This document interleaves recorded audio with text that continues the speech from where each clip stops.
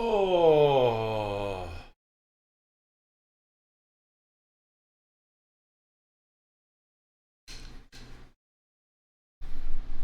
Testing. What's up, Chad? How's it going today? I am getting started kind of late. Yo, it is the morning already, and I haven't done any streaming yet. I don't even know what all I was doing today. Lots of things. Lots of things. So we're going to watch the new Phil DeFranco before another one comes out. We're going to watch one or two other videos I've been wanting to see for a while, but I put them off while I eat. And then we will get into some gaming. I hope everyone's having a wonderful day. Or a wonderful morning in this case. You're probably just waking up or haven't woken up yet and will eventually get here. But hello and welcome. Oh shit.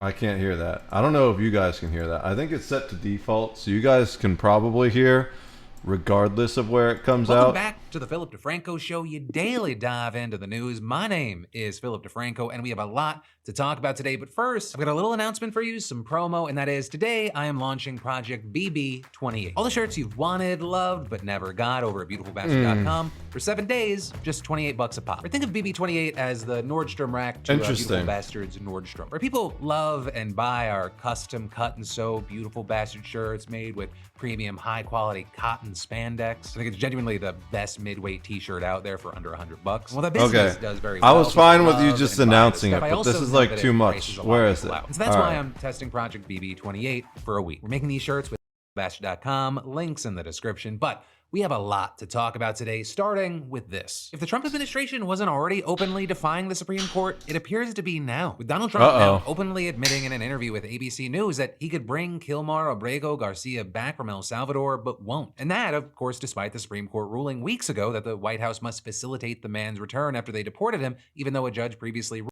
Well, that's fucked. Because, like, for a while, they were just passing it back and forth. It was like the hot potato. They were sitting right next to each other. President Trump and the El Salvadoran president were sitting in the same room right next to each other. And they would ask President Trump, they'd be like, so can you bring him back? He was like, no, that's up to El Salvador. And El Salvador, then they'd ask the El Salvadoran president, it's like, can you bring him back? He's like, no, that's not out of our control. That's out of our control. That's up to the Americans or something like that. It was the most insane bullshit. And now Trump's just said, nah, fuck that. I mean, at least he's finally just admitting it. But at the same time, it's like, holy shit, just openly defying the Supreme Court. Things are going to get messy real fast. He ruled that he couldn't be sent back to El Salvador because he faced a credible fear of persecution. But with that, where I'll actually start this whole thing is with Joe. We're like 30 seconds in because that first minute didn't count. This is coming in hot. Rogan of all people. And that because actually before being asked about Abrego Garcia, Trump was asked about these recent comments that Rogan made on the subject of due process. The other side is making a very legitimate argument about the right to due process if you get processed and shipped out of the country and put in a prison in El Salvador. I think due process exists for a reason, and the reason is it is horrific for someone to be accused of something they didn't do, be imprisoned for crimes they didn't commit, and then live in a cell. It is the foundation of freedom.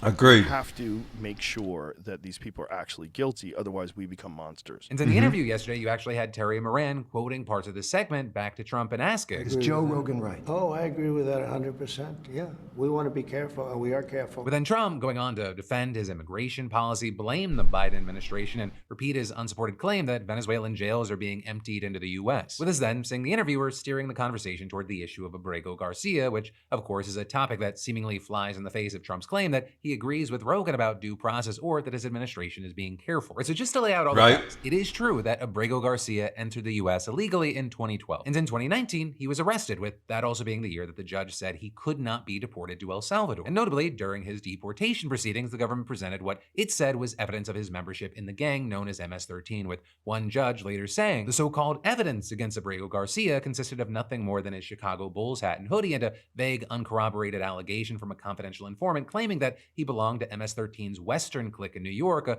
place he's never lived. And with that, Trump has also argued that Abrego Garcia's tattooed hands are It's evidence very of his suspicious. gang ties, a claim that he actually repeated in the interview. But notably there, one, the MS-13 supposedly tattooed on his knuckles, that's actually been digitally added on top of the original photo. Right, something that many saw as being added to the photo to kind of translate what they said that the other tattoos actually represented. And two, right, those other tattoos, the ones that do actually appear to be real, experts have actually questioned whether they are truly MS-13 symbols, and in general, they say tattoos aren't a reliable indicator of gang membership. And so with all that, a big key thing is that Abrego Garcia has never actually been charged with or convicted of being a member of a gang. Also, then separate from that, we've seen Trump naming Abrego Garcia as a wife beater, highlighting a civil protective order filed by his wife back in 2021, in which she describes being hit by her husband. There, she ultimately decided not to pursue the order and has since said she only filed the order out of caution after surviving a previous relationship with domestic violence. But of course, whatever the case may be, as Rogan kind of said, the whole point of due process is if you're gonna put someone in jail, whether for being in a gang or hitting your wife, you have to prove it. But as many have argued, this there's isn't just about not enough evidence to prove it. Man, it's about defending. He very well may be an MS-13 member that beats his wife,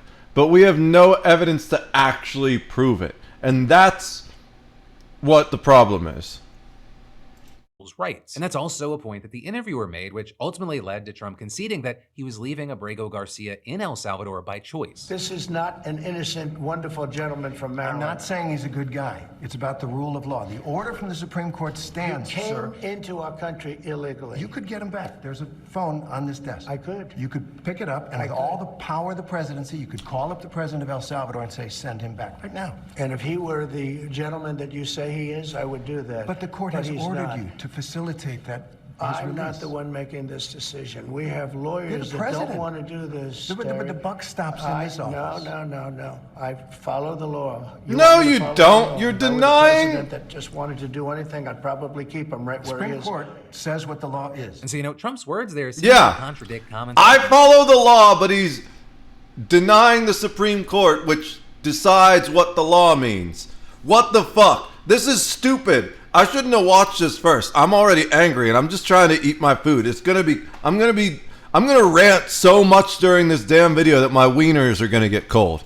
Administration officials who said they lacked the authority to get Abrego Garcia back, and saying that they'd be complying with the Supreme Court's order by simply letting him back into the United States. I hope the rest of the news things are less frustrating. Homeland Security Secretary Kristi Noem has also just said that if he were brought back to the United States of America, they would just immediately deport him again. Though, kind of at odds with that, you also have the New York Times reporting that the Trump administration sent a diplomatic note to officials in El Salvador to ask about releasing Abrego Garcia, and that they said no. Though this is notably, according to the Times, quote, it remained unclear whether the diplomatic effort was a genuine bid by the White House to address the plight of the immigrant. And with that, some legal experts suggested that it could just be giving the appearance of complying with the Supreme Court ruling, with one notably saying the note might have satisfied the Supreme Court's demands, but adding, as usual, the president is his own worst enemy in court. And adding, when you have the president publicly saying there are things he can do but is choosing not to do, I think any federal judge or Supreme Court justice worth their salt may eventually order him to do those things. Saying, I think if the president had just kept his mouth shut, the government's case would have been a lot stronger. But then, next up today, we should talk about how Donald Trump's White House is now being accused of tearing a family apart, scattering them across double dipping on Donald, possibly preventing them from ever seeing each other again. So the family consists of the mom, Yoreli Bernal Inciarte, the father, Micah Espinoza Escalona, and their 2-year-old daughter. With the 3 Venezuelans entering the U.S. last year, reportedly surrendering to authorities in May and claiming asylum. And this because, according to Escalona's sister, my brother is a 25-year-old guy, a dreamer like all Venezuelans. He loves cutting hair. He finished high school. He took courses in barbering and setting up his barbershop in Venezuela. Things got a bit tough in Venezuela, so he emigrated to have a better life. But instead of getting processed and released into the country while they waited for a court date like they had planned, the parents were reportedly put into separate Texas detention centers, and their daughter, she was placed in government custody. Then, after several months apart, the mom's attorney telling ABC that they decided to give up on asylum and request deportation so they could reunite with their daughter. But then when Inciarte stepped foot on the plane back to Venezuela, she says that her daughter wasn't there as she had hoped, recalling, I started yelling at the officers asking where my baby was. Immigration immigration and customs enforcement officers ignored me. And as it turns out, according to the DHS, the child's in the custody of the Office of Refugee Resettlement and has been placed with a foster family. And as for Holy Escalona, shit. he was reportedly transferred to Guantanamo Bay and then sent to El Salvador. We're just stealing children now. What the fuck? Who was deported to Venezuela only found out where her partner was when she recognized him in a social media post by Salvadoran President Nayib Bukele. Oh my They're telling God. ABC, I was in shock. I couldn't stop crying and yelling, and her mom adding in tears. They were shaving his head. They had him dressed in all white, and he was on his knees. As far as having any sort of explanation around this, you had DHS stating without releasing or even referring to any evidence, the child's father, Miker Espinoza Escalona, is a lieutenant of the Tren de Aragua who oversees homicides, drug sales, kidnappings, extortion, sex trafficking, and operates a torture house. With him then going on to claim that Inciarte herself oversees recruitment of young women for drug smuggling and prostitution. But this is the entire family denies the allegations, with Inciarte saying, if it's true, release the evidence. Release the proof that we are Tren de Aragua. They took a child away from their mother and they're telling lies about us. Show us the Inciarte's mom evidence. saying that Escalona is a tattoo artist and she thinks that DHS is I am more than willing to hear you out,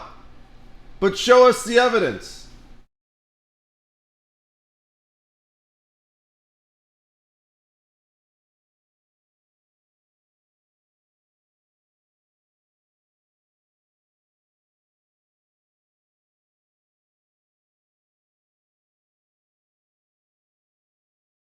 All right.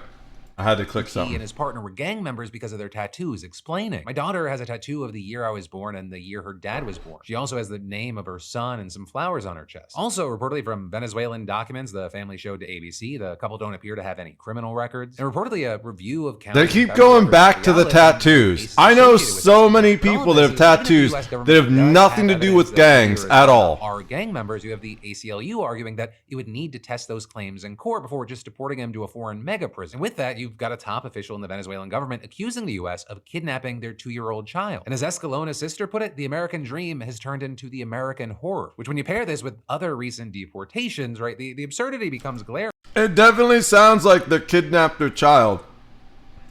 Where you've got situations on one hand where you've got US citizen children being deported to Honduras with their mothers, and then on the other hand, you have cases like an undocumented child being kept in the US while her mother's deported. And then of course, there's the Kilmar Abrego Garcia situation that we talked about earlier. You know, for now, while we wait to see how all of this continues to play out, I gotta pass the question off to you. What are your thoughts around this news? And then I'll get to more news you need to know in just a moment, but you know, it's been truly awesome seeing you beautiful bastards win the $500 SeatGeek weekly giveaway and use it to hit up concerts. Yeah, SeatGeek vets, right? If you've used SeatGeek before, that applies to you as well. Just add code PDS to your account and you're in. So again, scan the QR code or click the link below and use code Phil. If you use SeatGeek, add PDS and get some next up in the news today, let's talk discounts about on some your Luigi tickets. Mangione. I don't go Starting with outside, the so fact that doesn't apply to me. prosecutors in New York are denying allegations that they are listening in on his calls with his lawyer. Right? And that accusation came last week from attorney Karen Agnifilo, who said that the Manhattan DA's office told her that they had inadvertently been eavesdropping on a recorded call between her and Mangione, and that the recording was later sent to Agnifilo. But then yesterday we saw prosecutors submitting a letter saying that's not what happened. But to be sure, no one at the New York County District Attorney's Office or the government eavesdropped on the defendant on a live basis, saying rather, consistent with well-known practice in federal and state jails, many of the defendant's calls are recorded with notice of the recording provided to him and the person on the other side of any calls. With a letter then adding that the recordings of those calls were sent to the Metropolitan Detention Center and the government because the conversations took place on recorded lines instead of ones designated for attorney calls. But then on top of that, them saying that the number that Agnifilo used was not identified as a counsel number. But still, prosecutors claim that in any event, no member of the federal prosecution team has listened to any recording of any attorney call. Instead, saying that a paralegal reviewing recordings did encounter it, but stopped listening immediately upon recognizing the conversation was between a defendant and their lawyer. Right, and all of this coming on the heels of Friday, where Mangione pleaded not guilty to a murder charge that could land him the death penalty. Because of course he's accused of murdering United Healthcare CEO Brian How do you Thompson, plead not guilty when they got it all the on of the death penalty? It's just video? made so much bigger. With places like NPR noting that it's the first death penalty case the Department of Justice is tying to President Trump's day one executive order restoring the executions of people on federal I don't death think row we and should admitting to pursue the death have penalty the death all penalty severe for this. crimes that demand its use. With Attorney General Pam Bondi even specifically saying she directed federal prosecutors to seek the death penalty in this case as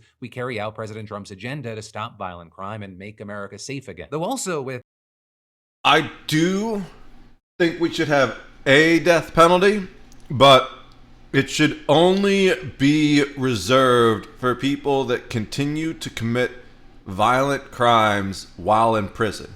Because the single big problem with the death penalty is we get it wrong, right? Even in a case like this, where we have video and they're 99% sure it's the same guy in the video, and like all the evidence, the manifesto, everything just 100% points to him. It's always possible.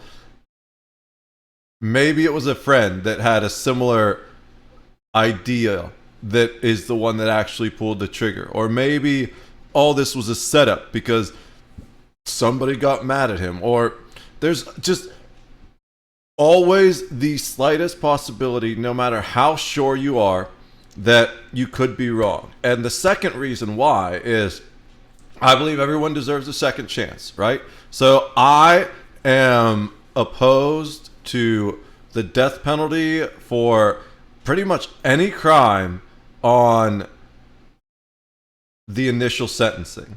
However, I do feel like if you put someone in prison for life and they start stabbing dudes in prison, then you should probably take care of them before they cause too much problem. At that point, once they're in a rehabilitation center, although our centers, rehabilitation centers, don't rehabilitate like they should, but if they continue to be a violent problem once in the prison system, then I would support the death penalty, because at that point you're putting everyone else in there in danger, and keeping them isolated for the rest of their life is just as expensive, if not more so, than putting them on death row. And I think also the whole spending 20 years on death row and it costing way more to house people that way instead of just putting them in general population is stupid. So you put them in general population, and then if they keep stabbing people, then you give them like 2 weeks and you just off them. At that, you had the executive director of the Death Penalty Information Center telling NPR that referencing Trump's agenda, quote, in combination with the unusual timing in this case, suggests that the death penalty is being used here to achieve some sort of political purpose. For now, we'll have to wait to see what else comes from this, though we should really kind of just expect it. Yeah, probably. Because he's not expected back in New York State court until June, and as far as the federal charges, to be back in court in December. But then, next up today at a different kind of news, is the gaming industry going through a revolution? I think it's a politically terrible idea. Like, beyond my philosophical oppositions to the death penalty, I think it's a politically terrible idea to kill the guy, because then you make him a martyr. Now, like I said, if you put him in the prison and he starts stabbing people with shanks in there or something like that, which I doubt he would, considering his motivations for the killing, then yeah, sure, he deserves it. You can't have him slicing people up every day or even every so often. So, but just put him in prison for the rest of his life. That's the best way to deal with him, because you don't martyr him and you prevent him from getting out and doing it again and forming some kind of insurrectionist cult. The worst thing that's going to happen is you're going to have weird, lonely women writing him creepy letters for the rest of his life. Revolution right now. But that is what more and more people are now asking after this latest round of layoffs and game cancellations at a AAA studio, while indie studios are putting out absolute bangers. But I mean, take a look at Electronic Arts, which is one of the biggest game publishers out there. Just yesterday, we got the news that they canceled a new Titanfall game from their subsidiary Respawn, which, you know, is a pretty big deal because Titanfall was one of Respawn's most hyped franchises alongside Star Wars Jedi. We have the studio saying that they're going to be focusing on just that, but either way, they're now laying off about 100 people, which actually is just a fraction of the total amount that EA is laying off, with about 300 to 400 people reportedly losing their jobs all across EA. Now with that, I'll say the writing has kind of been on the wall and came after two of EA's major titles, EA Sports FC and Apex Legends, heavily underperformed recently. Not to mention that Dragon Age Veilguard got caught up in culture wars alongside gameplay critiques that gutted its sales. And this is, it's not even a Dragon Age game. Non-developmental roles. I'm telling you, so I haven't actually played it, but I watched the gameplay reveals, and it's not even a Dragon Age game.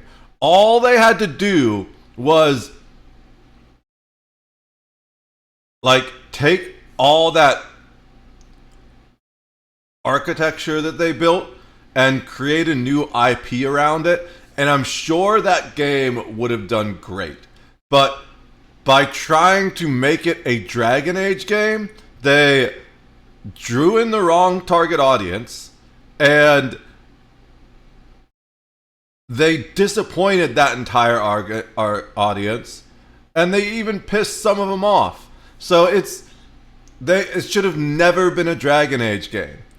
Make it some weird Avowed type thing. Like,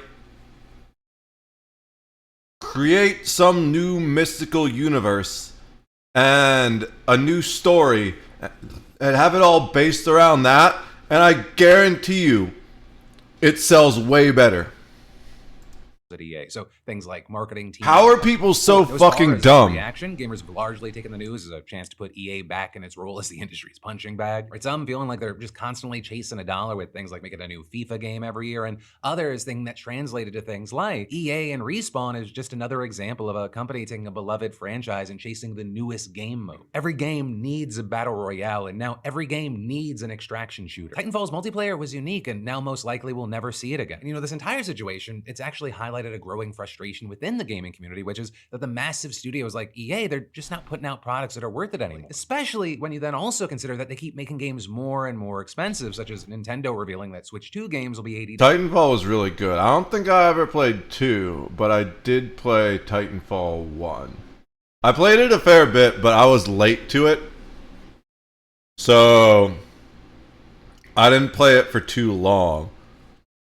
I wasn't super into the game as a whole because I don't like that type of frantic movement type stuff. Although the movement was great. It felt way better than like Call of Duty movement or anything. But I just liked the mechs. That's why I played it. The single player campaign was great, and I really liked the mechs even in multiplayer. So all I would really try and do is farm up the ability to drop the mech as fast as humanly possible. That's the thing I cared about most. Which Titanfall is it that I had?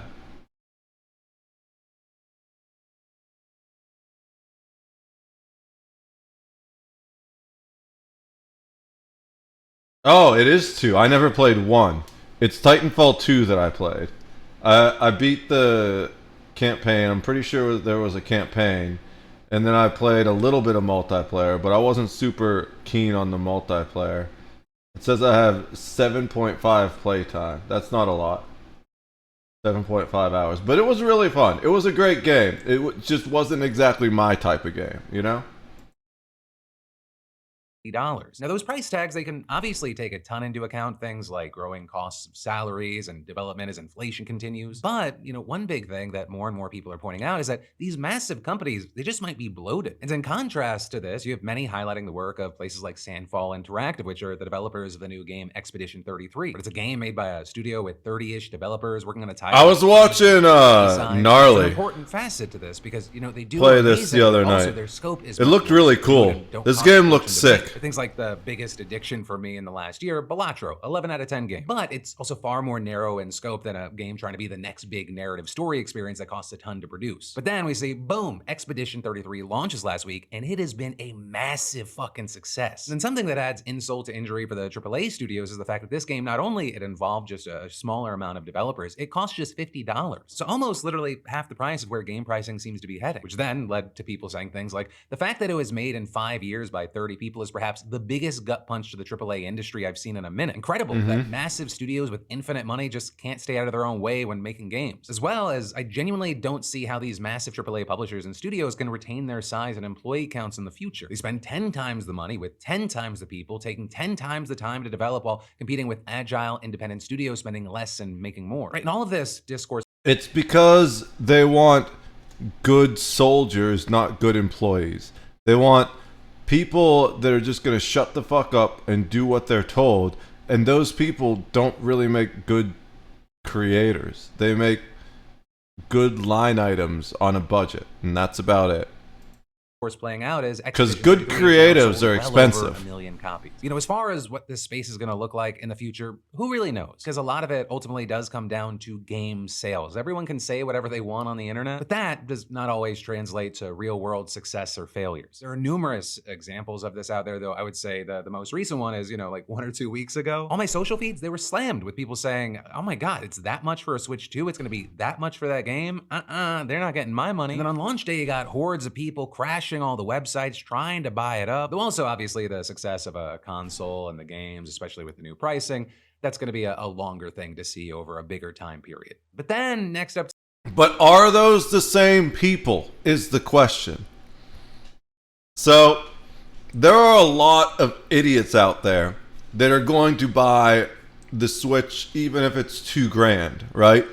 Just because they're Nintendo stands. And then there's other people that don't know anything about gaming that are like buying it for a kid or a spouse or something like that. So it's like, yeah, whatever.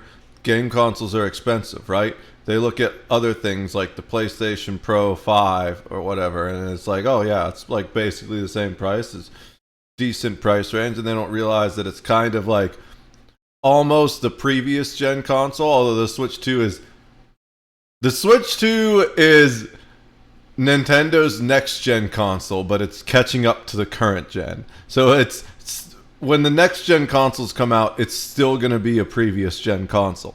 Not ragged on the Switch. I wish I could find my Switch so bad. I have the OELD Switch, and it has disappeared during the move, and that makes me really sad because I never ended up beating Metroid Dread. And I really want to beat Metroid Dread eventually. But hopefully we find it. My parents are finally going through cleaning up the old house, so hopefully they find it someone up there. I'm just worried that maybe someone stole it out of the moving truck or something. And there's a small possibility it's in a box that hasn't been unpacked yet, but I've looked through virtually every box, so it has to be buried under something. It's none of the places that I would have imagined myself packing it, and because I would have packed it somewhere to keep it safe and easily accessible, and it's just gone. So I'm wondering if someone took it out of the moving truck or something while I was packing things in, or I don't know. I really miss my Switch, but my point is there's a lot of people, especially when it comes to Nintendo, that aren't really gamers and don't really care about the issues facing gamers with rising costs and exploitation of consumerism. They just want to play Mario, you know? today, in very different news, it probably wouldn't surprise you to learn that concerts have a substantial carbon footprint. But this new study from the nonprofit Reverb, it just highlighted how much of that footprint comes from the fans themselves, with a finding that fan travel creates 38 times more emissions than the travel from the artists, crew members, and gear transportation combined. And this, funny enough, even though 91% of the concertgoers surveyed said that they're concerned about climate change, and 94% say they believe that venues, artists, and fans should take action to limit their carbon footprint. So that's amazing. I love this because people always rag on Taylor Swift for her private jet or whatever. I promise you, most of those people that are mad about Taylor Swift for using her private jet would use one if they had one too. what we saw is that with this study, over 35,000 fans at 400 shows in 170 North American cities were surveyed. And Billie Eilish was actually a supporting partner of it, with her telling Rolling Stone, artists, venues, and fans all need to work together to improve our environment. I have the greatest fans Billie in the world, Eilish, and I hope this study will be a helpful Billie resource Eilish for is those looking awesome. to learn more about transportation options. Billie that Eilish cut is down on awesome too. pollution and build a better future for live music. Right? What we saw is that the study tried to focus on the fact that even though most fans are not choosing climate-friendly travel options, they do want to. The average concert goer traveling 144 miles round trip for shows in a personal vehicle, but this is only 65% actually Donnie Iris, not Billie Eilish. Who the fuck is Billie Eilish? preferred the option. 1/3 preferred to use public transportation, but only 9% actually use public transportation to get to the show. Look at that. Just straight up hypocrisy right there. Oh, yeah. Everyone needs to do more to protect the environment to save it. So are you going to do it? No, I'm going to drive my own car. 1/3 prefer to use public transportation, but only 9% actually use public transportation to get to the shows. Also, I think it's important to hit on is this is not like Billie Eilish and people pointing fingers at fans saying, how dare you? People like Billie, they think that it's actually on the artists to help the fans achieve this, setting up shuttles in some cities, emailing fans what public transit routes are Yeah, available. so I was going to say part of it is that a lot of these venues don't have accessible public transit. Even partnering with Google Maps to spell this out for fans. But then the co-founder of Reverb saying that he hopes that this study will at least spark a call to action for fans and the touring industry at large because it does highlight an interest in changing how things work. Especially because it's worth noting that the music industry and concerts specifically do stand to take major hits as a result of climate change. Right, a lot of concerts, they happen in the summer to take advantage of outdoor venues, but each summer we just keep seeing headlines about record-breaking and sometimes dangerous heat waves. And so you have places like Rolling Stone explaining, seemingly everywhere, cities are seeing record-high temperatures amid hot summers, and hurricane season is arriving earlier due to warming ocean waters, resulting in a new level of complication during the concert industry's busiest season. Shows are being canceled or postponed, delayed, and moved up. Insurance is growing increasingly expensive, and artists and festivals are scheduling concerts to work around heat and rain. Now, with all of this, I think it's important to stress that it's not like it's just the concert industry that needs to change. This is just one piece of a puzzle that we're all part of, though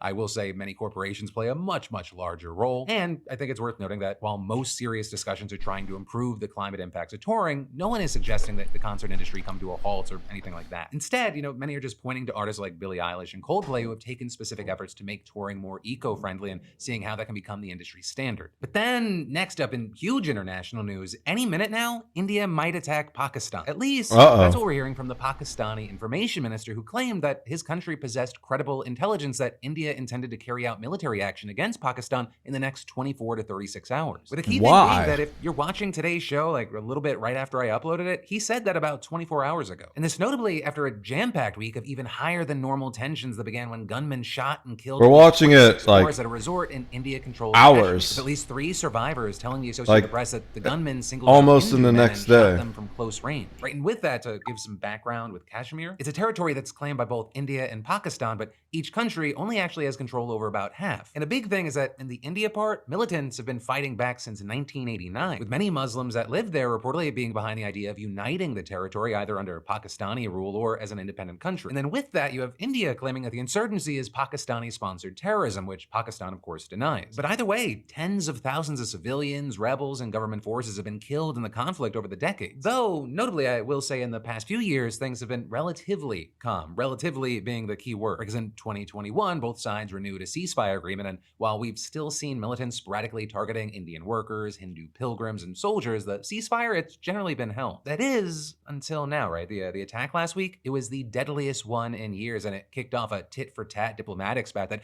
now risks escalating into a full-blown conflict, and notably, one between 2 nuclear powers. And so we've seen both. I've been searching, and it appears that nothing worse has happened yet. It's all the headlines, the most recent headlines from like 4 hours ago, 2 hours ago, say the U.S. is urging them to come sit down for peace talks. So they haven't started shooting yet, as far as I can tell.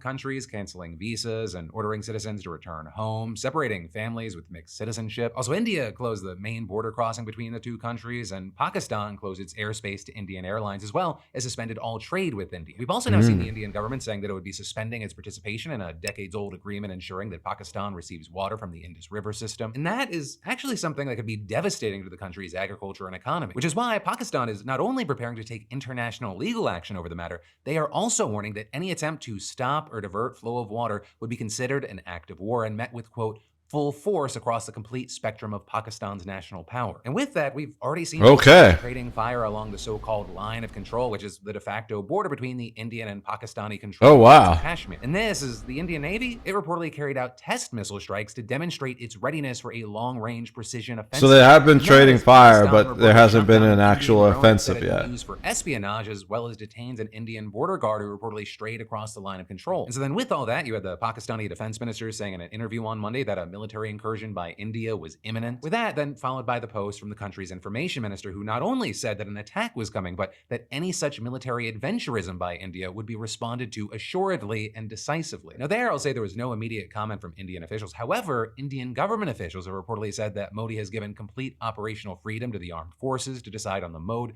targets, and timing of India's response to the massacre. You know, that would track with what Modi himself has said when he vowed to identify, track, and punish not only every terrorist, but also their handlers and backers who, as we know, India claims is the Pakistani government, which is why we've seen some experts This claim is that crazy. Modi's tough talk, it puts him in a position of having little choice but to actually follow through. With, for example, one professor at a major Indian university explaining, India has signaled a certain posture vis-a-vis Pakistan to domestic audiences in ways that makes it difficult for them not to carry out a strike in the face of a terrorist attack. But for now, we're gonna have to wait to see not only what happens in the next 24 hours, but also what happens with the escalation in general. But then, from that, shifting gears to a very different kind of news, I want to talk about Paul Kitterman finally being able to take a shower. Who's So let me that? explain. Paul is a 58-year-old father in Surrey, England, who says that he started feeling a soreness in his back one day a few years ago. And the next day, he says it didn't go away, so he took off of work, but it then only got worse, with him breaking into a hot sweat, going to the hospital, and then collapsing on the floor. And when he woke up, That's he not couldn't good. feel his legs. But then doctors reportedly telling him not only had he gone through sepsis and pneumonia, they had found an abscess on his spine. And so they put him Ooh. into an induced coma for a week. They surgically remove it, but it turns out it was too late. The abscess, it had already crushed his spinal cord, paralyzing him Damn. from the waist down. So after 6 months of recovery and rehab, Paul went home to his new life, which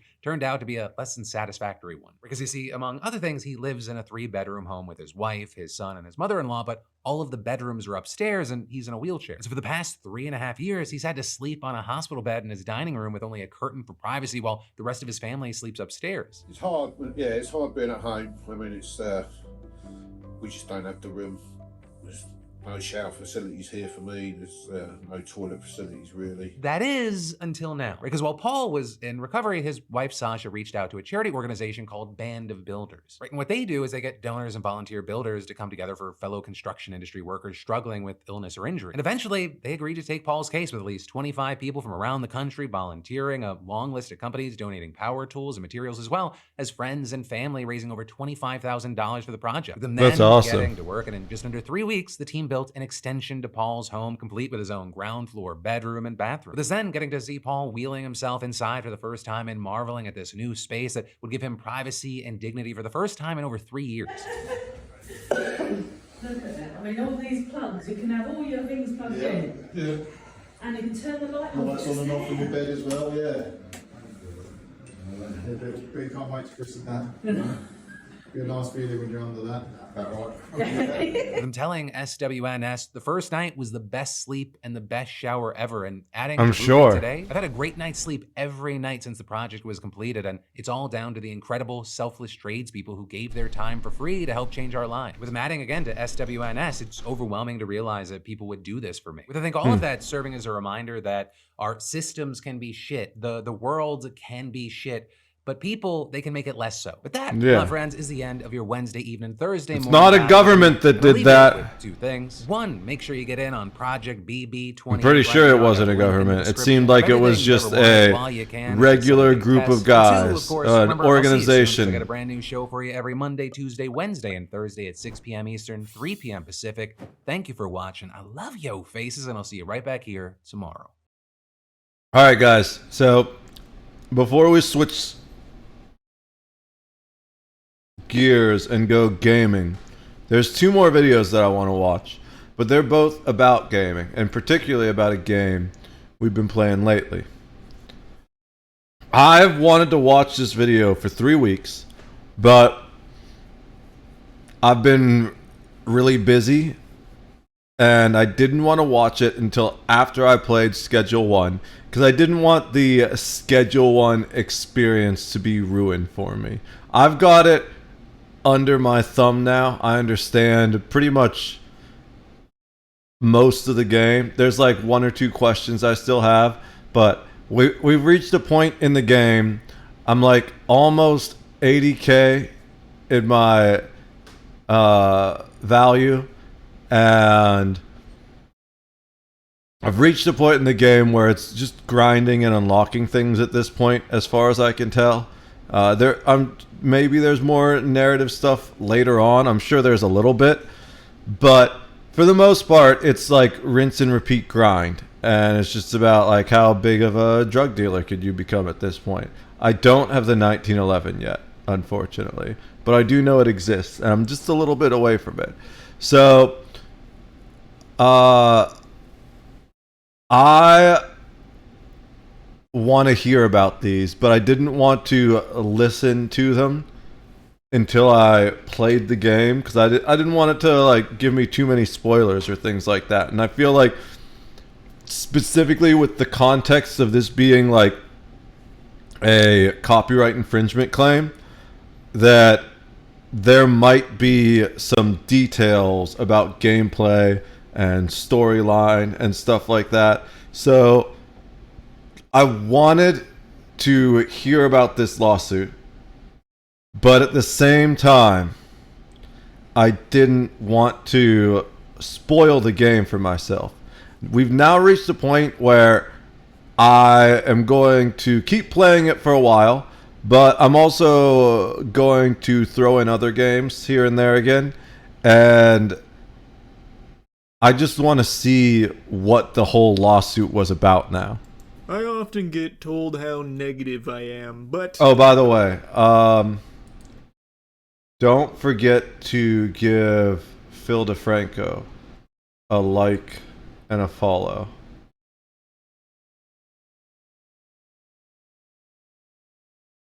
Oh wait, that's the video we're watching right now. The Marine video, I kind of want to watch that. I know what it's about. So, right here, I know what that's about. Basically what happened is there was a South Korean Marine that walked up to Johnny Somali and beat the fuck out of him. And he got in trouble for it, but a lot of people supported him for doing that. And Donut Operator, who is like a gun tuber and cop, I don't know if he's retired or not, but he does like a lot of body cam video commentary. And he apparently sent the guy $4,000 to help pay for his legal expenses. Donut, the retired cop. Yeah, he's retired? Okay, I wasn't sure. Oh, what's up, Gus? Good to see you, dude. But yeah, he apparently sent the guy, I saw it on Twitter, he sent the guy like $4,000 to pay for his legal fees because he got in trouble for punching Johnny Somali, which I think is the funniest shit. So I kind of want to watch that too. But first I want to see what's up with Schedule 1. How you doing tonight, bro? Good to see you. Let me get you a shout out. That's not the right one. I fucking love Donut and all the unsubscribed podcast folks. Who all's on the unsubscribed podcast? I don't really watch podcasts. The only podcast I actually watch is this one, Diary of a CEO. And it's not like the standard we're all sitting around having a bunch of conversation things. It's more like an interview type podcast, you know? Did I do that right? Oh shit, I missed an underscore.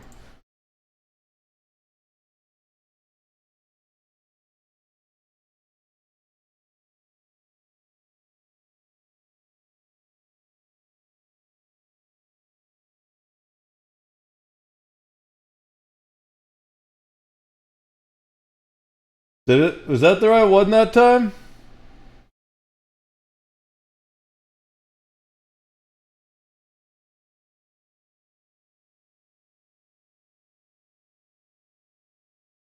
No? Okay, let me try this. 2 underscores. Okay, I can't really see that. Makes sense. Yeah, now that you mention it, I can see it. But on my chat window, it's not very obvious that there's 2 of them. Third time's the charm, right? I almost did 2 dashes. There it goes. Ooh, Dying Light. I would love to play that game. That's one of the ones that's always been on the list. We could play that someday. Maybe years from now, because we've got other things that are important. This is something I would love to commentate on some other time this particular one, because I don't know if people know this, but there is like a whole industry that is made and designed to make money off keeping people poor. And I want to see how much this talks about that. I think we can all agree there's been a Also, my phone screen finally cracked, but it still works. Oh, that's the worst. At least it still works. But it's also kind of that weird zone of like, how long do I use it like this before I go get a new one, right? I had that happen once where it was like slowly more glass pieces kept falling out of it, but it still kept working for a while. Nice face there, Charlie. What are you doing under that desk? What are those hands doing, bro? This phone is like 5 years old. I generally use all of my phones until they stop working. So that 5 years old is pretty common for me usually. A little something special that's made this Grinch's heart grow 3 sizes. And that little puppy is named Schedule 1. I haven't streamed a game this much since Elden Ring released, and I haven't made this many videos on a single game since Elden Ring released. It's pretty clear I like the game a lot. I got those. I want to hear in my eyes anytime about the hop on lawsuit. Schedule 1. I've become addicted to it. I love Schedule 1. It's a lot of fun. Like, I feel like I'm making lifelong. I had mixed feelings at first. It was frustrating. Once I had a large number of clients, but I didn't have a drug dealer yet. And then even once I had a drug dealer at the beginning, it was still kind of frustrating because there was so much to do. It was like a little overwhelming, you know. I feel like maybe they could do something to fix the pacing a little bit of the early game. But now that I've got 2 separate drug labs set up, one that just produces meth and the other one that does all the weed stuff, and it's a little more cruising, where mostly I gotta look into expanding the empire and investing the income. I enjoy it a lot more. We've been playing it like the past week basically, and I'm probably not playing it tonight. I'm gonna switch modes and do some World of Warcraft Classic again, hardcore. I've been missing that grind a bit, but I got to a point where I'm comfortable with Schedule 1. So now I feel like I'm willing to more like join up with friends or have friends join my game. That's like the main thing I wanted to do. I wanted to get through the introductory phases, both before I like started playing with other people and also before I watched these videos. Because I heard about this lawsuit the day it came out, like 3 weeks ago. But I've been so busy trying to get my shit together that I haven't had time, and I've played the game now. I'm not worried about spoilers anymore. So let's see what this lawsuit was all about. Friends in there through the playing it as we speak. Austin, nice. That beautiful bastard is such a fiend. I could roll up a urinal cake and tell him that it's weed, and he'd thank me for it. I could walk up to that man and I could Which roll one? in there through this, much like my clients in the game itself. Like, I feel like I'm making lifelong friends in there through this business, like Austin. That beautiful bastard is such a fiend.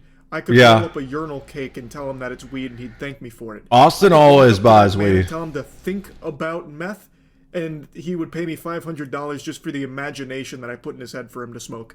It's just such a fun fucking game is the point I'm getting at, and I like it a lot. Jesse's right now, the one that gets me. Hot water because a competitor in the drug dealing simulator space is launching a lawsuit against them for copyright infringement. The goobers that launched the lawsuit are Movie Games. That's the publisher in the game that. I wonder what happened there. Like, normally, that is like one of 3 things. When you have all reviews are very positive and recent reviews overwhelmingly negative. If it's something that's a live service game, like say Destiny 2, then it probably means a bad update happened. If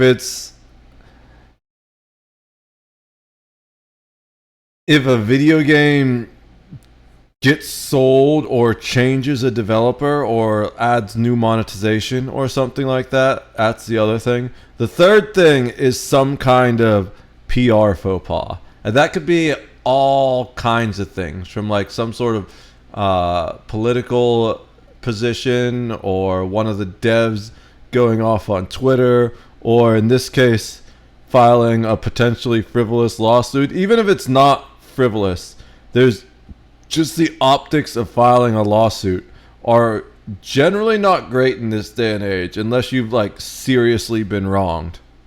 That they're saying has been infringed upon is Drug Dealer Simulator, which also has a sequel. And you can see that in response to them launching this lawsuit against Schedule 1, they've been review bombed, and now the reviews are overwhelmingly negative. We'll get into the specifics of their claims in a moment, but I want to set the stage for anyone that might not be aware of the phenomenon that is Schedule 1. It's a drug dealing simulator game that was created by a single person. His name's Tyler Video Game Studio. He developed Schedule 1 and launched it, and it blew up. The game is extremely fun. It maintains over 300,000 players per day with a 450k peak. This is big potatoes here, and it's an extremely fun game. I haven't seen, but let's go look. My theory is the guy is just jealous that this new version blew up.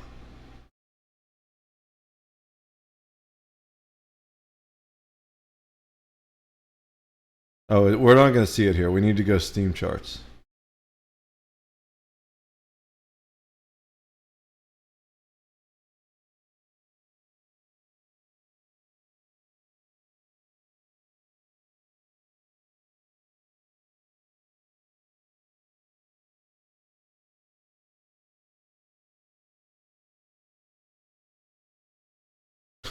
So this is the original.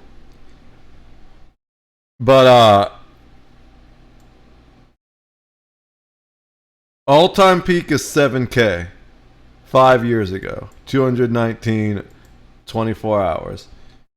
Drug Dealer Simulator 2. All-time peak of 9K 400 people.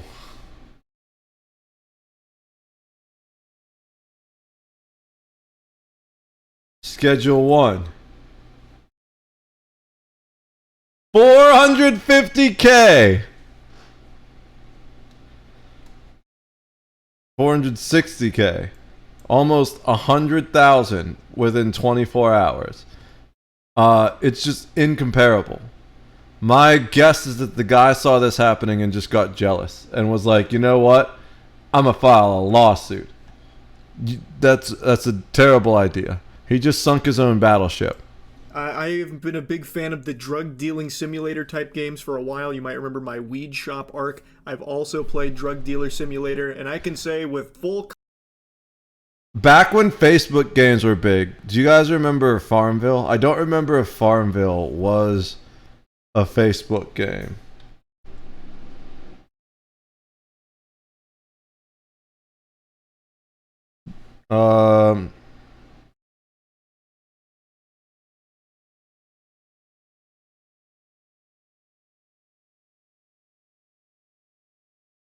Maybe because it was Zynga, and I think Zynga was a lot of stuff. Or maybe it was just yeah,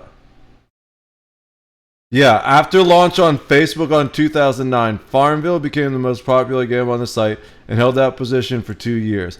I played a version of it that was like a weed farmer. I didn't play Farmville itself. I played a weed farmer. Weed game.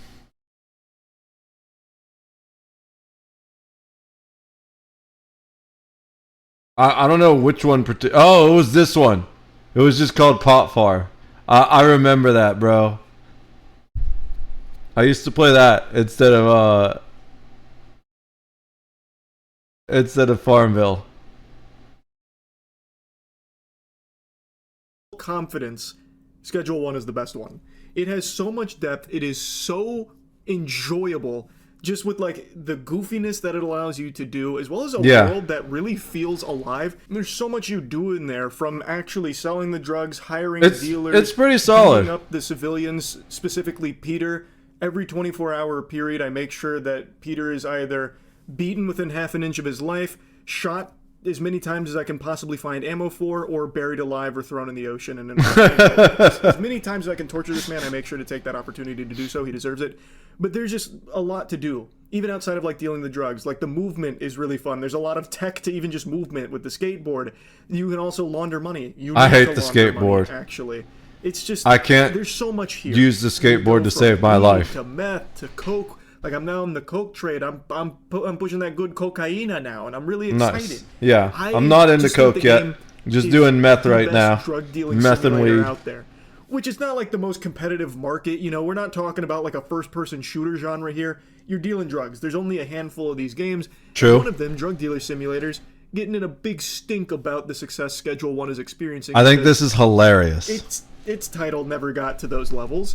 I think Drug Dealer Simulator was a fine game, but Schedule 1 is just a lot better, and it ate its goddamn lunch. People are not happy about it, which is why they've launched this lawsuit trying to make the claim that they've infringed on their copyrights. According to Movie Games, they noticed some similarities to Drug Dealer Simulator. Let's see. And launched an investigation.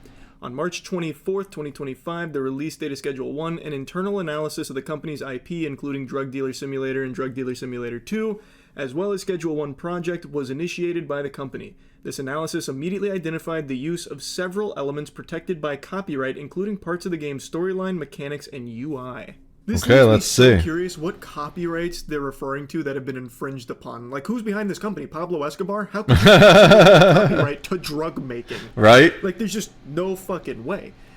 Like, they have a weed making process in the real world that gets translated into the game in a silly fashion. You can't.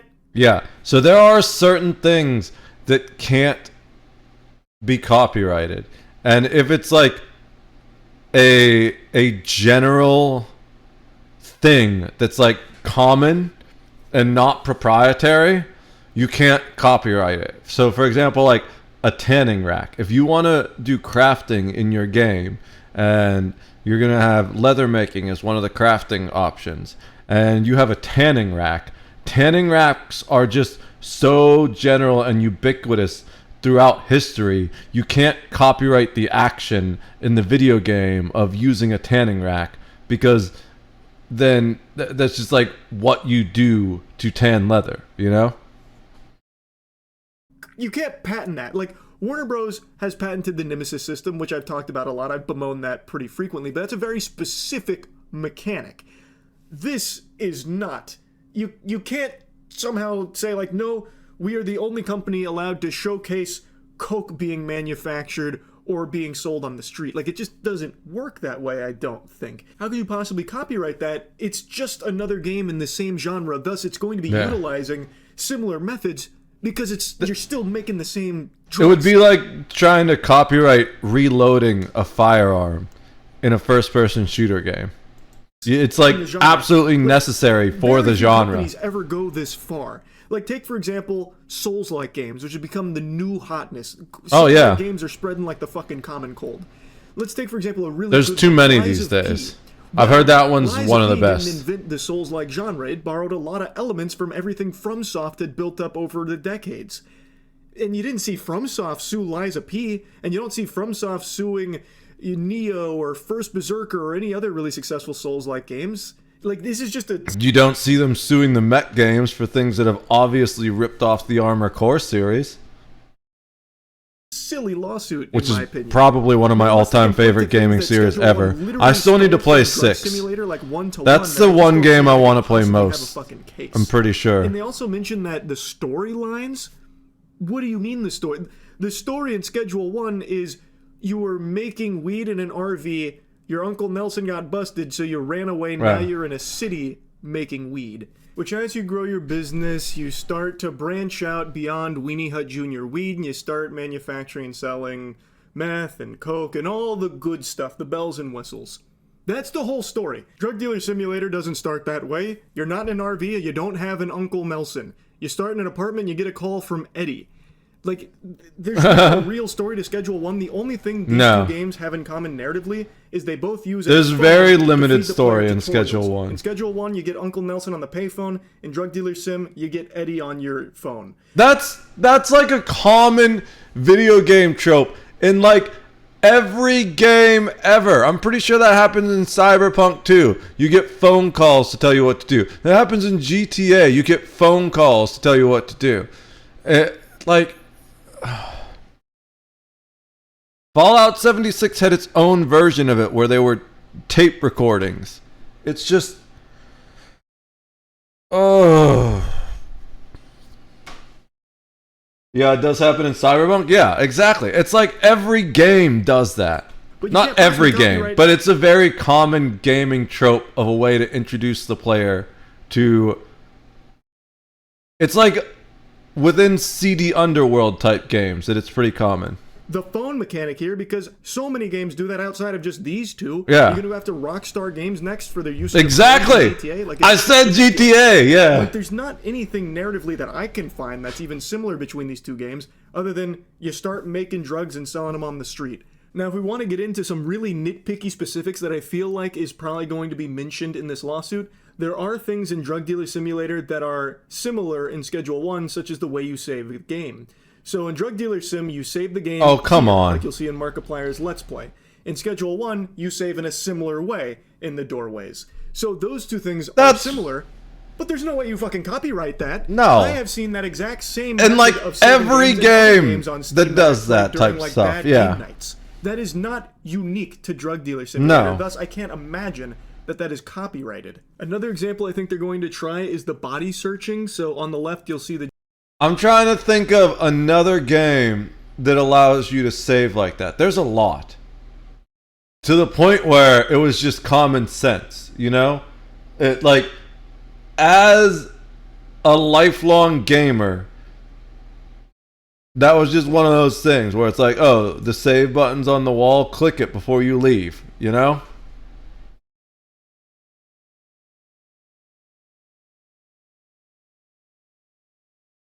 So, I have two things I want to say first of all, before we continue with the video. One is, it's important generally for copyright infringement lawsuits up to some extent to be able to prove that it is actually a kind of derivative work and not spontaneously similar, you know? So I wonder if they have any kind of knowledge that this Tyler the developer instead of Tyler the creator, if he played Drug Dealer Simulator series. If he did, then certain things could be a little sus, you know? And the searching thing is one of those. That was kind of a new mechanic I don't recall experiencing before like that. There's games where they will arrest you and take things, like in Skyrim and Oblivion.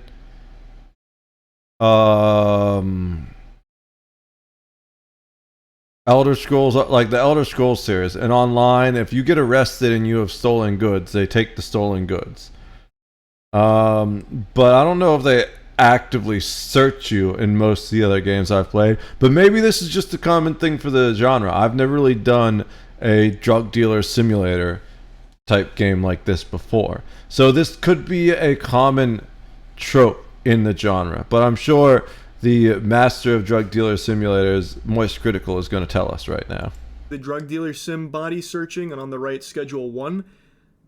I guess it's similar because they both have a progress bar. Well, I mean, lots of things have progress bars. Yeah. In drug dealing genre, like, I think it's just complete fucking lunacy here. Like, the body search existing in both games, that's not Schedule 1 stealing from you. That's, once again, just a whole drug dealing simulator idea in the genre. Okay. Where body searches would happen with the fuzz, with the police Yeah. coming through and patrolling. That's not something that is specific that was stolen from Drug Dealer Simulator, even though they both have a progress bar. Yes, it You know does what I mean? have. I think Oh, it's just yeah, we silly. already read that. I think they are just so hurt that Schedule 1 has blown up like this when their game didn't, that now they're lashing out like, they shouldn't be able to make this much money when we didn't. We deserve a piece of that as pioneers. I'm in the sure that's drug exactly dealing what happened. simulator genre, which I think is just ridiculous. Again, this is just another game in that genre that, of course, some of the mechanics are going to be similar because it's the same genre. You're still making drugs. There's only so many mechanics you can possibly have to showcase that process. And for what it's worth, it's not one-to-one in Schedule 1 and Drug Dealer Simulator. They're pretty different experiences, even in that regard. To me, this feels like if Overwatch came out and said, we're suing Marvel Rivals. We're the only game... That's a great example, a great analogy. Successful. Get the fuck out of here. Time to bully them and strong-arm them out. It's copyright infringement. It's too similar to Overwatch. And that's a really, really good analogy. Because I'm sure Drug Dealer Simulator is not the first Drug Dealer Simulator. And yet they're trying to call copyright infringement on someone else that came after for iterating on an idea that they've already iterated on.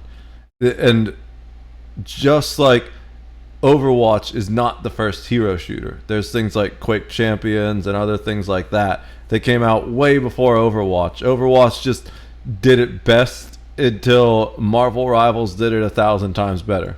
Overwatch. And it's like, okay, the games do play similar. They're in the same genre. But you can't possibly argue that any copyright was infringed upon when these games are fundamentally different. Like, yes, they're in the same genre, but they're very, very different games. Yeah. It's the same with Schedule 1 and Drug Dealer Simulator. I guess we'll see what the investigation turns up, I suppose. There's one But game that did hero shooters way better. experienced both Team these Fortress games, 2. Schedule 1 feels... So Team Fortress is really good. I played more Team Fortress Classic than Team Fortress 2, and because I was like really into the hardcore, almost it was like campy military sim, whereas Team Fortress 2 got rid of like the military sim aspect, and it just became campy. But I wouldn't call it a hero shooter. I guess it kind of is. But hero shooters are more generally like... That's like a class... Team Fortress 2 is like a class-based shooter. There's like... If we were to do like the progression, there's like Battlefield. Especially like Battlefield 2, which you have like the old school class-based shooter. And then you have Team Fortress Classic, which is very much the same. Team Fortress 2 is a little bit more in the hero shooter direction, but not actually. Hero shooters are like Quake Champions, Overwatch, Marvel Rivals. What else would classify as a hero shooter? Let's do a Google search. Watch it end up saying Team Fortress 2. In my mind, it's not a hero shooter. So, Concord, but no one plays that. Is it up there? I would say Valorant. Valorant has some kind of crazy abilities. I don't see Apex Legends as a hero shooter really, because I was thinking more like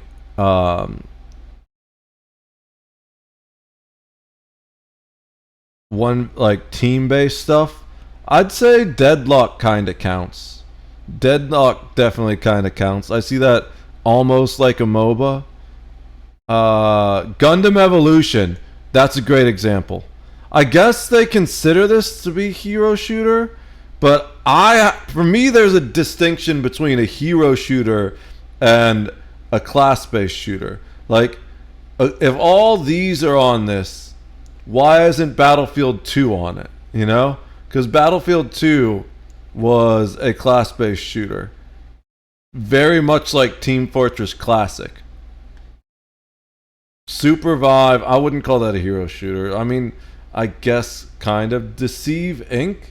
Is that a hero? No, I would. Deceive Inc.'s really fun, but I wouldn't call that. Unreal Championship. That's a hero shooter.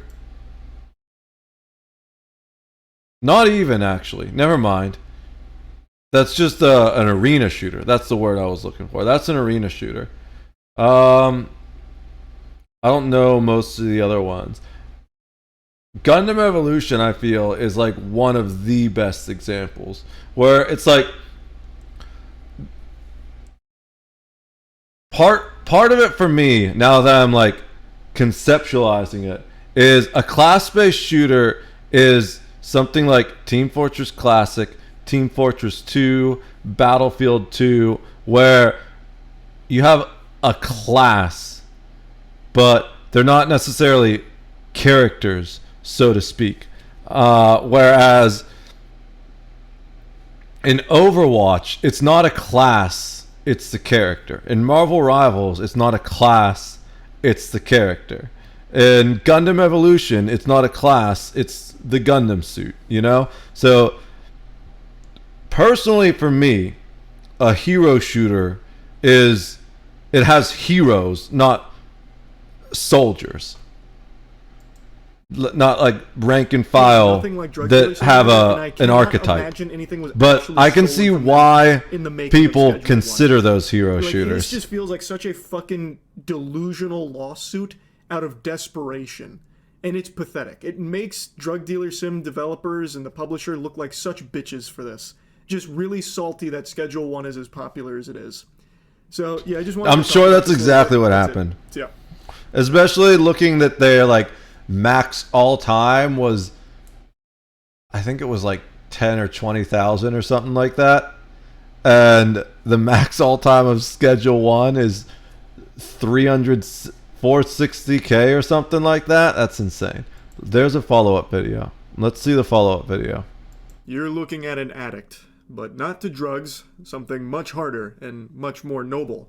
Drug dealing. It feels good to supply the community with product that they really want and treasure.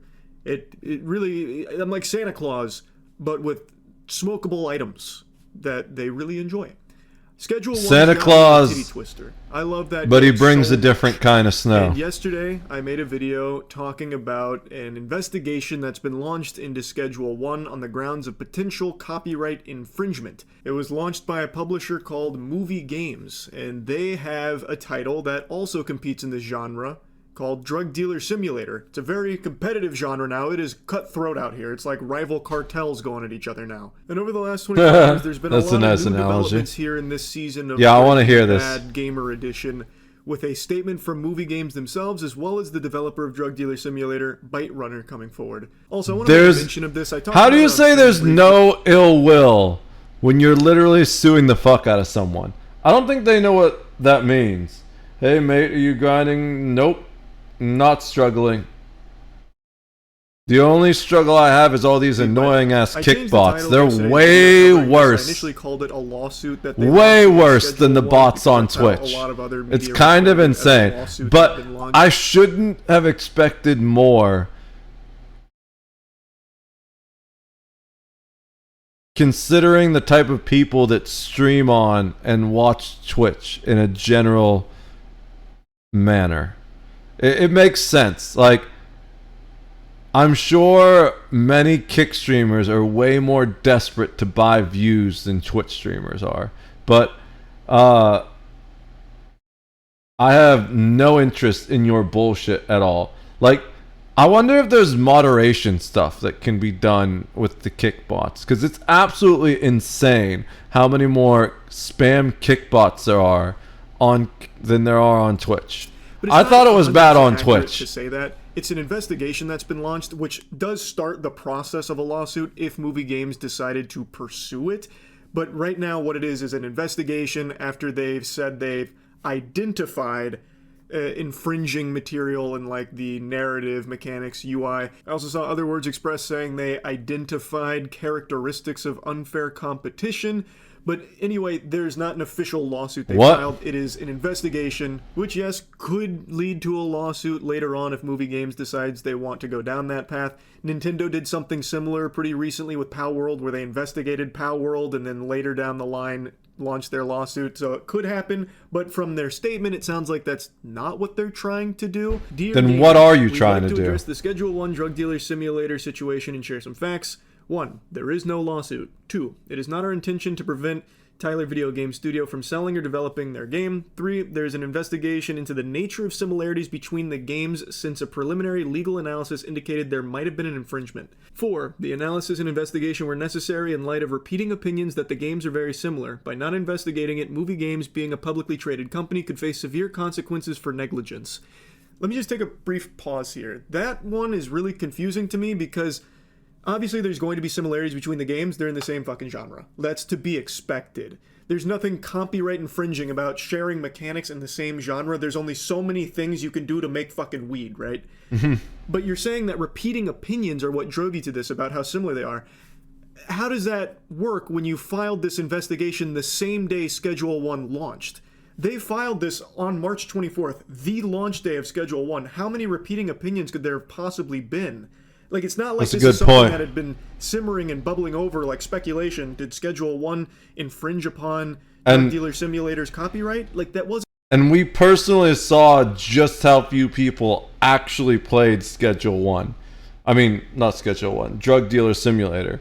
So, first of all, how are people comparing it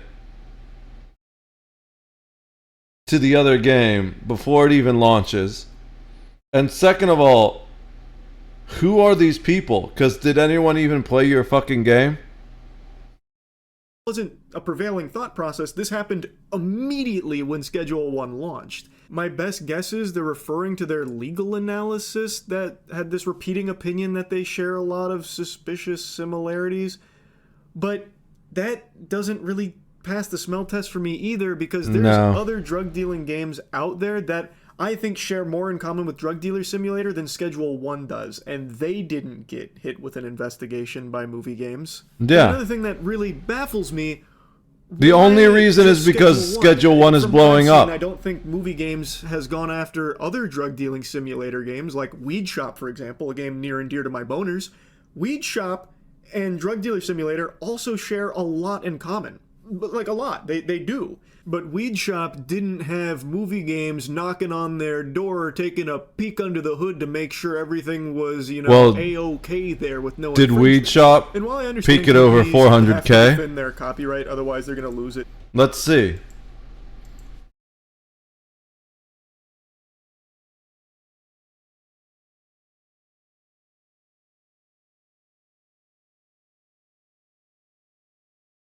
We'll look at the most recent one.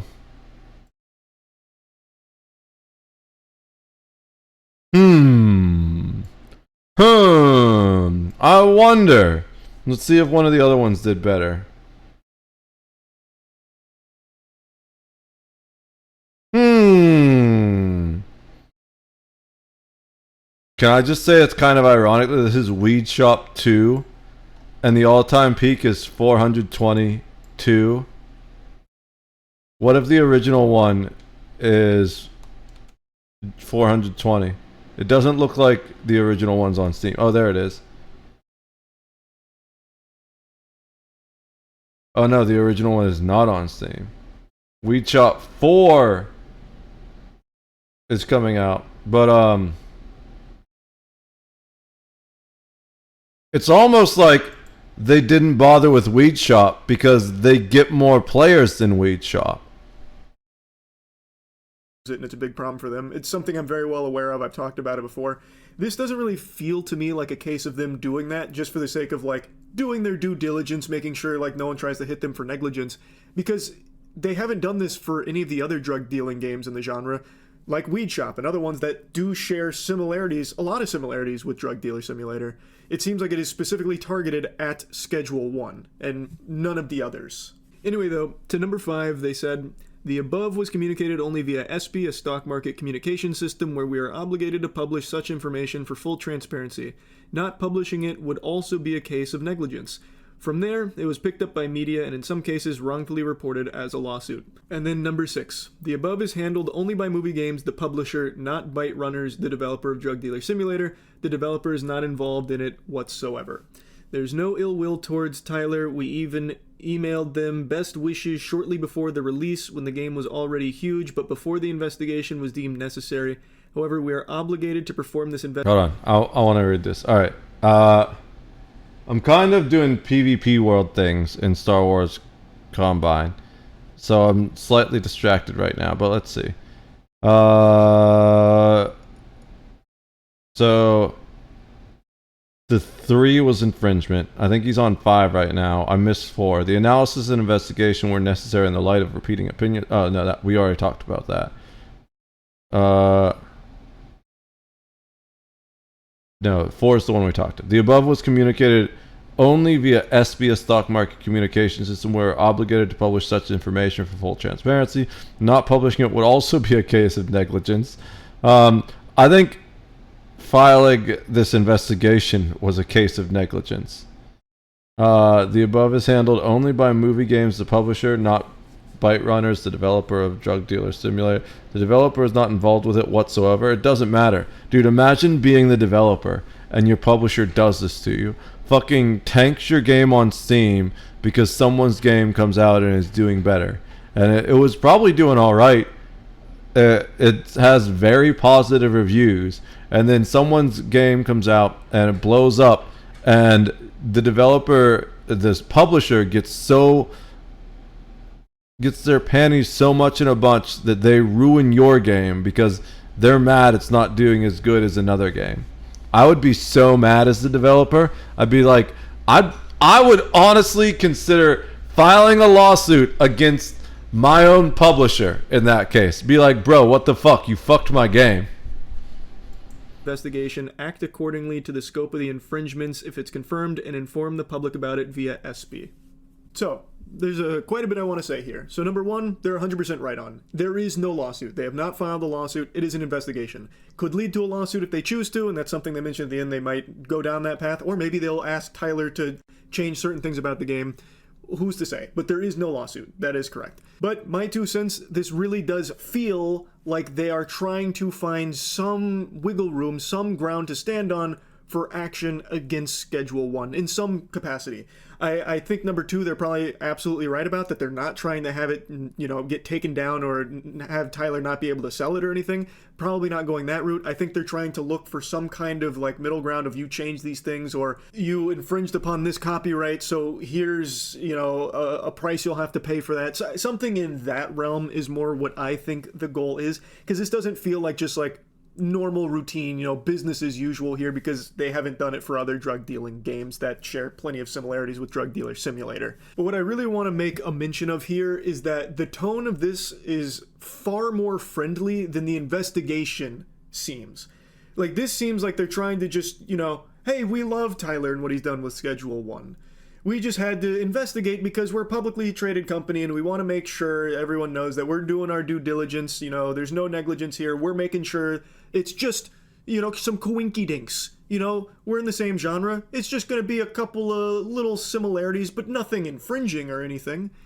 Like, that's kind of how it comes across here. But in the investigation, they have kind of a different tone to it. Instead of saying, like, we're just checking things out to make sure, they explicitly use the word identified.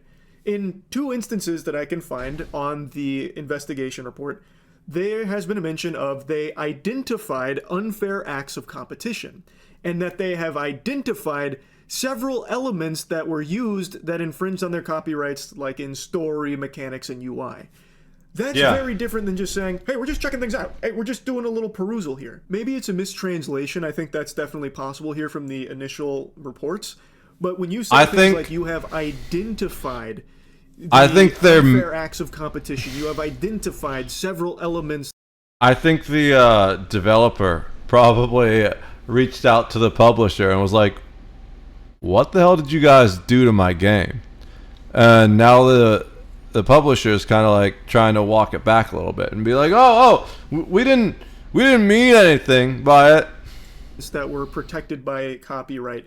That's already saying you have found things that you believe there is an issue with, and now you are investigating further in case there's more, or to analyze the extent of it. Whereas in the statement, they portray it as though this is just something they need to do as a publicly traded company because there's similarities and they want to ensure there's no copyright infringement. They talk about how there may be copyright infringement, so they just needed to check and make sure.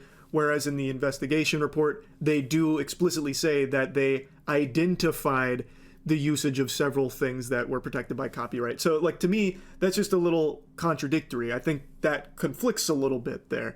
Now, again, it could be a mistranslation. I do think that's definitely possible. We'll have to wait and see. I want to know what they think is protected by copyright, because it doesn't seem like there's really do this because these games that are really much similar. We want to make sure everything's okay to copyright versus here. We identified things that are not okay, and now we're investigating further. Those are just two very different things in my eyes. Now, as I mentioned, the developers behind the game also came forward. They said, in light of the recent movie games vs. Schedule 1 legal investigation controversy, I would like to state that we, Byte Runners, the development studio behind Drug Dealer Simulator series, do not have any ill intentions towards neither Schedule 1, Tyler, or the game community. Actions taken by our publisher, Movie Games, are part of their internal policy and business interest, which we have no influence over. We were not informed about their plans and are also surprised by this course of action. We are currently in talks with Movie Games on the matter. For now, we do not want to publicly neither condone nor approve the actions before these talks come to any conclusions. And then they go on to congratulate Tyler for the success of Schedule 1 and mentions that they want everyone to just support whatever game they choose and want to make their game the best it can possibly be. Byte Runners themselves obviously had no and want to make their game the best it can possibly.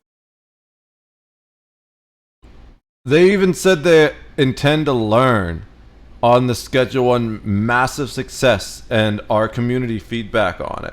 So I think absolutely the best thing movie games can do is drop it and potentially even apologize for the problems. Because if they do that, then Tyler will be far less likely to file some kind of counter lawsuit if Drug Dealer Simulator 3 comes out and is a little bit more like Schedule 1, you know? Be. Byte Runners themselves obviously which it will be. And in any of this was solely a decision made by Movie Games, and Byte Runner comes out to confirm that and even mentions that they were just as surprised as everyone else was with this action. I'm sure they're pretty pissed. Now, I saw some people upset that they didn't fully come out with, like, you know, the iron fist and say this was really bad for Movie Games, but I understand it's a very tricky situation for them to be in because that's their publisher. Yeah, it is your publisher. Bite the hand that I'm sure potentially just lose. I'm sure they did that behind closed doors. They were probably like, bro, why would you do that? You just tanked our game, and it was doing really well. We had very positive. We had, what was it? Let's go look at it.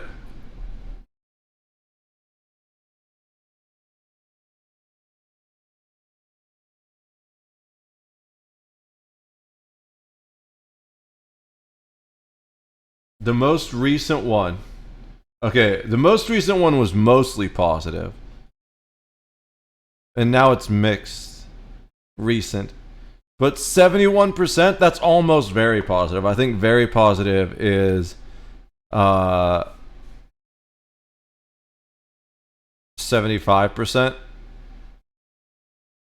87%. Like, this was a successful game. It's up to mixed now. So it's not mostly negative lately. Probably because of their own statement where they were like, yo, we didn't have anything to do with this. But they're still almost 70%.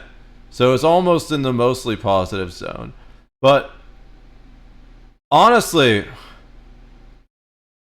the worst thing they could do is to talk negatively about Schedule 1. Really, what they should have done is just straight up congratulated the guy on his success. Because then Schedule 1 plays kind of like a gateway drug to Drug Dealer Simulator. You see what I did there? eventually people are going to get bored with Schedule 1. And some people are going to go back to whatever they were playing before, like gacha games or Fortnite or whatever. World of Warcraft Classic Hardcore. But other people are going to be like, man, I want to see what else the genre has to offer. Well, you don't want to chase those people away. You want to introduce yourself to them. Their studio, like that's not something that any developer can reasonably do. So I think that's a very unfair criticism of Byte Runners. I think this statement is totally fine. And there's something in here that I find very interesting about how this all unfolded. Byte Runners said they were just as surprised as everyone else, meaning Movie Games must not have consulted any of the developers about this copyright. That's insane. You need to get a new publisher. Potentially happening. How the fuck would the publisher pursue this without even consulting the developers of the title? It's not like they were in the lab like fucking coding it themselves, making the game. How could they possibly say that something was potentially stolen from them, or toes were stepped on in regards to their copyright with Schedule 1? How are your Stosies doing? Ever even talking to your own developers about it? That feels so weird to me. I don't know if that's weird to anyone else, but I thought that just sounded really backwards. It's definitely weird to me. I out to both Byte Runners as well as Movie Games to ask more specifics about what they think could even potentially be a copyright infringement between these two titles, and why this action would be taken against Schedule 1 but no other drug dealer simulator game. Because I truly can't wrap my noodle around what could possibly be a copyright infringement here. We know why. It's because we looked up the other games you mentioned, and they got less plays than Drug Dealer Simulator. The only reason they actually care is because Schedule 1 is doing better, and they want a piece of the pie. The greedy fucks, talking about the publisher, not the developer. In the first place, Drug Dealer Simulator was not the only drug dealing sim game on the market. There's a handful of them. There's nothing super unique about that concept. There's nothing there that I believe is exclusive to just Movie Games property that no other game can ever use without stealing from them. Like, it's not like Spider-Man, for example, right? It's not like Tyler made a Spider-Man ripoff where instead of slinging webs from his hands, he's slinging webs from his feet. Then you've clearly got yourself an issue there. Here, it's similar mechanics, sure, because it's the same genre. There's only so many ways you can be making these drugs and distributing them on the street, using a phone to contact people. Like, all of these things are, of course, going to be similar. So I'm just so curious to hear from them what specifics they're even looking at in regards to a potential copyright infringement. I just don't get it, because I don't think it should have ever even come to this in the first place. Maybe it's all a huge misunderstanding, but I still just don't even see why the investigation would be led underway in the first place, stating that they've identified, copyright infringing uses of story mechanics and UI. Like, that, to me, it just doesn't make sense. So I'm hoping to get some answers from them soon, and I'll let you all know if I do. Anyway, I wanted to just give you an update to this. That's really about it. See ya. I'm pretty sure they said absolutely nothing in response. Alright, there's one more video I wasn't sure if I was going to watch before I switched to games. I said I might watch this watch this stream, watch this video last stream, and I wasn't sure yet, but I'm still doing some things in the Star Wars role-playing game. So while I do that, I want to see what Scotty Kilmer has to say. Apparently, he's leaving, and I'm curious as to why. I love this guy. He's very helpful when it comes to all kinds of car things, and he's also extremely entertaining. So I'm curious as to why he thinks he needs to leave YouTube. Rev up your engine!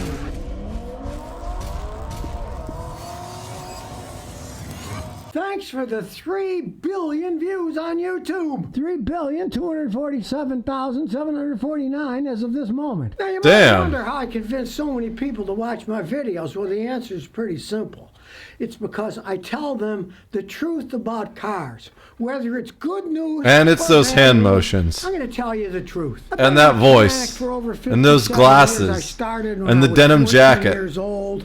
My father's gas station in And the Lewiston. stories. My I grandfather love this was a guy. chief mechanic. I asked him, "Hey, will you teach me how to fix cars?" He said, "I'm not going to teach you a darn thing, but you can watch." So I watched. I don't listen to people anyways, and it worked out pretty good. 57 years later, I'm still at it. You can teach an old dog new tricks. Electric bicycles, motorcycles, power washing machines, anything that has motors in it. But unlike most mainstream YouTubers, I don't do paid advertising. Nobody pays me to make a video. They're always asking me, "What do you charge to make a video?" I said, "I don't charge anything. I just check out products, check out cars, tell people the truth about them, whether it's good or bad." Now, my media career started when I wrote my book, Everyone's Guide to Buying a Used Car. Local TV station in Houston, CBS, picked up on it. Then I became a car talk guy for them for about a decade and a half. But then when they said they couldn't afford to pay me anymore, TV's been going downhill for quite some time, right?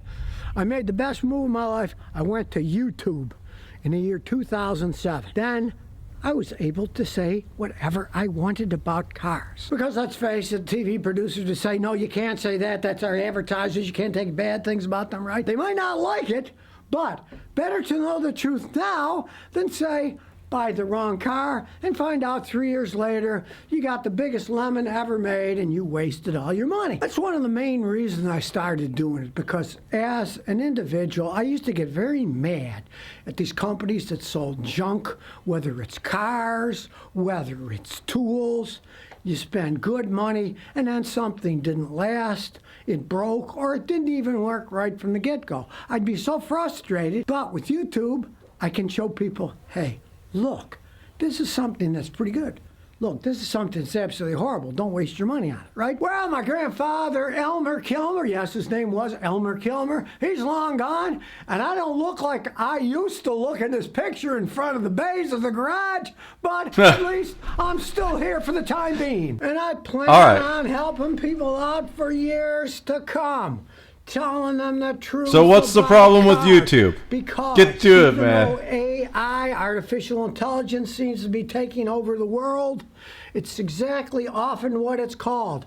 Artificial intelligence. It's not real. It's artificial. This is really me. And speaking of the real me, it's come to my attention. A lot of people are pretending to be me on the internet, giving you fake advice that isn't from me.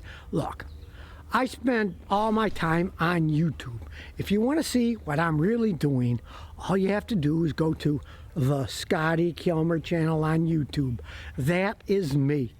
Don't listen to people using my name, my pictures, pretending to be me, being on various platforms. I do all my helping people on the Scotty Kilmer channel on YouTube. And my actual email is scottykilmer@gmail.com. Right? You get it from some funky thing. That's not me. You want my advice? Go to the Scotty Kilmer channel on YouTube. That's me. That's not AI me. Although part of me is artificial. I have zirconium teeth from playing hockey and silicone eye lenses from having my eyes blasted by lasers and then silicone lenses put in. Now, for those of you who follow me around, I spend half my time in Clarksville, Tennessee, and half my time in Portsmouth, Rhode Island. 3 grandkids on each side, a son on each side, daughter-in-law. So I'm in Portsmouth now, and anybody wants to meet me, just email scottykilmer@gmail.com, set up an appointment during the weekdays. Any of you has a brand new car you want to show off or complain about because you don't like it because it has problems, hey, email me, scottykilmer@gmail.com. You gotta get real information to base what car you're going to buy, what car you might think about fixing yourself, or what car you might say, there's no way I'm fixing that thing, I got to take it to a mechanic. And speaking about fixing cars, if you're thinking about fixing your own car, I highlight all kinds of stuff like scan tools. This is a King Bolin E-Diag Elite. Things like $100. It does quite a bit for somebody who's pretty serious about it but doesn't want to spend a fortune. Or maybe you want to go a little bit further. Well, I'm always testing out things out too. This is a Moo car, fancy scan tool, right? It's like 500 something bucks. It does quite a bit. I'm testing it out, and I'm always testing new things out to see what's out there, what's better, or what's not even worth the purchase price. But unlike paid advertisers, hey, I actually test things out and show you what's good, what's bad, what's worth money, what's absolute junk. I test out some of these flashlights. They claimed they were waterproof. I put them in a bucket with 3 inches of water, then they shorted out. This particular one is an O-light, one of their new ones. And so far it's passed on my test, 'cause check it out. Look, the battery's inside, but a gigantic O-ring seals it. It is truthfully waterproof. I put it in a bucket, 3 feet of water, nothing's happened to it, because there's no external. There's not even an external plug to charge it. It charges either directly with a little clip that's magnetic and charges it, or if you lose that little... I don't know if he's even talking about anymore. Just get to the point, dude. Just take the battery out, put it in one of those little battery chargers. I've got a universal one that does all these 5-volt systems. I love this guy so much. It charges up real fast. It's a giant battery, too. It lasts a really long time. And the same thing... This is what I'm going to be like when I'm his age, I'm sure. Here's the most recent thing I found out. My wife's bike, because she's short. This is my traveling bike. Both are folding so we can put them in the back of the Matrix. Well, when I came back after 4 months of the winter not being here in Rhode Island, my wife's bike, this Quality Sports Dolphin Plus, was completely flat. It's got 2 batteries, one here and one here inside. They were completely flat. I had to charge it up. Now, it works fine while we're here. I charge it up, but over the winter, this one completely flat. Well, my bike, which is a Vidlin AT7, still had 100% charge. I went to charge it up, and the charger said it was fully charged, so I turned it on, pushed the button, it showed 100% charge. Much better battery in this system, even though this is 2 years older than that one. This one still didn't train. Higher quality bike. And talking about quality, I always try to make quality videos to help people out. Now, for the past decade, I put out 2 videos every day. Well, I'm getting older. Now, I'm not stopping, but I'm only going to put out 1 video a day now and stress the quality of the information in the videos. I'm still doing my live car talks on YouTube Live, which are Thursdays at 1 o'clock in the afternoon. I answer everybody's car questions there and have a good time. Hey, I don't know if he's talking about like now or at some point in the past, like if he's doing like a chronological history of his YouTube channel. Let's see. How many videos has he been putting out recently? He said 2 videos a day. Let's see. Videos 1 day ago, 2 days ago, 3 days ago, 4 days ago, 5 days ago, 6 days ago, 7, 8, 9, 10, 11, 12, 13. Then he had a 2-week skip. Then a bunch 2 weeks ago. I don't think it tells you the actual date. I wish it would tell you the actual date without clicking on the video, but they probably do that on purpose to make you click on the video. And then it autoplays. So then you automatically pay for ad revenue whenever you click on something. So it looks like he's still doing the daily uploads. I don't know what he's talking about anymore.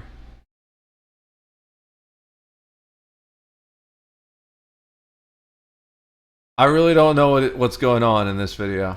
I think I'm ready to switch, but we'll give him 2 minutes to figure out what the fuck he's talking about. Answering questions, talking about what's going on in the world. I'm always peed off if I get ripped off when I buy something. Most people are too, and most people are like, what can I do? Well, you can tell me. We can share it with the world. Hey, you know?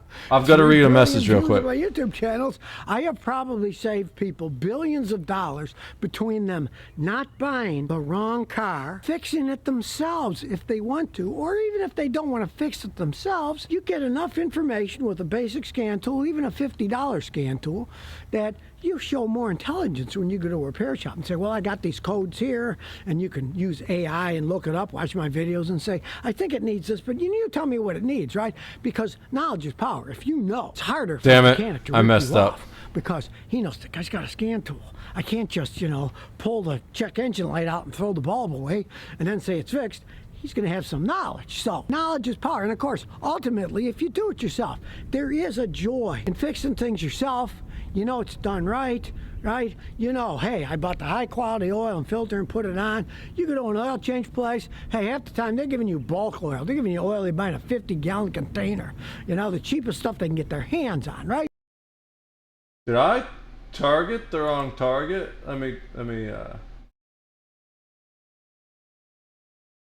No, I targeted the right target, but I messed up, but I got lucky.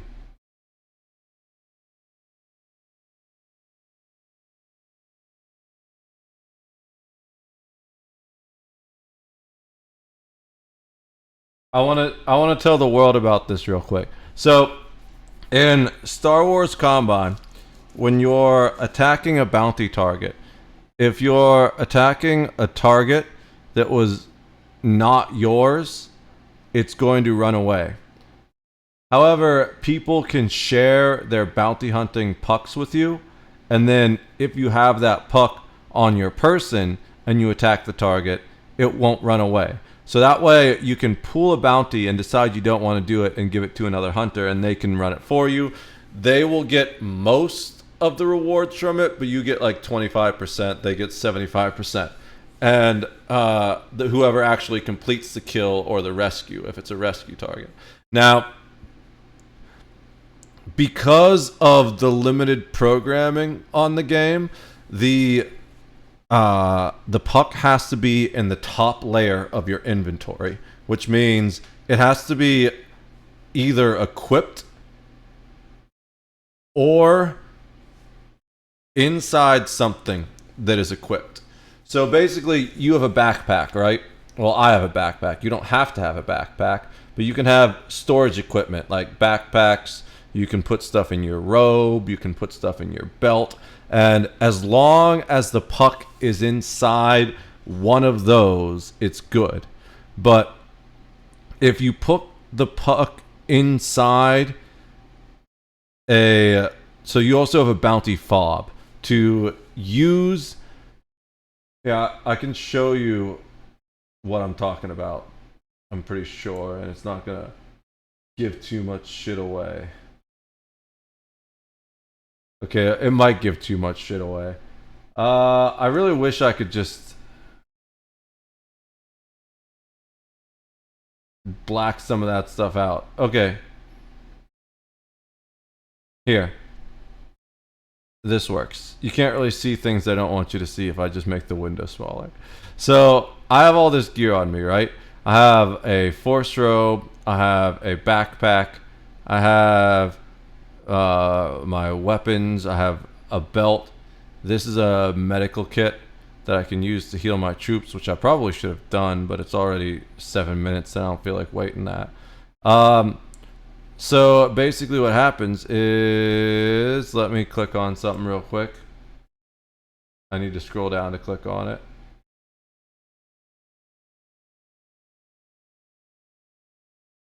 To search the bounties, you need this tracking fob. You take the puck and you put it inside the fob, and then the fob will point you in the direction of the bounty. If it's a rescue, you also need the puck inside the fob to activate it, and then you can use that to capture the person. You can only use this fob while it's equipped though, so generally I store it inside my robe, where you can see it says inside the robe right now. Now, because the puck is inside the fob and the fob is inside the robe, it's not in the top layer, and this puck belongs to someone else. So when I attacked the target, it left. But the funny thing about when they leave is they move to a random location on the same planet, and it just happened to choose the same location at the same optimal range for my weaponry, just slightly different. It moved south a bit, and I think that's really funny. So I'm gonna tell, there's a bounty hunting Discord where like all the bounty hunters hang out, so I'm gonna tell my bounty hunting friends. If you do it yourself, you can do it right. And there's a lot of stuff you can easily do yourself. And speaking of do it yourself, hey, I changed the battery in this a couple of years ago from lead acid to one of these. I have no idea what he's talking about. I have no idea what the fuck he's talking about. Garage. Let's see what happens. Turn the key, push the button, here we go. Not bad. That would never have started up if it had a lead acid battery sitting for 4 Get to the months point, in the Scardy. Right? Sometimes these lithium batteries are actually quite good. But as with everything else, do a little research before you buy. Because take Amazon, for example, which is where I buy a lot of this stuff. I looked at a bunch of these batteries, and some of these lithium batteries, when I researched it even on Amazon, the artificial intelligence said some people reported problems with these batteries not starting their motorcycles. And then when I went through the Amazon whole description, it said that it was a frequently returned item. So if you see that this is a frequently returned item, look for a different brand of battery, because you don't want to buy some pile of junk, right? Now, I found batteries for this thing anywhere that were lithium batteries from $50 to $240. So what did I buy? I bought the $89 one, and it seems to be working fine. But do realize this, if you get a lithium-ion battery, you got to get a lithium-ion battery charger. They charge differently. You don't use a regular lead-acid battery charger. Some battery chargers will do them all, but, I mean, this thing was like 20-something bucks on Amazon. It works perfectly fine when you do need to recharge them. But those lithium-ion batteries are so bizarre. I mean, this thing, I've never recharged it. I just bought it. It came fully charged, and the interesting thing about these motorcycle ones, they weigh less, but they charge up super fast in the vehicle. And that's why I'm here, to help people out, right? Now, a lot of people say, hey, Scott, you're getting old, why don't you retire? Hey, let me tell you something. My grandfather was forced into retirement by my father, okay? He shut the gas station down in Lewiston. Within a year, my grandfather was dead. He lived for working and doing and helping people out, and so do I. So, I'm still here. Yeah, I'm only going to make one video every day. It's still fine when you do need to recharge them. But those lithium-ion batteries are so bizarre. He got to the point, and I kind of missed it. I never recharged it. I just bought it. It came fully charged. And the interesting thing about these motorcycle ones, they weigh less, but they charge up super fast in the vehicle. And that's why I'm here, to help people out, right? Now, a lot of people say, hey, Scott, you're getting old, why don't you retire? Hey, let me tell you something. My grandfather was forced into retirement by my father, okay? He shut the gas station down in Lewiston. Within a year, my grandfather was dead. He lived for working and doing and helping people out, and so do I. So, I'm still here. Yeah, I'm only going to make one video every day. It's still giving you some interesting information. I keep up with the times, all the research, new tools, new cars, and I'm not being paid to tell you somebody's advertising line of baloney. I'm here to tell you the truth. And in that respect, if you think you have a great product, email ScottyKilmer@gmail.com. Send me the products. I will honestly test them out. That's what I do, right? You might have the greatest... Do you think he'll test my Schedule 1 projects? Seems like you might be on a little bit of that nose candy. No, I'm kidding. This is just how he is. He's always super high energy. Thing on earth, but nobody's ever going to hear about it. Anybody's got something out there, hey, I'll talk about it. And if you want to go it on your own, try selling it, hey, if it's a good product, I'll show people how they can get it. I'll show them what the product does. Just be forewarned, I'm honest about it. You send me a product and it breaks off in my hands, or it's got a battery, the battery starts on fire, or the battery recharges twice and then breaks, I'm going to tell people the truth about it, because I test these things out over time. That's one advantage of being old. Time doesn't mean that much. Right? You got a lot of it under your belt, and you're like, well, it takes a while to test these things out. This is an instant gratification. I know everybody today is out there, I want to buy the newest thing. Don't. Listen to me. Never buy the first newest thing out there, especially if it's a radical change. Yeah. And especially you always get like the second or third version. Toyota screws up. Look what they did. They got rid of the V8 and the Tundra. They put in a V6 twin turbo. Now they say they're going to replace over 100,000 engines because they weren't made correctly, right? And what did I tell people? I told them before they even started selling those V6 twin turbos, I said, I wouldn't buy this, see what happens. They went up, Nobody's buying them now. The resale value went down the toilet too. People that did buy them try to get rid of them. Everybody knows about it, so they don't want to buy one of those, right? So I keep up with all I love this guy and so then I much. give you the information so you can get real information, and you don't have to sit there and look at AI and says, well, this AI, is that the truth? Where did this information come from? Because, for example, I Googled my wife the other day with AI just for a laugh, and it said that Leslie Kilmer was a famous mechanic, right? My wife puts gas in the car, that's it. She's not a mechanic, okay?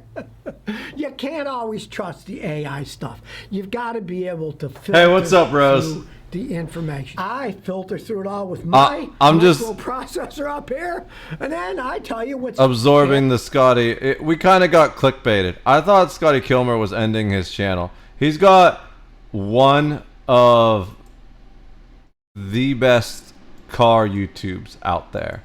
Like, pretty much everything you've ever wanted to know about a car, he's got a video on it. How many videos does he have? 7,000 videos. Been a mechanic for 57 years. He always has the truth.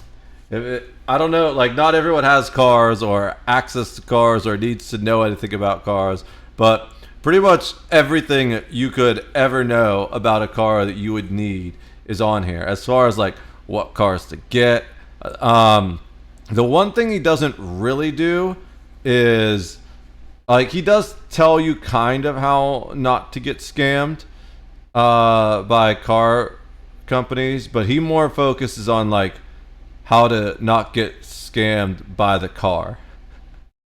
There's like a different channel I used to watch for dealing with dealers that was car dealers themselves, but I don't remember what that channel is. How are you doing, Rose? How was work? If you feel like sharing with the chat. If you don't worry. I'm gonna get coffee while you answer that real quick. I finished my drinks that I had with dinner, and now I want coffee, and then we're gonna get into some gaming. I'm gonna change the scene real quick because I restarted and I forgot to start BattleNet before this. And BattleNet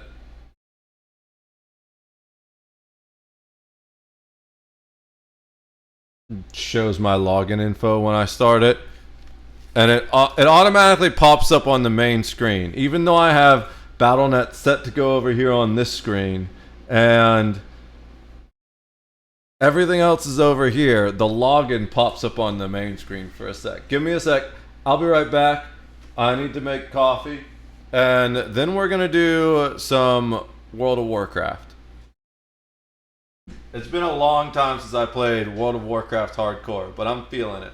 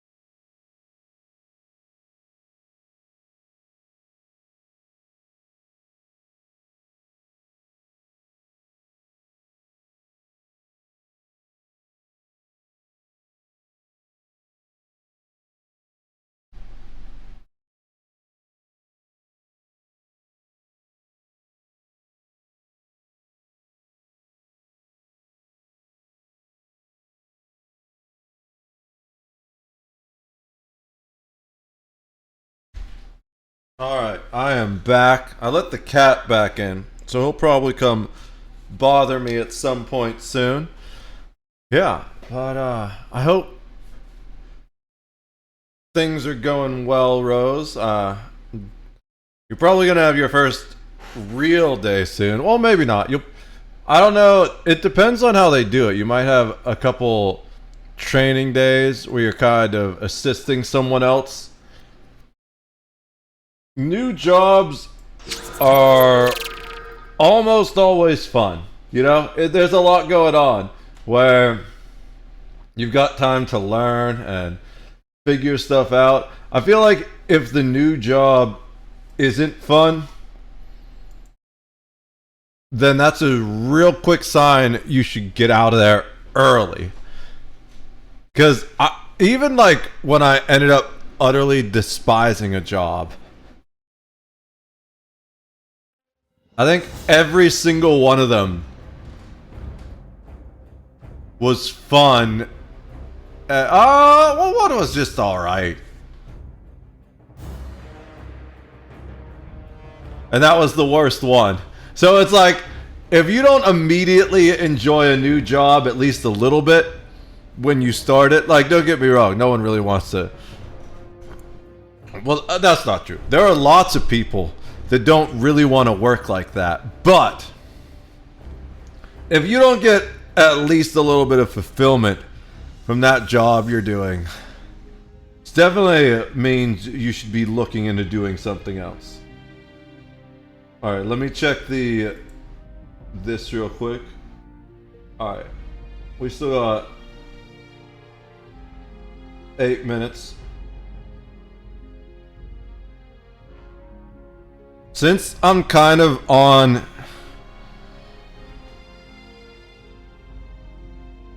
I'm not kind of, I'm absolutely on a PvP world.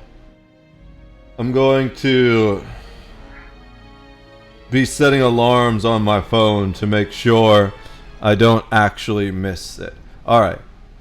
So, I probably should be doing hardcore while I'm on a PvP world, but... oh well. Hey, kitty. What are you doing, cat? I told you it would be like no time at all before he showed up and started bugging me. So... I'm not sure. I guess we work on the Warlock. Yeah, let's just go back to the Warlock. Warlock's our highest level character. I'm going to... No! What are you doing? He went right for the nipple! He doesn't do that anymore. What's wrong, cat? Did something crazy happen out there?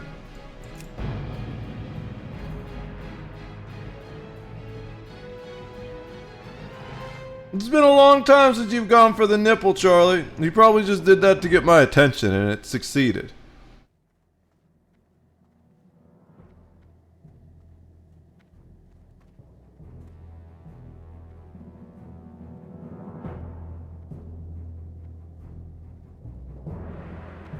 What's up, Charlie? Alright. We're still here. Don't... He keeps edging close. I know when he's about to bite my nipples. He does it so many times that it's easily predictable at this point. Okay. So, I kind of want to play the Hunter a little bit, actually. I've been having fun with the Hunter, but... let's just log into every character, see if we're still in our guilds. So this one isn't in a guild yet, because we were going to make a guild.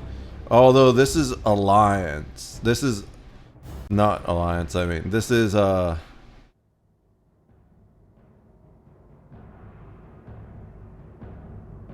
this is Horde. And we were gonna make the guild on Alliance, but we're not doing Alliance anymore. So there's really no point to log into this character, especially because I'm wasting Dragon Slayer.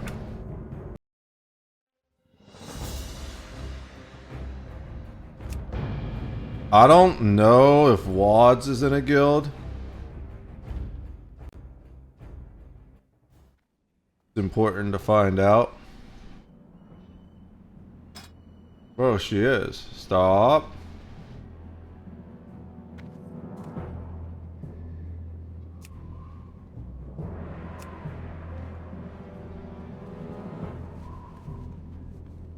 We are refining the guild since we lost access to our GM role due to surprising circumstances. Whispers are going out over the next days to an invite to the new guild. So this guild is dead.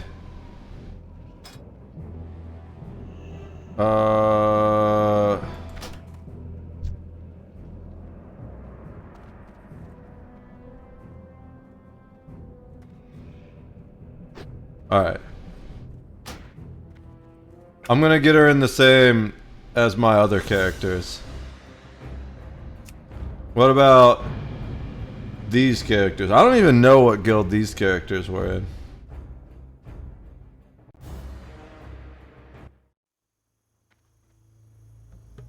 Why am I'm in a weird spot. Oh, I'm in an inn. It's just a weird inn. Nobility. Are there any? There's no 50s. I mean, there's no 60s. There aren't even any 50s, so yeah, that's fine. It's not a super serious guild. I haven't played with Ursatar in forever. There's no way he's still in a guild. He definitely got kicked. A lot of guilds kick after 7 days of inactivity. Yeah. He is not currently in a guild. That's fine. Alright, let's see. Then we've got Balder Wads. He might be in a guild. I don't really play on Alliance much anymore, but I've definitely been logged on to him more recently. Like, last time I logged on to... Oh, I don't know if he's even in a guild. He might have specifically declined guild invites. Let's make sure he doesn't have any mails. Oh, he does. Look at that. What's up, Takon? I'm doing pretty good. How about you? How's life treating you? I'm on that classic WoW grind. I was playing a little bit of whatchamacallit. Oh yeah, we've been declining guilds on him because we were thinking of making a guild. I was playing a little bit of Schedule 1, and I'm still gonna keep playing that, but I got to a point where I'm like in the grind now, and I know all the mechanics, or at least all the main mechanics. So I was like, you know what? I think it's time we go back to a little bit of classic WoW. It's dying. I mean, I haven't died yet in that game, but I've been arrested several times in that game. The stakes are very low, to say the least. You know? While it's fun getting into shootouts with the cops, or getting stabbed by Jessie when she's trying to bug me for weed in the middle of the night and I don't have any. The stakes are pretty low. I want the hardcore, like, oh fuck, I almost died feeling, you know? That's good to hear. That's kicking me in the balls and down, drugs. Oh, I'm sorry to hear that, bro. Yeah, Schedule 1, it's been a lot of fun. I have enjoyed almost every moment I played in Schedule 1. At the beginning, there was a little bit where it felt kind of rough. I feel like they could work on the early game pacing a little bit, but I definitely settled into a pretty solid, positive experience. I absolutely love Schedule 1. Big thanks to Snow Ninja for gifting it to me. A really, really awesome person. Have you played it at all, Dakon? It is an interesting game, to say the least.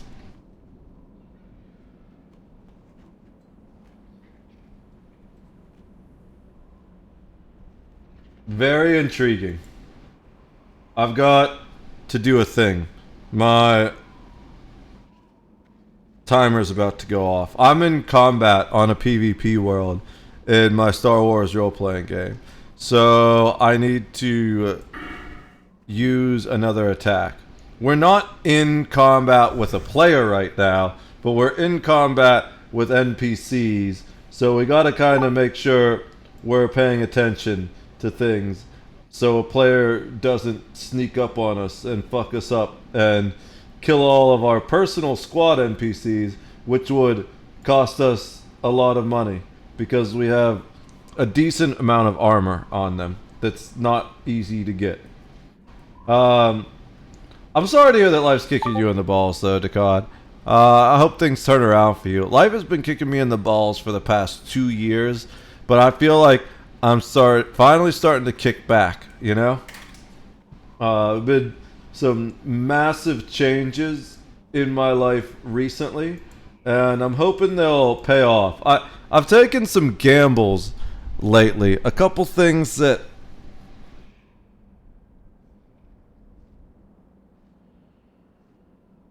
I don't know how they're going to play out, but we'll see. I'm confident I made the right choice.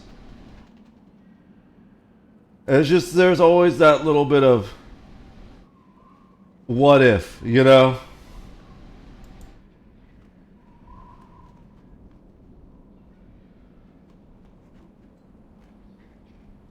I think everyone will benefit from the choices I made in the long run. Do you want to talk about what's going on, Duckon? You don't have to. I'm just curious. You're always welcome to have conversations like that here. We're very open. I have the AMA and mental health tags on for a reason. Alright. I am done with that. I've got another 29 minutes until I can do anything else in the game again. Let me go ahead and read that combat report to make sure it's not a combat report of someone attacking my shit. Nope, it's just combat of me attacking the NPC. Alright, so let's look at what we got here. We don't have any buffs right now. There's a buff. We've got some crafting stuff with us. Linen cloth and coarse thread. We can put that in the bank. We don't need it. We are doing crafting last thing. Oh, we've probably got some mails, maybe? I think I mailed myself some meat. Or maybe I already did that. I have no silver. I did not mail myself some meat. Alright. Let's go blood and thunder. Earn some silver. Yeah, I need all that stuff.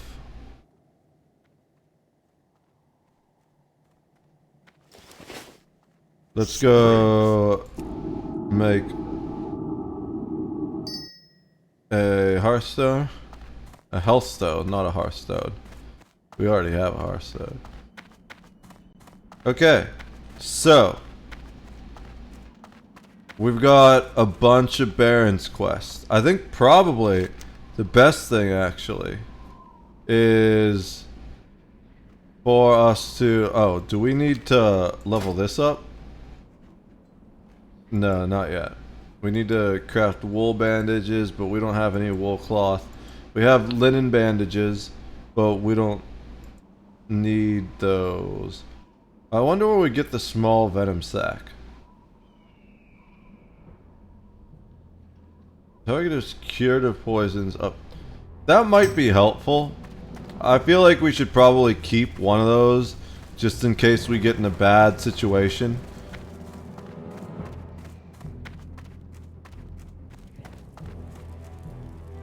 That's not what I wanted. I wanted the auction house. Oh God! What happened to these two? Please do not. Fatal riding. Poor orcs.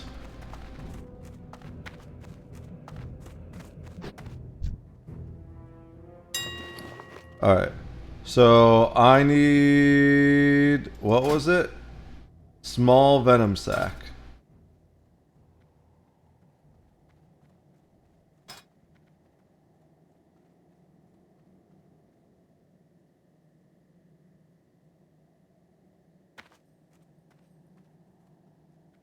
They cost 1 silver. I don't have 1 silver. So I guess we're not doing that.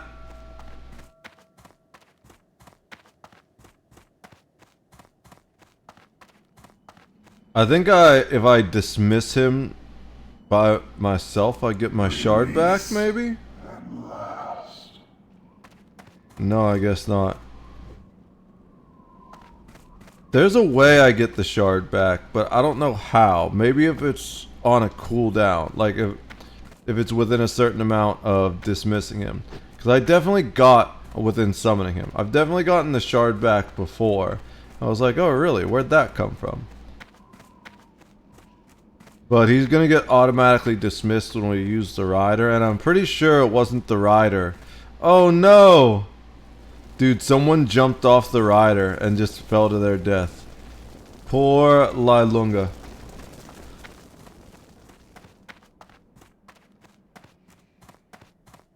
I bet you they've done it a dozen times, and just the one time right there got them. Like, you literally saw someone jump down off.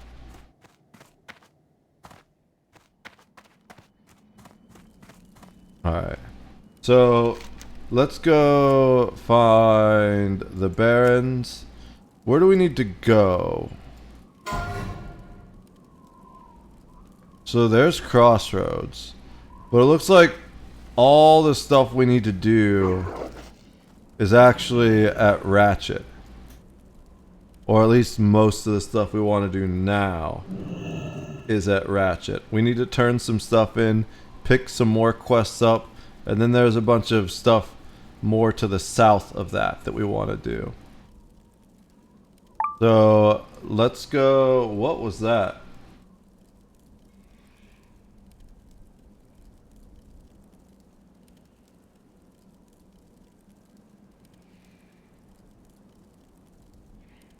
I don't know what that notification was. It didn't pop up, and I can't really see it on this without showing it on screen.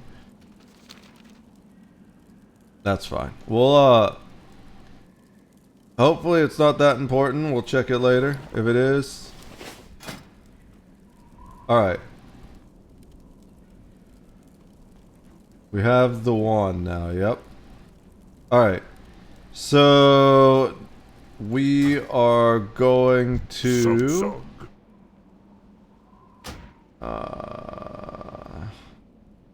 head to Ratchet. We can't. We don't have the silver to go to Ratchet. I think I should probably just mail this character 50 silver from my bank.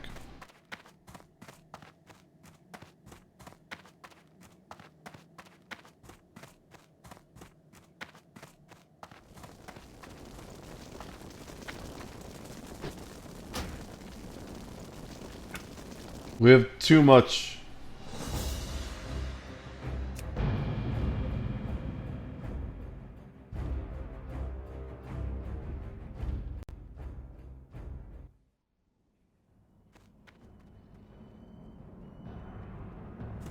All right.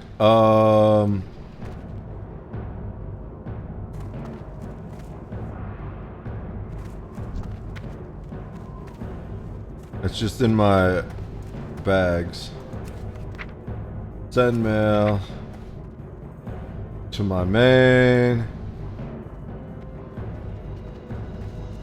I have 1 gold. So we'll just send him 20 silver. Should be enough.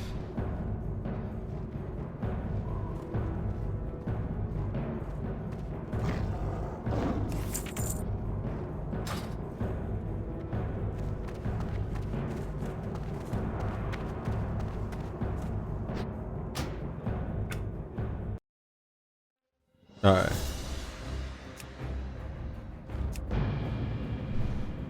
Oh, my back itches. Not as bad as it was the past couple days, so it's getting better.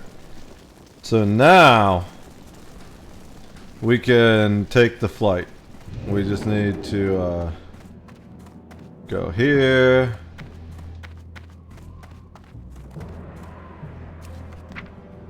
Open all. And we got some silver. Well, we can turn in a quest, which will get us more money. And I think we're good.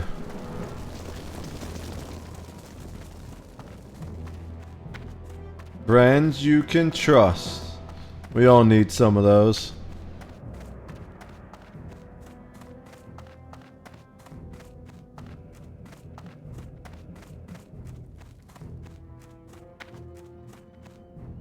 Strength and honor. Strength and honor. Go forth the I like how he just gets cut off by the fact that I'm flying away. I love the riders in this game, like the Griffin riders, the Wind riders. Just really cool. Fly it over, getting a little scenic route of everything.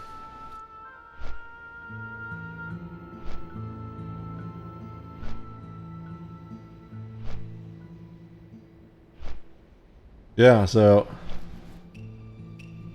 Man, it's been a long time since I played this. I feel like there's a good chance I get myself killed because it's been like a week. And it's not like going back to Elder Scrolls Online where I played that game for like over 2.5k hours, I think. So it just comes right back to me immediately, all the muscle memory in this. Every time I take a little break, it's almost like starting over. Because I haven't played this a super lot.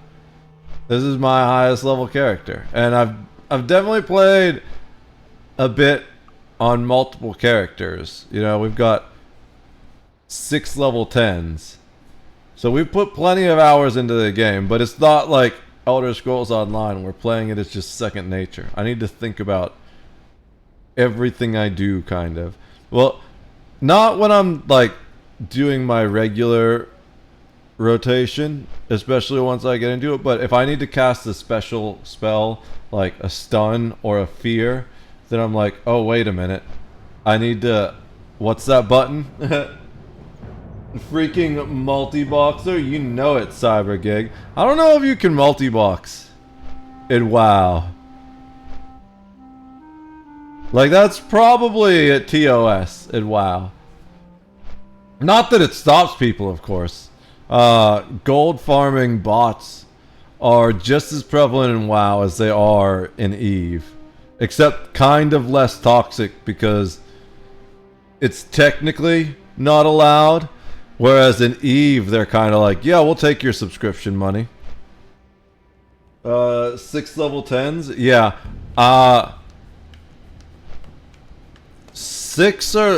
4 of them are level 10, I think. This is level 15, and then I've got a level 13 hunter. What you up to, Cyber? How's life? Eve's not toxic? No, not at all. Nothing about Eve is toxic whatsoever in any single way, and the player base is so mature and highly evolved too. How you doing, Cyber? Great to see you, bro. Alright, let's summon our Voidwalker back. It's gonna cost us a soul shard, so we need to make sure we get more soul shards by killing things, but What do you want from me? there are plenty of things to kill here. There's... we can't take all of these quests. What is this quest? Alright. But it's actually in the Barrens. Fair enough.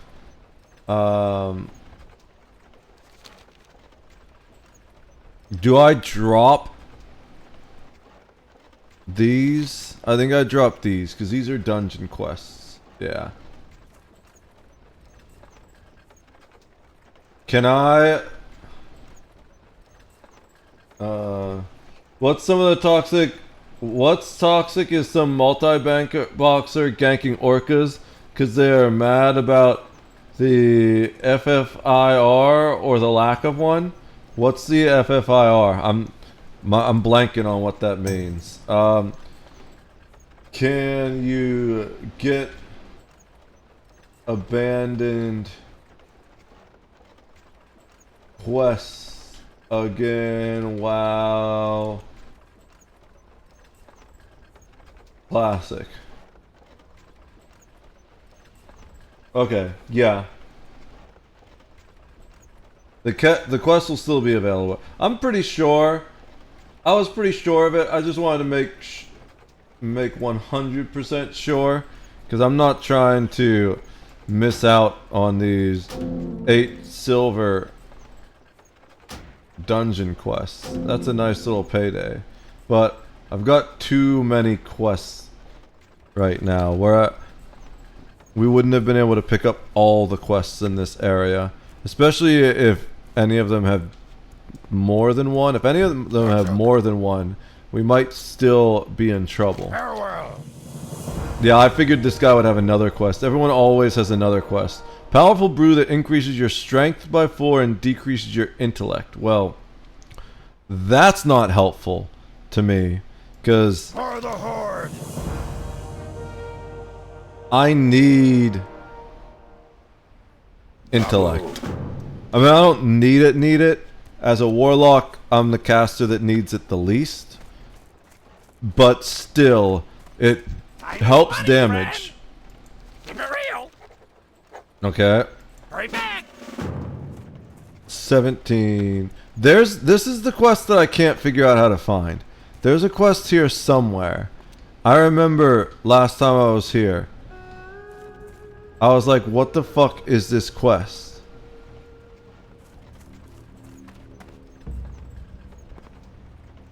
Oh, there it is. Wanted Baron Longshore, Captain of the Heedless. Okay. There we go. Found it. I was looking for an NPC to interact with last time, but I'm a little bit less tired this time, and I have more coffee in my veins. Crane Operator Bigglefuzz. Time is money, friend. Retrieve a bottle of 99-year-old port from Mad Maglish, who is hiding in the Wailing Caverns. Is that a dungeon? I think that's a dungeon quest. Hurry back.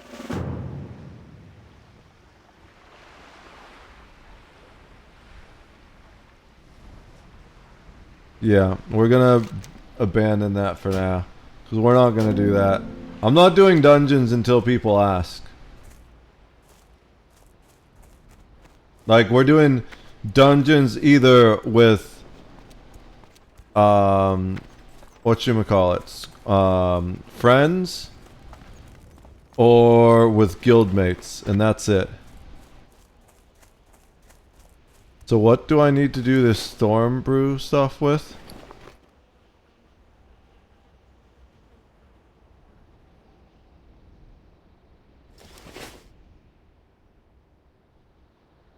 The Spirits of Stone Talon?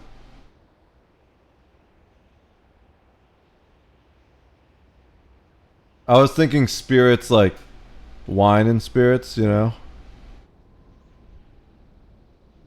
I don't know if I need this or not. I guess we'll just hold on to it for now, and we'll sell it when we get the chance. Fit? Wait. Why are they mad about the lack of a fit for an orca? Because it's not giving them enough boosts? Where am I going? I'm trying to go over here.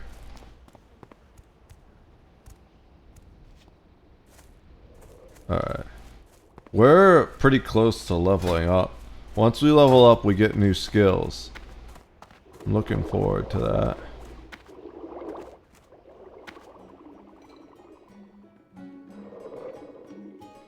How come I can't see their level? That's weird. Yo! Is that a rogue thing?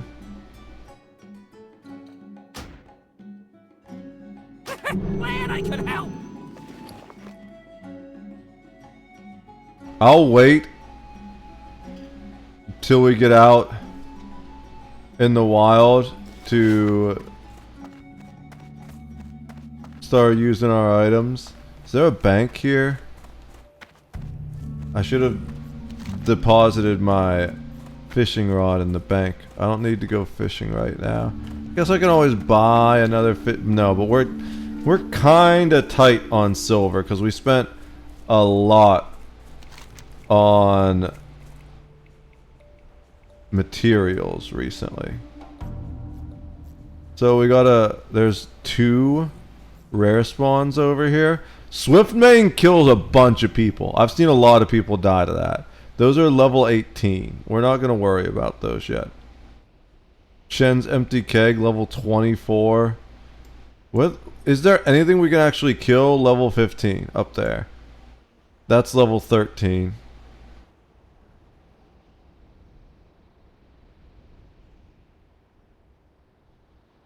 Raptor horns. This whole area is kind of rough.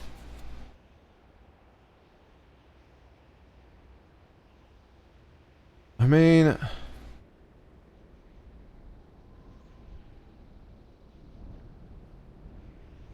South Sea Freebooters. There we go. That's just the kill quest. So if we actually go south and kill those freebooters, we might get our level. And it's level 15, I think it said. Level 14. Even better. So we can probably handle this fine and not get into too much trouble. Notice I said probably. You never know until you're up there when it's your first time fighting new stuff. Guys, by the way, I have a Factor sponsorship, which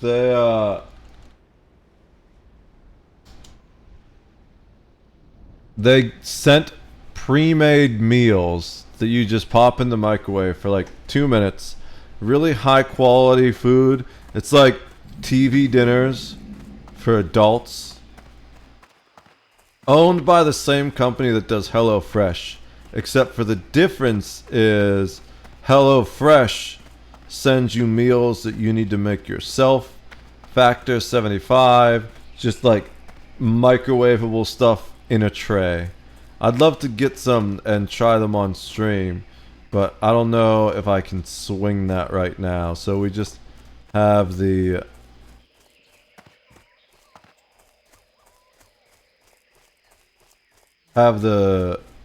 link for you guys for now. Alright.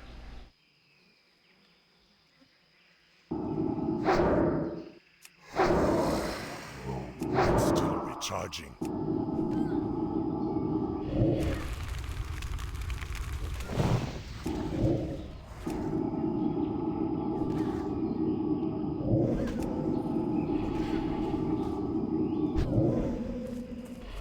Alright. She's a cannoneer, but she didn't use a cannon or anything. So, misnomer? There's like one that might spawn behind us. I'm not too worried about these brigands though. What I'm more worried about is pulling multiple.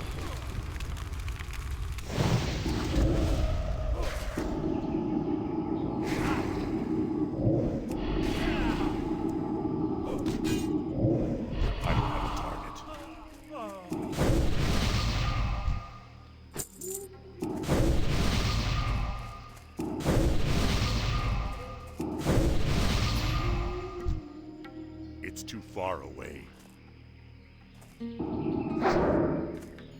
So we're gonna pull this guy ranged.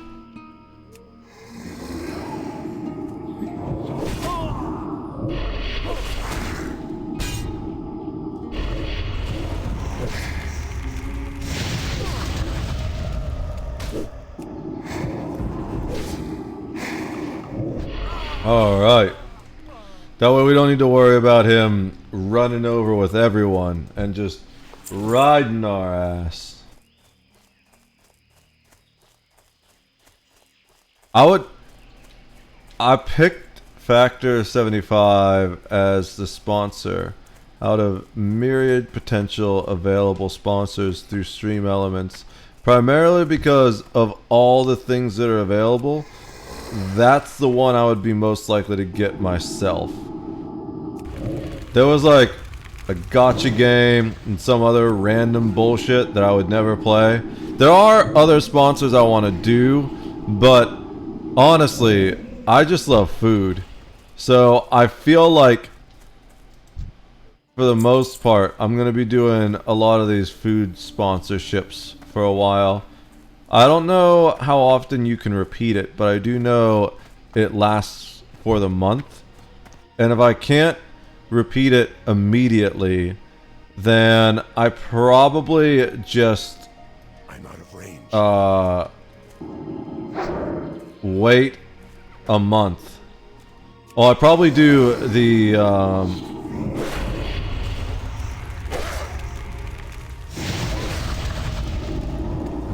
whatchamacallit. I probably do the HelloFresh sponsorship next.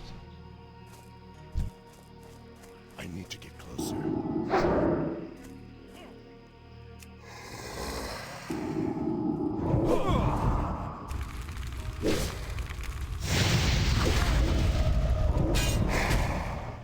I also wanted to do this one first because I feel like I more want to do the HelloFresh sponsorship on stream than this one. Because the Factor 75 is just like microwaving shit. But if there were one that I would prefer to like do an example of, it would be the HelloFresh, because then I can like make it, do one of my cooking videos from it, which I think would be really cool.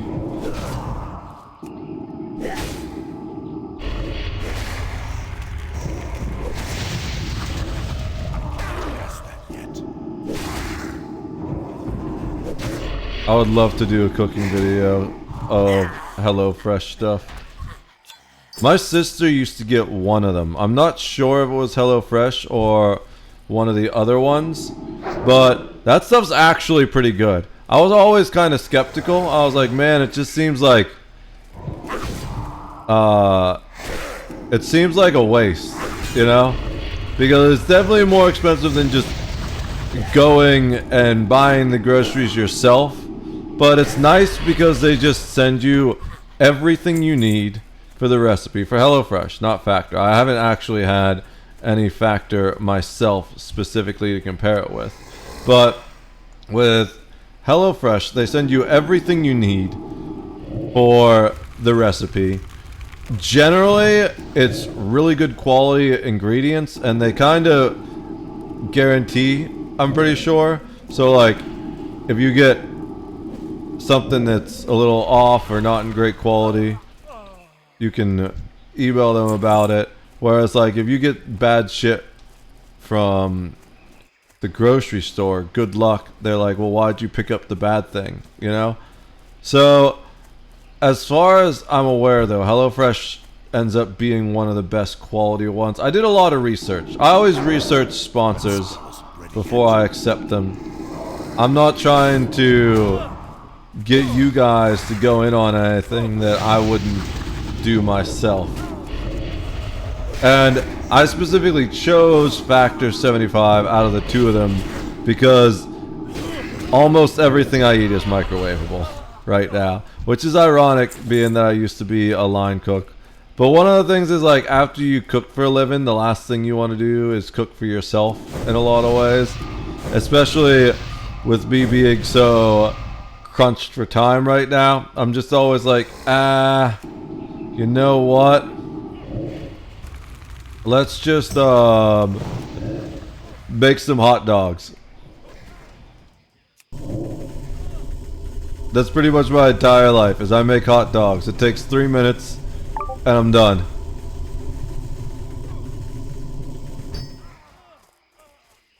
I was forgetting to farm the soul shards. I like to try and keep 3.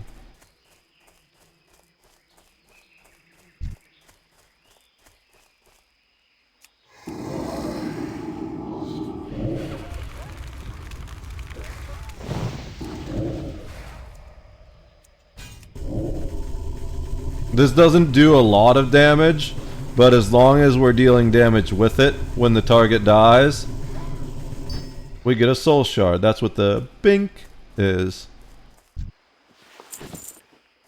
Alright, I think we're about to hit a timer on Star Wars. Okay, this guy's pretty close. Oh shit. There's the timer. So we'll walk up here. We'll walk up here for a sec. Get out of the spawn range, hopefully. Hide behind this thick boy tree. Although I doubt that really works in this game. There are lots of things that you can't line of sight through. It just doesn't make sense. You're like, I'm behind the tree, and then the fireball just goes right through it and hits you and kills you. I've seen that happen so many times to people in this game trying to line of sight so they don't die, and then it just goes right through the object, and I'm like, oof, can't line of sight through that, I guess. And then there's other things that don't really make sense that you can't see through, and it's just like, what's in the way? Oh, that tiny little fence post. I can't cast a spell through that tiny little fence post, but like whole ass trees or like columns and shit just goes right through it. Makes no sense sometimes.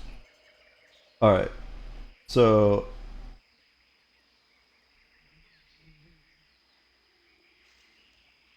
let me do that's right, we already fixed that.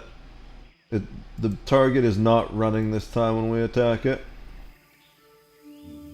Fortunately, it's a kill target, which makes this much easier on me as a bounty hunter. Means it's worth less credits than a rescue where we have to capture the target and bring it back to the Bounty Hunters Guild. But it means I can just shoot away and I don't need to worry about accidentally killing it. We're bringing this one in cold.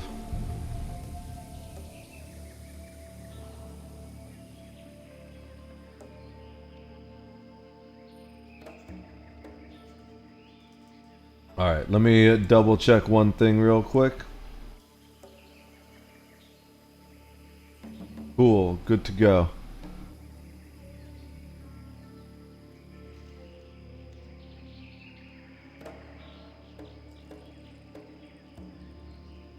Alright, so I need cannoneers, 2 more, and 4 more brigands. Their corpses are gone, which means they're probably going to respawn soon. So let's stay around the outside while we wait for them to respawn. Alright.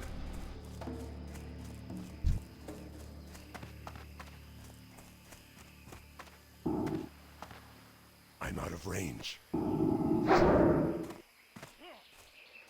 Pull this guy over here.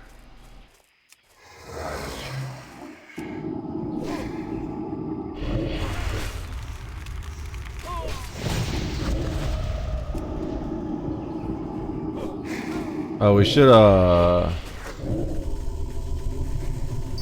Bink. That's 3. We got 3 of them now. That's how many soul shards I like to keep. Feels like a good number where it's not eating too much into my inventory, because each one is its own inventory slot. But at the same time, it's enough that I can, with my current things, use a Hellstone and then recreate the Hellstone. And I can also, whatchamacallit, resummon my Void Walker a couple times. I feel like 3 is a good number to have generally. Ooh, there's our level, guys. We can now spend a talent. And probably increases the effectiveness of your Voidwalker. Oh, Voidwalker abilities. Yeah, I think we just keep pumping the Voidwalker abilities.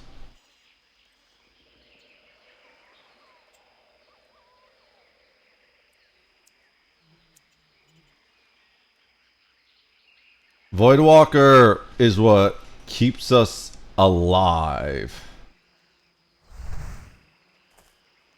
So it's probably the most important thing to buff first.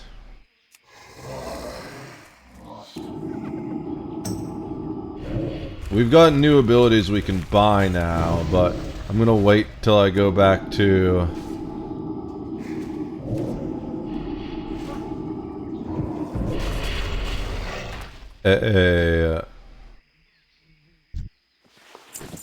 wait till I go back to a town.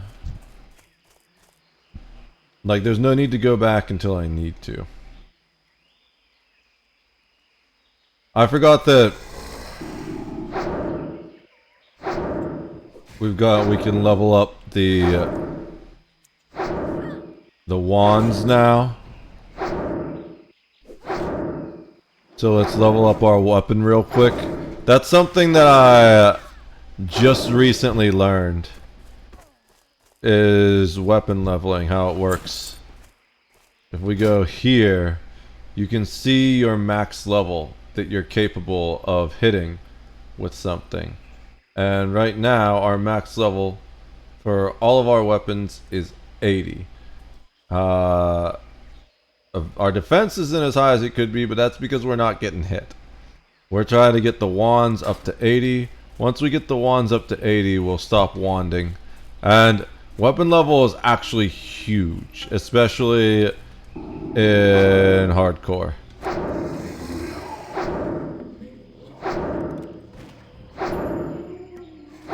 Okay, so they're a cannoneer because they use guns. I see. We got some defense training, because... Uh-oh.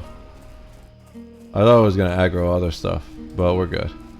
Even if he did aggro other stuff, my Voidwalker's at full health, so we would have been fine. There's a brigand.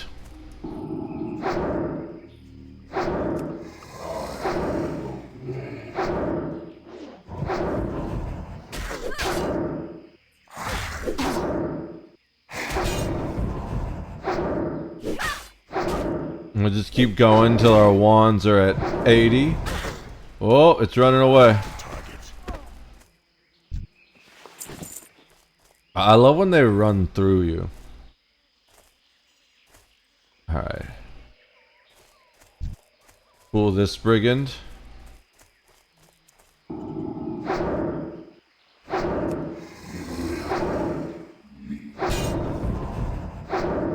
$79, only one more level. Hey dude, love the vibe. What's the community about? The community is about generally uplifting and educating people.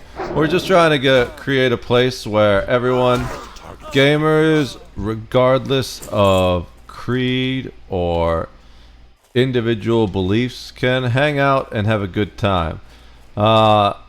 I appreciate the question, but I'm not gonna add you on Discord because you're one of like a million Discord spamming bots that exist here on Kick. But thank you for stopping by and asking the question at least.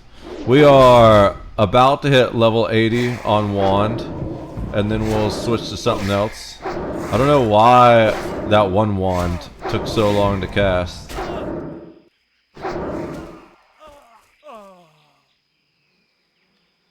I guess maybe one more kill gets us level 80. It's crazy to me that the bots are worse on Kick than they are on Twitch, but I guess I should have expected that.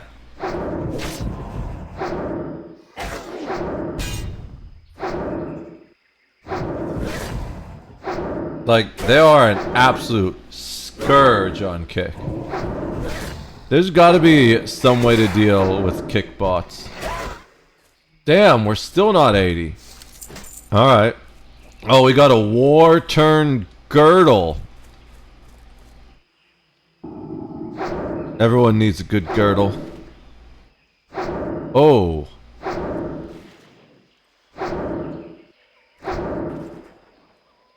You know what? Yep, I was worried that was gonna happen.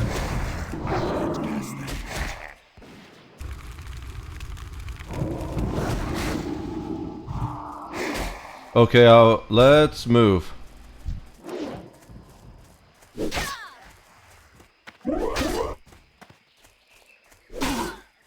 How are you still on me?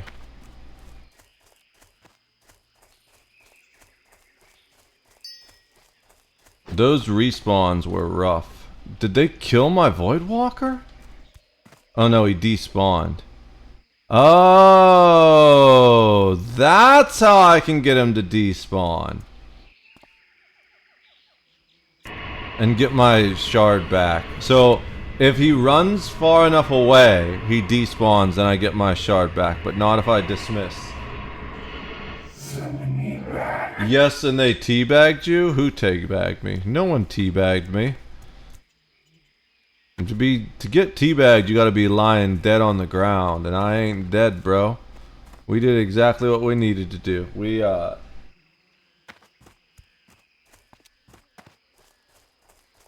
just got in a tough spot.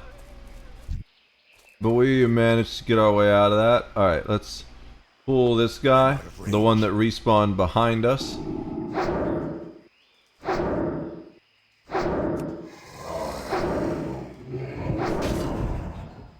Do I have... Okay, I was about to say, do I have 80 yet? Now I do.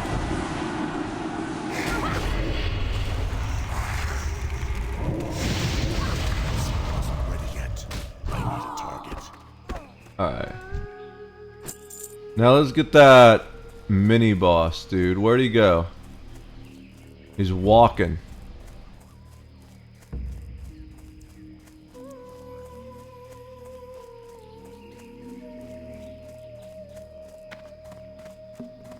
He's walking so much. You know what? Fuck that. He's in a massive group over there. Let's just kill this guy. Do I even need more brigands? I need cannoneers. There was a cannon. Oh, there's a cannoneer.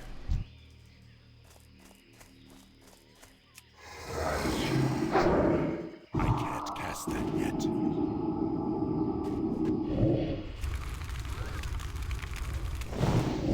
It's still recharging. Kinda looks like you are taking it though. What looks like me? What are you even watching, dude? Are you like on some like weird deepfake porn site or something? Prove me wrong and come gank my orca that's mining in your spot. You would be into AI deepfakes. Oh, hello, thank you. I don't need to kill this guy, but I'm doing it for some reason.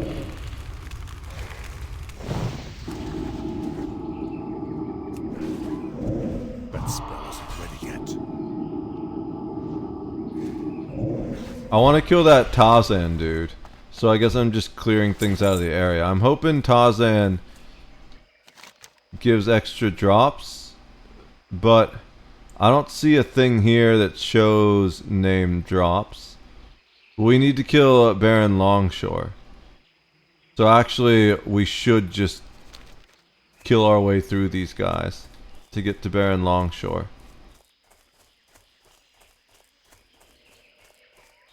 Oh, there he is! The Tarzan guy. He's up that way. He roams a lot. We should make sure we kill him just to be safe.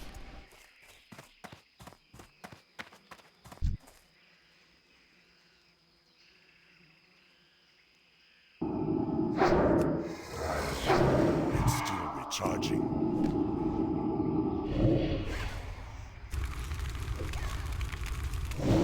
I can't cast that yet.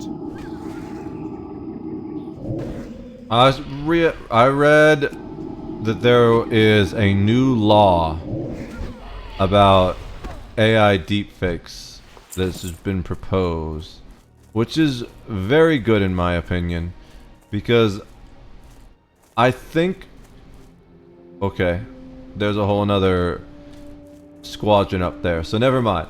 I think while some of them are kind of fun, like the one of all of the presidents playing Call of Duty together, that was hilarious. I don't know if it was actually Call of Duty. It might have been like Battle PUBG or something like that. But regardless, it was all the presidents gaming together, and it was some of the funniest shit I've ever seen. Like the modern presidents. It was really cool, and it made me laugh a lot, and it was relatively harmless is the big thing. The problem is that most of these aren't harmless. Well, not most of these, but a lot of them aren't harmless. So the big ones that aren't harmless is like the porn stuff. When someone's doing deep fake porn of you.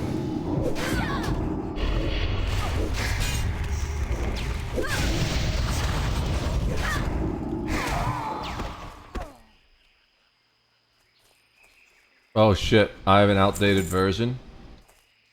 Whatever. I should probably do that. Questy. Not necessarily Questy, but WoW up.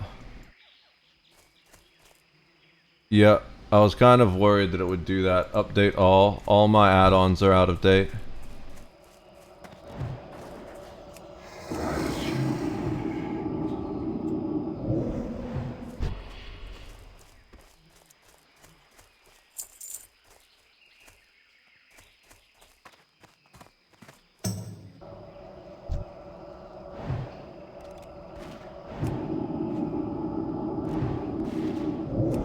I can't cast that yet.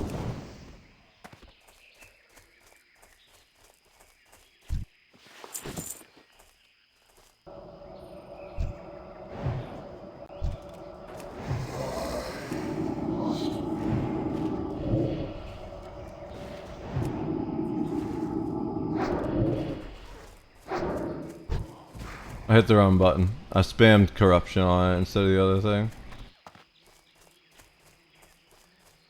Alright. Okay. It looks like they're all done. Check updates. Yep. I don't need that anymore.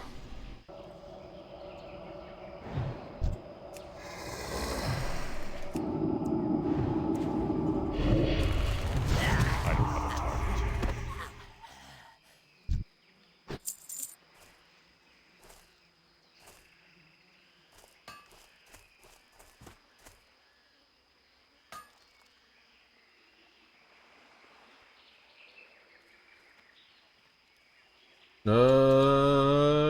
P-A-R-T-Y. Alright.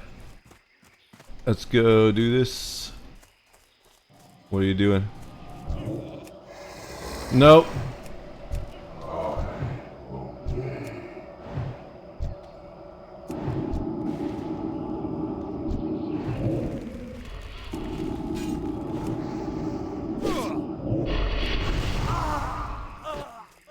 I didn't expect the sheep.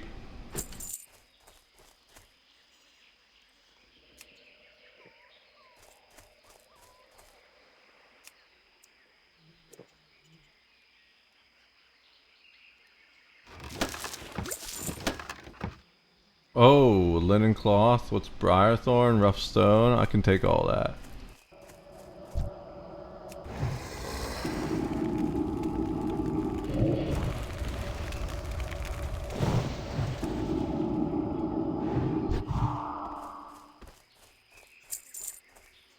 What is that? Leather? Cloth? Ooh.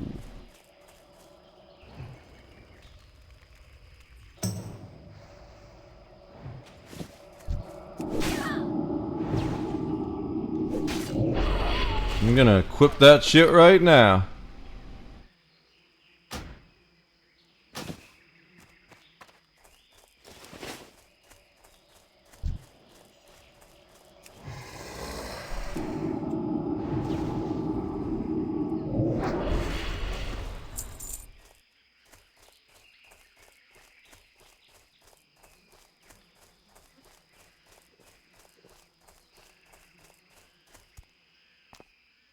I can't see. I'm too zoomed out.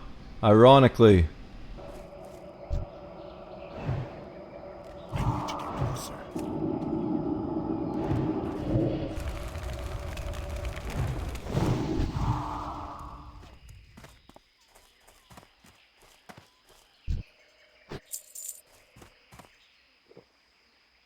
We're both trying to kill this same guy, I'm pretty sure.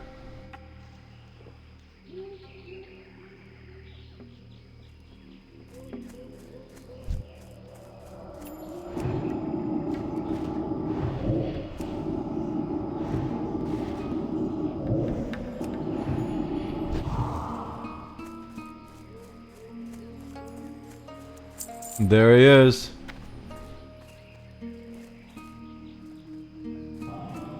I'm gonna let him sheep whoever he wants. Okay.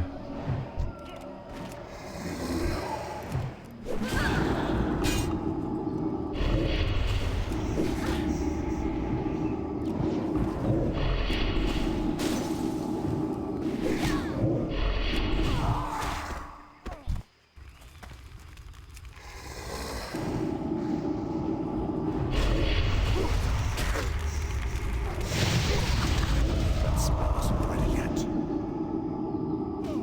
He's got all that threat. Alright.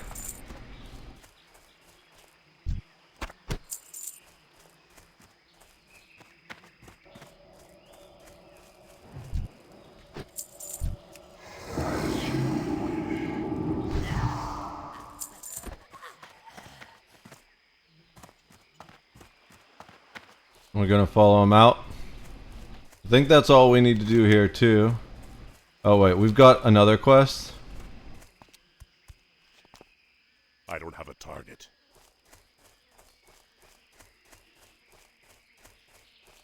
Okay, he said there's a follow-up quest. We'll just follow him.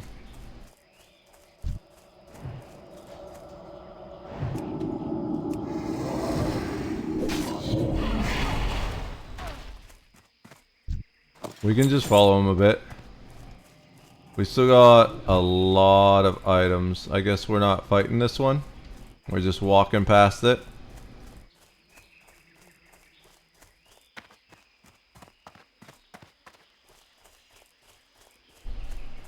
BBL perhaps. We're leaving work soon. Alright. Drive safe or ride public safe or walk safe. However it is you're leaving work. If you're using a Star Trek teleporter, don't get your insides scrambled. Just travel safe, bro.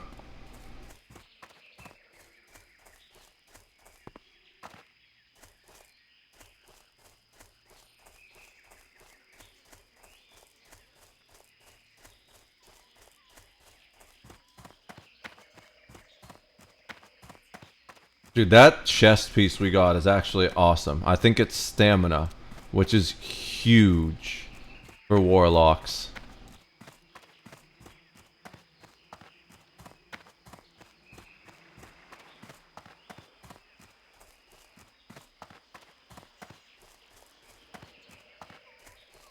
We're gonna turn this quest in with him, and then we go back and do the rest of it.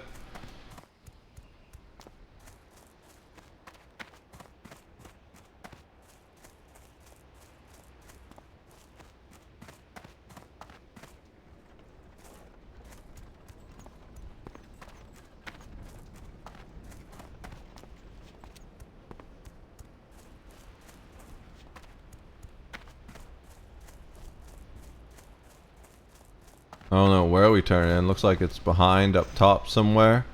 I think this was the one that we got the whatchamacallit, the wanted poster for.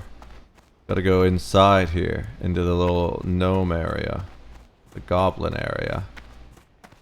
It's interesting that goblins weren't originally a playable race Sure for could use your horror. help, kid. Keep it quick, kid. I ain't got all day. Hey there, just passing through.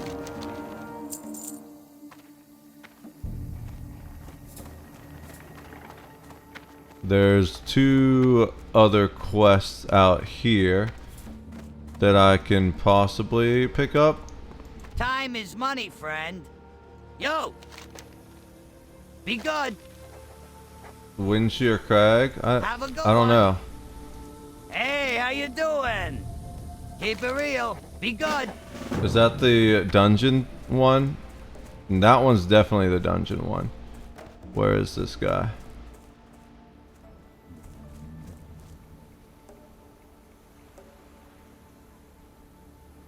Oh, I see.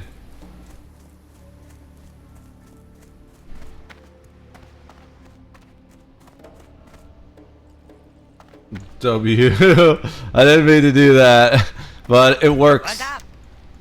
Keep it real. Have a good one. Yo! Be good. We just walk back and forth. Oh my god.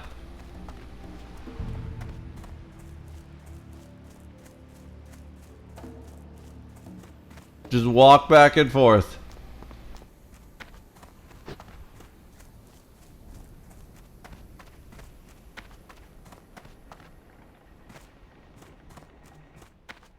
Then you will get stolen booty and we can get it done real quick. Cool. Welcome to Ratchet. Hope you're looking for work.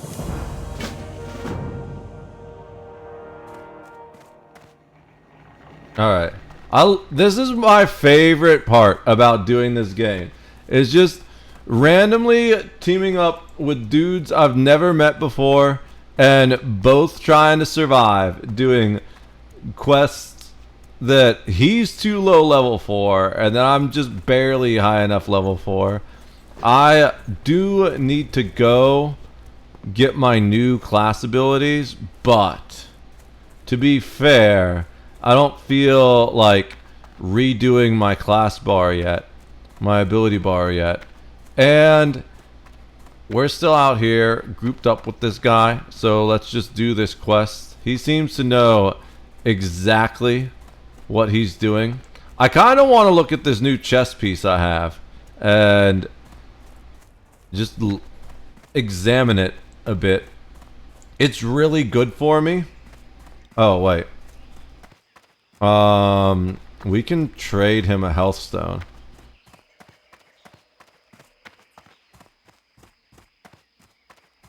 But he's so far ahead of us.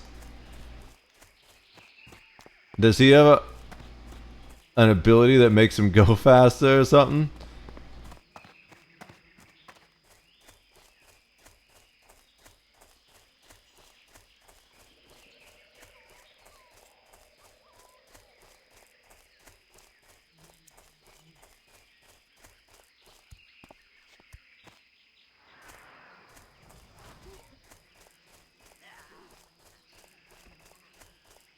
I don't get always so much farther ahead. Is that like an undead passive? I don't remember undead walking faster. Is it a mage thing? Does he have... Is jumping making him go faster? He's jumping a lot. Am I going to catch up if I jump a lot like him? Probably not. It's like I'm going to disconnect if I jump a lot.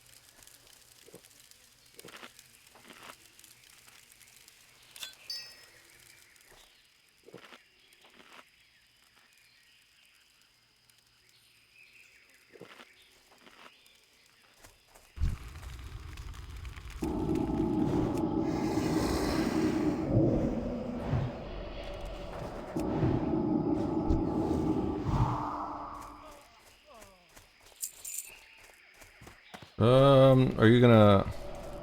I need a target.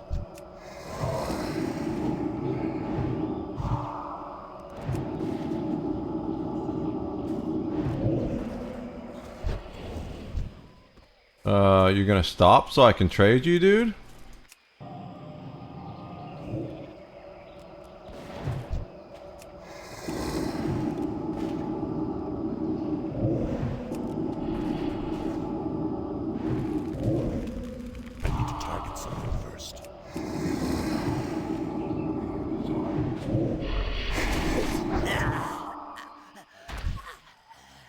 He's not gonna stop.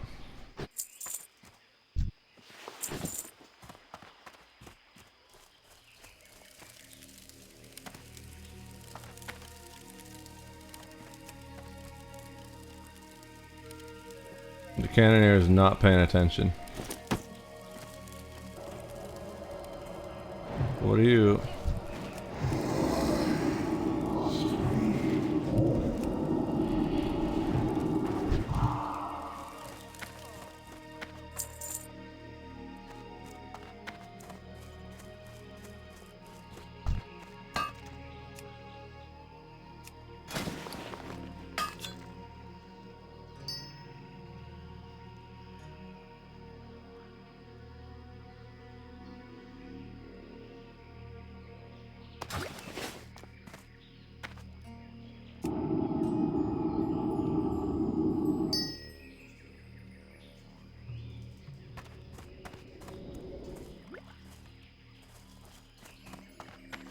That's cool. He traded me food and water, and I traded him a health stone. This is why it's cool working together with multiple classes. So health stones are a cool thing where you can basically get a free potion. Not everyone has it, but well, I mean, only warlocks can do it, and you can only have one at a time. But you can trade it to party members, and as long as you're in your party, it works.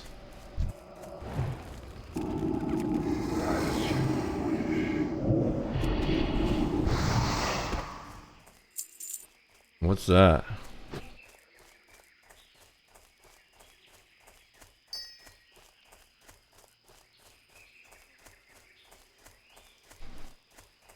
It looks like a crafting material, and I greeted on it because he probably wants it too, but he didn't need it, so I wasn't gonna need it. I did need the chest. That chest piece was pretty good for me. Stamina chest? Ooh, yeah. I'm pretty sure it's a stamina chest. I didn't get the chance to read it, but that is like stamina intellect is...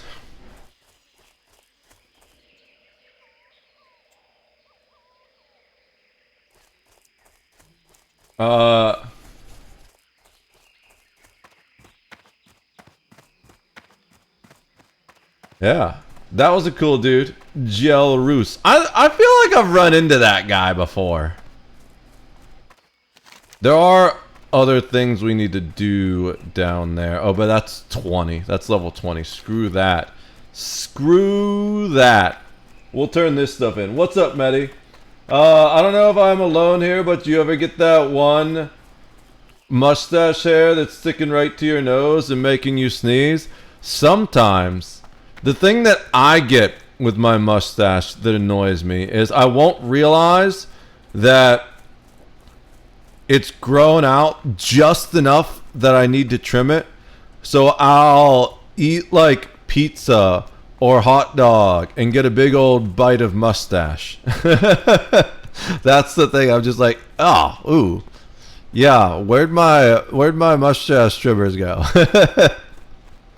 That's my big mustache oof. We gotta have our chat, Medi. If it doesn't happen soon, we can do it on Saturday. I always take Saturday off streaming. I don't ever stream then, so I won't just be like focused on getting my work done. We can go I ain't got all day. do it then if it hasn't happened before then. Sound good? Ooh, spirit gloves. Those are cool. Cloth spirit gloves. Do I not even have gloves on right now? Okay. Dude, we got a lot of stuff from running with this guy. Do I not have gloves right now?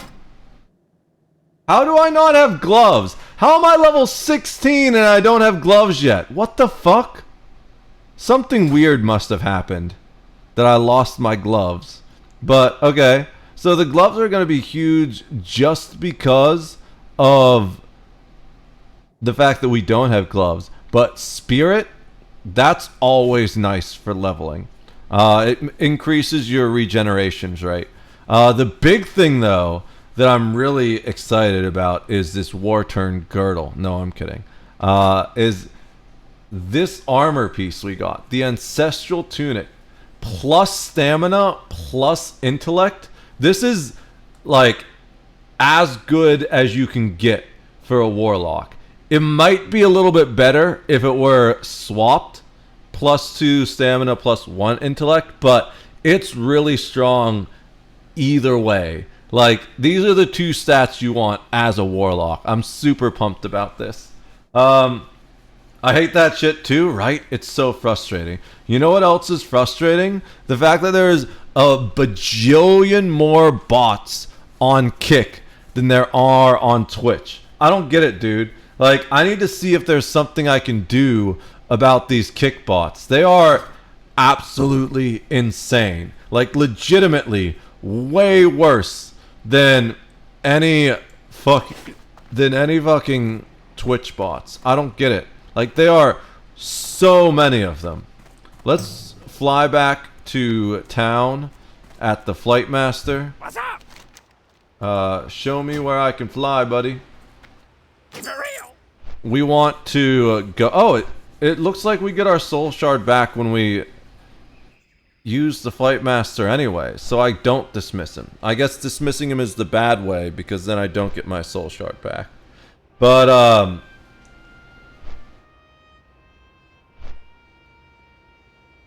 I think that's so funny. These Kick bots are so insane. I need to look and see if there's some way to deal with them. It's also possible I don't see the Twitch bots because they might have blacklisted my channel because I have my bot blacklist certain words. And if they were even remotely smart, like if I were making a bot and all my bots kept getting banned in the same channel, I would just tell my bots not to waste that time in any channel that bans them. You know, I would like build that in where it's like, oh, if you get banned for saying these words. I do get the Twitch bots like once every 2 weeks or like every once a week or something like this. But the Kick bots, it's like once every 2 minutes. It's like every time I look over, there's another Kick bot post. They're kind of insane. I need to do combat things.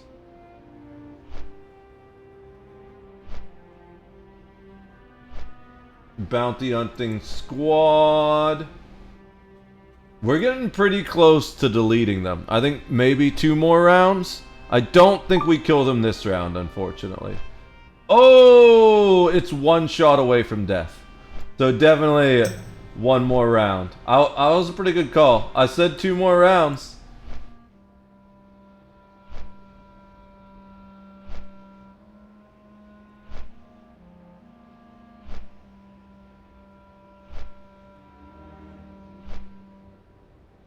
I don't really want to show where I'm at right now in the Star Wars role-playing game because I'm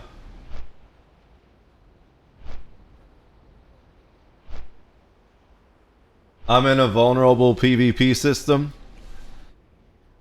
And it's cool if people know I'm in the PvP system. But my exact location, I'm like, nah. I do have my Twitch link in my Discord bio. And I use the same Discord account for this Star Wars roleplay game as I do for everything. I feel like if I ever make a new character, you can only have 1 character in the game. And I've had this character for like 15 years. To be fair, I took like 7 years off, maybe even closer to 10 years off when I was super hardcore going into Eve. And when I got fed up with Eve, I went back to playing Star Wars Combine hardcore again. And this sort of scratches the same tick for me. Alright, we need to do some things here. First, before I forget, we're gonna listen to Slipknot. No, I'm kidding. But every time I say before I forget, I start thinking of that song. It just immediately... Dude, so many people die! Oh no, this is the same one. But still, like, why would you even risk jumping off that, you damn idiot? Unless you're a mage or a priest and you can float down, don't do it. But we all float down here. That's a good song. I kind of miss listening to copyrighted music on my stream. But now I only feel like I can do it when I have... when I'm like doing reviews or commentating, because then I can claim fair use. But even when you claim fair use, it's actually annoying, because you know what they do? They just ignore your claim. It's going to time out after 30 days. But it takes 30 days for it to time out. It's the most toxic bullshit ever. Where you're like, yeah, this is fair use. And they're like, cool. We don't give a fuck. We're just gonna leave our claim on your channel for 30 days and then let it time out automatically. And it's like, what the fuck? Why? I should have given him the mana potion. Damn it! I didn't even see I had the mana potion. I don't need mana potion. I'm a warlock. I sacrifice my life to fuel my rage. Alright. We'll just sell it. I didn't realize he was in my group. I had that shit. Is there anything else worth selling? Sell the mana potion.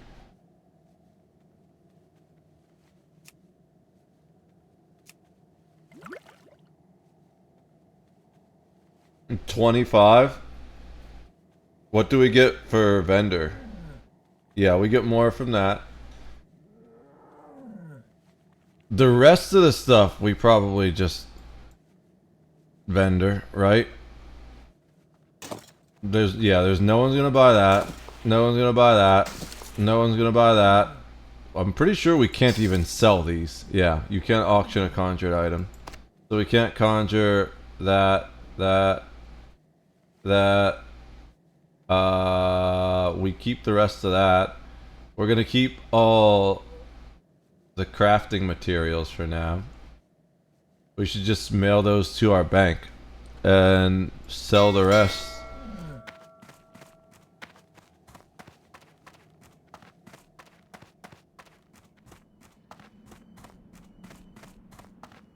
Greetings. So, we made ourselves a linen vest. I think that's what happened. I made myself gloves and then I forgot to equip them probably.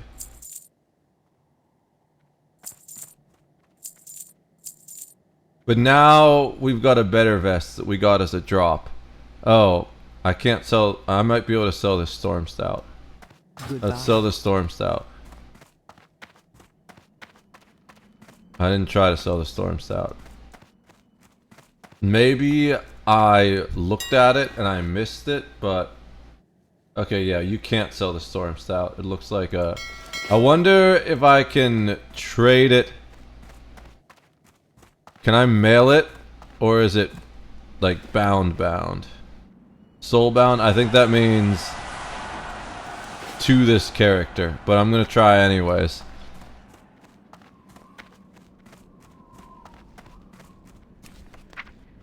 Send mail to bald old orc.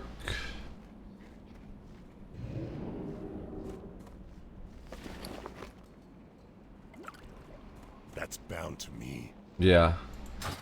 I have absolutely no reason to increase strength and decrease intellect. That's the opposite of what I want to do as a spellcaster. So we are absolutely going to go and get rid of that. Just take the silver from it. Alright. The sticky glue and the swiftness potion could save our life. The scrolls are good for when we go solo again. And the cloth and all the crafting materials will mail to the bank. and then we can mail them back if we want to do crafting.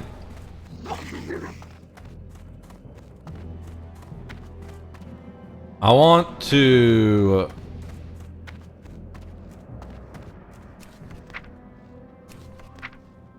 Wads. I always type I, accidentally add that. Let's see.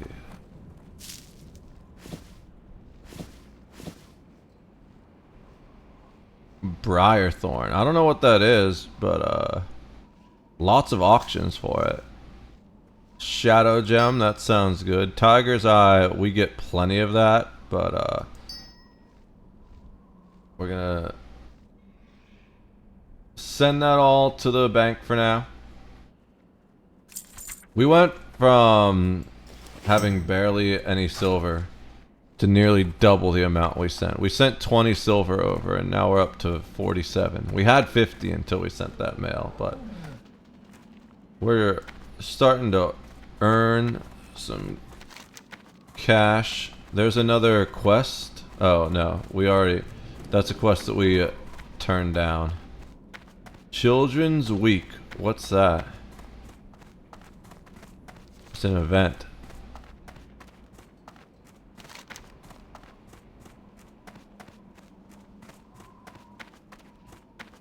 Okay, those are 2 dungeon quests. That's a donation quest. We don't have any wool to donate at all.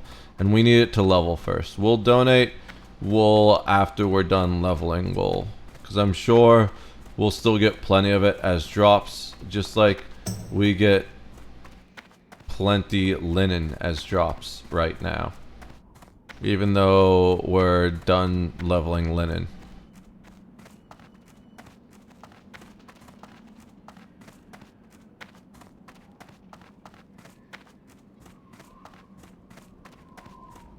The conjured item only lasts for 15 minutes. Once he leaves group, I think. But it will help keep him alive for a little bit if he gets into trouble while solo. I should have given it to him when we first grouped up, but he didn't end up needing it anyways. I've got to get that in my brain. Like, as soon as I group up with a newbie, be like, hey, want a Healthstone? Alright, so we're here for the Warlock Trainer. What do you got for me, Graldar? It's greater knowledge of the ways of the Warlock that I crave. Available. Nope. Available. Curse of Weakness. We're just gonna train it so it's out of the way. Curse of Weakness. We're just gonna train it so it's out of the way. The only reason we don't ever use this is because we have every other curse. We can only have one curse on a target at a time. I almost always use Curse of Agony, which just causes a bunch of shadow damage over time. We have Life Tap rank 2, even better. Sacrifice more health for more mana. Unending Breath. This is what I've been waiting for. Allows the target to breathe underwater for 10 minutes. That's so sick. Alright. So... let's craft these new things. Anything here that's new? It doesn't look like it's glowing, but I'm just gonna double check.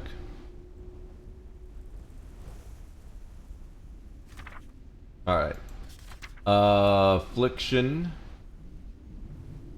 So, Life Tap ranked up. That's huge. I was like, man, I hope I was literally thinking, I hope Life Tap ranks up soon. Because I was having to spam that way too much to get my mana back up. Curse of Weakness. We do want that.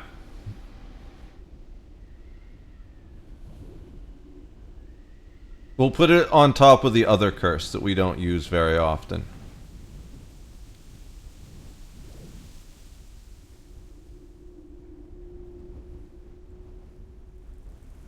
So we have it if we need it.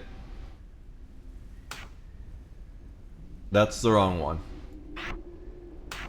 So we have it if we need it.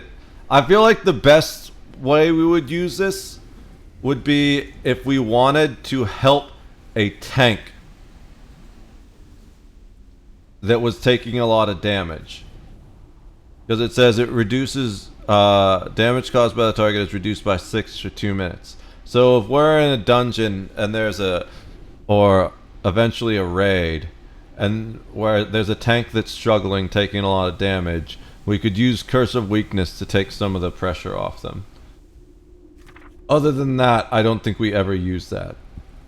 Unending Breath, this we're just going to put here with our other random buffs. Just put it over there at the end. Allows the target. Oh, so I can target teammates with this and just breathe underwater for 10 minutes. That's so cool. Alright, and then I don't think there's anything new on this. Shadowbolt, already rank 3. Immolate, already rank 2. Yeah, we're good. So we got our new abilities.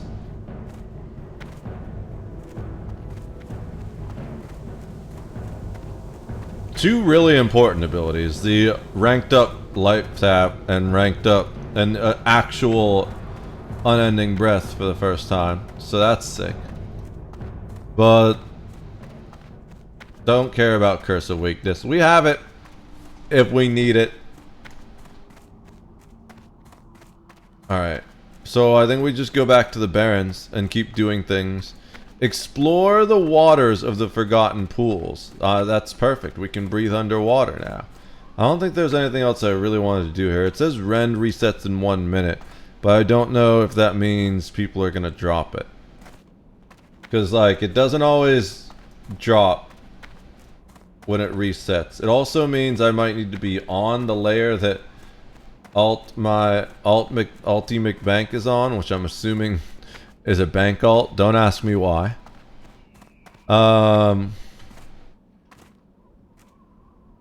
I did think about asking to get my bank alt in guild.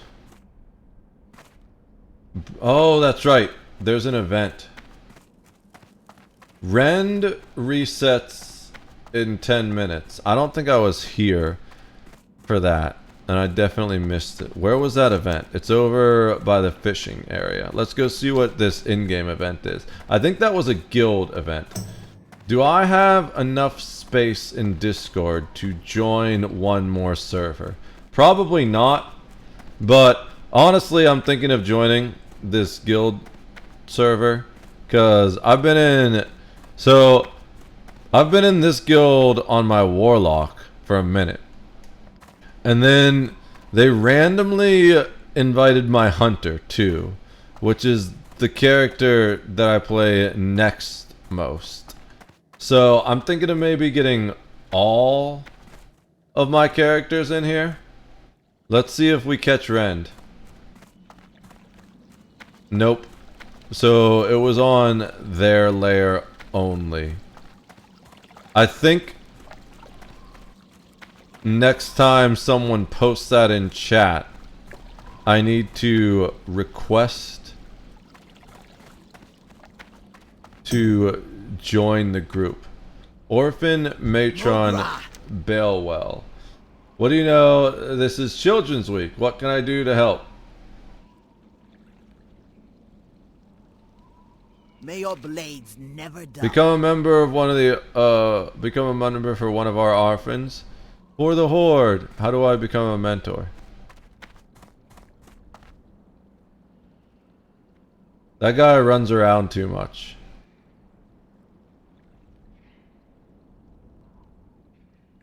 This one's all alone. We'll do the one that's all alone. I don't know how to become a mentor. Do we talk to you to become a mentor? To the Horde. No. That guy's still running. Do I need... It says 60. Do I need to be level 60? Oh, there we go. Use the orcish orphan whistle to talk with the child you will be looking after during Children's Week. You're willing to help us? You will only be able to use it for a short amount of time, typically not longer than Children's Week itself. When you use it, you'll be able to talk with the child you've agreed to look after. Using it again will dismiss the child. By all means, use the whistle and meet your reward. I'm sure the child would be most eager to meet you. Alright.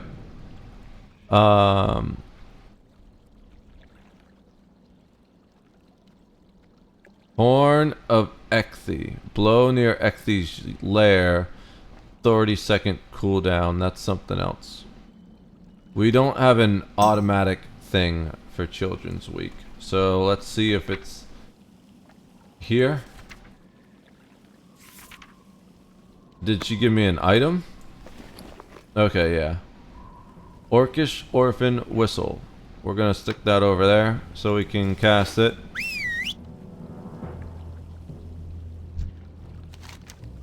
Children's Week. What does Zug Zug mean? Zug Zug! My name is Grunt, and I guess you're looking after me. You're an adventurer like my mom and dad were. My matron says they died with honor in battle. In batter? What were they doing? Fighting fucking pancakes? I hope we'll do plenty of things together. I have some things I'd like to do, and the matron says you'll be like a big brother to me during this week. I'd like that a whole bunch. Okay. So, let's take you to the Thorn Road. Just before descending in the Undercity. Okay. Yeah. Yeah, let's go. Down at the docks. I've heard the tales of mighty ships that sail between Ratchet and Booty Bay. That would be so cool to sail on the ocean. Maybe, the Ratchet docks. Oh, that's actually easy. We can fly you there. So let's do Docks of Ratchet. And Gateway to Frontier. What's this one? They say that Ashenvale is the new frontier. And that Marshall Rampart. Okay. I don't know where Marshall Rampart is. But let's just do these orphan quests and get them out of the way. We like helping orphans on this channel. Oh, we got Rend. Nice. I wasn't even paying attention. We did get the drop. Hit points by 300. Haste to melee attacks. Mana regen. It's the most OP buff. The hit points by 300. It literally doubles your HP at low levels. And at high levels, it gives you that ability to push the DPS.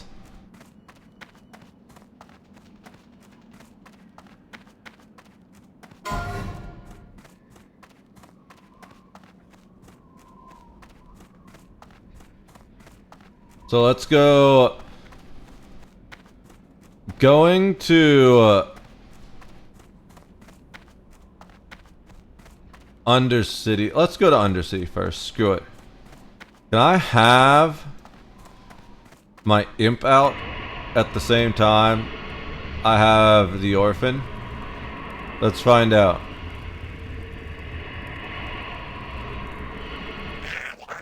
Cool. We've got a whole squad now. Look at this.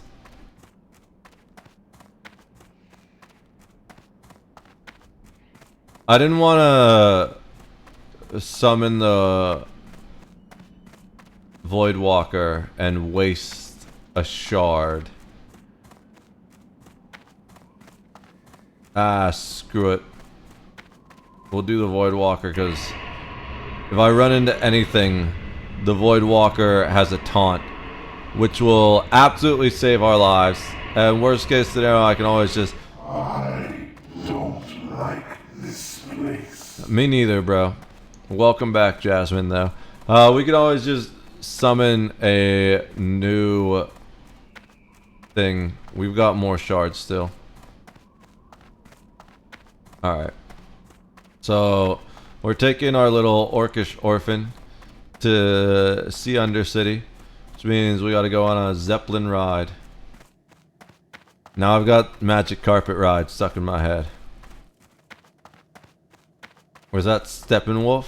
This is a Steppen ride. I'm gonna make a Steppenwolf band.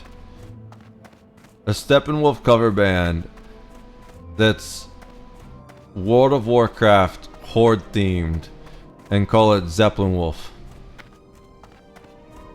Demon Legs, what's up, D-Day? Did you watch that? My arms are pretty itchy today. Like, I could show you. My one arm is all fucked up. I got all kinds of things on it. This demon doesn't have legs, though. That's where our demon legs went. Like, this one has just demon arms and shoulders like we do right now. No, I saw it on my feed. Nah. I was like, nah, I'm good. Hey, I'm just talking, bro. I don't care if anyone watches it or not. I'm just putting it out there. It's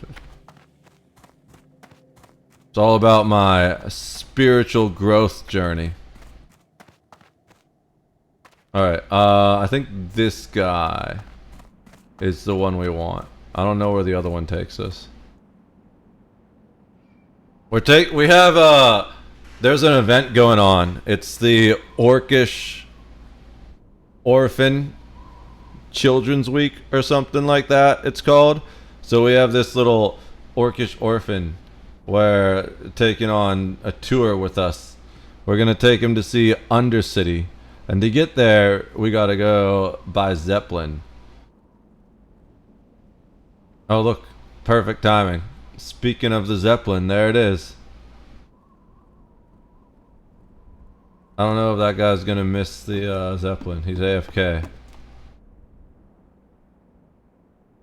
He's gonna come back just in time to see the Zeppelin pull away. I'd be so mad. His name's Holy Lube. How are you doing, D-Day? How's life? We've got a Zeppelin ride ahead of us, so we can chill and type for a minute. How's work and all that?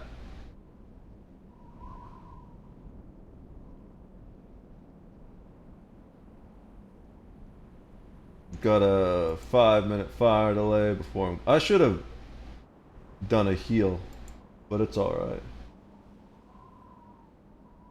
Is that feet here? Let's work on Masha's favorite thing right here. Like, fuck his feet.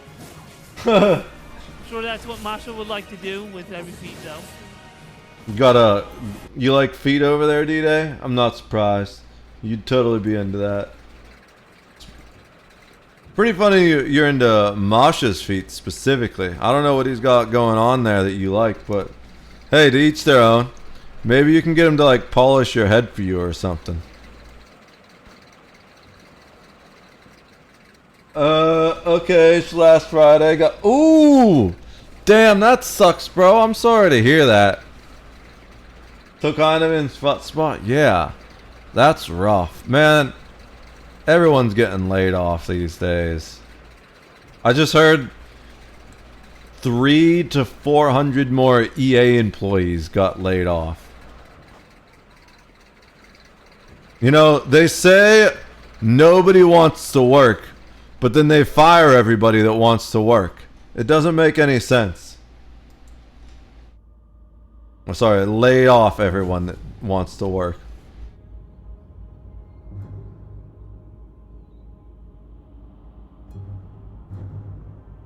Corncob TV? What the hell type of guild name is that? I thought it was going to be Cornhub or something fun like that. But Corncob TV? I'm immensely disappointed in that guild name.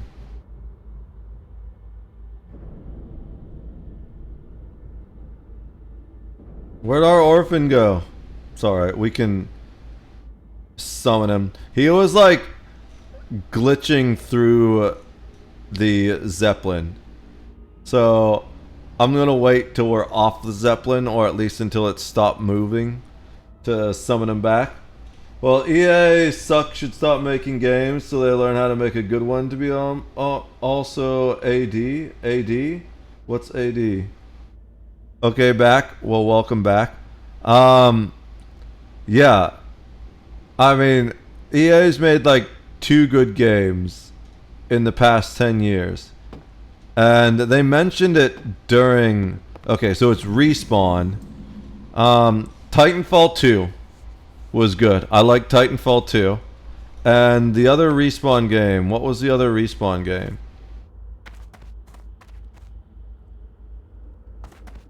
The other Respawn game is, let's see.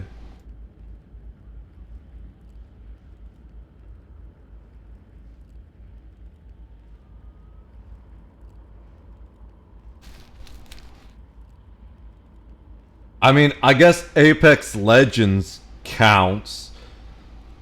I don't play Apex Legends, but that's a decent game. The other one is the Star Wars Jedi series. They made the Star Wars Jedi series. Those are good. Apparently they also used to make the Medal of Honor series, or maybe they just made one Medal of Honor. Dude, Medal of Honor was way better than Call of Duty. Fight me. Medal of Honor was so good. I used to play... Oh, ad. I see. Yeah.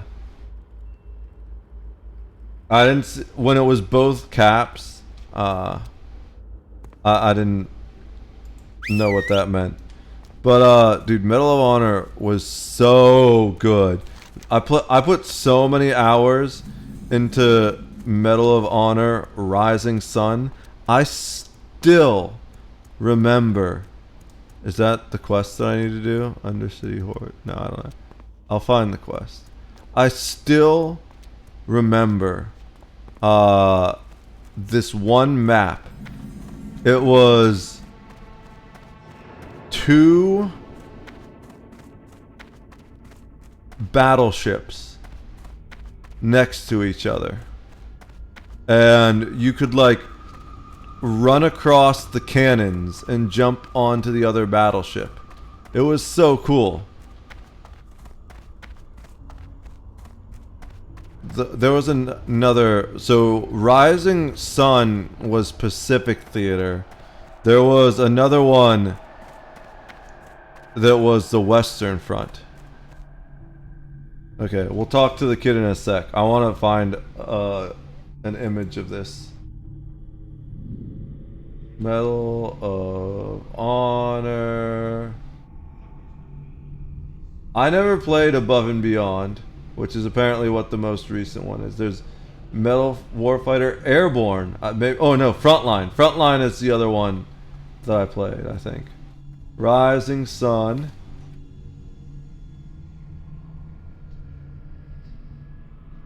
Battleship map.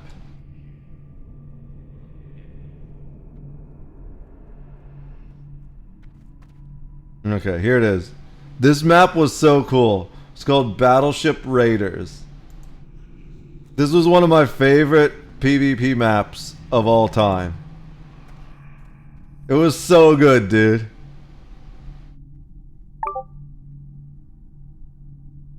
Dude, I played so many hours in this shooter. The campaign was amazing, too.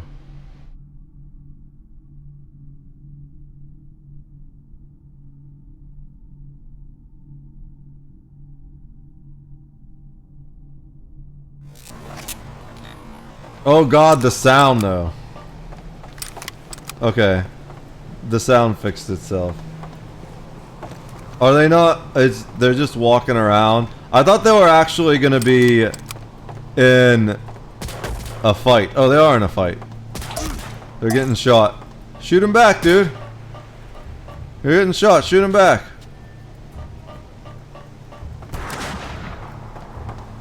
He's just walking around, looking around.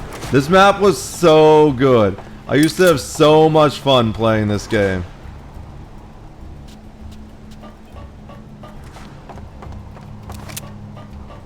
It was great because no matter how you liked to play, there was a play style for everyone. You could like use lines of sight to get up close and use one of the submachine guns. Obviously, great sniper map. Land that shot, buddy. Come on, get it. There you go. There's so many cool things about this map. It was such a well-designed map. Way better than any of the modern Call of Duty maps.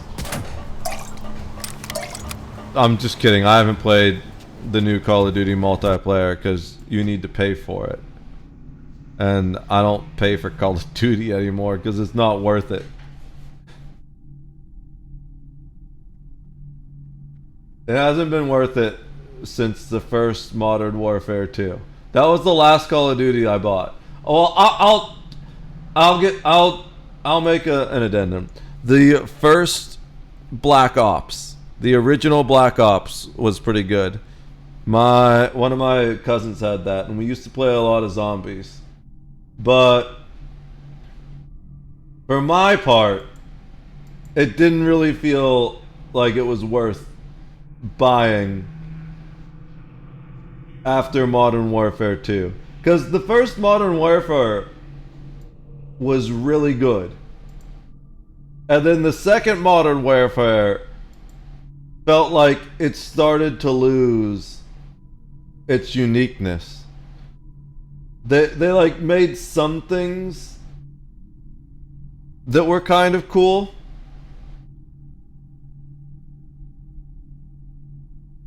But that was when the game started becoming less tactical and more frag fest. And now it's just a frag fest with like Snoop Dogg, and I don't know if Snoop Dogg's actually in it, but there's random people that you're like, why the fuck is this a Call of Duty character? It makes no sense.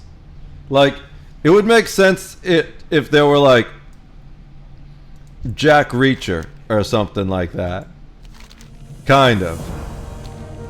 But the actual random bullshit that they're like, oh yeah, this is in Call of Duty now. I'm like, why?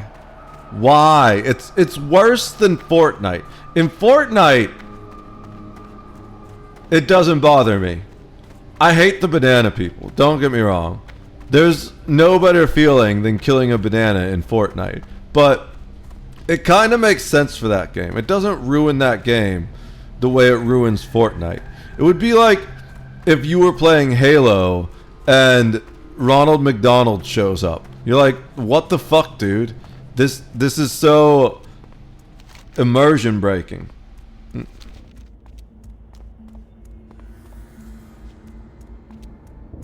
Alright.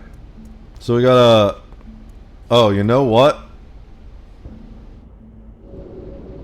This is absolutely the quickest way to get our orphan to Ratchet. Because I'm pretty sure our Hearthstone is set to Ratchet. Look at that. He's already here. He wants to see the docks.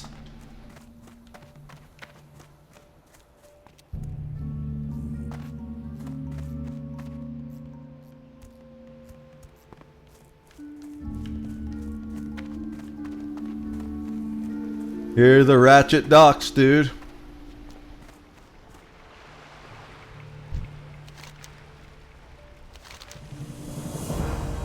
The ocean is huge. So cool. You're welcome. Are there pirates nearby? I don't see any pirates. I see whirlpools that are kind of concerning. I guess those are just good fishing spots. I see the fucking level 19 crabs that will eat the fuck out of your asshole if you jump in the water. But I don't see any pirates. I shouldn't ruin the kid's day. Alright, so the last thing I need to do is go to...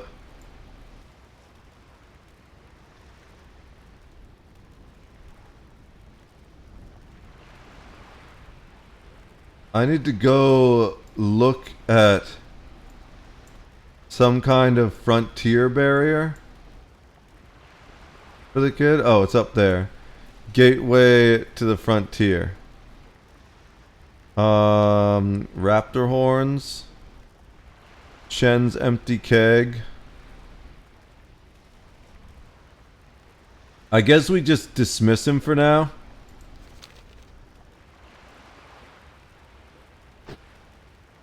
And we'll call him back when we go up that way. I think we got a couple days to do that. Uh-oh. Ooh! Fucking Murlocs. Got murked by Murlocs. Murklocked? Alright, let's do these raptor horns and work our way towards whatever it is up that hill. Can we... We probably have to go around. Let's... Okay, we've got... We must have just cast Demon Skin and I wasn't paying attention. We don't really have anything new, right? We have the scrolls, but I don't think we need them right now. We're going on stuff that's kind of high level. We can worry about that then.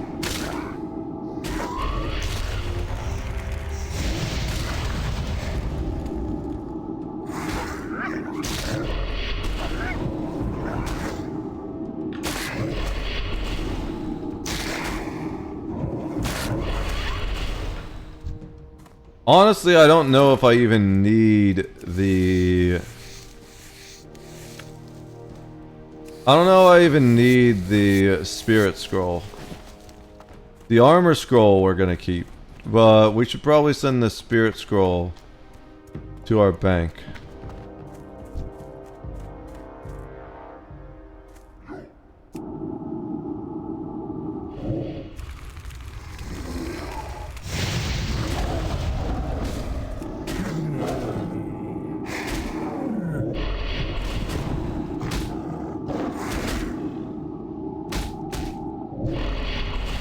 I really just want the leather from these guys. Also, didn't want it to spawn on me. We need to keep going this way, yeah.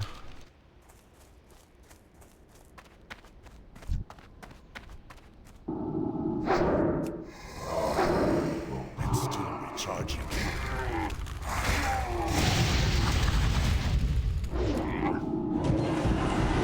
I thought this was a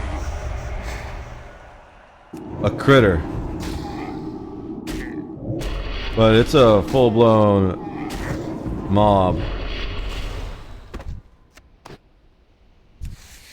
It's a skinnable mob, though. Alright. We're not really taking chances.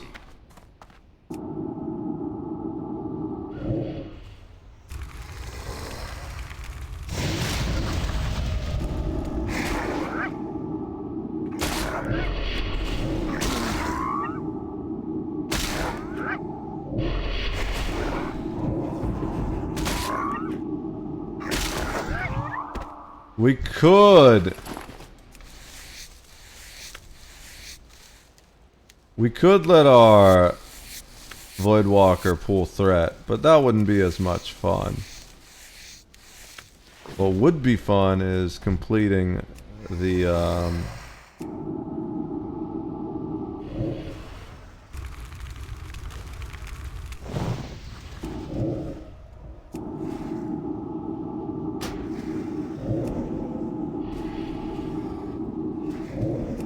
This doesn't have high enough HP for us to steal threat from.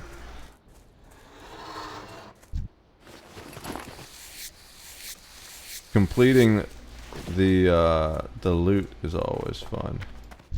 I need to get closer.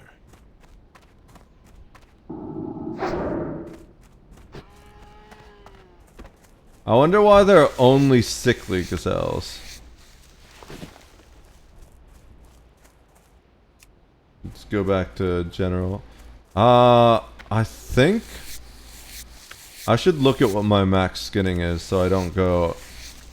I mean, regardless, I want the leather anyways. So we're just gonna keep skinning everything. Damn, how many attempts am I gonna fail?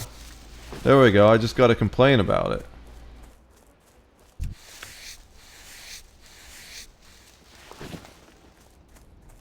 Okay, the other one despawned.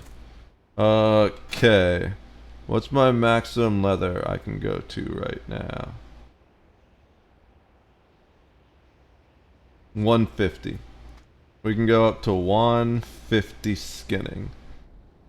150 cooking, 150 first aid. Alright, everything is solid. We need raptor horns.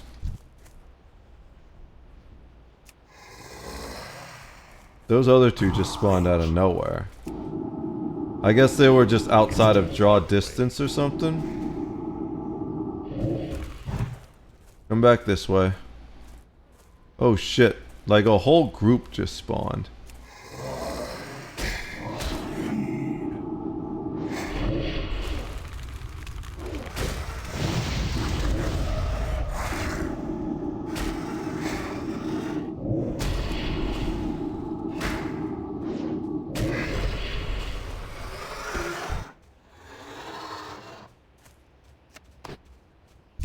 There's one.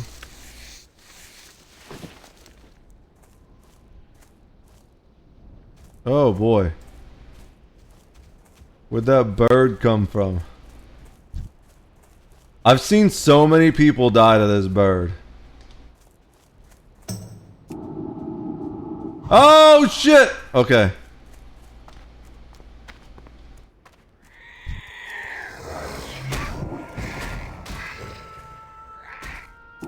These spawns were deadly, man. I'm glad we canceled that in time. If I had to fight both, that was gonna be a problem.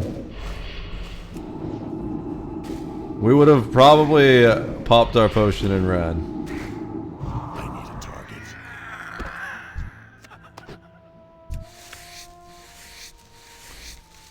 We do not need to kill these birds for our quests, but we're doing it just so they don't kill us when we aggro random shit.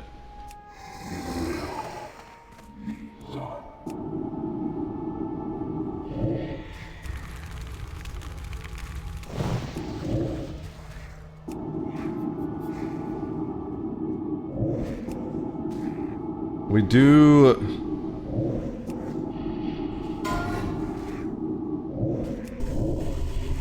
need a thing. Cool, we got it. That doesn't do like any damage at all, but it gets us a soul shard, which is what our dots are useful for. The dots and the Void Walker will ensure that anything that needs to die does die. Okay, now we can go back to focusing on the raptors. I need to get closer.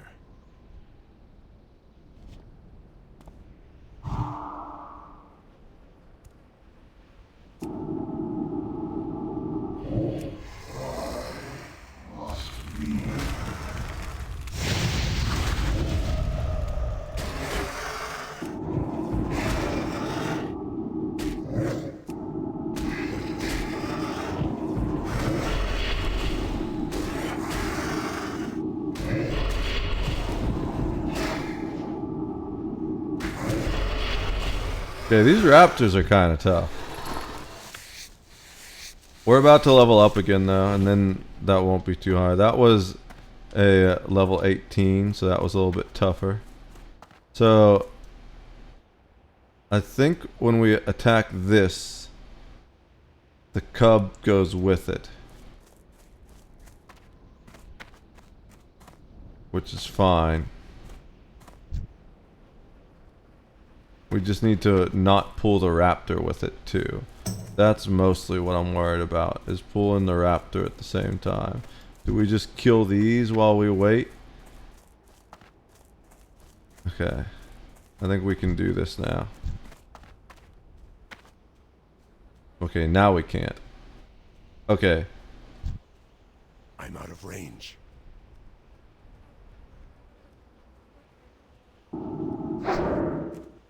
Pulling it this way.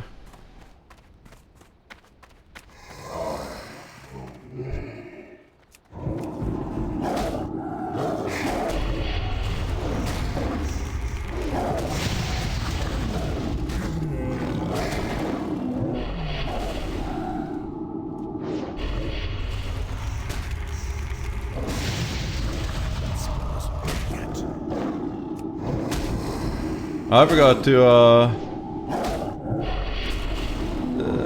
tell my dude to attack again. That's fine. We can split the damage. I don't mind. Alright. We got the matriarch and her cub. The cub just despawned, I guess, because it counted as a pet. That's fine.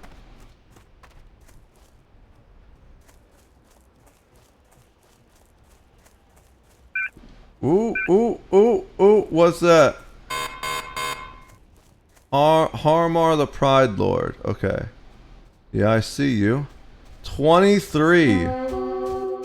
Average victim level is 21. Yeah, we're staying far away from that guy. It's too far away.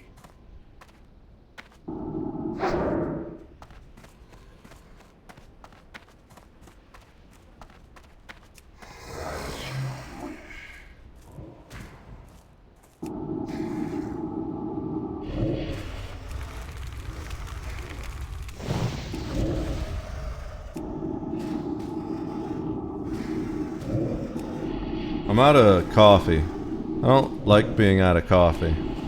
Like the worst state of existence.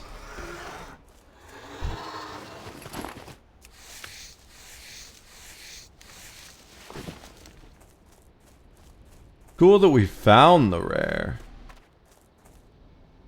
Did we get... No, we still need more raptors. There's another fucking bird.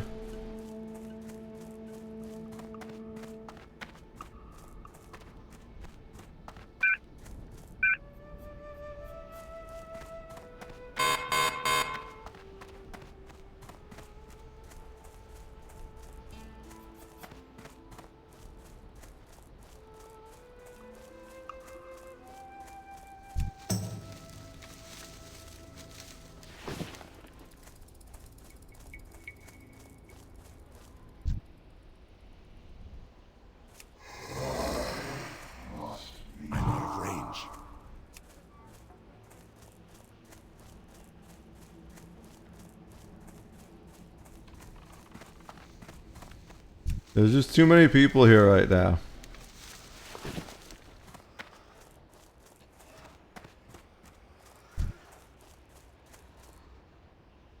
I need to get closer.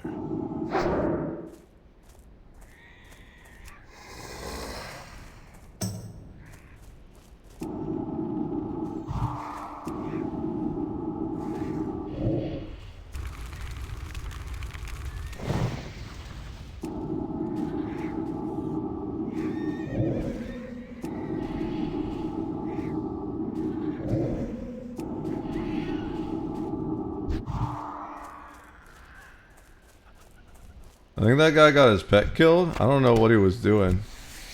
I don't know why he pulled the zebra. The zebra pull was an interesting choice. Maybe he fat fingered?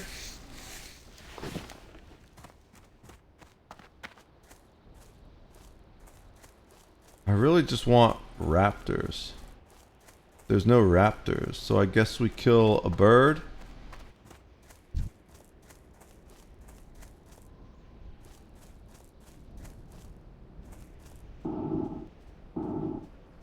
There's a raptor, but there's too many other raptors.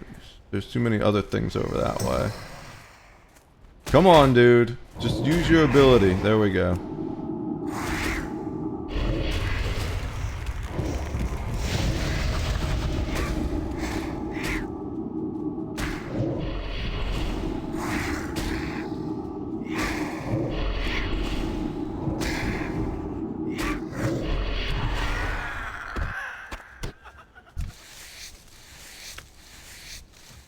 Tracking down raptors with this many people here all fighting raptors is a pain in the ass. Because you know what's gonna happen is I'm gonna kill this bird. I'm out of range. And then someone's gonna get the raptor behind it. But if I don't kill the bird quite possibly kills me.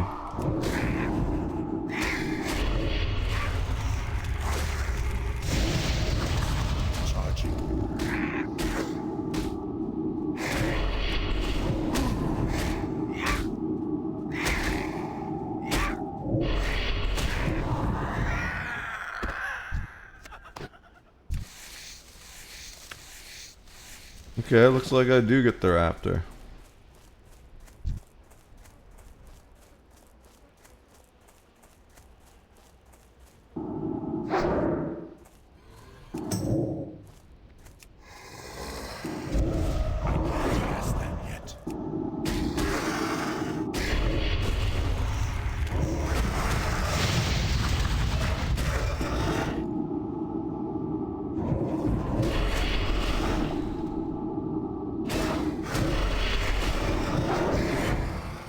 Okay. No raptor horn though. How many more horns do I need? Well, it depends. I need to get horns first. What is that thing? Hecklefying hyena. 3 deadliest in the Baron. Probably because people don't pay attention to it and they walk into it and it kills them. It's only a level 16 and it has growl, which taunts the target to attack you. Yeah, okay. It's in an inconvenient spot right now, so let's just kill it. It's too far away.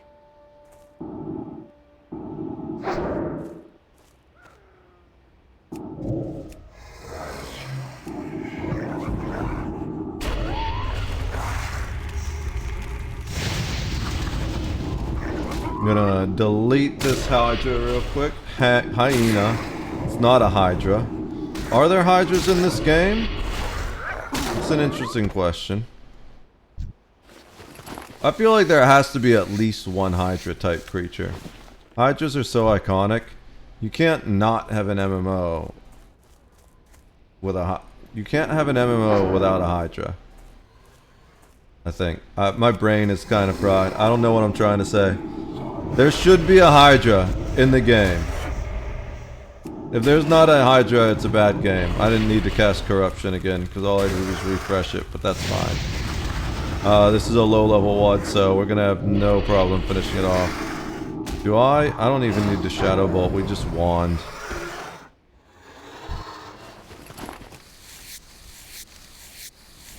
Still no horns. How many horns do I need?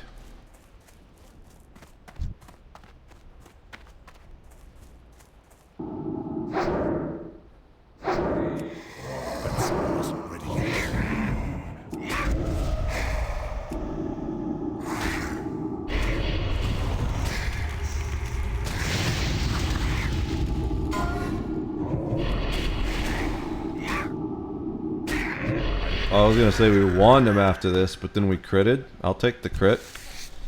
There's another raptor right there. Gonna kill the bird first, probably. Nah, I think we can get the raptor. Depends on what's. I don't see anything else here, so let's get the raptor over here.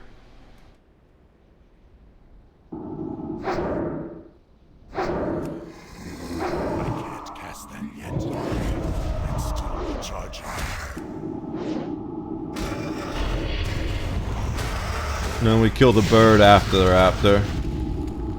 This raptor's gonna drop a horn for us finally. I can tell, he looks like a horny raptor. I don't think he dropped a horn.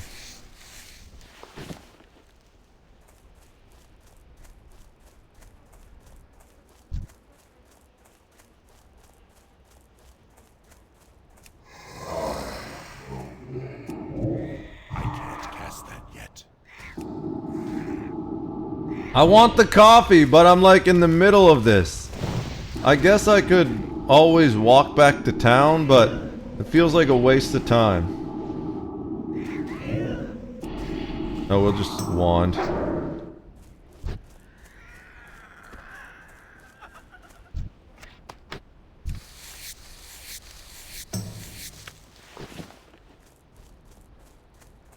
There's another raptor over there. Let's kill this hyena first.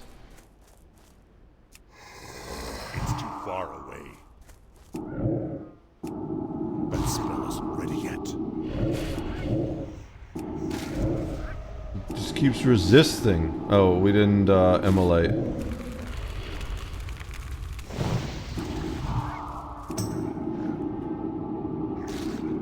Okay, I was worried about that raptor. I thought about wanding for a sec, but then I was like, no, we need to kill this now if the raptor's coming in. Get that other hyena, and then we'll go for the raptor. Or maybe we just pull the raptor over this way. Nah, I don't like the idea of getting pinchered, so we'll take the hyena out first. I need to get closer.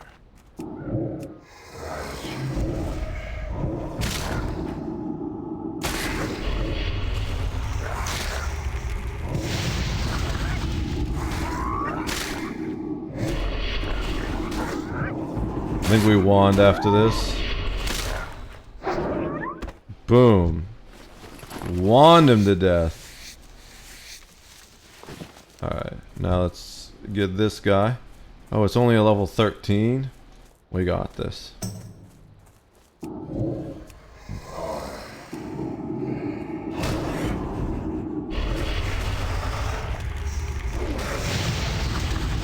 We're gonna clean this one up real fast.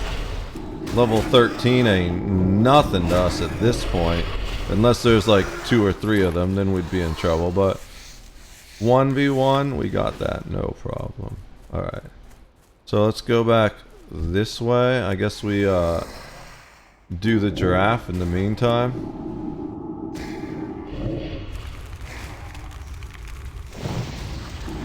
We need more of these raptor horns, but there appear to be no other raptors in this direction. So we're just going to kill this mostly for the gloves. No, I'm kidding. We can't even use those gloves. We just wanted the leather, really. But the gloves, ooh. We're gonna disenchant those, to be sure.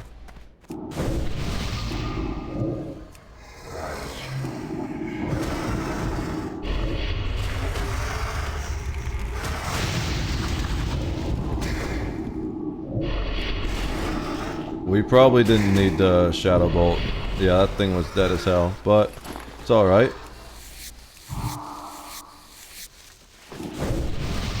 We're a warlock.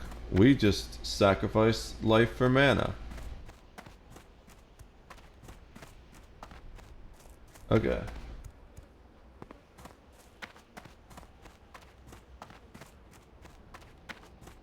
I just got a message about a trade. It was one of those things where it was a trade that potentially could have been beneficial for both of us, but the more we started talking about it, it doesn't seem like it ends up working out for either of us. Part of it is just, you know, a lot of it is the guy wanted too little. He wanted too much for too low of a price. And I can understand him wanting the low price, but at the same time, I put a lot of effort and resources into acquiring the thing he wanted. So I was like, bro, I get we're allies and stuff, but if I like give it to you for that, I'm just taking a loss on every single one, and I definitely can't afford that. It was kind of funny because he started off the thing, it's like, hey, are you like one of those super rich dudes, or are you someone like me that's pinching pennies? I was like, I'm someone like you that's pinching pennies. And he was like, okay, well, let's do the trade then. Can you give me this for like half of its market value? I was like, no.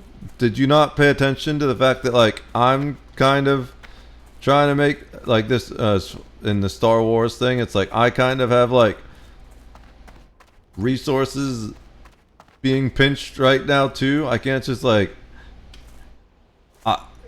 it's these bandit fighters that I go out and I capture, and it takes like a lot of time and patience and often a fair bit of credit investment, especially once I repair my ships after being in combat with these and stuff.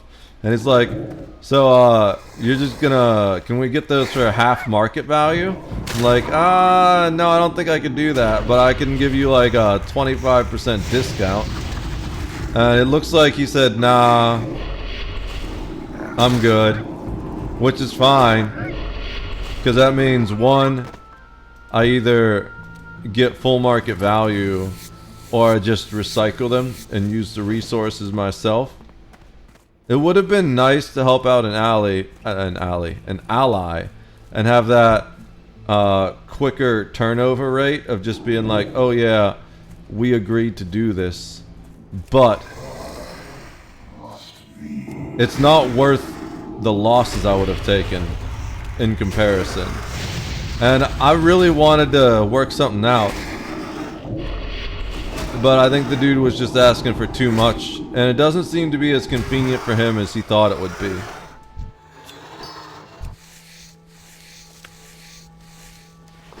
But I can't tell if he's one of those guys. I'm getting vibes, kind of like when someone messages you on Facebook Messenger, and it's like, when you got like something for sale there, and they're like, you got something for $50, and he's like, can I get it for 25? And you're like, no man, like, I can go down to 40. And he's like, well, I can't believe you wasted my time. If you're not gonna give it to me for 25. It was a big message. I haven't read it yet, so maybe I'm getting the wrong vibes. But I saw how big the message was, and I was like, really? Are you gonna give me this whole explanation as to why it's a bummer that I'm not gonna give you something at a loss to myself? When we were both talking about, it's like, do you really understand what it's like to be doing the whole, hey, I'm pinching every penny, every credit, trying to repair my starfighters from these battles and stuff? Or are you just saying that and trying to get free stuff out of me? Not necessarily free, but discounts. Like, I was willing to work with him. I think a 25% discount off market value is fair, but he just wanted it for 50% off. I'm like, I'm sorry, I can't do that. I would be taking a huge loss then.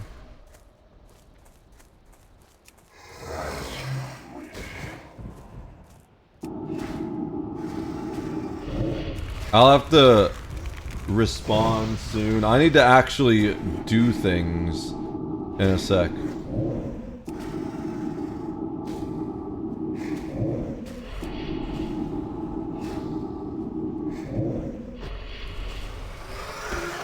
Is this the... There's a horn! We got our second horn! How does it take so long to get a horn? That's only our second one. Holy shit. Alright. We're gonna hang out here and hope one doesn't walk this far down while I click in the game a few times. We've got to go pick up some loot from one of the guys we killed.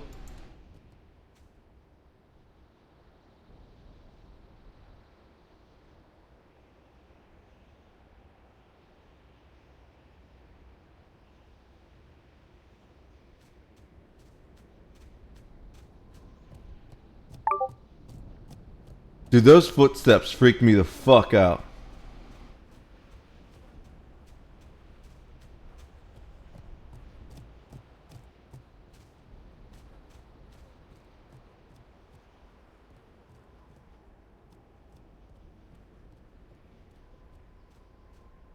I didn't need to kick them from my party. They were fine. They can stay in my party.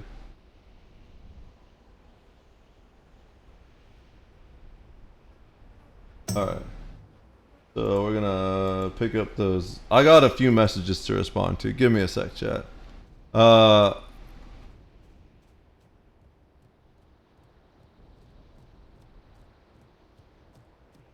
Let me double check.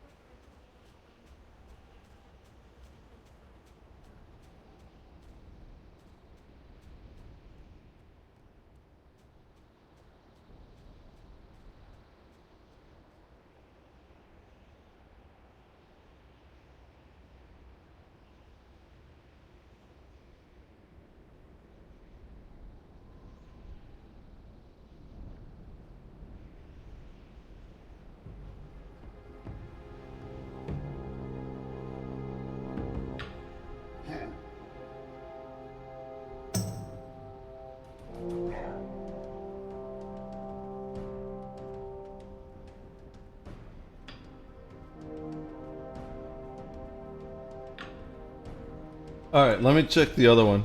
Let's see. I'm somewhat 8 days away. That's fine. I did have a second thought though. Gonna be sticking around this area for quite a while. The event of this operation ends up doing some diplomatic work. Could I potentially help you with ship disabling capture efforts in exchange for some of the captured ships? Multiple B-Wing squads. Oh!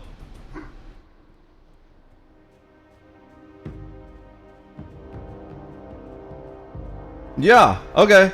I was wrong. I was totally wrong. It seems like quite the opposite, where we have a positive potential trade thing. Yeah.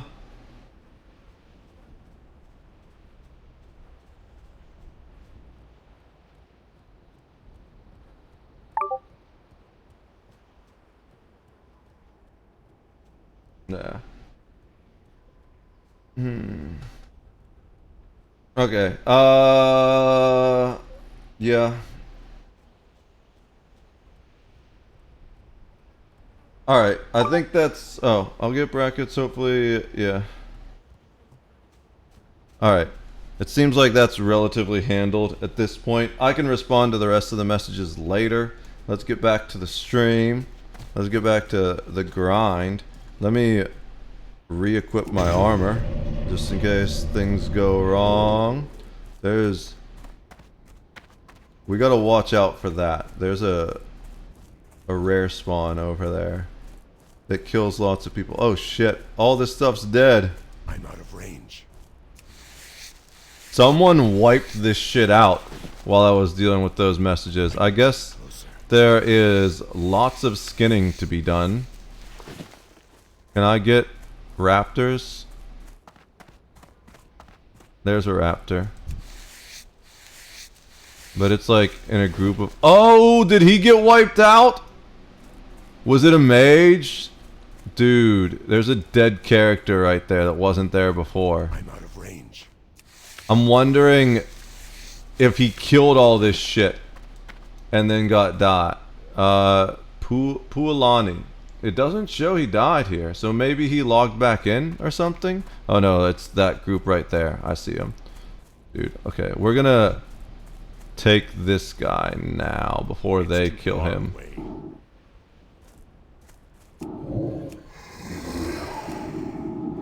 Because we definitely need, and then we can go back to... Oh shit, he resisted everything? Come on. There we go. Re-up corruption. Re-up immolate. Alright. Now we can start dealing some real damage. And then we'll wand him after this. I can't do that yet. Alright. That's not what we need. We need a horn, not a tooth. Okay, oops. The birds. I don't want to fight birds. We're just gonna go over here and loot these dead things. Or skin these things. Whatever. Same difference.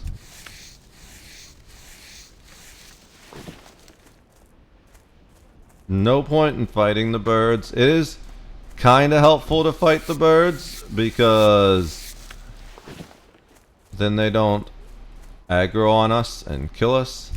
But the main thing we're after here is the raptors, and I really want all this leather. So we're gonna get the leather.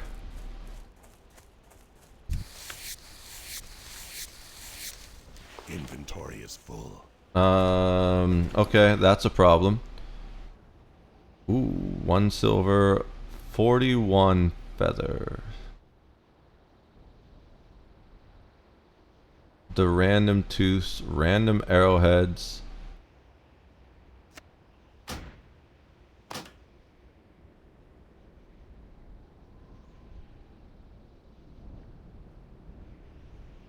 We have a bunch of random shit. We got a lot of light leather.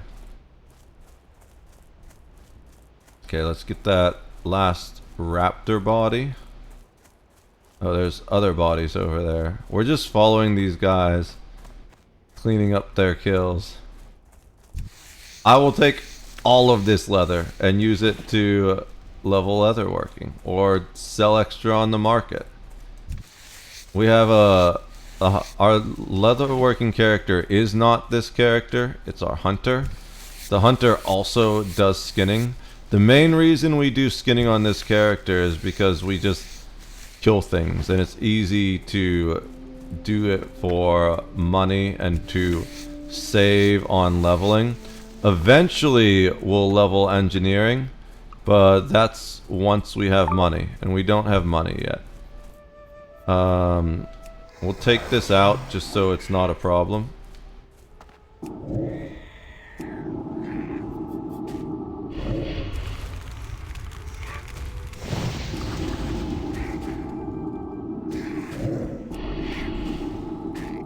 Oh, there's a raptor.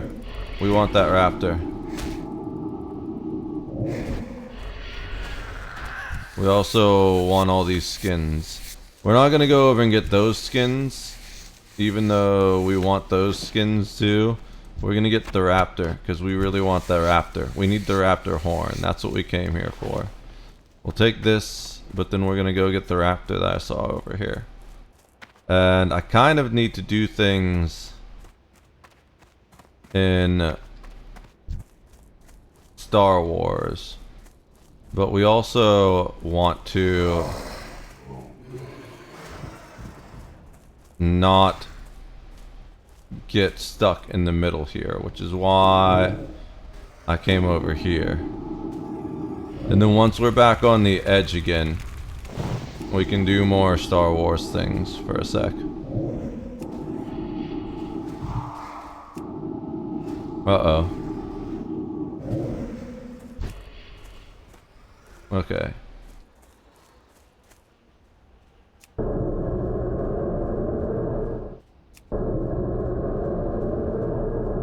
Didn't want him to fight that other raptor. I got kind of close to those... whatchamacallem. Dude, the fucking zebras, their stomping scares the fuck out of me. We're gonna pull this guy away from that group.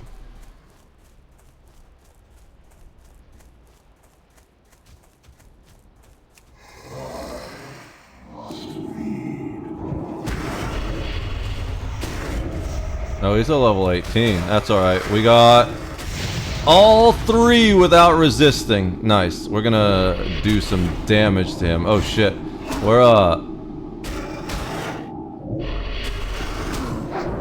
We're stealing threat from our Voidwalker. We were doing so much damage to him. That's alright. He's dead now. Okay. I feel like maybe we kill the bird.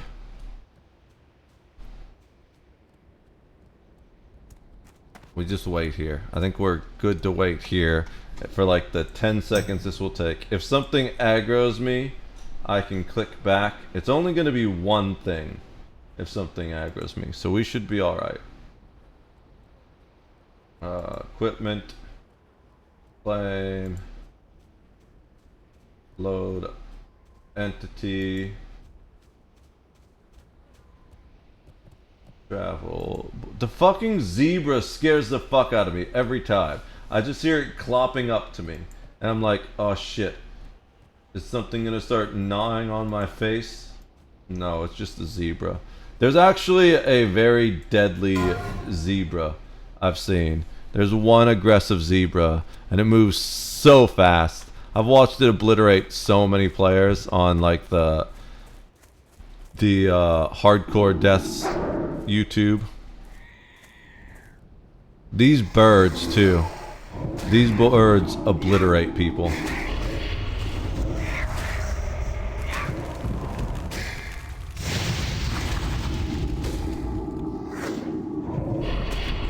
I probably didn't need to Shadow Bolt again. Oh, it didn't matter because I resisted. It resisted.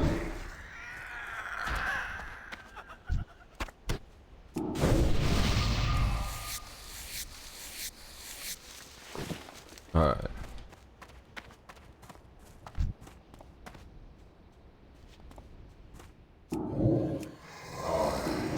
Speaking of resisting, I'd rather they resist the curse than the other dots, because the curse is instant cast. So that's not a problem. He's gonna die.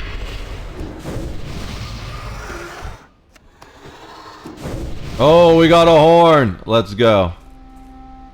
I should be careful not to tap too hard. Especially now that I've got the stronger tap again. Before I would just like spam it to get back up, but now we only need like a couple taps and we're good.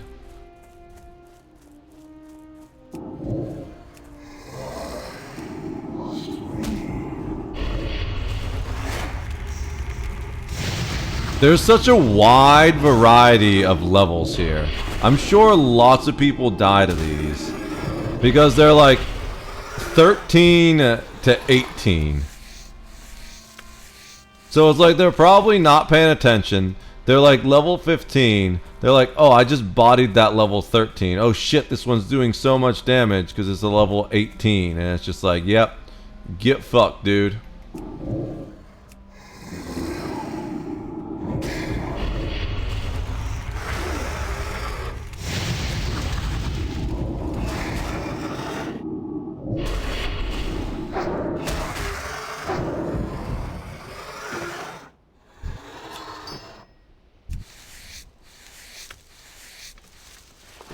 Alright. Don't see another raptor that way. Let's go get one of these guys. Oh, they're pretty close. And they do the screech thing that it says they're calling for help. So we don't want them to be close at all.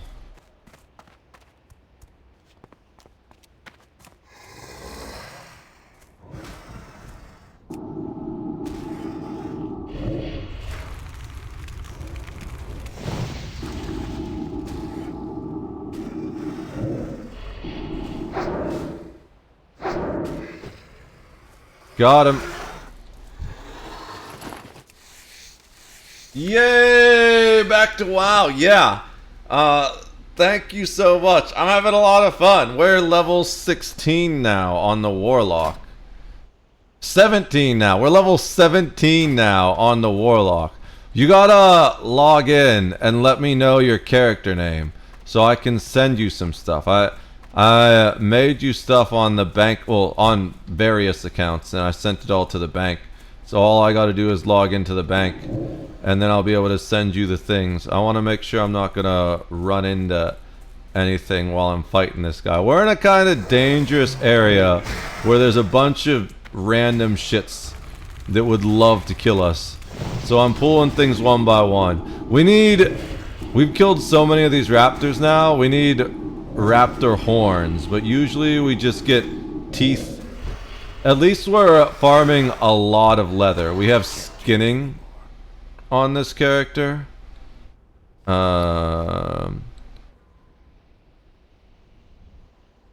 canine, small raptor tooth, thin black claw, severed talon. I'm trying to see which one of these are worth the least. The broken wishbone. Is there anything I don't need, really? You know what? Let's do the Scroll of Spirit. No, we don't really need that either. Like, we want to sell that, possibly. Oh, you know what I can do? Possibly. Let's first, I guess we get rid of this. And that looks like it's an actual thing that can be used or sold. But we can make a little bit of space. Maybe not, because that's gonna be another thing. We need to drop more. I need bigger bags. Oh, we can get rid of the strider meat. The strider meat kind of sucks. And then we'll do tailoring, I think.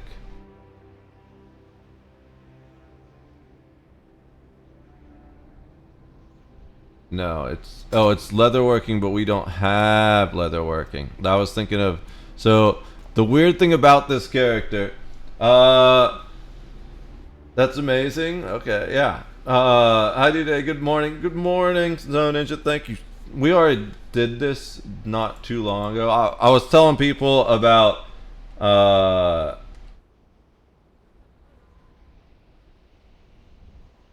Schedule 1, and thanked you for gifted that as well. We watched a video about Schedule 1, which was the company that was not suing, but investigating them for copyright infringement. I've had that video like on my brain for 3 weeks, but I didn't want to watch it until I'd like played the game and got a handle of it, because I was worried that maybe it would have spoilers a little bit or might kind of ruin the game for me. Those guys were too close. I didn't want to get much closer than I was. Oh man, that whole group is too close now. Look at that. That's death right there. Okay, perfect. Keep coming this way. You stay where you are, little birdie. Yeah, that's even better. Okay, we can pull you over here, and we are good to go. But yeah, we can definitely play either game anytime you want now. I'm totally down to log in either one and just do some things. We got this guy deleted. Let's go slice his skin off. I guess we kind of gotta kill the bird. No, we're not wasting time on the bird. Actually, the bird walks pretty far down. We might as well take care of it while it's pretty safe. It's XP anyways, you know?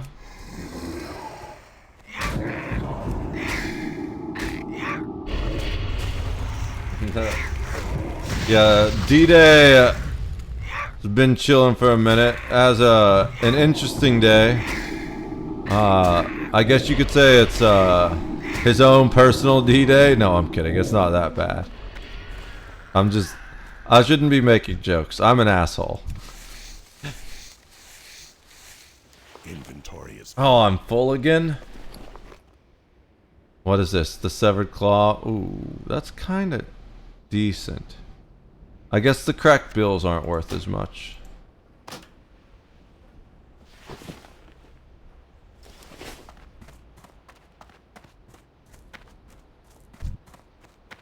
Alright, let's go kill more raptors. I just need raptor claws. Why is it so hard to get these damn raptor claws? Oh, it resisted? I hate it when they resist. There we go. Oh. Glastria reached level 60. There was a random mage that we teamed up with for a little bit and killed like a higher level boss for one of the quests. I love the... There we go. We need one more horn. I love the random team ups in this game. When you're just walking along and there's a random dude and he like sends you a group invite and you're like, yes, my new best friend for like 30 minutes. Then we'll go separate ways and never see each other again. Come on. too far away. Alright, let's pull this one kind of far. I don't want any of this random shit respawning on me. This is good right here. Shit! It de-aggroed. Whatever. It wouldn't let me pull it that far. It knows I'm being cautious. We'll just hang out by this tree.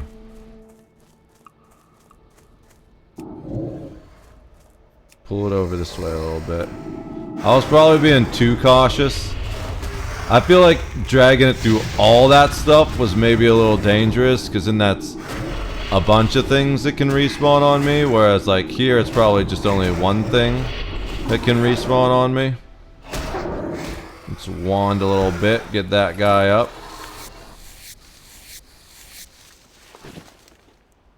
Dude, my... oh, that's right. We can actually... we should be wanding a lot. What's my wand skill max now? Wand skill goes to 85. So let's just keep wanding till we're at 85, and that'll give us the highest chance of survival. Instead of using our shadow bolts. Maybe even, let's see against how he does against one of these land striders, whatever, plane striders. If we just, so we're still gonna pull with the curse. Okay, he's awfully close to that. They're all too close. Oh, there's a raptor. Perfect. We need the raptor. Whatever. This one's walking towards me. We'll pull this. We'll still pull with the curse and get 1 dot. But then I think we just wand until we hit 85 and get that skill up.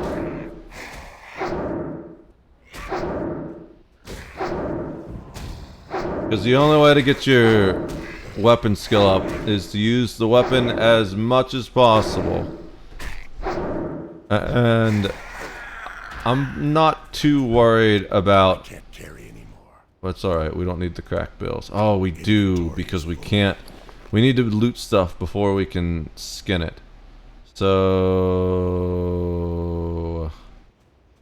Guess we drop that.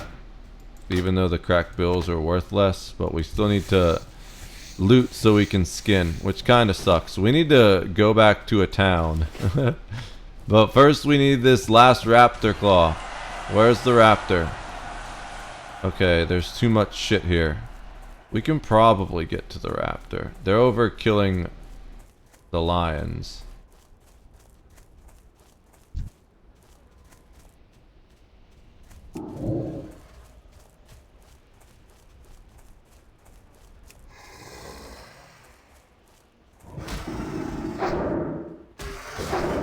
And we just wand.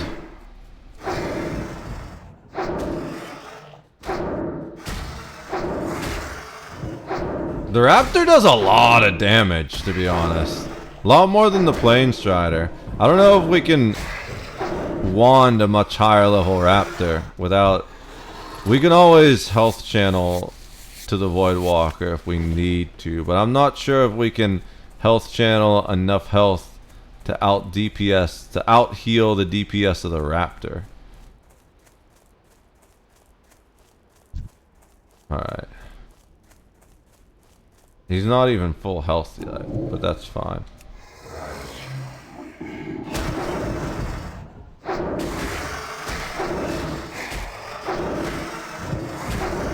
Yeah, Snow Ninja, let me know your actual character name.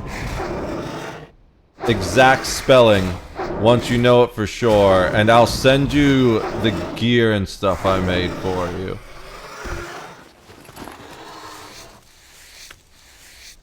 I can probably make like actual additional gear now that I think about it. I'll need to see what you currently have, whether or not the stuff I'd make you is better. But I made you some random things. I made you a wand, which is the most important thing.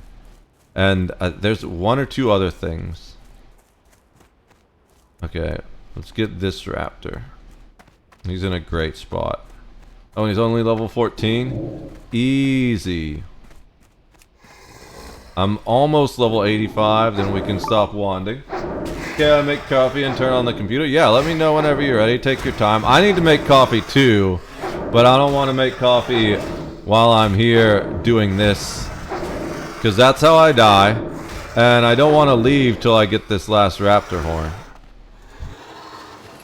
And that's not the raptor horn. Okay, let's kill this raptor then.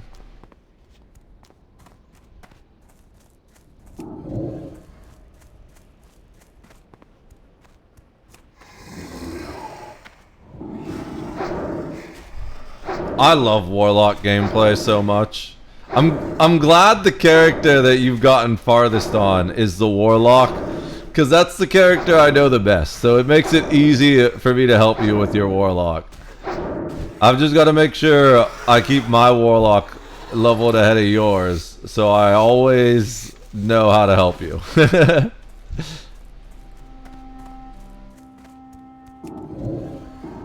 Are we 85 yet? I don't think so. I should probably aggro him, yeah.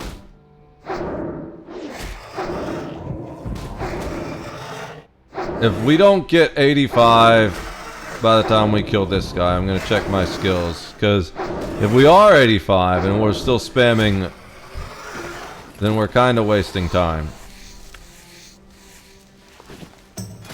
We've almost maxed skinning. Oh no, we need one more level still. We can get skinning up to 150 before we need to rank it up again. But we're not gonna stop skinning because that leather we can sell. Well, one, we can use it to train our leather worker, and two, once we get stuff that we can't really use anymore, we can sell it on the market to get monies. Eventually you need a lot of gold in this game. I think your mount is like 40 gold or something like that, and that's just the basic mount. I think the epic mount is like 1,000 gold. Right now I have like 2 gold. It takes a while to get there. We did not get a horn. Let's see if this guy has our horn. I looked at the mount store once and it just made me sad, but you also can't get your mount until you're level 40, and by then you're starting to earn a lot more gold. Once you're level 60, that's when you really need your epic mount for like raids. But there are ways to earn gold, but that's more like higher level stuff. While you're lower level, you're basically just using crafted gear and things like that. And you don't really need that much gold.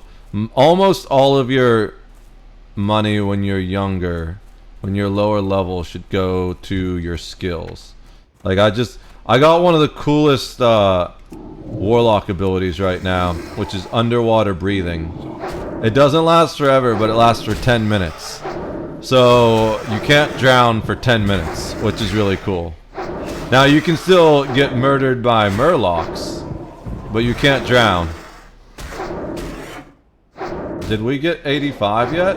No. How many times do I need to wand before I get 85? Holy shit.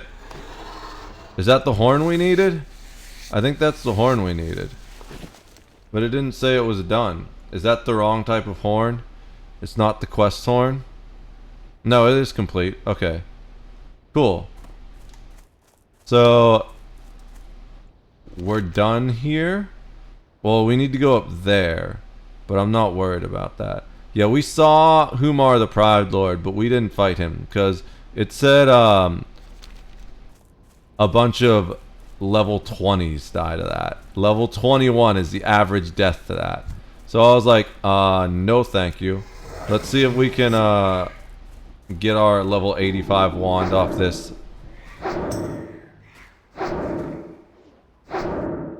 And then we'll harvest all this leather here. And head back to town. Now that we completed this quest. I just want level 85 wands. I'm gonna forget to wand if I don't get it. Oh, we don't have it yet. Alright. That's fine. There's a bunch of leather here. I can't carry anymore. Don't care about the strider meat. I can't drop the non-strider meat though. Oh, we can drop the beak.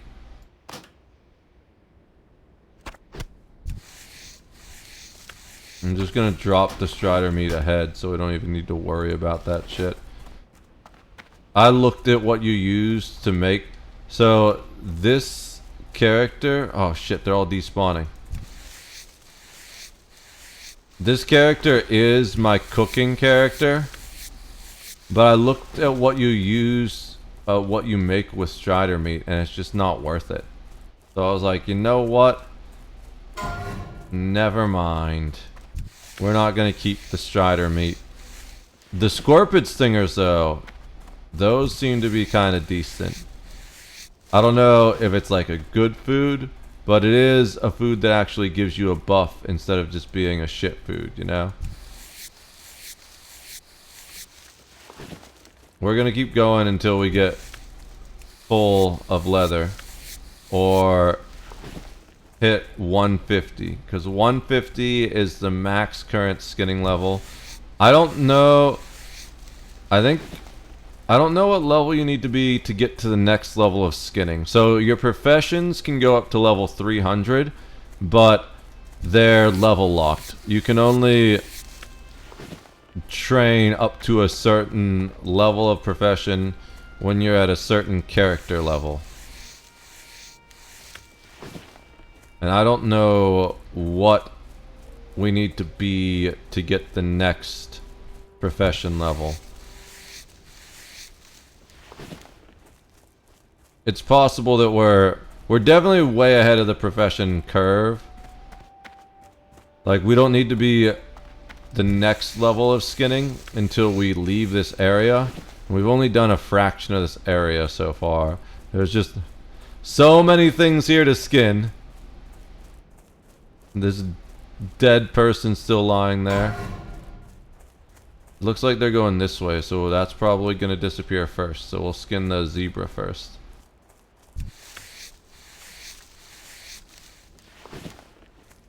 The medium leather is what we really need, because that's going to be the harder thing to level. The light leather we probably end up selling unless we use that to craft something. Okay, definitely best way to do it for sure. Alright. We're just getting all the leather. We're just following this guy and skinning his kills. I'm sure he doesn't care because he's not skinning them. And if they're just gonna disappear, waste not, as they say. We're just gonna skin this one right behind him while he's in combat. He's gonna get aggro on that by looting. Yep.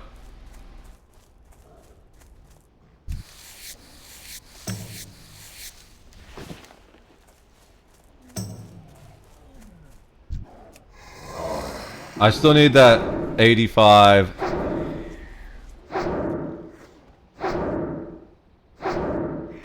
Wands. Come on, get me 85 wands. 85 wands, let's go. Dude, how many times do I need to attack to get 85? 84 to 85 is such a pain in the ass. It's too far away. Oh, it's running. Okay, it's down.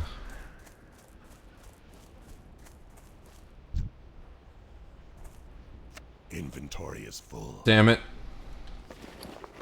What can I drop? 142, 102, the 102. These probably aren't even worth... Oh, no, that's worth 3, yeah.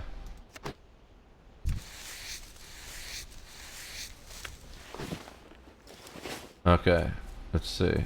More dead shit over here. I'm gonna loot all this. I'm actually gonna be 150 soon. I'm gonna be 150 before we even head back down to Wrath. And Wrath is just right there. From there, we can go back into Orgrimmar. I don't think we need to yet. I think we just keep doing quests out here.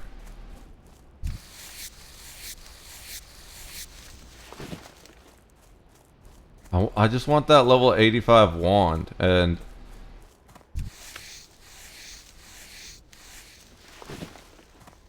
I prefer to chase him and skin his dead things. We can skin this.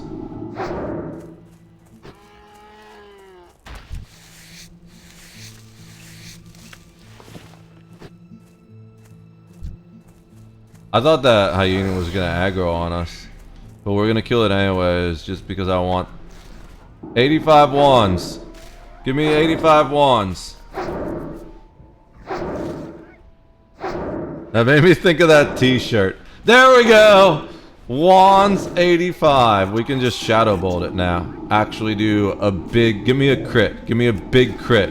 That wasn't a crit, but it did a lot of damage still. Give me a crit. Normal damage. Okay, it's just gonna die. Is it gonna die? It had 1 health forever. Alright. Let's 85 wongs exactly. That it was made me thinking of this shirt. There was a shirt that went around with a meme. There's something about like 100 men versus a gorilla that's a meme right now. I'm not entirely familiar with it, but some guy had a shirt that was like referencing the meme that, and it said, I might not be able to take on a gorilla, but I can beat off 100 men or something like that. And I was like, phrasing? Obviously, it's on purpose. Yeah, I think that shirt is hilarious. Alright, so before we turn in the quest, we need to sell some things. We have so much random shit. Is there a vendor? Workshop assistant? What does an assistant do? Do you sell things or do you train? Interesting. Nothing? You just talk? With a very annoying voice? This is a banker. I don't think a banker is gonna help us much. You are a quest person. You're a dungeon quest.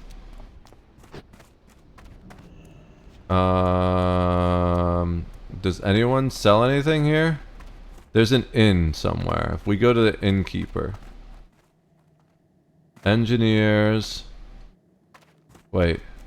Oh, trade goods? I think that's a trade good person. They can sell stuff to them. Oh, engineering goods specifically? That's still trade goods.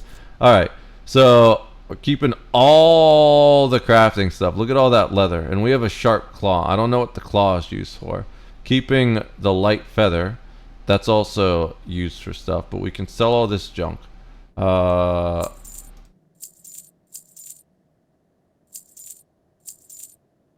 Nice. That like doubled our silver.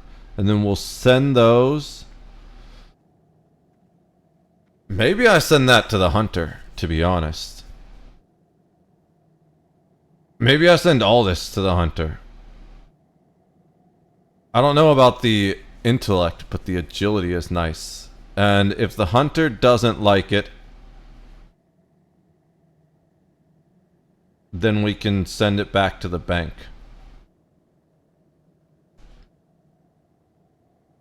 And the bank will disenchant it, because the bank does our enchanting.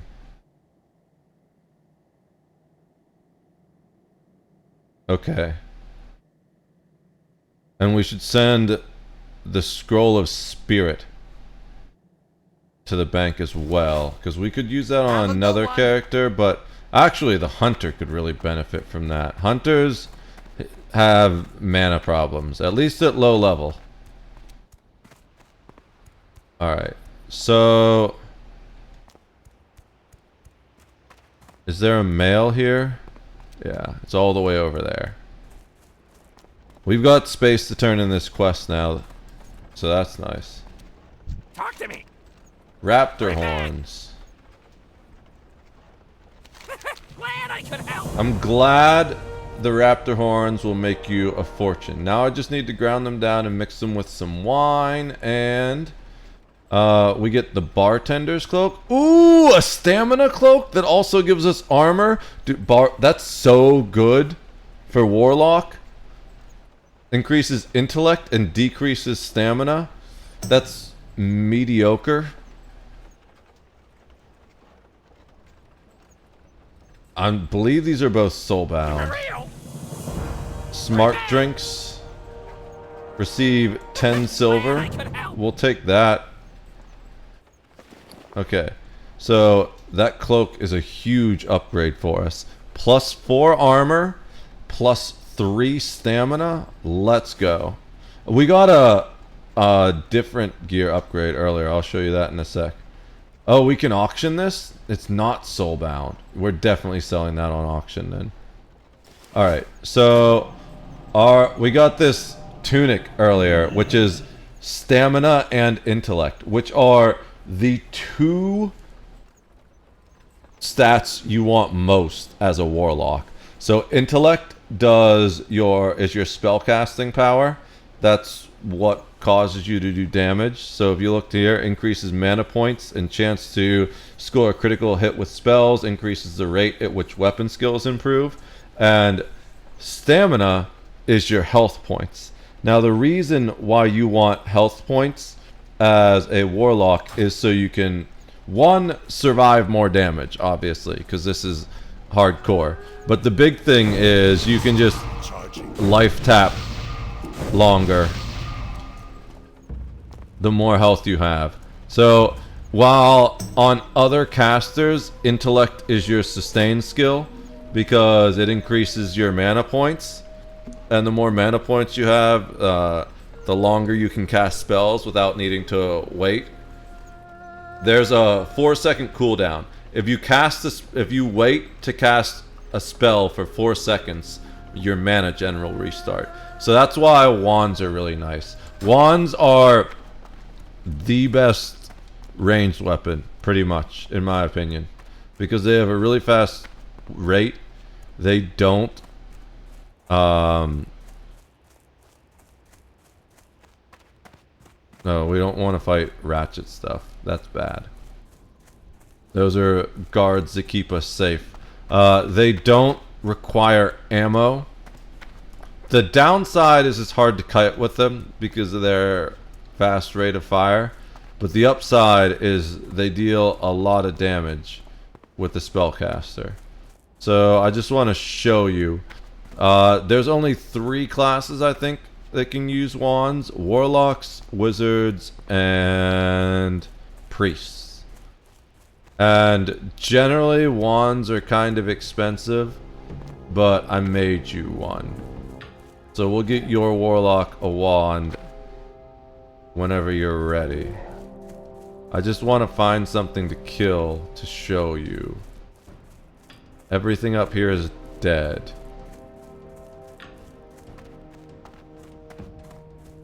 Okay. There's a Savannah Prowler. What level? 14. Easy. So we're just gonna zoom in on us a little bit. And if you watch, we aren't even gonna use spellcast. This is gonna replace your dagger attack, basically. So that whenever you run out of mana, instead of running up with the dagger, you can just use the wand and you'll cast this wand attack. And like, as you can see, it's just a regular ranged attack. We're gonna kill this fast because, okay, we managed to kite that out of the way. Did you see how I saw that other one about to walk into it and I called my pet back? If I ever tell you to like run or follow me, make sure you hit E to call your pet back so it follows you too. Otherwise, your pet will pull aggro and then we could be in trouble. That's the one downside about having pets, is sometimes they pull aggro and you need to remember to call them back with you. Uh-oh, is that an OnlyFangs? No, only Roach. No one cares about only Roach. I'm kidding. I'm sure the people in Only Roach care about Only Roach. But yeah, so we need to mail the leather, like all the crafting materials, to the bank, as well as the spirit scroll. And can I vendor the conjured items? I don't think you can vendor conjured items. I should have checked that when I was talking to the vendor. Is there a vendor up here? Oh, there's a weapon dealer. There's a walking vendor. Oh, do I have a deal for you? We can't vendor conjured items. Fair enough. They're kind of just taking up space. The mage gave it to us, but we're a warlock, so we don't need these things. It's much better food, but the mana we don't need. But the food we have also gives us a buff. And it's 2 stamina and spirit buff. I think we just get rid of that. We traded the mage a healthstone. Healthstones are really cool. You just got the ability to make healthstones. We'll teach you more about those once you play at some point. Alright, so we were going to... I don't think there's anything we want to bank right now. No, we only want linen stuff, and we don't have that. So everything we're doing is just mail at this point.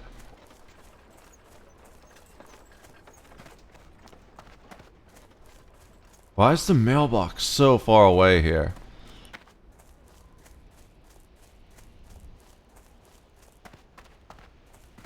We're almost level 18. Once we're 18, we gotta go...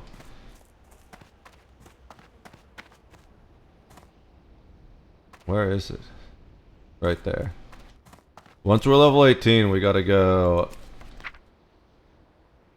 What is it?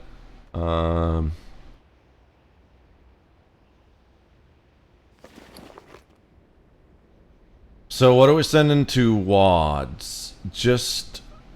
This... This... I think that's it, really. Because the rest we want to send to... Well, we can send the leather... No, we'll just send it directly to the hunter. Because the hunter... Oh, we'll send this.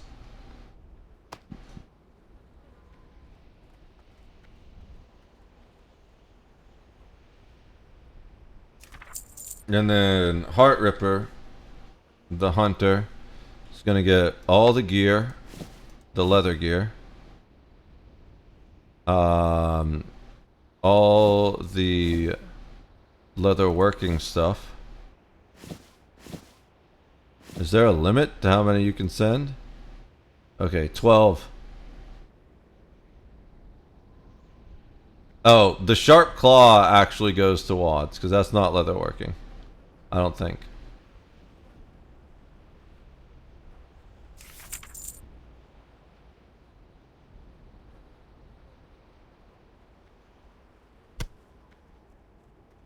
Alright.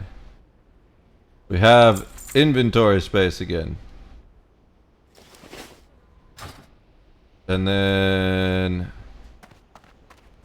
Talk to the innkeeper here. What's up? Sell this cloak. I didn't realize I had that extra cloak. Alright. We are good now. So let's log in to... Oh, let's log out in the inn. So we get the rested bonus, even if it's just a little bit. I'm gonna make food real quick before I forget. Not food, I mean coffee. I don't need food. I need coffee. Travel, exit.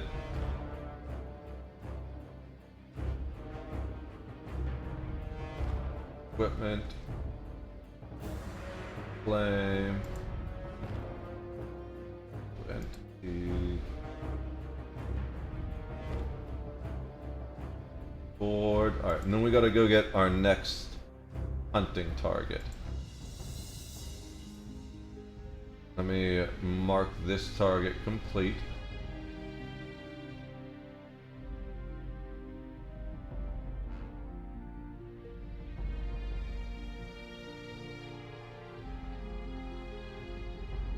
I forgot Grok had the list of order that I was hunting these targets. So let me open up Grok real quick. History.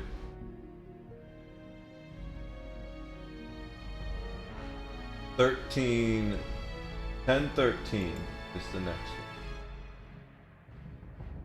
So vehicle controls, travel planner. I shouldn't be saying that out loud. Someone knows exactly where I'm going now.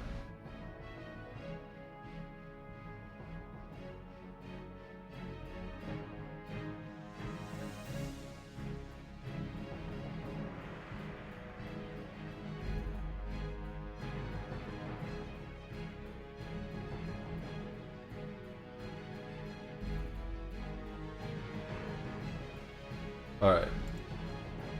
So, I also have a couple notifications. Let me check these. Probably nothing too interesting.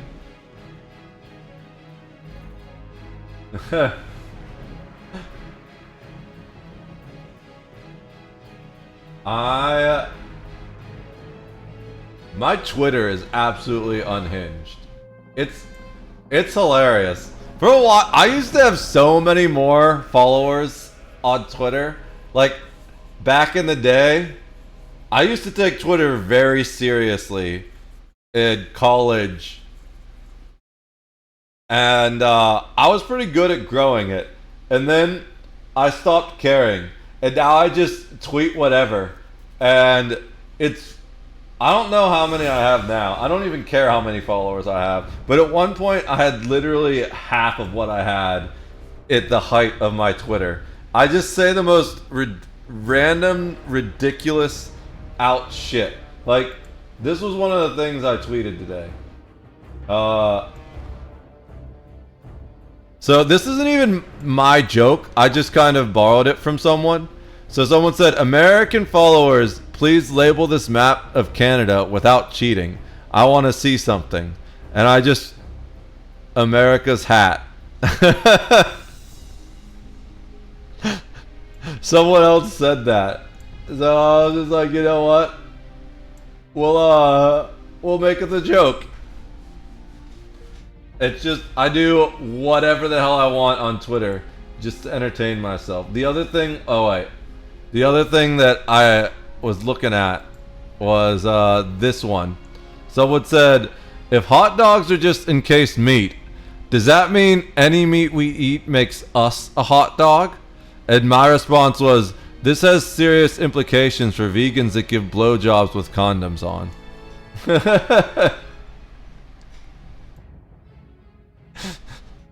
Because then it's like hot dog inception, basically, right? And not then the vegan becomes a hot dog eating a hot dog, in a sense. I guess that has serious implication for anyone giving blowjobs with condoms on, but it's especially weird for vegans, right? All right, I'm gonna be back before the whole internet canceled. What the shit? But I think we're being followed. Okay, thank you for the follow. How's it going? What is up? I don't mean to alarm anybody. Yo, what is up? But I think... Why did I just get... I don't mean to alarm anybody. But I think... I don't know what just happened here, but we got... Camp Cody. But I think... We got a lot of interesting names here. But, thank you all for the follow. I think we're being followed. Really appreciate it. They're here for your jokes, I guess. I mean, it's kind of sus how they all happened instantly at the same time. I don't mean to alarm anybody. Part of me wonders if I just got follow botted, but if you're all real followers, I really appreciate each and every one of you. I'm gonna make coffee. I don't mean to alarm anybody. Because I've been saying I was gonna do this for like 10 minutes. I don't mean to alarm anybody. I don't mean to alarm anyone, but thank you for the follows. Really appreciate every single one of you, assuming you're actually real people and not bots. I'll be back in a minute once I get some coffee. If you want to follow the socials so you can see my absolutely unhinged... I don't mean to alarm anybody. I'm Steel Drifter, by the way. You caught me off guard because I was literally getting up. I'm a variety streamer. We're doing World of Warcraft hardcore right now. I am kind of a World of Warcraft noob, but I played like every MMO under the sun at some point, so I'm taking to it pretty well. If you want to see those unhinged tweets, there is the Twitter as well as the other social media.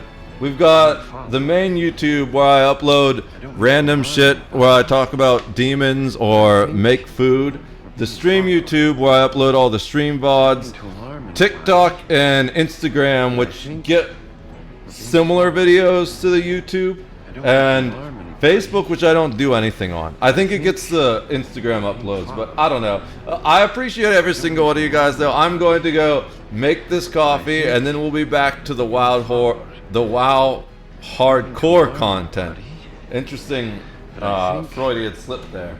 I'll be right back, guys. I don't mean to alarm anybody, but I think we're being followed. I don't mean to alarm anybody, but I think we're being followed. I don't mean to alarm anybody, but I think we're being followed. I don't mean to alarm anybody, but I think we're being followed. I don't mean to alarm anybody, but I think we're being followed. I don't mean to alarm anybody, but I think we're being followed. I don't mean to alarm anybody, but I think we're being followed. I don't mean to alarm anybody, but I think we're being followed.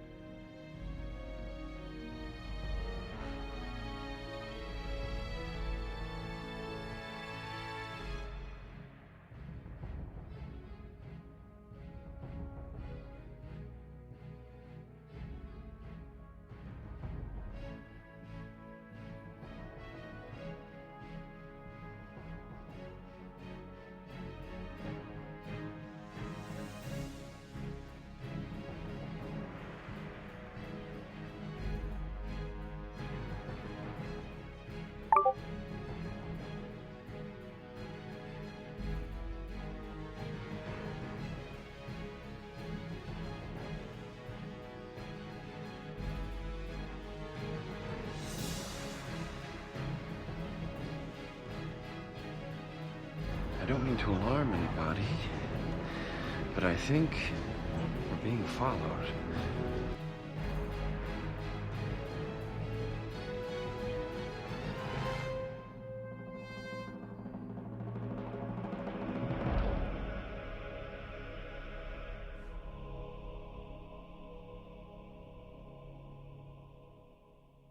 I was just, as I was making the coffee, I think I realized that put me over 1K followers.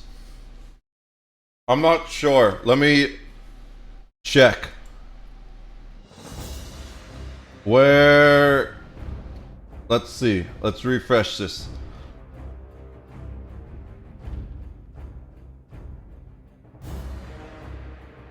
Oh no, we're still 9 short, I guess, unless that didn't update yet. 9 followers to go. We're so close. Big Boutte. Perfect. Yeah, let me get logged in. I need to do something special once we get to 1K. What should we do once we get to 1K?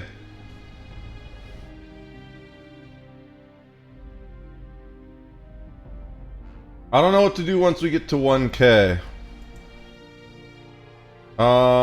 Where'd chat go? There it is.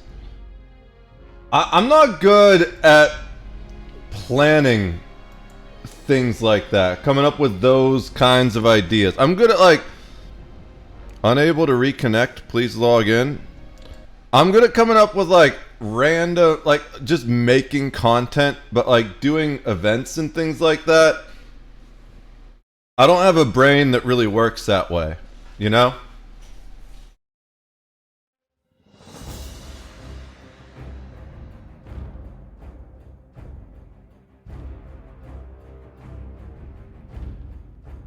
What race are we in game? Wong is asking who wants to play with us. We're orcs. This is my orc that matches with your orc. Yeah, we're the characters we're playing right now are orcs. He can start orc or troll, and he'll be in the same area. So let me log into this character first. I might make you some cloth gear. Let me see. Yeah, but he's asking the race. Yeah, we're orcs. Orc. O-R-C. Questy can automatically reject quests to share to you while you're in a battleground. Sure. Probably a good idea, right? If they put that in there for a reason. So let's accept this mail real quick. Do I have space? I should have space. Tough jerky. I don't need... Oh, I guess I do not have better food on this character. That's fine. Hey, kitty. What's up? Open all. You're sitting on my headphones, cat. Don't do that. There we go. Alright. So, let's see. No! Don't bite the nipple either. Why you got a hot spot on your head, Charlie? What kind of demons you got in there? So this is exactly the same as our current short bow. So we're gonna mail this over to our bank. These gloves are exactly the same as our current gloves, except for ours have reinforced armor. These pants have better armor, but less spirit and stamina. And spirit and stamina is probably better. Agility is nice though. We gain agility. But they're also level 14 and we're level 13. So we can use these in a minute. I don't know. The agility is really nice. Intellect is pretty solid too. But spirit is better for leveling, I think.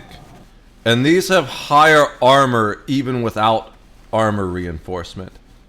So yeah, we'll keep these pants. We'll send the gloves and the short bow to our bank.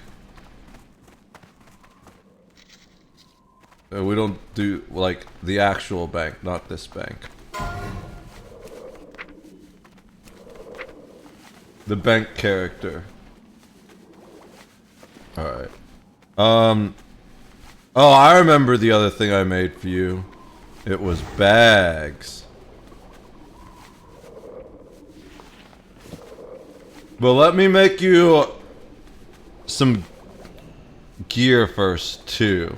I have almost the gold on this character. How? Probably from selling leatherworking stuff.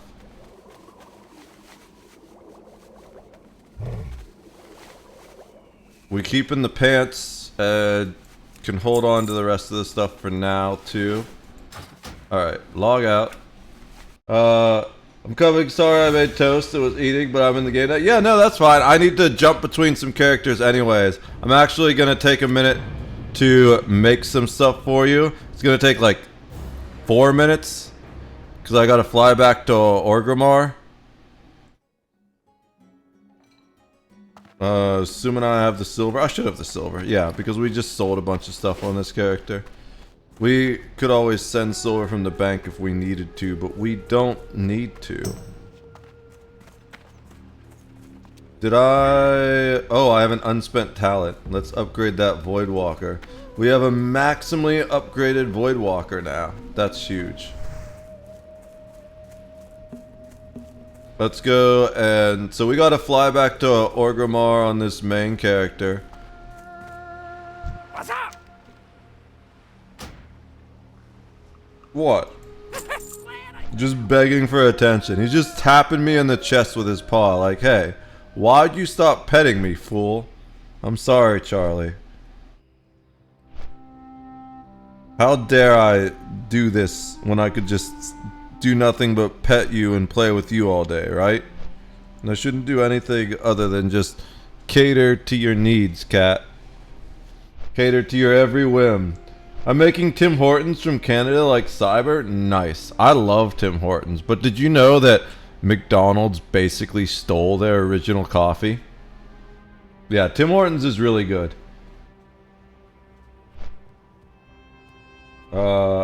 It's not exactly the same thing. I'm pretty sure it was McDonald's. McDonald's Tim Hortons coffee. Well, McDonald's does, it's not, that's not. Oh, apparently that was a myth. Let's see. So, I don't understand why people get incessant hours and no proof. So I saw someone that claimed they had proof.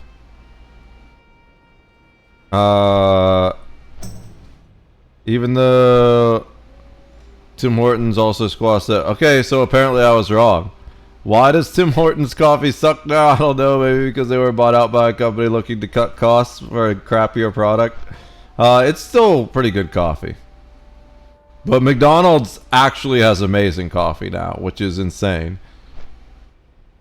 Like, McDonald's has some pretty good stuff.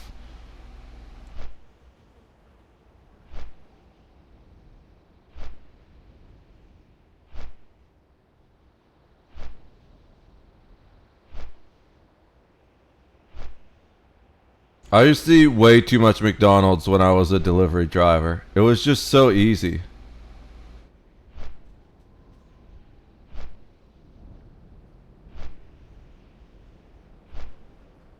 So, okay. It seems like part of it has to do with location. Okay, it's not available. It seems, according to this old post, McDonald's coffee in Canada is supplied by the same company that used to supply Tim Hortons until Tim Hortons did their own stuff. So the thing I heard was that, yeah, this thing.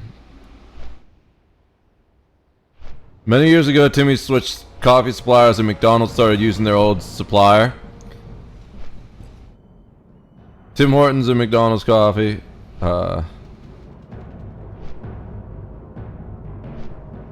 Tim Hortons is no longer Canada's favorite place to get coffee. McDonald's coffee came in first. That probably has to do a little bit of what fed into the rumor. Okay, we're here. I can see us circling around.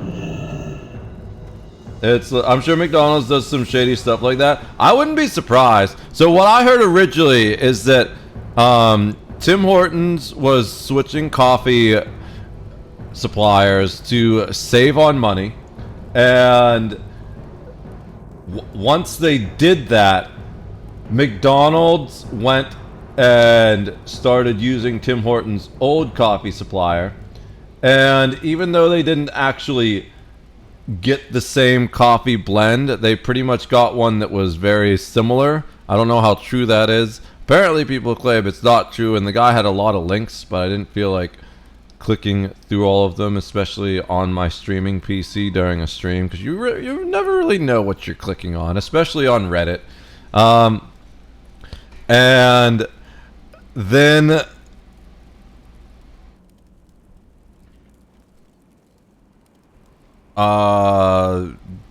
I forget what I was saying because Charlie is being distracting. Oof. That one a little hurt. He knows like when he can dig in deeper because I've got like jeans on or stuff versus like the pajama pants, but sometimes he'll go through the jeans a little bit, you know, and it's like, Charlie, just like chill. Like, you don't need to be sliding off my lap like that, scratching up my legs. Alright. So where is he'll like roll around on my knees, like, and then he'll like start sliding off and he'll dig in to try and save himself from sliding. Okay, I was gonna make you cloth gear really quick. Actually, I should have made the armor upgrades too, but give me a sec. Coarse thread, linen cloth. That should be... Oh, plus I mailed a bunch to this character, didn't I? With honor. Or did I not? Did I mail that to the bank? No, I don't think I mailed it. Let's see. We'll see how much I have. I can do that anywhere, I think, actually. So tailoring, I can do all those things. But first, we need bolts of linen cloth. Create all.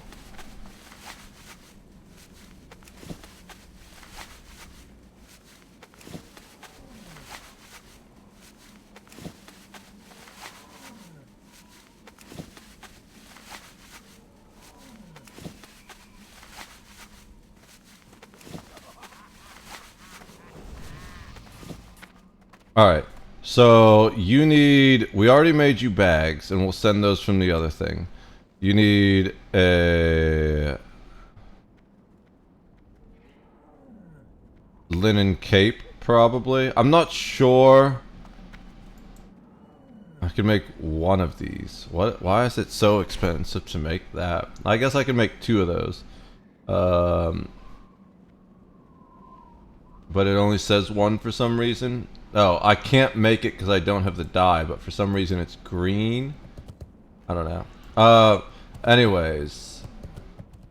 Brown shirt, don't care about shirts. So let's just make one of each of these. A linen cloak. Well, not the linen cloak. We need the... I think the cape is the same thing as the cloak. Yeah, that's a better cloak. So we're gonna create...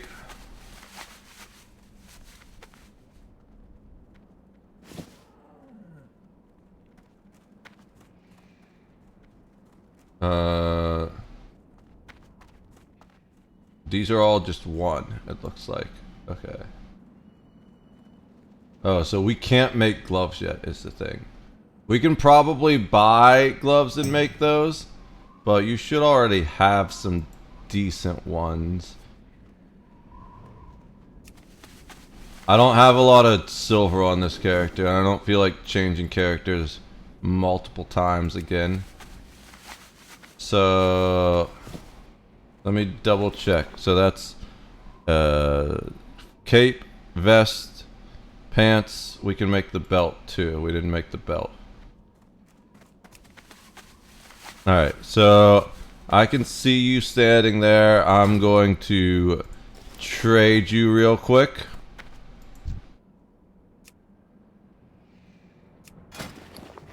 Just go ahead and accept this. And we can...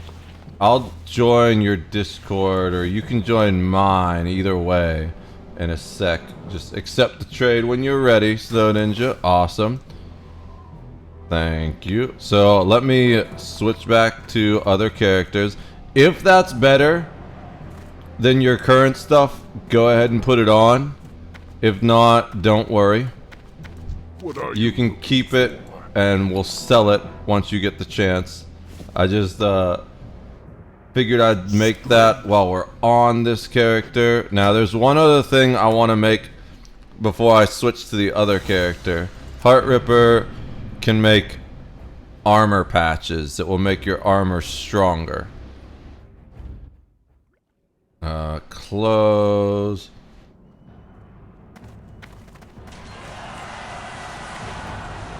I think I already have all the leather I need. Okay, yeah.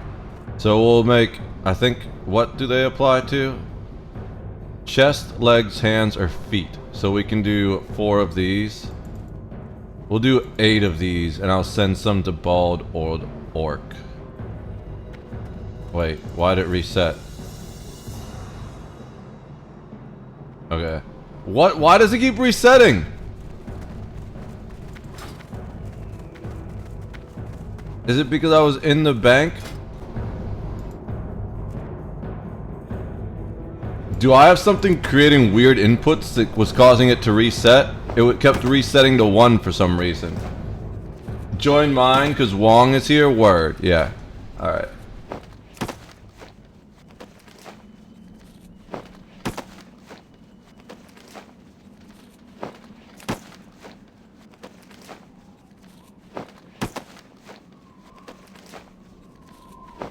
Where the hell is it? I'm in too many damn discords. I know there's an easy way. Let's do it this way.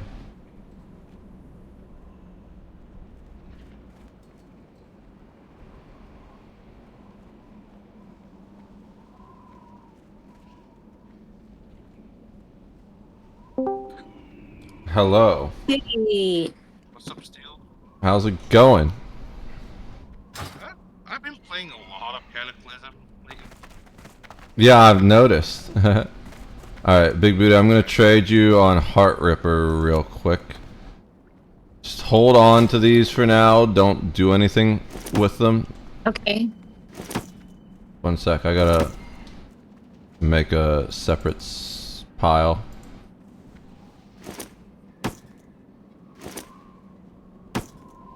How's Cataclysm been going? It's been a lot of fun. I just hit level 85 on my survival hunter like yesterday. Oh, nice. Yeah, and I'm starting to what you call. Yeah. It's a lot of fun. Not gonna lie. And I was just telling Ninja if she wants to play like something in the middle, you know, it's not too fast, not too slow in leveling. Cataclysm is like pretty fun. Yeah, I haven't played Cataclysm ever.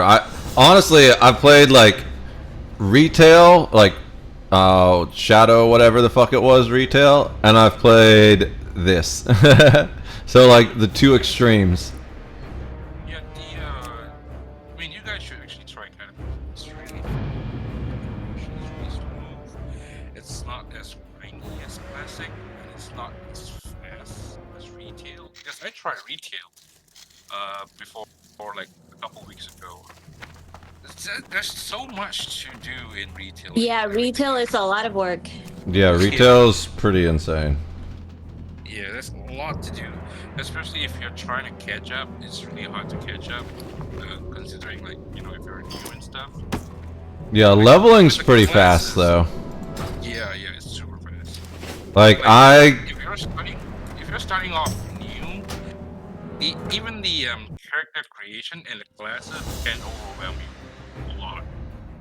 Yeah, I'm pretty sure I got my, well, I mean, I just always play Warlock as my main, so that, plus I'm a hardcore MMO player, so I love the character creation process just in general. But I got my Warlock to level like 45 or whatever pretty quick in retail. I don't know what level it is now, but it's up there. Alright. So... Because like in Cataclysm Classic, the only problem right now that I'm facing is the lack of people queuing up for dungeons. And if let's say, like, if you guys want to give it a try, then it'll be pretty fun to say, because at least like we have 3 people in the queue and it's a party, right? Compared to like just one person running solo at home. So if you guys ever want to play Cataclysm Classic, I'm down to start a new character with you guys. Just let me know. Okay, yeah. I think queues often take longer if you have more people. At least that's my experience in ESO. But if you can get... So you can 3-man a lot of dungeons. So we'd be able to do that. But also, if you can get one other person, that's 4 people. And 4 people is pretty solid. Okay. Well, I think the dungeon finder will only queue you in if you have a total of 5. But if say, for example, right, if say I queue up as a tank and you queue up as a healer and Snow queue up as a DPS, then that leaves 2 more empty DPS slots, which you can find really fast because everyone is playing DPS, right? That's true, yeah. Yeah, so if let's say the 3 of us, 2 of the 3 of us plays, 1 person plays tank, which I'm down to play tank, and if someone can play healer, we are pretty much set, to be honest, because that's the key role in dungeon fighting. And yeah, just let me know if you guys want to play Cataclysm. I'm always down to play a new character. I'm up for it. I'll probably play... I mean, I don't know if I'll play Cataclysm. That's like kind of stuck in the middle, which is why I'm sure you're enjoying playing it. That's like the whole reason you're playing it, I think. But for me, I feel like I'd probably rather either just go after I'm done with whatchamacallit, classic leveling. I might just do retail to... I heard retail is in a rough spot though, so who knows? Maybe I'll play Cataclysm instead of retail. I still want to level that retail character at least, you know? I mean, if you guys want to play retail together, I'm actually down too. I'm fine.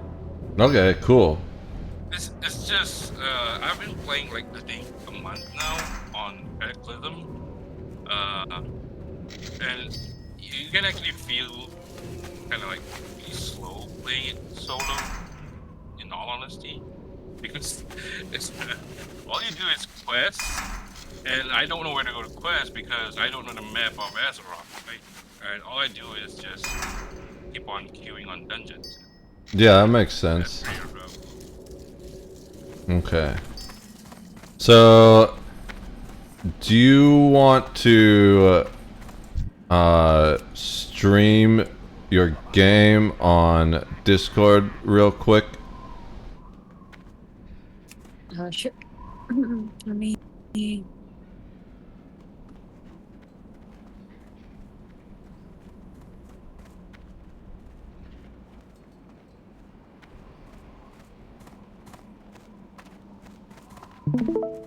Okay, cool.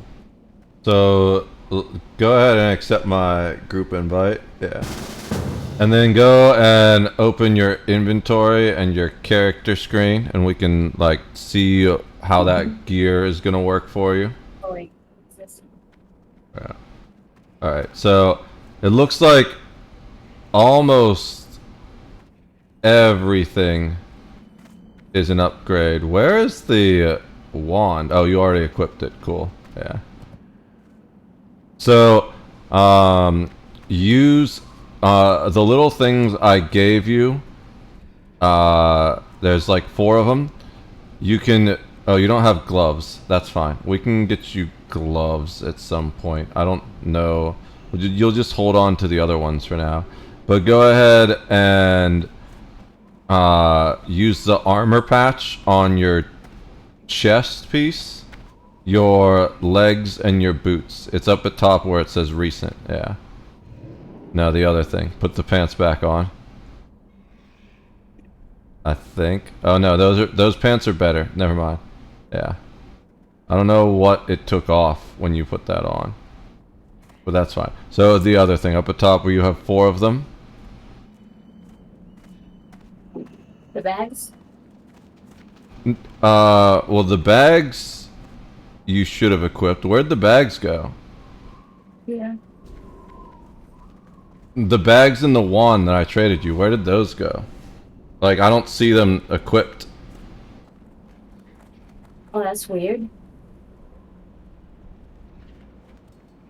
The wand maybe, but I don't. I weirdly only see the one level 4 bag. Hold mouse over your there's no way I traded the wrong character. Or maybe you didn't accept. Let me go back and I did accept, but I don't know. Check again. Yeah. If we traded the wrong character, I could just make you new stuff. But yeah, it doesn't look like you have the wand equipped at all. You don't have the bags. Oh yeah. For whatever reason, it didn't go through. That's fine. Okay. I'm gonna come back over and trade you with the other character. Alright. So, there's the wand. Alright, trade. Oh, you don't have enough space. That's the problem. Okay. So I'll trade you one bag and then I'll trade you everything else. You'll equip the one bag. Okay, so equip that one bag. Yeah, and then you should have enough for everything else once I trade you this.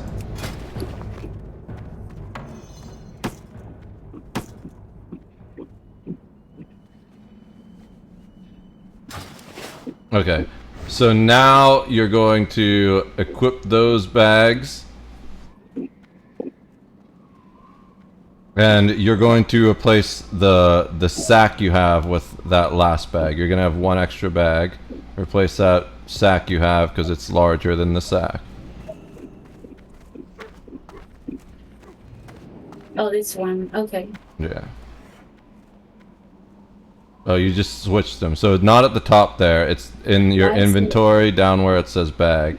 That's you selecting between different bags at the top. You don't need to do that. So in your inventory, there's a bag section. Up above junk, it says bag. There's one bag. Now, it's not those top tabs. It's just look down. So there's the Hearthstone, then equipment, then crafting, and it's right below the crafting section. There's one that says bag. Oh, Yeah. this one. Yeah, drag that onto the sack. There you go. Oops. It didn't really. Yeah, just try again.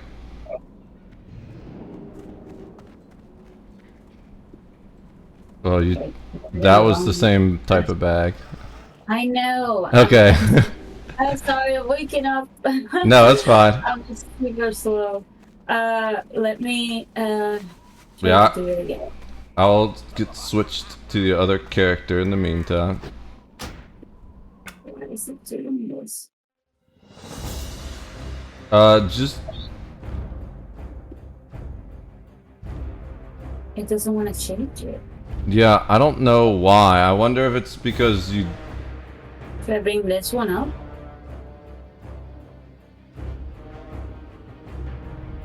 Yeah, now try switching it with. So don't. I don't know if switching them at the top is doing anything. Just leave that where that is. Can't wait. Do it again. It's got a notification that keeps popping up when you do it. I want to see what the notification says. And okay. Put empty bags in other bags. So yeah. So hold on. No, put it back where it was. Get it in that first slot section again. Okay. Now click on just the bag itself down at the bottom. Okay. I'm not sure how to open a specific bag. Yeah. So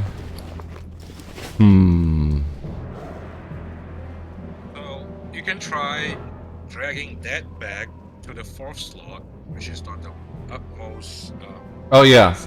So that's a good idea. Drag it all the way to the very end slot. This one? Yeah. Okay, now try dragging the one in your inventory down onto that and see if it'll let you do that. No. No. In your inventory. Underneath the root looking thingy. Yeah. Drag that down to the one that you want to. Yeah. Nope. No, it seems somehow you put something specifically in that bag, and I don't know how you did that. And it's... Okay, do you see the broom icon on the top right of the big bag on your right hand side? Yeah. Can you click on that? This one? Yeah. Yeah, just click on that. Yeah. Right. Okay. After clicking it, try dragging the bag into the bottom part of the bag. Yeah. There we go. nice. Okay, yeah. So now the other thing you want to do is under equipment, it says weapon. You've got the wand. Click that to equip it. Hit yes. Oh, you canceled it. Hit OK. Alright. So now, instead of using the dagger, you're going to be able to wand. So there's one other thing. Hit P. And you're going to have a new ability that says shoot. Drag shoot to the 1 slot. Where the dagger is right now. There you go. Yeah. Well, make sure. Yep. Alright. So that means that whenever you run out of mana now, instead of running up with the dagger, you'll just be able to use the wand on people. Nice. Alright. Cool. So yeah, you can get rid of the dagger. You don't need that anymore. Just click in the middle and nowhere. Doesn't let me. Yeah, you try the other click. I don't know. You might have switched your click buttons. There you go. All right. So let's see. There's a few things in your inventory you can sell. Let's go over here, and I'll get us the things in a moment. Go ahead. Talk to them, and once I've got the things set up. Oh wait, that was the wrong one.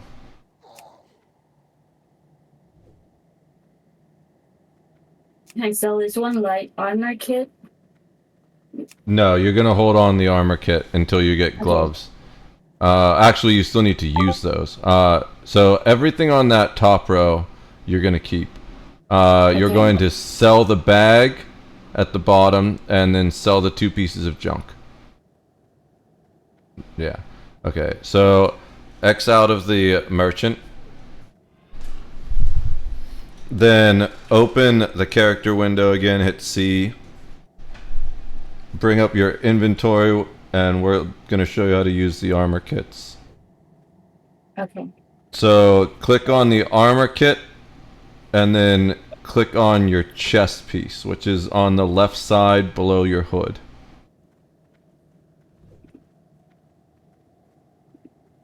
No, up 1. That's your shirt. This one. Yep. This one. Nope, that's the hood. No, this one. Yeah. This one. Just okay. Oh, you just clicked off of it. There you go. Nice. Alright, so then you're going to do the same thing with your pants and your boots, which are below your belt on the other side. Pants and boots. Okay. Item target is not valid. Okay, I don't know why, but we'll just mouse over the boots. I want to see what they are. Oh, they're just regular shoes. Okay, so let's see if there is... Give me a second to look real quick. Yeah, okay, let's go... where are you? Okay, follow my moon. We're gonna take you to an armor merchant and see if we can get you some armor that you can use that stuff on.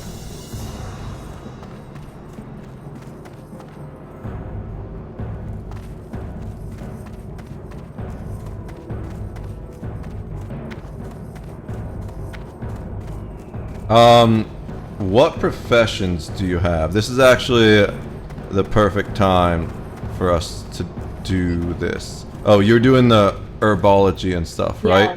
Yeah. Okay. Do you have those yet on this character? I don't remember. I think Oh yeah, so. yeah, okay. So you got all that stuff, cool. Alright.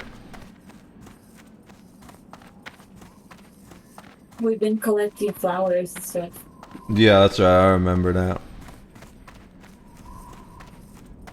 We can check what level you are in a sec. There might be more stuff for you to buy, but we gotta walk past that to get back there anyways.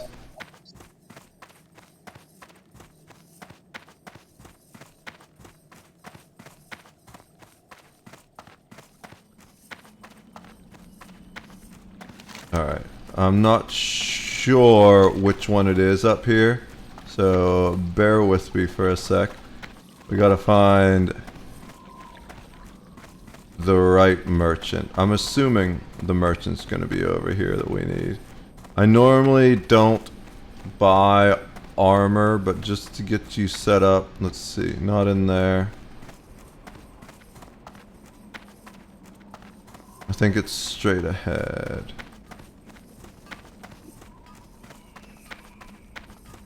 Oh, those are weapons, maybe? I'm still gonna check in here to be sure. Weapon vendor, all weapons. Let me check over here. This is heavy armor. Okay, we're gonna find it. Just give me a minute. Armor smith? I don't know if that's actually... No, he doesn't sell anything. Never mind. Greetings. Fight well, Alright. friend. It is probably back this way then.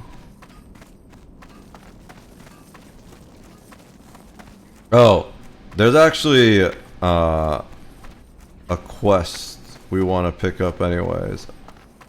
I don't think that's there. What's this? Red Canyon Mining? No. But here's the quest. So go talk to this orphan matron Battlewell. Mogra. Ask her, and then you gotta talk to her again. What can I do for you? And click on Children's Week and hit accept. Alright, and then once you do that, go ahead and open your inventory. You're gonna have a new whistle thing. Drag that to your ability bar somewhere. It doesn't need to be special. It should be one of the things you cast randomly.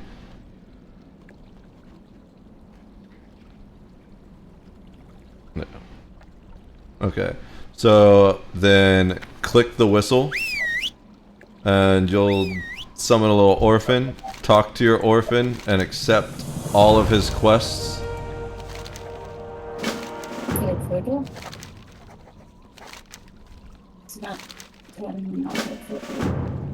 You gotta talk to the orphan, not her.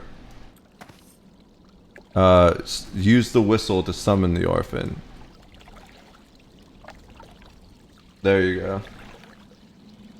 And get all 3 of those quests.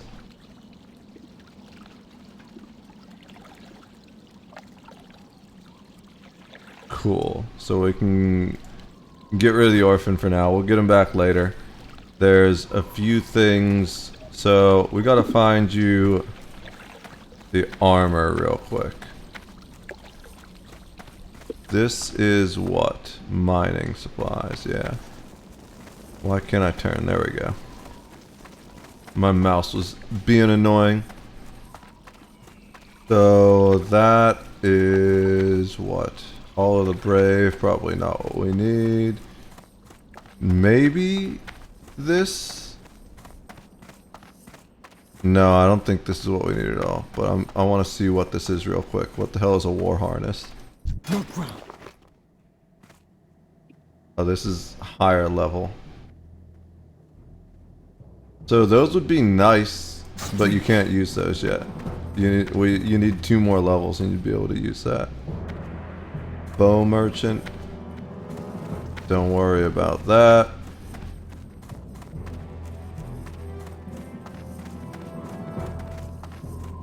Alright.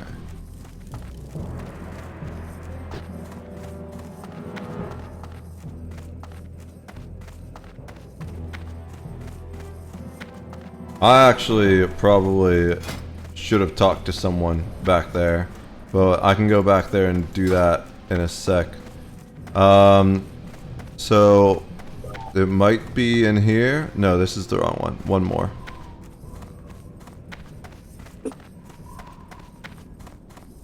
Let's see. Cloth and leather armor merchant. Perfect. So talk to this guy. And okay, this is all too high level. Never mind. So we'll just wait till we get you armor drops. We haven't gotten them yet. The person you need to talk to is, if you look on your map, there's a little herbalism leaf.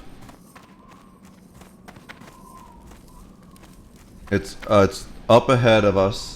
Yeah, go talk to that person. It's just like around the corner over that way ahead of us. And I'm gonna go talk to my trainer, and if you haven't found your person by the time I get back, we'll fix that.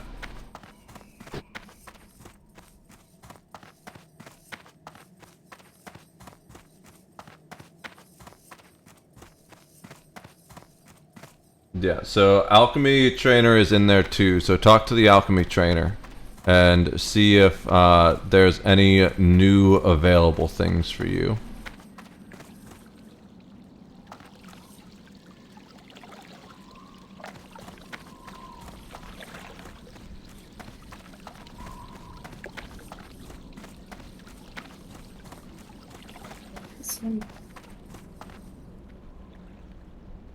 That's supplies. There should be an alchemy trainer in there somewhere.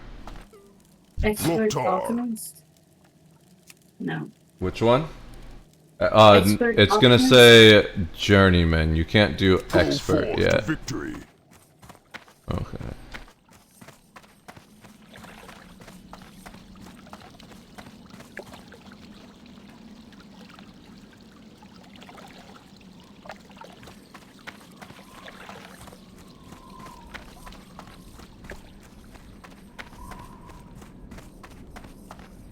Now I got myself turned around. Where the hell am I going? Okay, this way.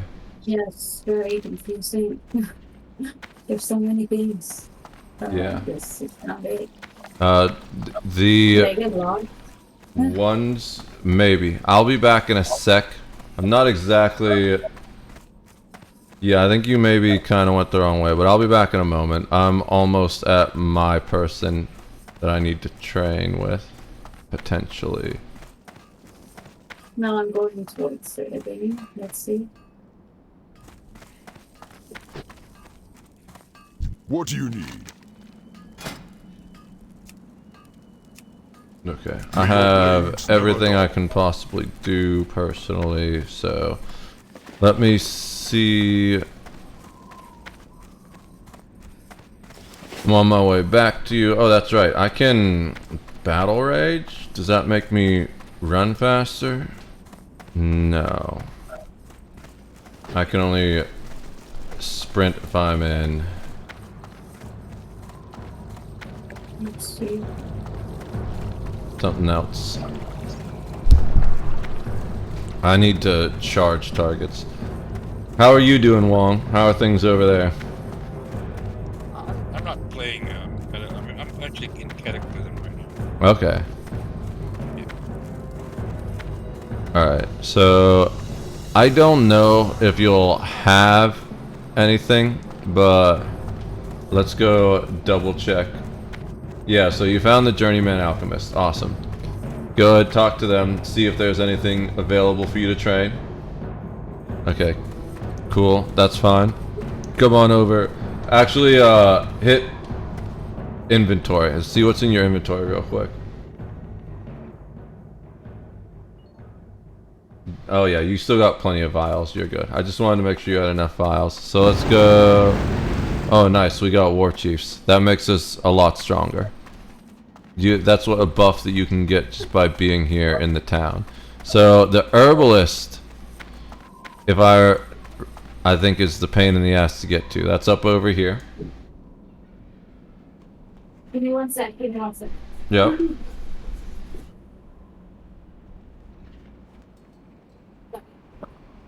Okay, where is it? It's up over this way. Okay.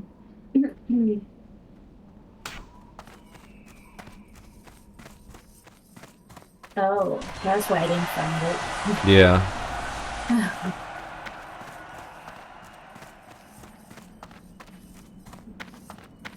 What's in here?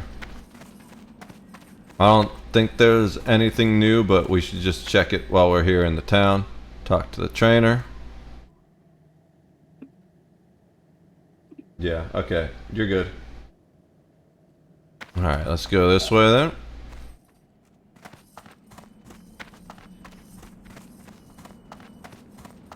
We can jump down. I don't know. Let's be safe. We're kind of low level right now, so I'm not sure we can jump off that one. That looked a little high, but we can do.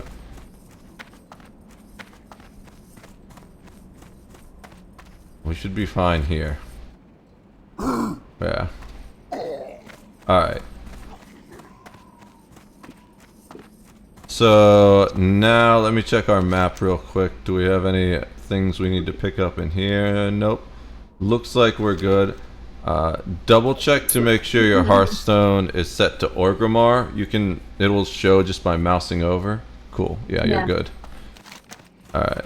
So the next thing we gotta do is... It looks like Fizzles or Lieutenant's Insignia. Either one is kind of hard. Let me see if there's other Baron stuff we can do. I mean, not Barons. We're not ready for the Barons yet. Durotar. Oh yeah, there's... Okay, there's some quests we gotta turn in. At least one for me. There's a conscript... Well, it's pick up. Alright, yep. Let's go pick that quest up. You probably have it too. Uh-oh. Someone in the guild Steel just died. It's not real Steel. It doesn't have me in it.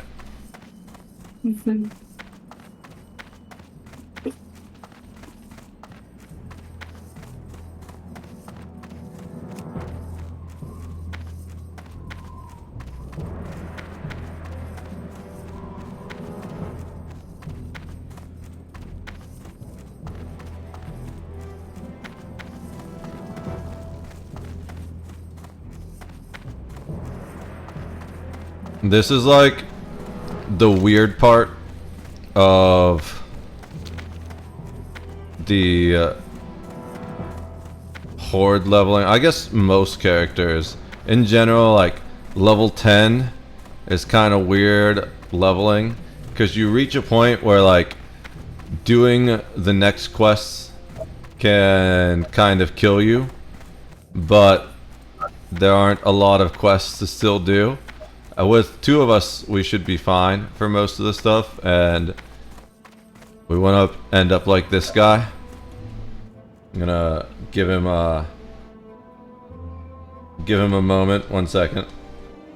I need to type properly.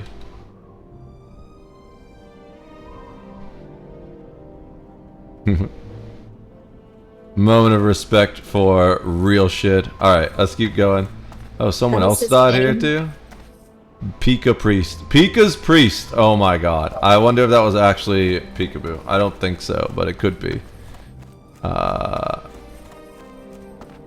Oh, you know what? Let's do this quest for the orphan. We're gonna ride to Undercity. You remember the big undead capital city?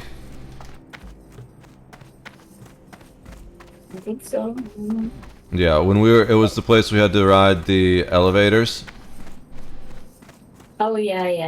Yeah, we're not going to the elevators, but we are gonna go to the entrance room, and the Zeppelin just got there. Hopefully we can get there in time, but I don't know if we make it all the way up before it departs. Let's find out.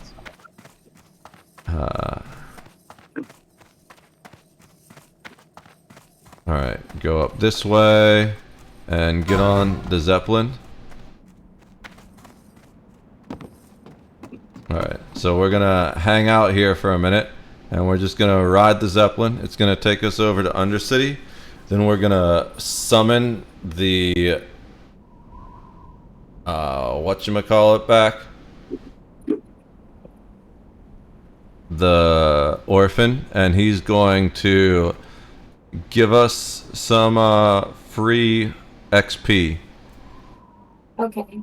Yeah, these Zeppelins are how you get between the major cities on points of interest on the Horde side. On the Alliance side, you take trams. The trams are far more dangerous, in my opinion. The trams have the ability to just straight up kill you. Generally, the Zeppelins only kill you if you're dumb enough to jump off. Some people will jump off to take shortcuts because it literally just flies you over the map.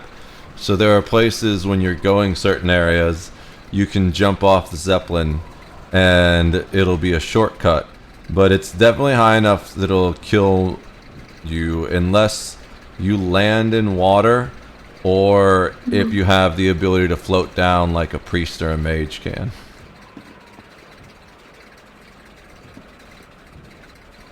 So it's gonna fly out into the ocean a little bit, then we're gonna get a map loading screen.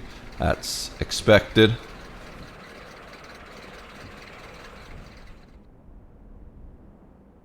Alright, and now we are in the undead starting area. We're pretty close to the undead capital city. Once we get here, we're gonna go off with everyone else.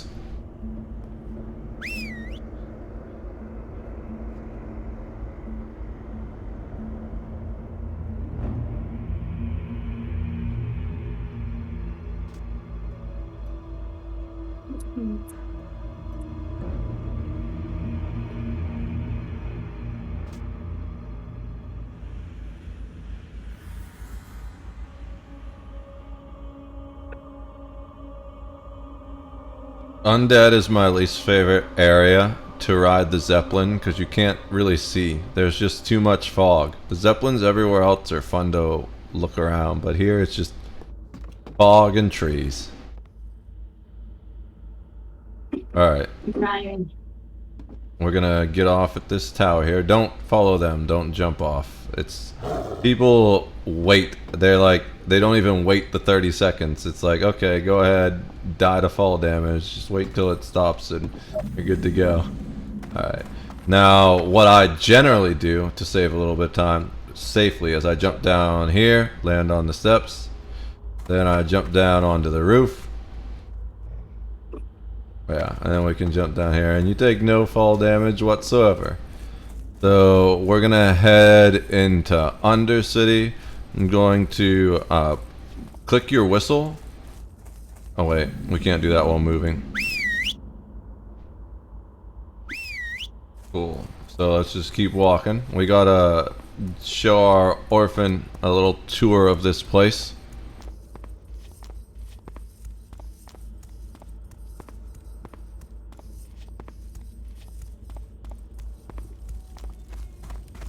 Gonna get a little bit of exploration experience too.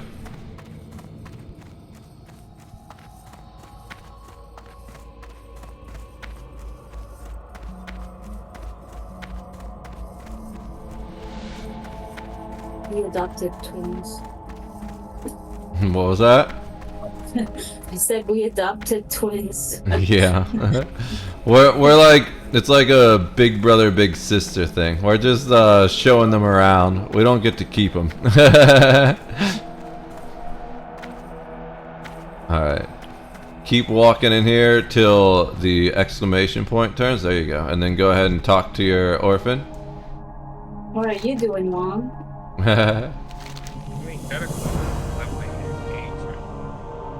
Oh, nice. Alright, and then you can use the whistle again to dismiss it for now. And you're going to Hearthstone back to Orgrimmar.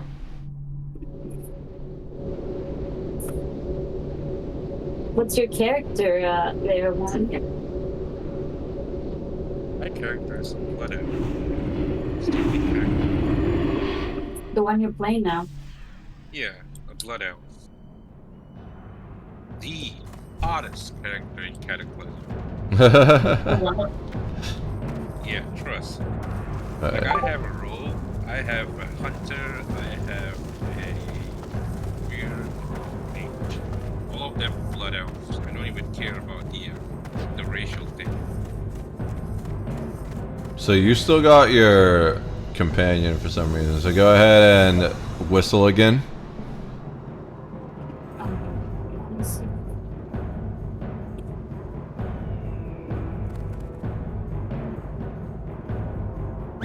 Alright. Oh, you must have clicked it twice. It looked like it appeared and then come back. Just click it once. It takes a while for it to go away.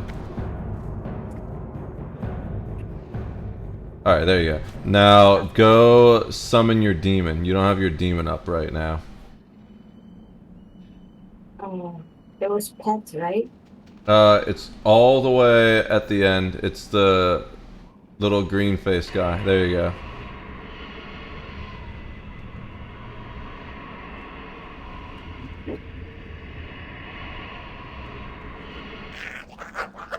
Alright.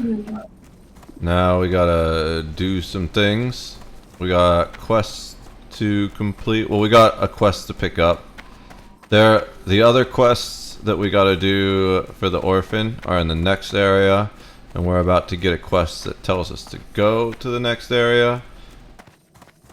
I think that's what it tells us. It either tells us to go to the next area or to come into this area and talk to Thrall, the leader. Either way, gotta go back to the previous town to pick it up. I'm pretty sure it takes us directly into the next area.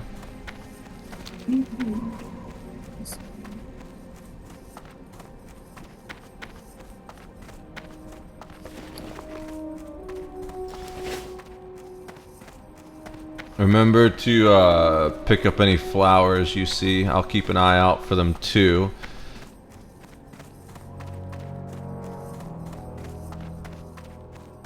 I need to bring up chat. 1 second. I clicked away and I lost chat. And check that. Alright, we're good.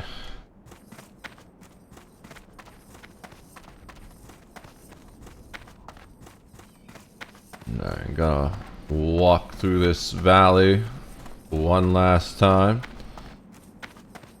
The cool thing is after this we get flight masters, which will allow us to take a flight path, which is just like a griffin type thing. So for Alliance they're griffins, for us they're like weird chimera bat things, and you just get to fly around the kingdom a bit, which will save us time until we get our mounts at 40.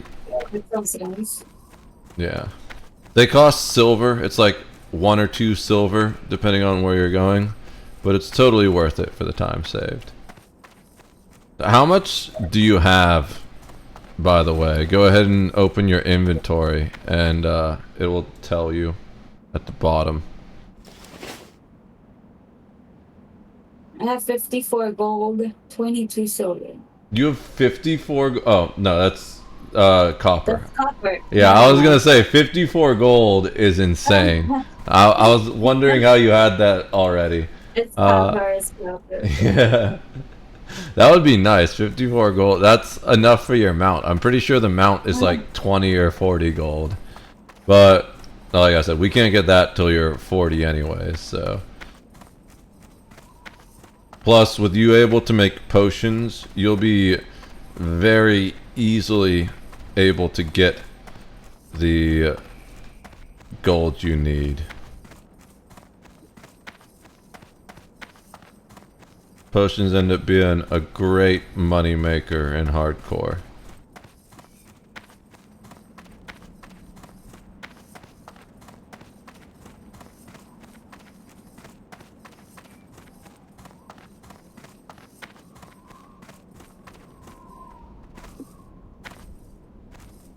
Alright, we are here. There is someone we gotta talk to. Over this way. He's gonna give us the quest to go to the next area.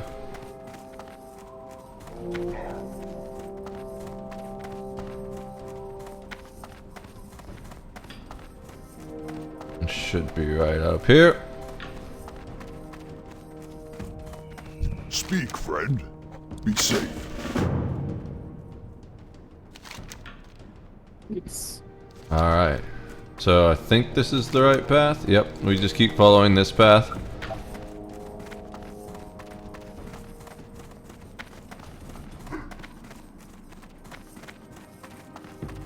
And the next area is going to be higher level stuff. But as long as we stick together, we'll be fine.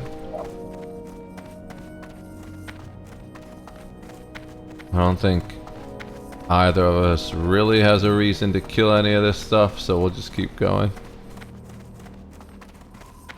Oh, actually, let's get you a few levels of your wand first. So, what you're gonna do here is just wait until I attack, and then you're only going to hit 1 on the thing. Instead of using your abilities in pet, just hit 1 on it, because we want you to skill your wand up, because whenever you get a new weapon, it's kind of low level. So I'm going to attack this and just hit 1 on it. Don't do anything.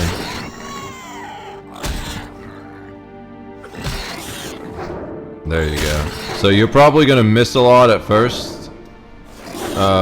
It's fine that it's attacking you. Just keep using your wand. If it gets you too low, I'll finish it off.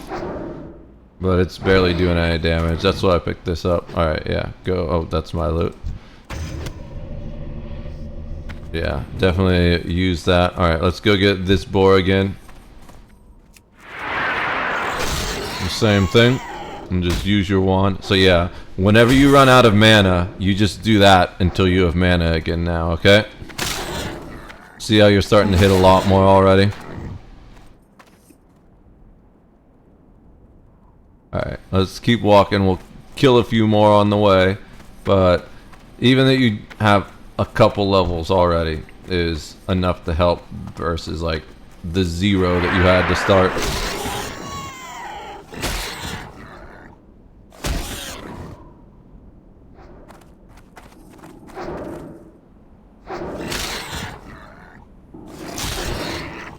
Nice. Alright, another one right here.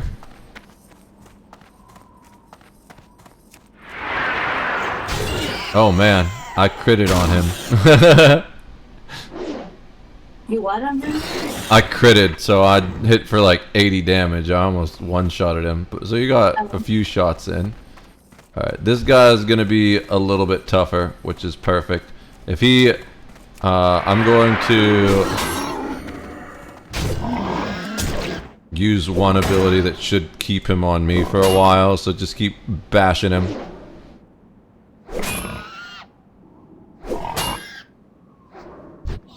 Nice. Alright. We'll get one more of these guys. I'm gonna taunt this guy too, so just stay back here.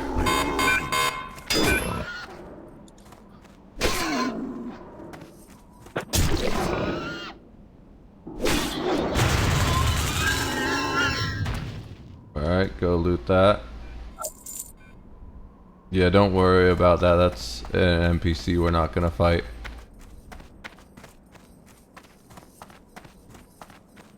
Actually, what level was he?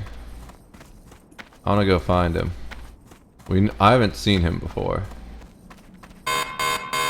11? We can probably handle an 11 together. It's just a matter of clearing all this stuff slowly. So let's go... Oh, I forgot to get weapons. Let's kill this thing first. Not enough rage.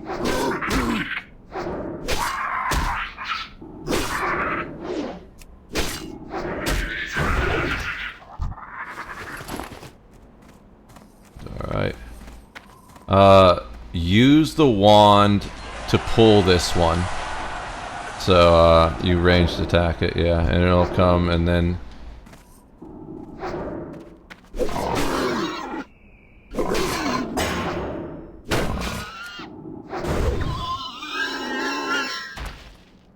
Go ahead, loot that. Use the wand to pull this guy.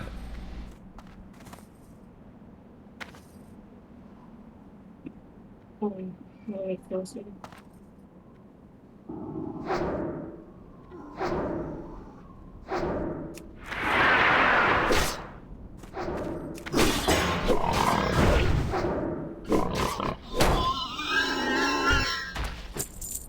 Right, so real quick, hit K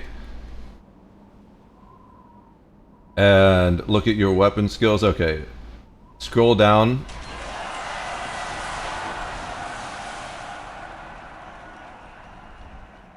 Yeah, so wands is 47 out of 50. Okay, so once wands hits 50, then you can go back to casting your spells normally. Actually, you're probably good to do it now. Like, you don't really need to spam it super hardcore. I just wanted to make sure you had good enough wands before we end up attacking the main guy. So, let's see, where is he? Okay, yeah, we're gonna wait and clear out this guy first. Go ahead and pull him.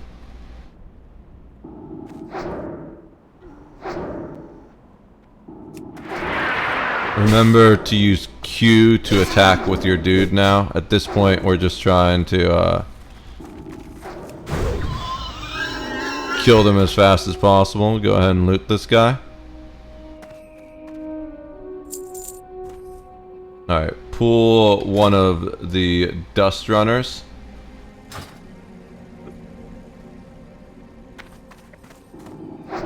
Remember to use Q with your guy, and you can attack with your other abilities now. You don't really need to use the wand anymore. Generally, your other abilities are going to do more damage. The wand at this point is really for when you run out of mana. Okay, pull that other dust runner.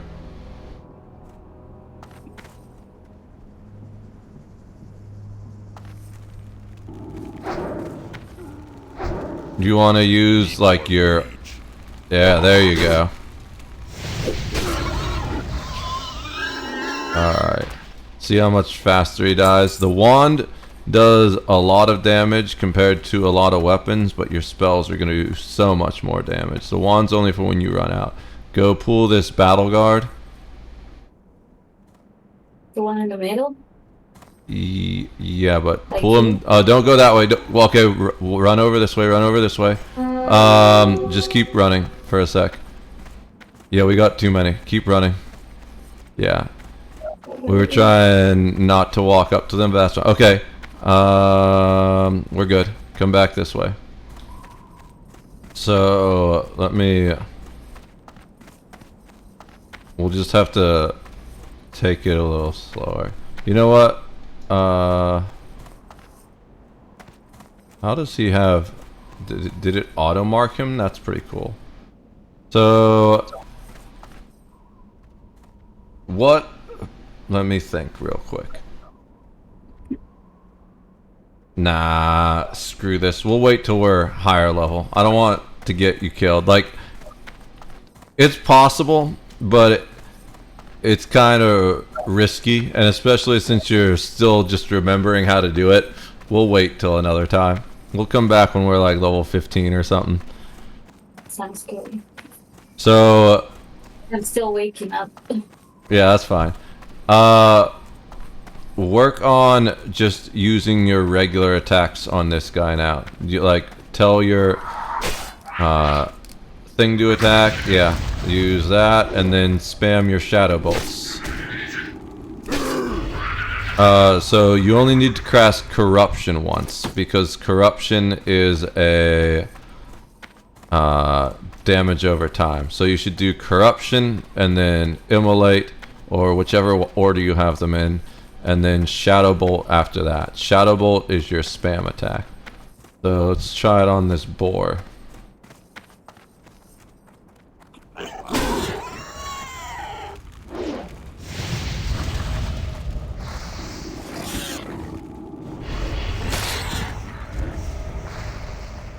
It looked like you're doing corruption again still.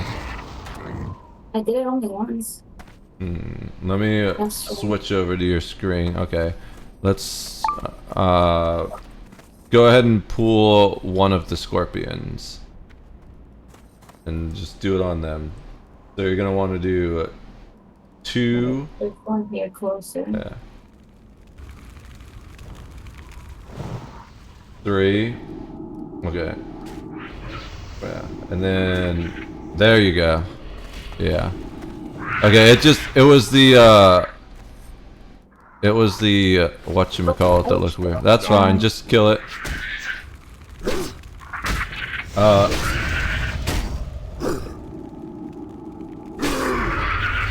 So one suggestion, because of the way you do it, I would switch your 3 and your 2. 3 and my 2? Okay. Yeah.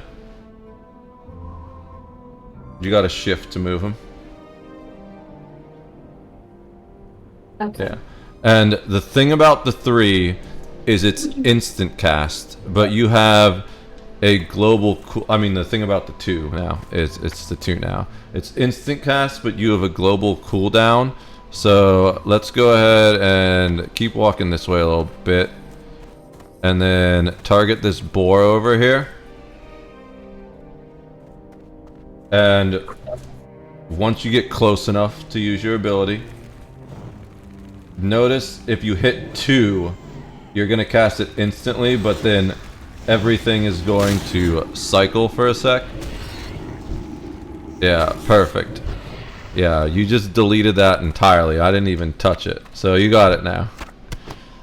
Alright, let's go to the next area then. Stuff over here is going to be a little bit higher level. We'll kill this scorpion on the way in, just for some stats.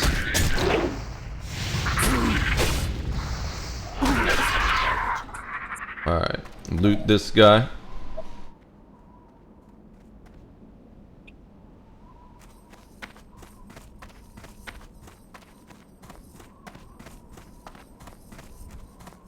To figure out a way to train my cat to not meow when she goes out in the balcony. I think she knows that it makes me angry that she does it, and she's doing it on purpose. I don't know if your cat ever does anything like that to you, but Trixie does that a lot to me. Oh yeah, all kinds of things. She knows that something she's not allowed to do, she wants to do it, and it's... Yeah, I need to learn how to teach her. For sure. It depends on the cat a little bit too, and also the specific thing. Does she need let back in, or are you good? No, she's good. She's good. Okay, cool. Yeah. Yeah, my friend trains her cats with a little spray, like a little water bottle spray. Yep. I have a water bottle here. If you look on the stream, this is the Charlie bottle. It's for... Oh yeah, you told me to. I forgot. Yeah. Well, yeah. It's for when he's misbehaving. Yeah. But you have to be... Yeah, you have to remember that cats, while they're clever, are kind of dumb. So it takes them a while to figure out what it is you're mad about. One of the problems with having spray bottles is a lot of people use it too much, and if you use it too much and you don't make it clear, then they just think you're mean. So well, I think she knows very clear what I'm mad about, and she does it on purpose. Yeah. She's very bratty. So you gotta say no when they do the bad thing, and then spray him. And if he's doing a bunch of bad things, I will... Well, generally, I don't immediately... I think this is a warrior-only quest. Yeah. Generally, they don't immediately know what it is they did. And it's weird in that you kind of need to... I've got him to a point where he, like, sort of knows okay. that he shouldn't do certain things. and eventually they will know what the water bottle is. So I don't even need to use it on him anymore. I just kind of point it at him. Okay, let's kill this guy. Wait for me to attack it first, because he's a little higher level. But once I attack it, since he's higher level, put all your damage spells on him immediately. Okay, you ready? Okay. Yeah.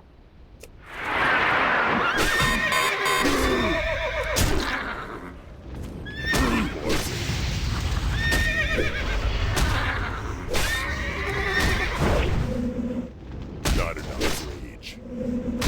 Alright. Nice. Okay, let's kill this next one, but don't go too far in there. There's something in there a little bit farther that will hurt us.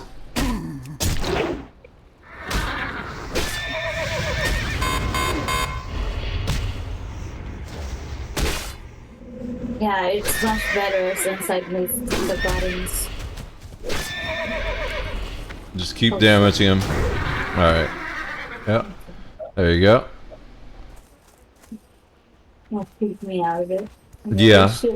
It's gonna happen sometimes, but by the time that happens, usually I should have... I can generate more rage to ensure that I keep them on us. Okay, walk over this way. We don't want that screecher on us. That's a little... that would hurt a little bit. Alright, this one's level 12. Let's kill this.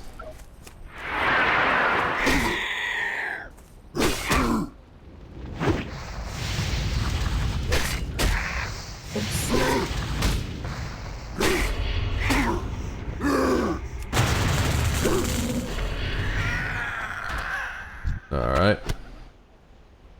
Give me a second to bandage. Alright. I'm gonna hit this one too. This is level 10 as well. I mean level 12.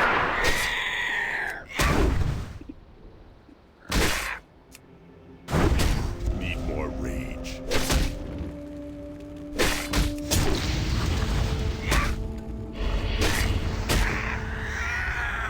Okay. Go ahead and loot that guy. Cool. Let's keep going this way. Alright, what's this one up here? Alright, this one's level 13, but that's fine. We can kill this too. We're almost leveled up.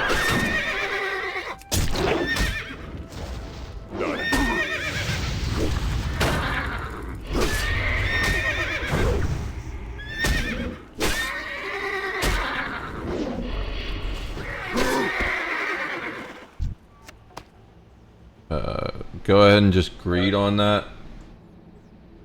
I'll send it to my crafter and she can craft us more things when we need it.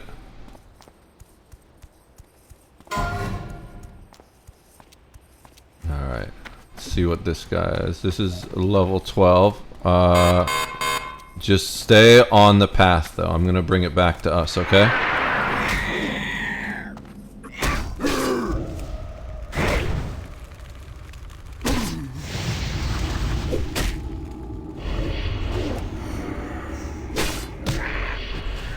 Alright, go ahead and loot him.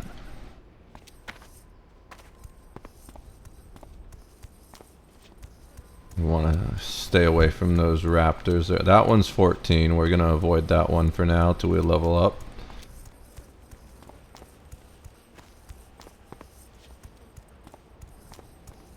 Let's see, this guy... Oh, he's only 11. He'll be an easy one.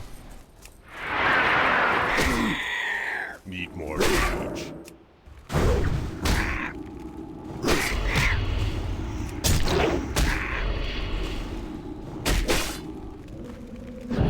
Awesome. Alright, so you should be just a tiny bit behind because I had that extra warrior quest. Looks like you only need 1 or 2 more kills.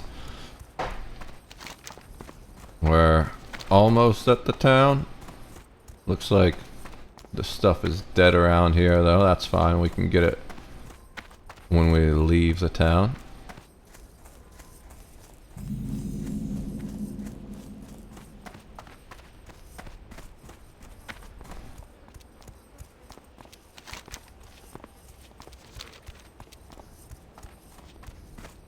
Nope. Okay, here's more. Let's see. This one right here.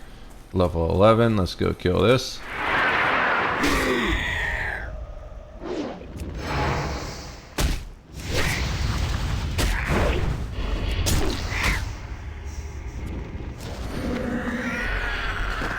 Okay, loot that. And this one's level 12.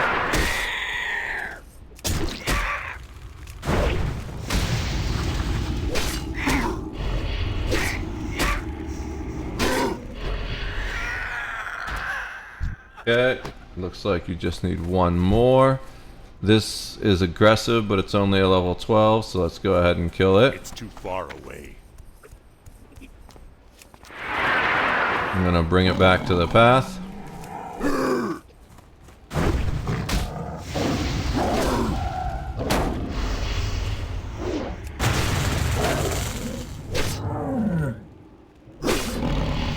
There you go. Alright, go ahead and loot that. Yeah, now you're level 11, so this stuff should be a little less scary, but we're gonna keep killing stuff on the way in for all the XP we can.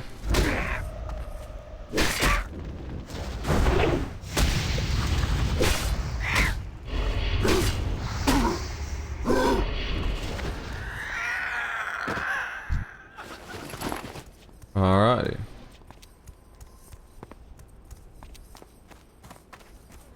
We're close enough to the town now, we should just go inside. We're gonna turn in the quests and then pick up all the other quests. We'll probably pick up one quest and then turn in the quests and then pick up the other quests. 'Cause there's one guy right here. Strength and honor. Go forth to victory. What is this showing me? Safeguard. You can, Safeguard has been blocked from an action only available. You can disable this out on, I would just say hit ignore. Okay.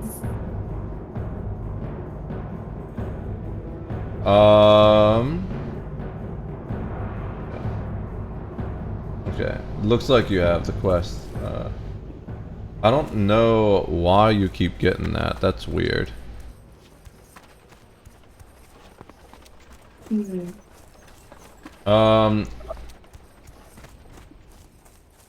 Are your add-ons updated? Loktar. Go ahead, start WoW up. And update your add-ons, and that might solve the problem.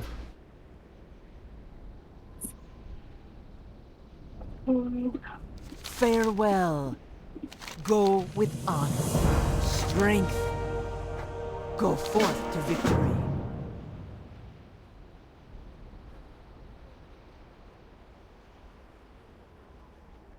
Yeah, a lot of them needed to be updated. Yeah, okay. So, talk to this person right here real quick, turn in this quest and pick up the new one.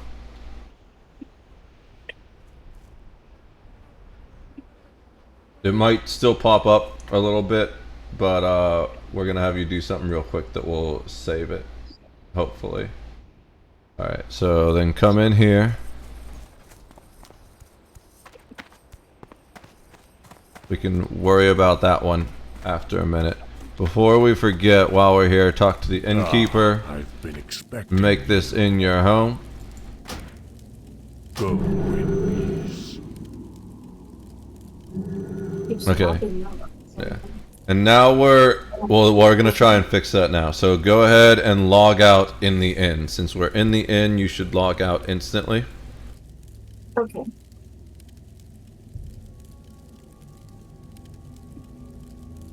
Alright, and then log back in, and it's gonna reload your UI. Nice. And hopefully that goes away.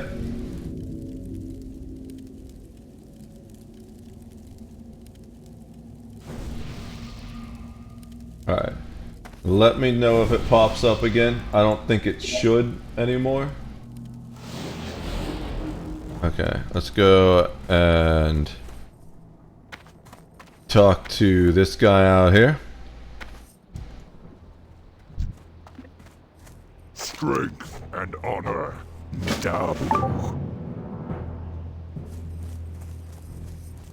What else do we need to do? There's a bunch of guys over here. I'm still getting it. Okay, just hit disable for now then. Oh no. It's just reloading your UI. It shouldn't happen anymore. So what that means is you won't get the warning pop up when scary things are close, but I'll still get it, so that's fine. Make sure you pick up the quests from the apothecary, then come over here, turn in this quest. Blood and thunder. Hit continue. Complete quest. Accept the new quest. But wait for a sec before you do anything else with that guy. Okay. Alright. Talk to this guy. Thrall, Do his quest. What do you need? Dabu. And then there's one more we gotta do here.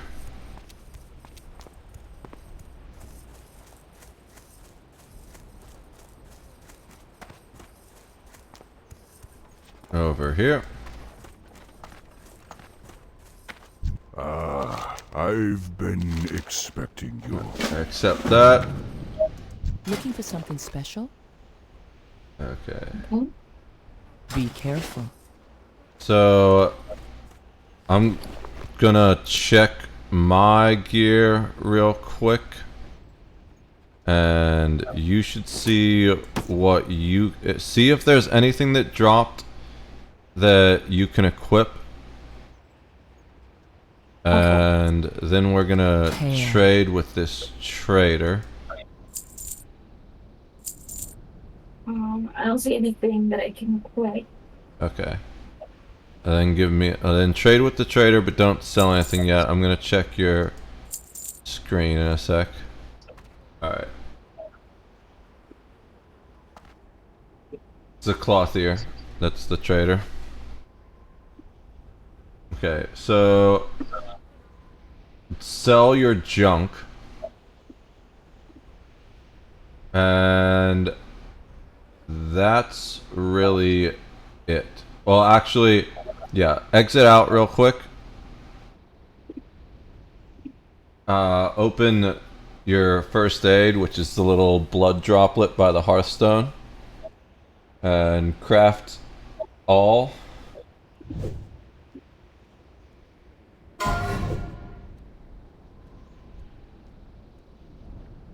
Okay, go ahead and talk to that trader again. Then you're gonna have a set of bandages that has 2. Just sell the 2 stack, but keep the 20 stack. There you go. And it looks like, yeah, the rest is good.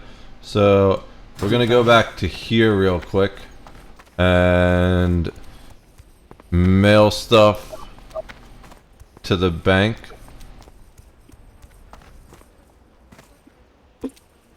Interact with the mailbox, and give me a sec to figure out what we're mailing for you. You can start by typing WADs. Make sure you have your inventory open, and remember that it does the extra letters if you're already typing in there.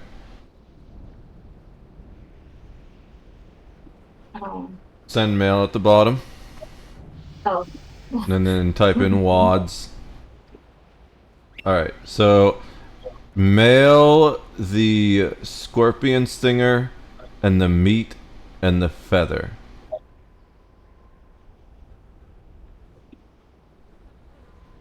Yeah. And just hit send.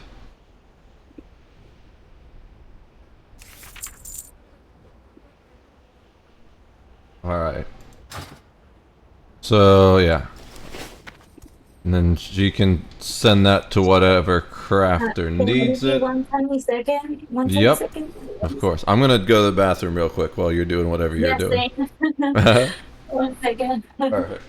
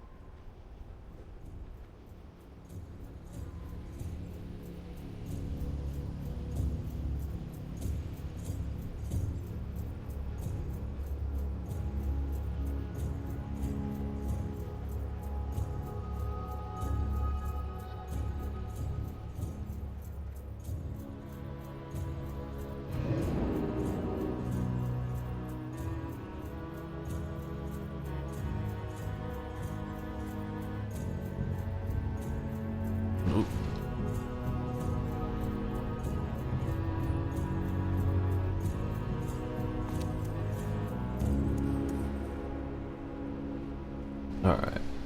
So, let's see. Where are we going next? Time to do some planning.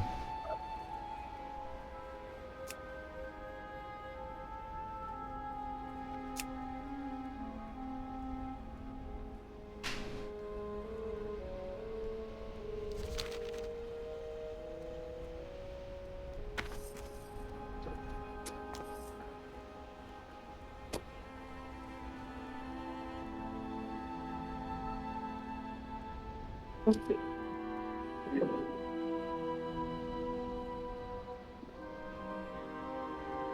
you want to make a bit more coffee. Okay, we can... It'll only take me less than a minute. Yeah, well, we can do something while you do that real quick. So the next quest we're doing is the one that unlocks the flight masters.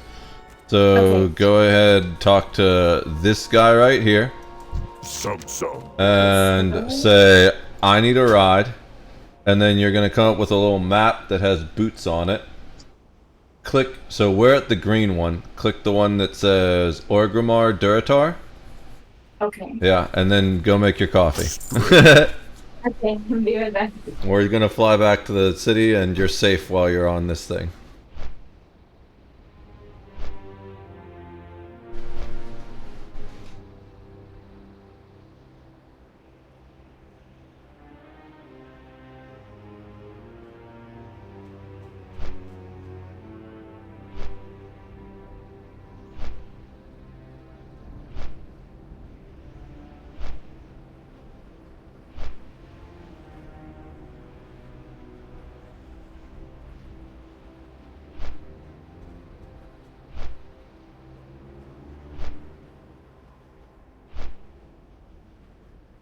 Alright.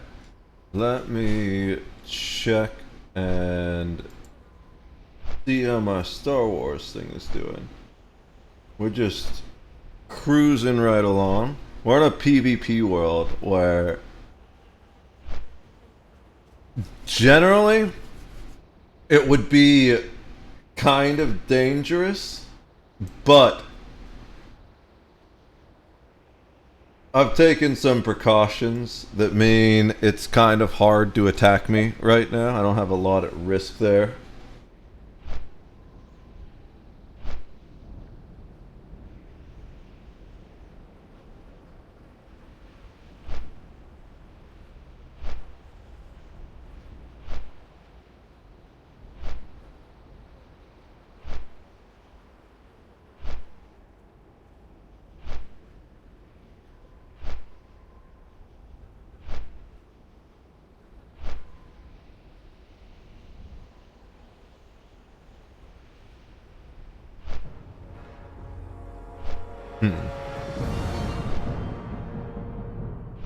Alright, I really missed this game.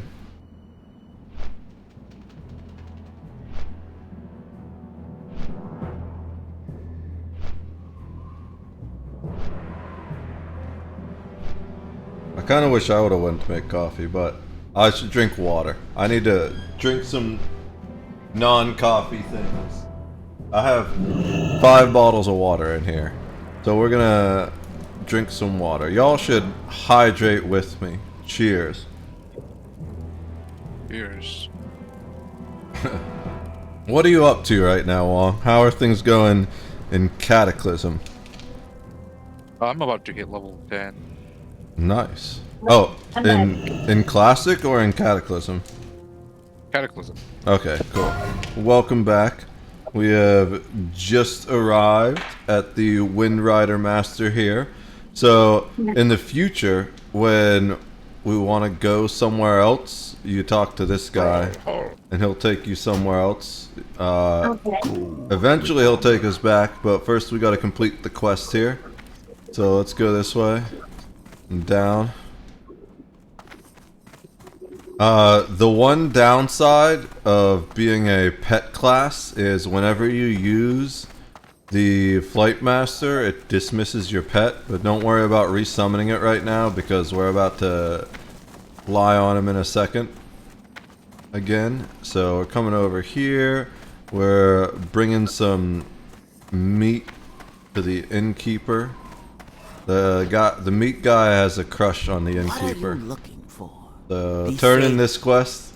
Farewell. Deliver his meat to her. Okay. Alright, and then we gotta fly back the other way.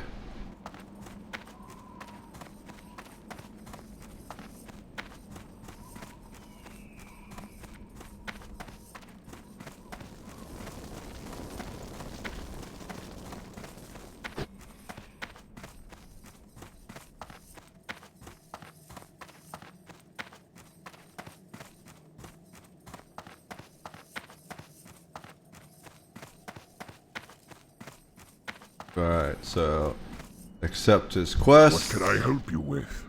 Go forth to victory. Dabble. And then once you do that, click on him again, click I need a ride, and then you're gonna click the other place, the Crossroads, the Barrens one. Sweet.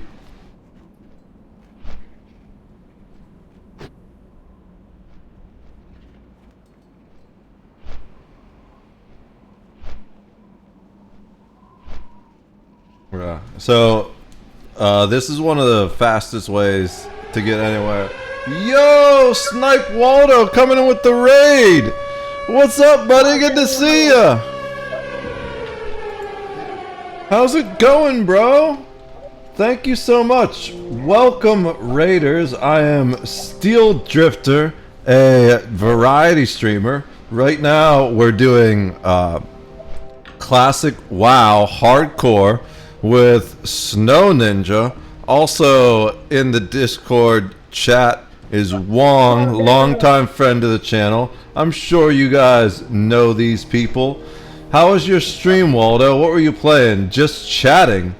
That was not right. What did I do wrong? Oh, there's two L's.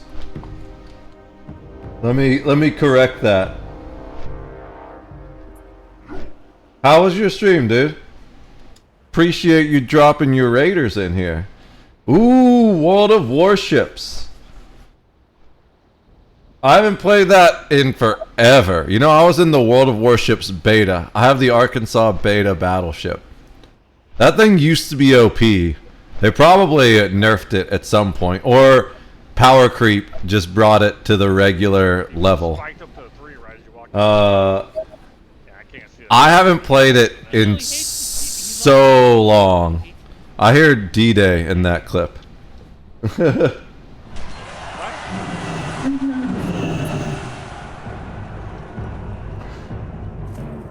What were you doing in World of Warships? What class were you playing? Alright, let's go turn this meat quest in.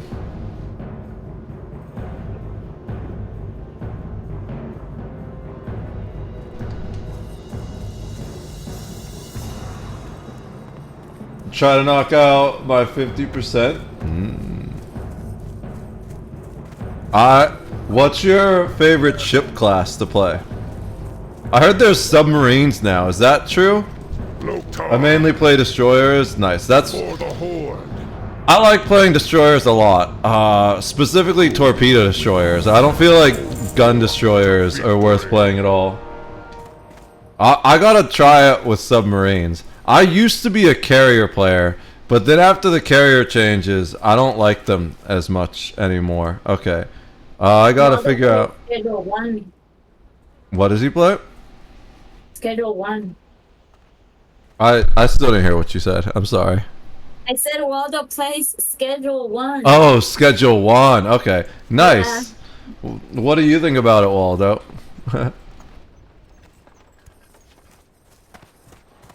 I've been having a lot of fun with Schedule 1. It's a great game. Alright, so we've got a lot of options here. I think the best thing is we gotta do the plane striders. So we need to kill a lot. I'm a bit far from my mic. I'm a little bit far from my mic. Yeah, that's what I figured. I was like, either she's eating or something. It was a little bit distorted. Alright, let's go. We just got to kill as many of these plane striders as possible. So, real quick before we do this, open your potion making thing, which is the little blue vial at the bottom center. Let's see. Go ahead and just make that. You don't need a healing potion actually. So, would you mind doing a lion's strength? You got one you can make. Go ahead and create that. That's gonna level up your skills, and I could use that to do a little bit more damage. So go ahead and trade that to me.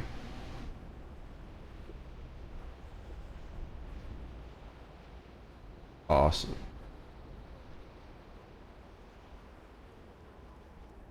Thank you. I'm gonna go ahead and pop that. Make sure your armor is cast. I don't think there's anything else you need to use at the moment. I'm gonna sharpen my weapon. Warrior things. Yeah. Okay. So let's just go ahead and kill these dudes. I need to get closer. I summon my pet. Oh no, I can't move while summoning.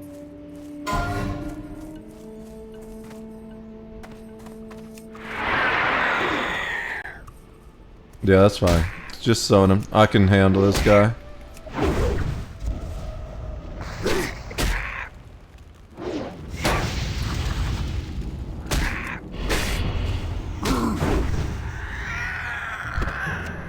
Okay, there's one beak for me. We just gotta keep killing these guys till we get a shitload of beaks. Not enough rage.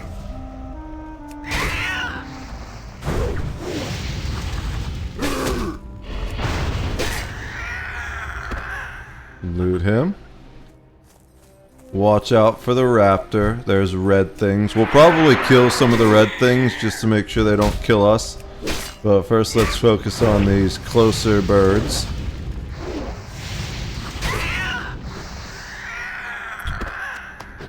Alright. So target the raptor and pull him first. That way we don't have to worry about him coming to kill us while we're not paying attention.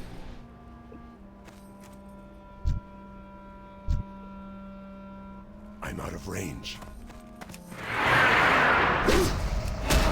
Need more range.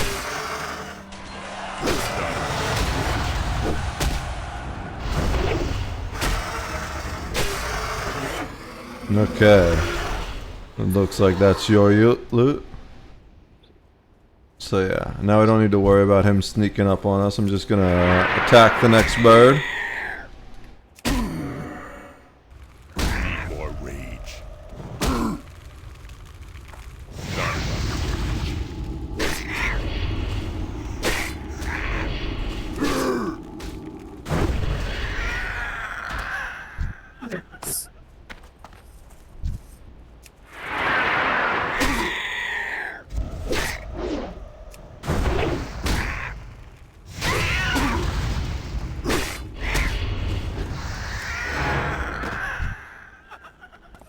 Go ahead, loot that guy. I'm gonna start on the next one.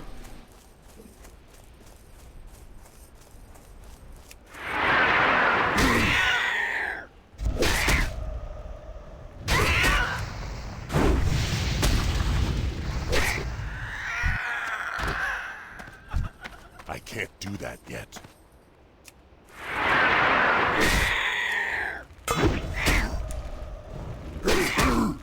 He parried. How dare he parry? I need to get my threat up. Okay. I still need to get my threat up. Alright.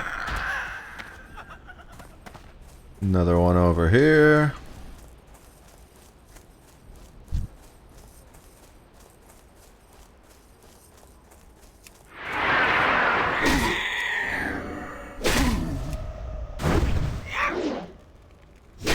Where'd chat go? I need to get chat back. Cool. Be right back. I need to knock out a few things. Yeah, no worries. Good to be playing that game in the next few days. Nice. I'm glad you enjoy Schedule 1, Waldo. Although you might not have heard that because you're getting a few things, but that's fine. Okay. Another bird over here.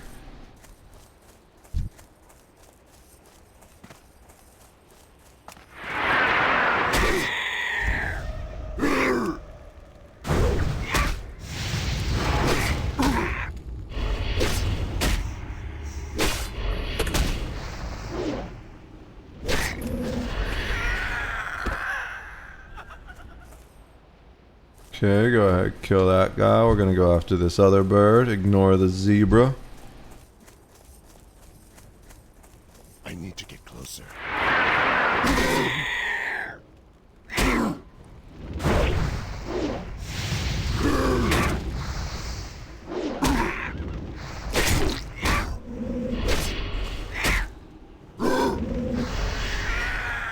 Alright, that one was a little bit higher level, so I'm gonna bandage real quick.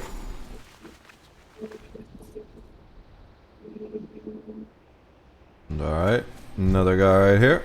It's too far away.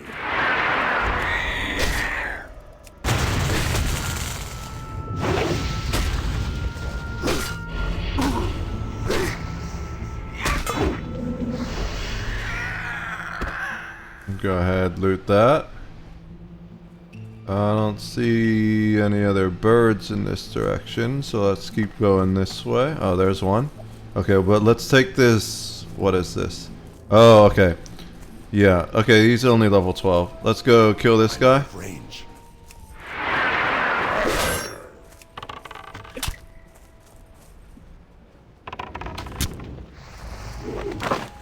Oh, I'm immobilized? Come on. Get me out of this.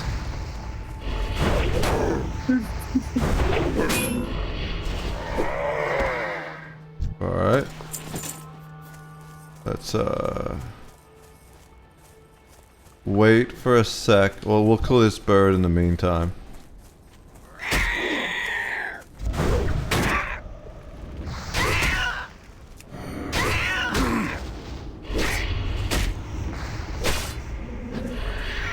Alright, go ahead and loot that bird. Okay, let's kill this centaur right here. Actually, let's wait on that one. Kill this one. That one was a bit tougher. This guy is a little bit easier.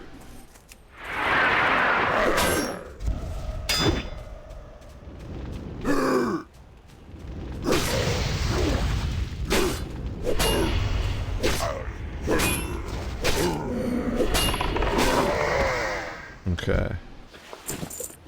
So now this one right. Oh, wait. That's a pack of raptors. Avoid those raptors. So this centaur over here, he's gonna summon a lightning cloud on one of us, possibly me. If he summons the lightning cloud on you, make sure you move out of the lightning cloud and you hit E to call your guy back to you. Okay.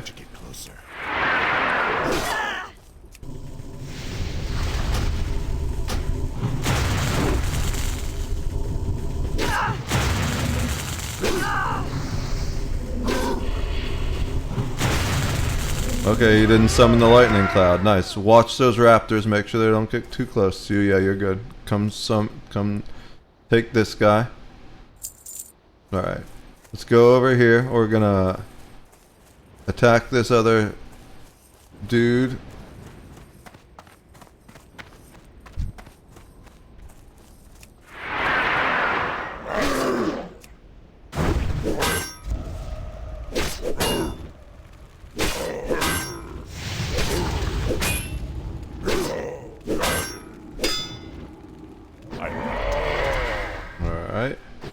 And then there is a quest here somewhere. I just gotta remember where.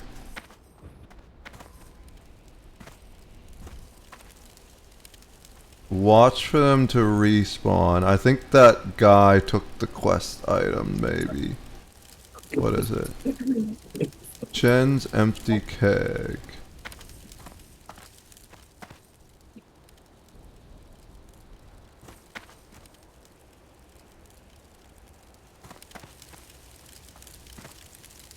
Okay, while we're waiting for the keg, I guess we'll kill another bird. There's one right here.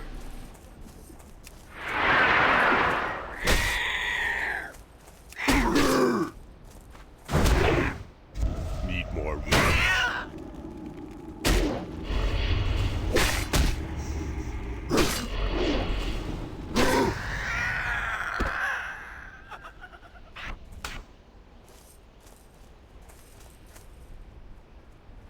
I don't see the quest item, which is frustrating. I don't know how long this takes to respawn. Okay, let's just kill another bird. Right here. This guy. It's too far away.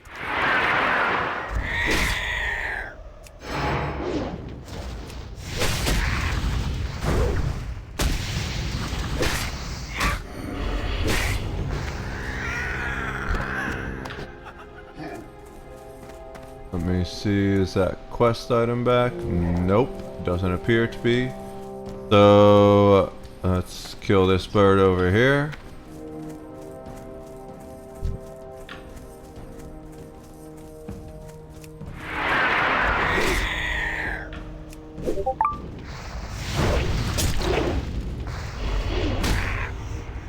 Click that button.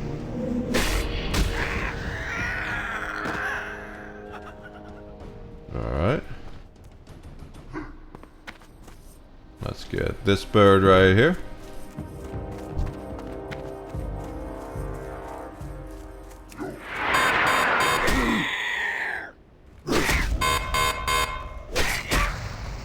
Yeah, don't worry about the giraffe, just don't attack it. I think a lot of people underestimate it and it kills them. Alright, let's go this way, see if the keg is back yet. Okay, I see the keg. Hopefully one of us picking it up allows both of us to get it. Let's try this, it's right here.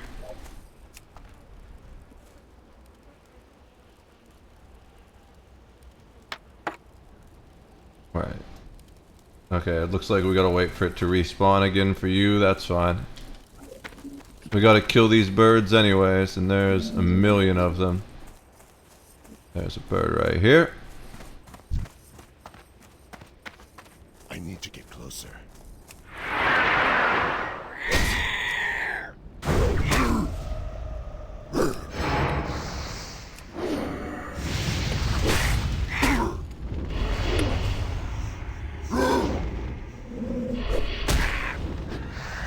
Alright, go ahead, loot that guy.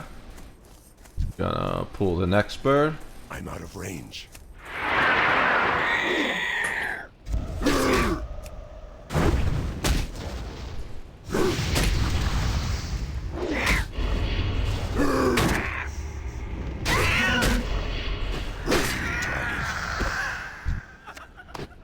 Okay.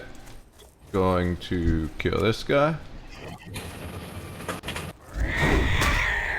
I'm gonna bring him back this way a little bit so we don't get aggro from the other stuff.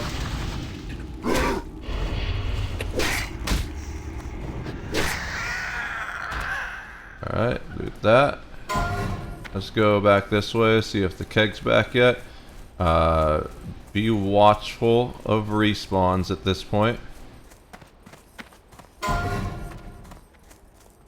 Okay, no keg yet.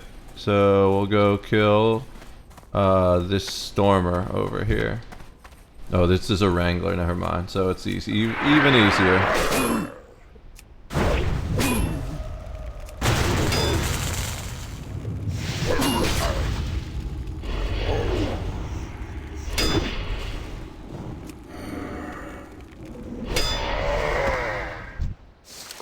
Alright. No keg, but there's another spawn over here. Let's keep killing these guys as they pop up so we don't need to worry about the whole group. We'll get back to the birds once we get this keg. I need to get closer. Not range.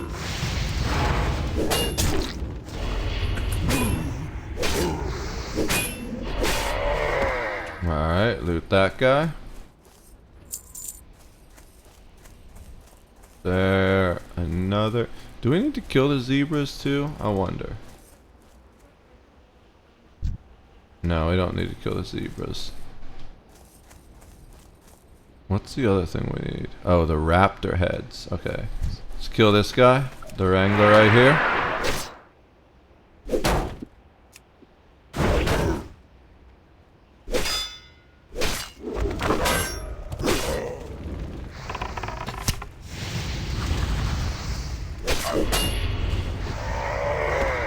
Alright. Now this is the guy that might summon the storm cloud. Remember, if he summons the storm cloud on you, to walk out of it. Can't summon it on the pet. Maybe he summons it on the pet. Hopefully. Yeah, he summoned it on me, so I'm kind of just standing here looking at him. Alright, he's dead. Watch that storm cloud, it's gonna hurt. Go ahead and... Alright, is the keg back yet? Okay, cool. Grab the keg. Oh, wait. There's a one here. Let's kill this guy first, and then we'll grab the keg.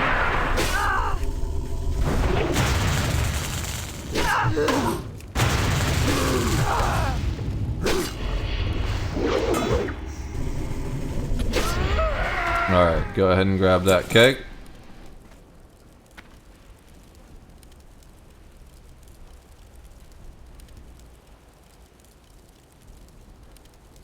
Cool. Alright, so we still need birds and raptors. I need one more bird beak.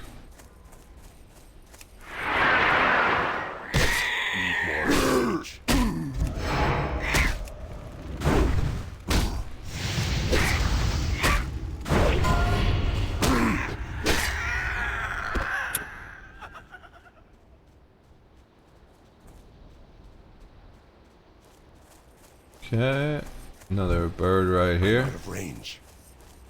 I keep forgetting to get throwing weapons. I'm pretty sure warriors can get throwing weapons to pull with, but I keep forgetting to get them. I have to remember, see if they have them next time we're in this town. No beak. Alright, I'm gonna bandage just for a quick sec, and then I'm gonna pull this raptor. Alright. It's too far away.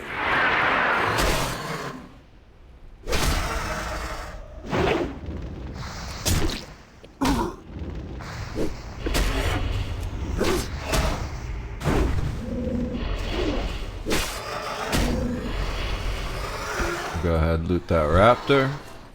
I'm gonna start on the bird while you do that.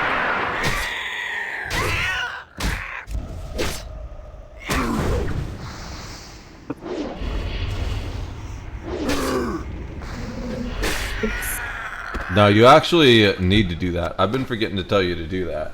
So, oh, really? Okay. Yeah, but you only want like 3 of those. You should have. I forgot that you can do that now. Yeah. So, real quick, one of the coolest things about Warlock is you can make an extra health potion, essentially. So, that green stone that's near your armor, go ahead and click that once. Let's do it right now. It's right by your mouse if you close that window. This one? Yep, go ahead and click that once. Okay, so what that is it's essentially an extra health potion. Now you can health potions are on cooldown, so that's why it's so cool, because once you health potion or if you stone, and you can create those stones for free basically, you can save your health potion, and that's a separate cooldown. So you can health stone and potion at the same time. You can only have one at a time though, but you can also give them to your party members, and as long as someone's in your party, they won't go away. They go away when you log off or after 15 minutes of someone leaving your party, though. So but they also require soul shards to use. So let's attack this real quick. And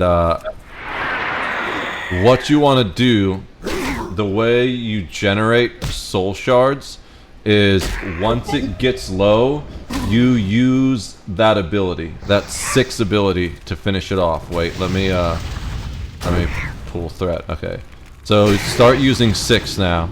Use 6 instead. Use 6. There you go. So you'll hear like a dink, and if you look on that little counter near the soulstone thing, it shows you have 2 now. You can also see how many you have by opening your bags. So go ahead, open up your bags. Okay. And they're the little glowing purple things. Now, the unfortunate thing about them is they don't stack. So even though it shows a stack in there, each one uses up an inventory space. So I generally don't ever keep more than 3, at least in the early levels. But again, the cool thing about those health stones is you can trade them to party members. But go ahead and, before we do that, click on the Create Health Stone spell again. Not the health stone itself, click Create Health Stone. Create health. That's the spell you use to make it, like the green orb, This yeah. one? Uh-huh, Yeah. go ahead, click that. Okay, see how it says you already have 1? Yeah. Now, open your inventory again.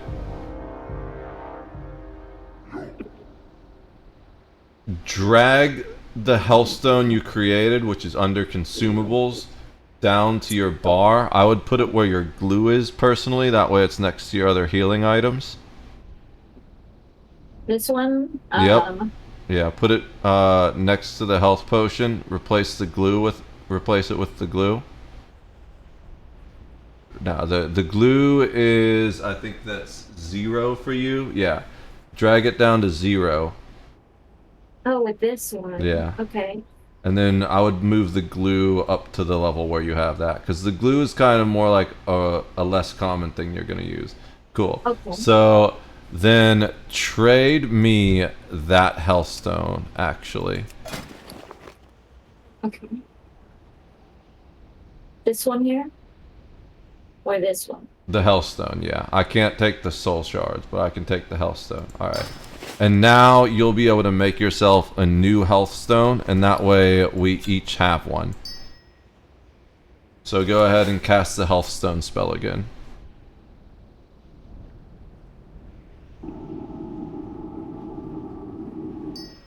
Yeah. So, at the end of when we kill something, you want to cast that purple lightning bolt spell on it, but only until you have 3 of those soul shards. Otherwise, you'll end up with way too many soul shards. So go ahead and cast it again this time, before the thing dies.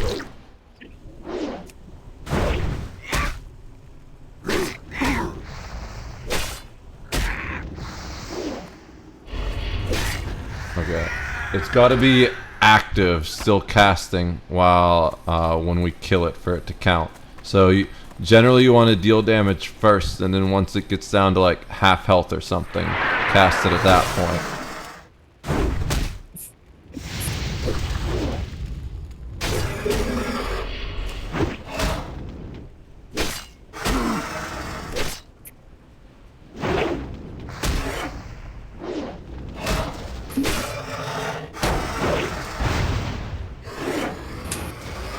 There you go. So you should have another one now. Yep, and you're at 2 now. Let's get you 1 more. And that's a good number to stay at, is 3. So you won't want to use the purple thing after we kill this thing.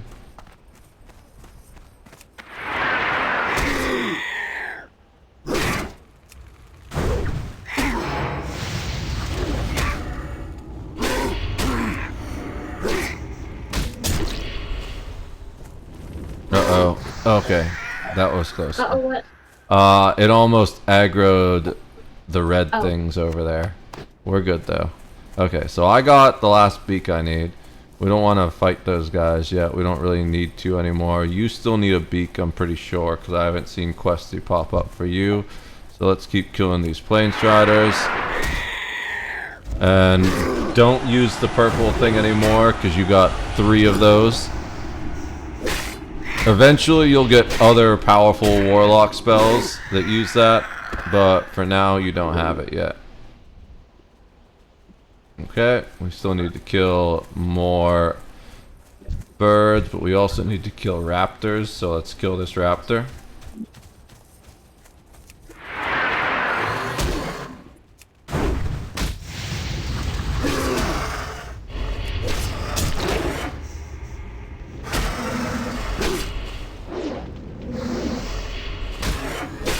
Alright. There's a bird right here.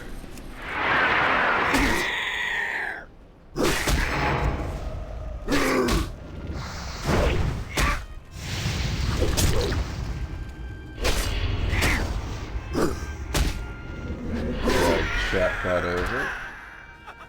I'm back, but at 12 and got $300 of food. Show up at my house that I have to get in 10 minutes or so. Yeah, no, you're good, dude. Do whatever you gotta do, Waldo. I appreciate you just hanging out. Ain't no expectations in here. I don't see any more birds. Let's go this way. That's kind of the wrong way. Oh wait, one thing. Open the inventory and use the keg, and it should have an exclamation point on it, and that'll give you a quest.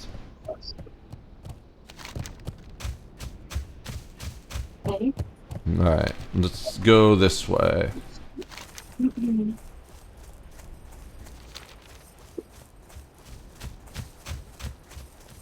There's another bird right there.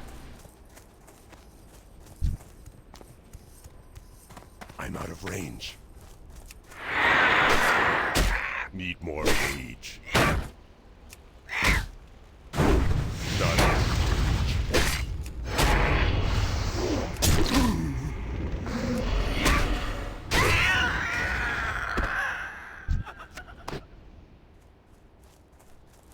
Okay, we still gotta get you at least a beak, I think.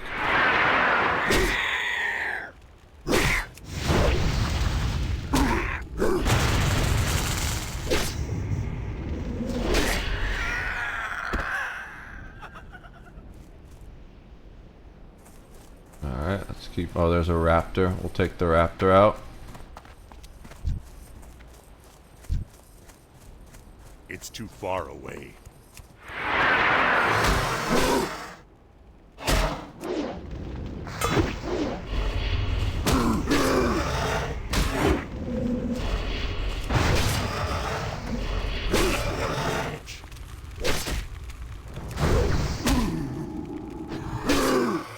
Alright.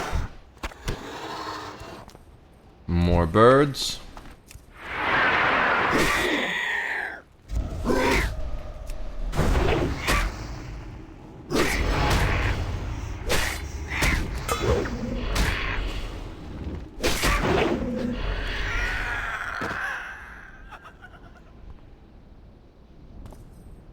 Another bird. Actually, yeah. Well, just... Oh, wait. Let's kill the raptor first. Raptor is a little bit scarier because he might attack us, whereas the bird's just chilling.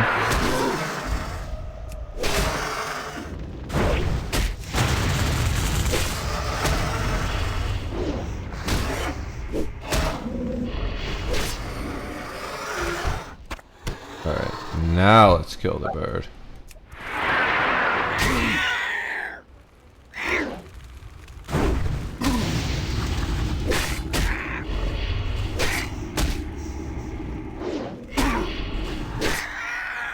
Okay, I'm gonna bandage for a sec while you loot that. There we go. That's your last bird beak. So we're good on the bird beaks. All we need are the raptor heads. And we're gonna keep going to this next town and look for raptors to kill on the way there while we get ready to turn another quest over here. Oh, there's a raptor. It's too far away.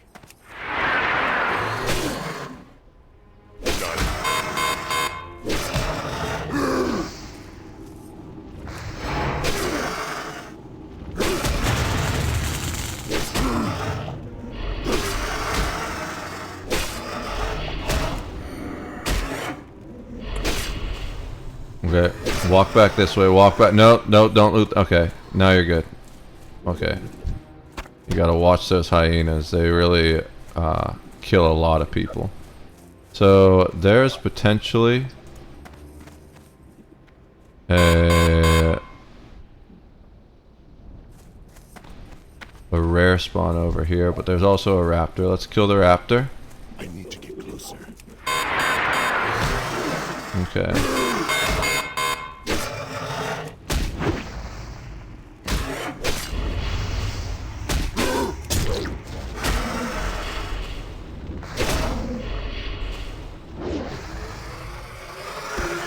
Go ahead, get that. There is a certain rare spawn over here, but he's too high level for us. He's level 17. He would delete us. So we're not going to worry about him. He's also got 2 escorts. That would end very badly for us. Okay, there's another raptor over here. Just stay on the path. Let me bring it back to us. It's too far away. Need more rage.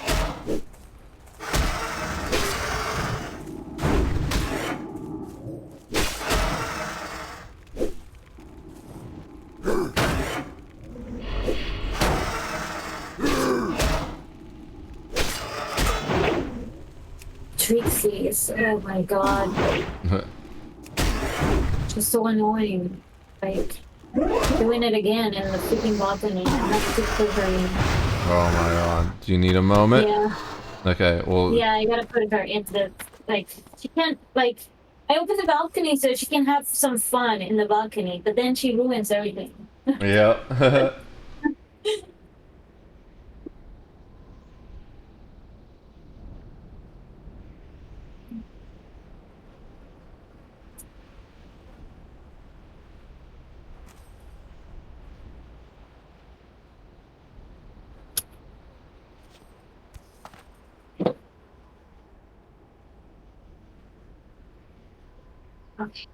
Alright. Now you're good. Let me just do a sword sharpening thing.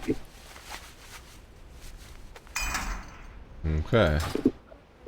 So I'm gonna go this way. And we got another hyena over here. I mean, not a hyena. A raptor. Stay right here. Don't go any deeper. I'm gonna bring him back to us because there is a hyena. There's a bunch of hyenas.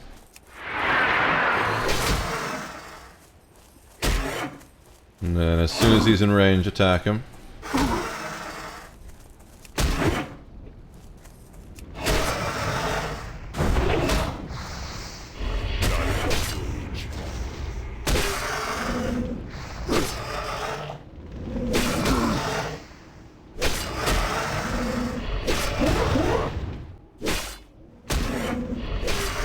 Need more rage.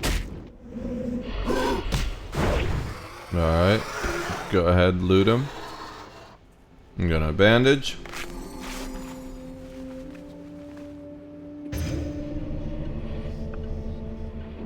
Alright, let's keep going. Yeah, I'm probably gonna use this thing real quick. Alright.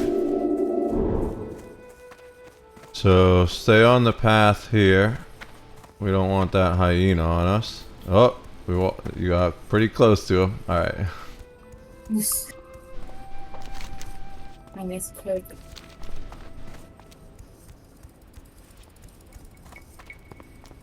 So we're almost in this next town. Oh, there's a raptor up here. Let's kill this raptor. Just stay on top of the hill.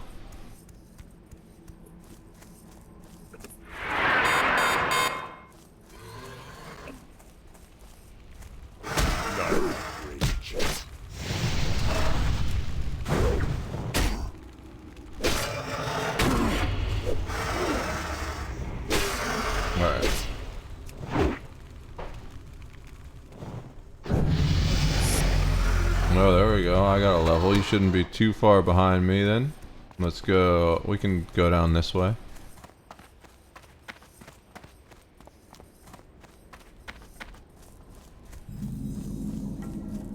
Alright.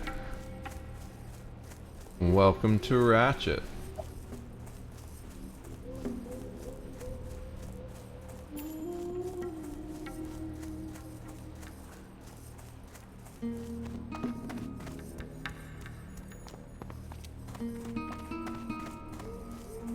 So you should have maybe, yeah.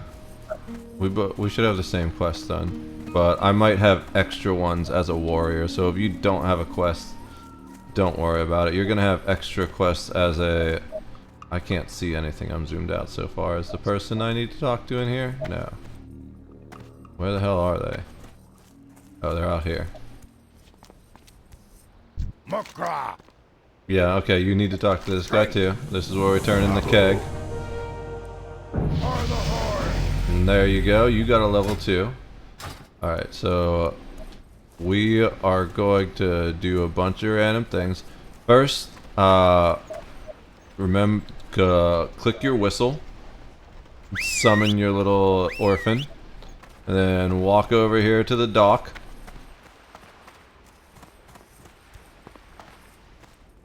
Cool, and then once you do that, talk to your orphan and complete that quest. We just showed him the docks. And then you can whistle again to send him away.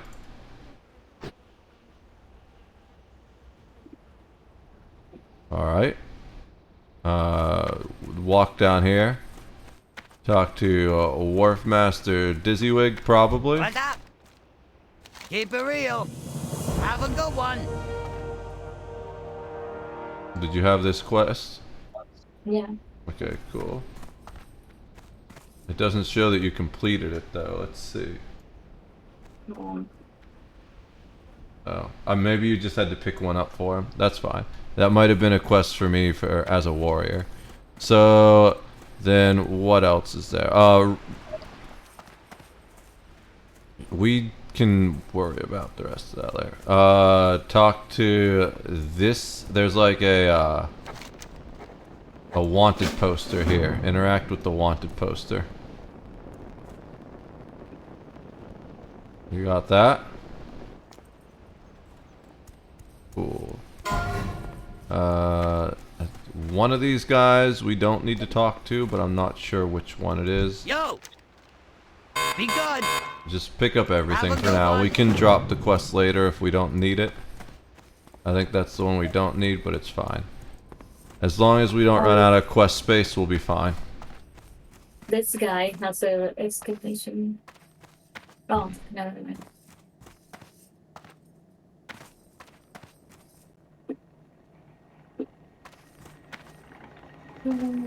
Gotta talk to this gnome up here. Welcome to Ratchet. Hope you're looking for work. Can we get his quest?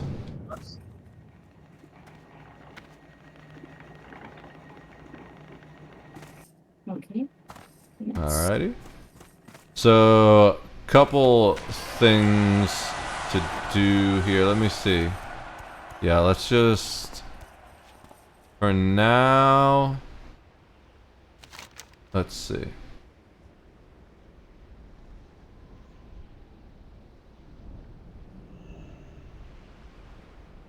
Okay, yeah, I don't think it really matters either way. So let's go talk to this guy over here, Bragok Flight Master.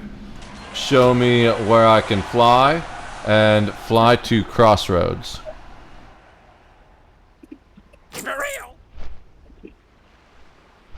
So we're gonna turn in more quests there, and then from Crossroads, we're gonna fly back into Orgrimmar, where we can both level up, because we're gonna have new skills. You get new skills every 2 levels. Also, in the meantime, you've got talents. You're gonna have unspent talents. So at the bottom of your screen, next to the little golden goblet, there's like a arrow target. There's a target filled with arrows. Click on that.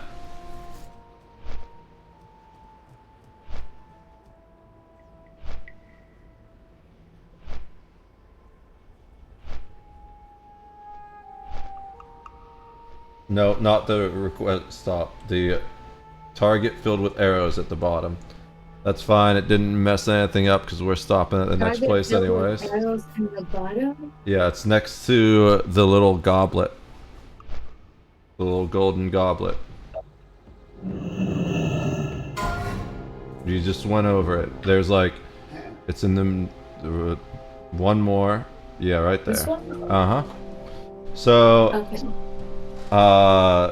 for now, you're probably going to want to put both of the talent points you have into the health stone. It's the green thing. Yeah. Alright, so now you can make way better health stones. But, oh wow, you've been so, you've accidentally been casting the spell too much, but that's fine. Go ahead and use the health stone you have by clicking on it in your bar. And you might need to alt click, or can you even click it if you're full health? I guess you can't. So, just go ahead and destroy it, which means open your inventory. Pick it up and drag it off out of your bags, and then just click, and it's going to ask if you want to destroy it. This one here. No, the health stone, not the hearthstone. The green thing. This one. Yeah, but you got to do it in your inventory. Yeah, and then drag it, destroy it. Alright, so now make a new one using that spell. It's kind of hidden behind your bags right now.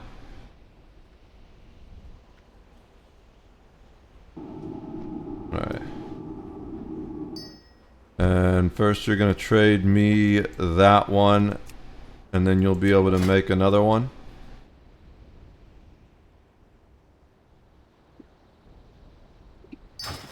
Alright, yeah, and then make yourself another one.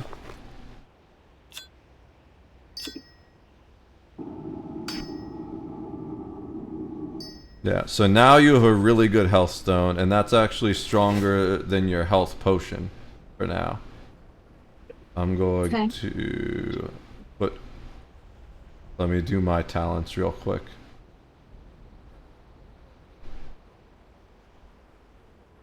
Alright. So... There's a quest to accept over here. I guess maybe it's up top.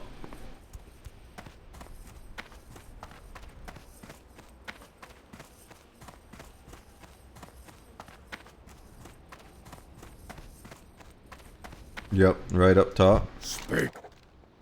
Farewell.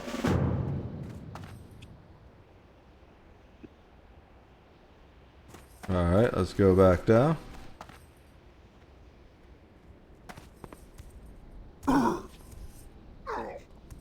Then we got one to turn in over here.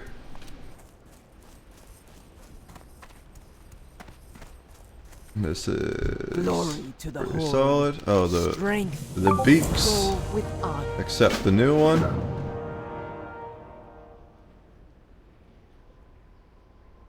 Alright. Then let's... Did you complete that? I think so, yeah. Okay. Yeah. Okay, yeah, we need to do zebra hooves now. Let's go this way. So at this point, we're going to fly back into Orgrimmar. So talk to the Wind Rider Master. I need a ride, and click Orgrimmar. Strength. Alright, and then we'll get our new abilities. At level 12, we each get new abilities.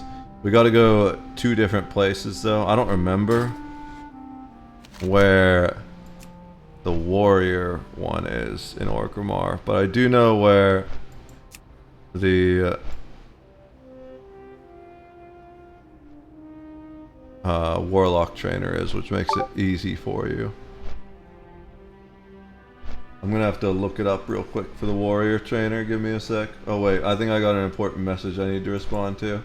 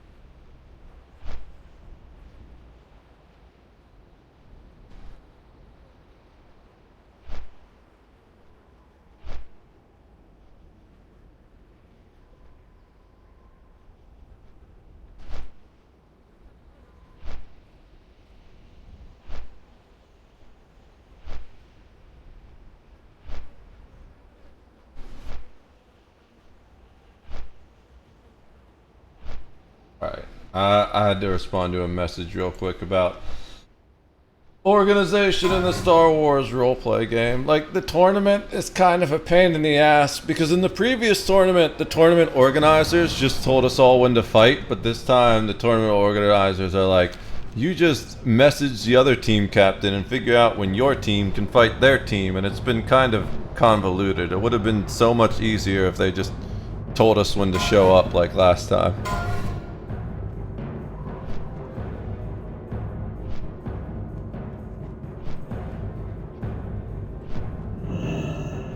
Alright, so we're here.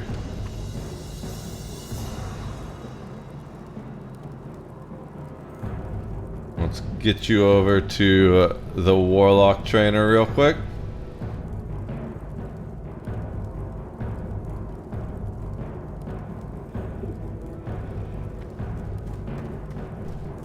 Alright.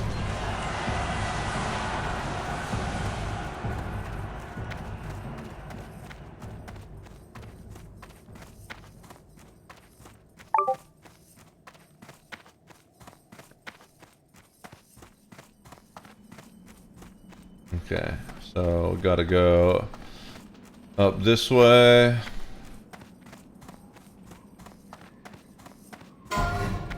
And then we're gonna dive into the Shadow Snatch.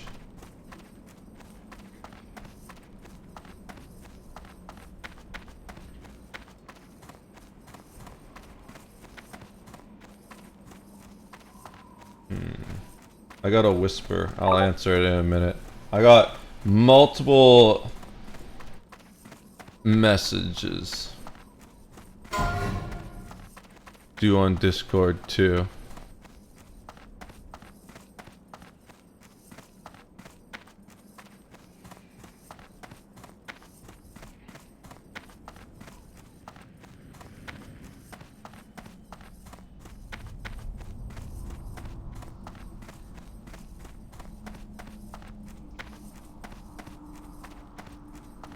Alright.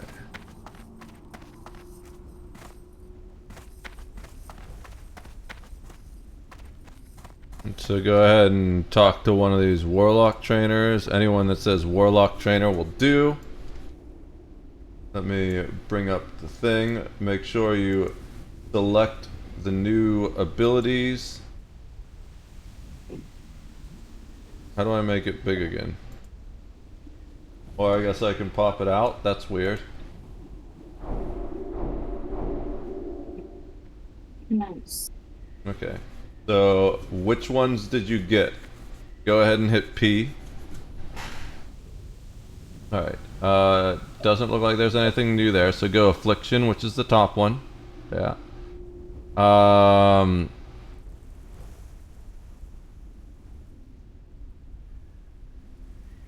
They all look the same for now. Okay. So one thing that you don't have slotted is Curse of Weakness. We said you don't really want to use that, but you should have it slotted kind of similar just in case you need it. So put it next to the glue, which is the bowl with the green stuff. That way, in case you ever need it, you can cast it. Alright, now go on the second one down, which is Demonology. Yep. Let's see. I think you probably... Okay, so two things. Mouse over your current demon skin to see what level it is. The one that you have down on your bar in the corner. That's the imp, summon imp. We want to see the demon skin next to it. Yeah, okay, so you just rank that up. So go ahead and drag the rank 2 one down on top of that and replace it. Okay. Oh, you double clicked it. Just click it once.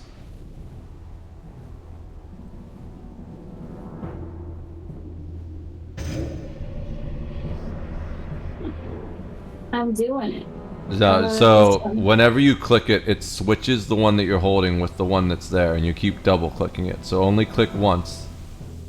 Yeah, it still says rank 1. So drag, click once, and then click somewhere else.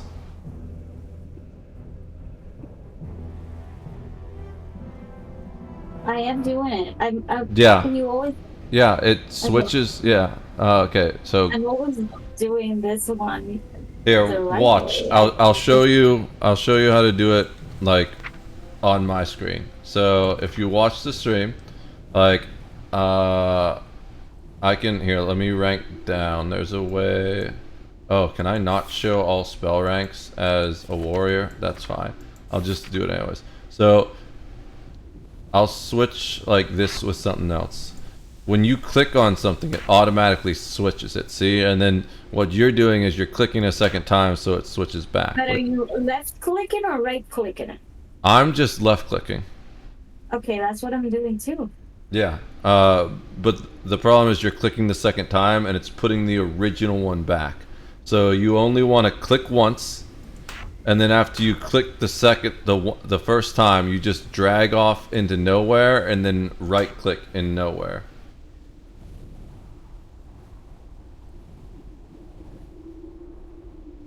Okay, it says. There, they do it. I think. So when you mouse over, it should say rank 2. But it doesn't. Yeah, okay, now just click nowhere with the right click. And that will get rid of it. There you go. Alright, cool. So then the other thing you need is health funnel.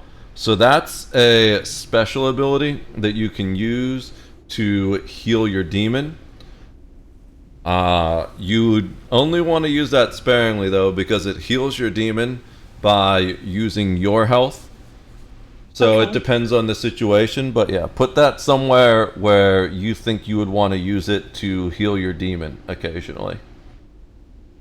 I got here problem. Okay.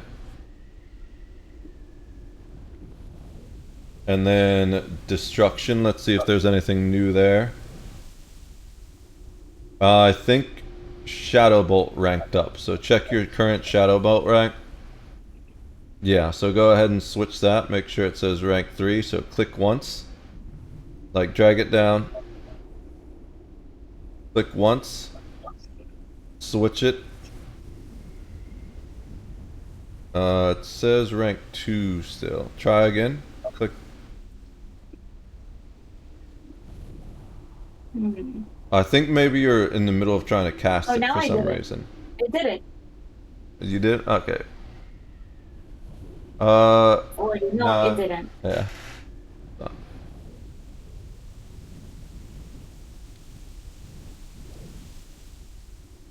Oh, maybe it's not working because you have me. Now it's doing it. Now it did it, I think.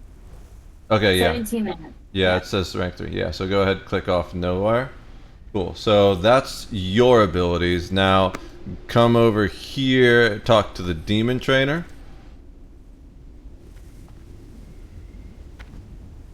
See if there's any new abilities for your demon. I think. No.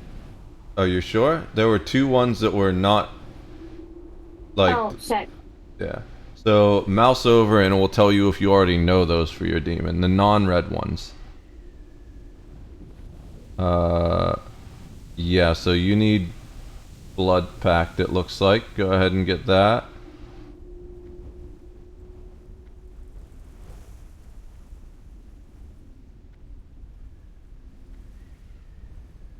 Oh, you definitely need Phase Shift, get that too.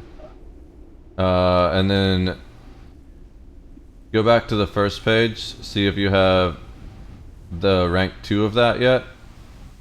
I don't think you have rank 2 yet, so go ahead and get that. Alright, now go ahead and X out. And for your demon, you gotta use the books in your inventory.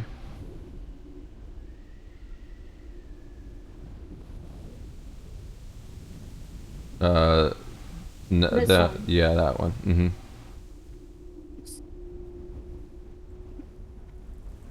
Oh, you gotta summon your demon back real quick.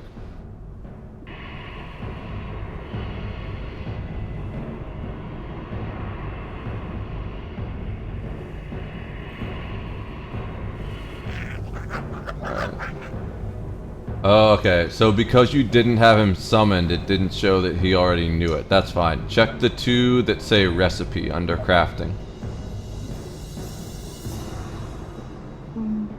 This Yeah. one, this Uh-huh. one? Yeah, so you can teach him phase shift. So that's good. It's going to make him invisible. Now, let's see if you can sell those other books. Is there someone here you can sell to? Yeah, there's a wand merchant. So come talk to this wand merchant What can I do for you? and see if you can sell those two that say recipe. Also, you can sell all your junk.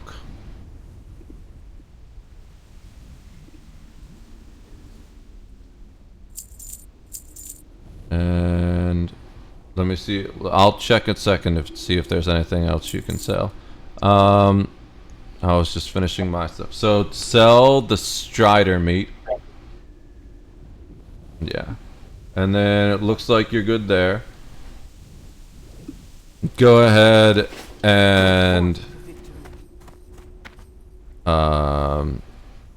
click on the first aid button. What level? Okay. Keep going and hit craft all.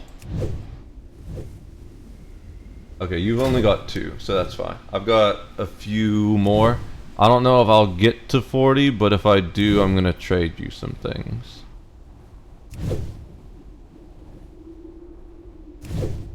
Okay, so I'm gonna trade you the rest of mine because I made it to 40.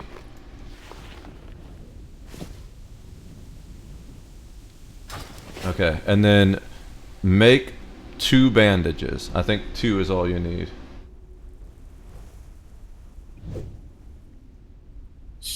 That's fine.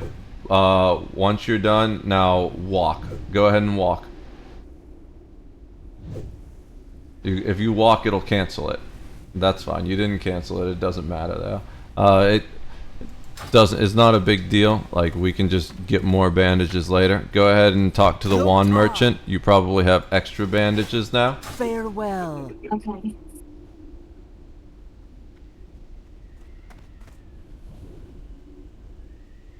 Sell the extra stat? Yep, good job. Alright. So, one last thing real quick. To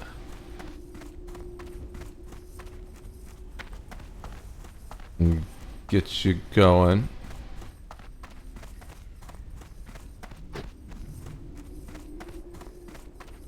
I need to check the whisper and messages in a minute, but there's one more thing we can do for you.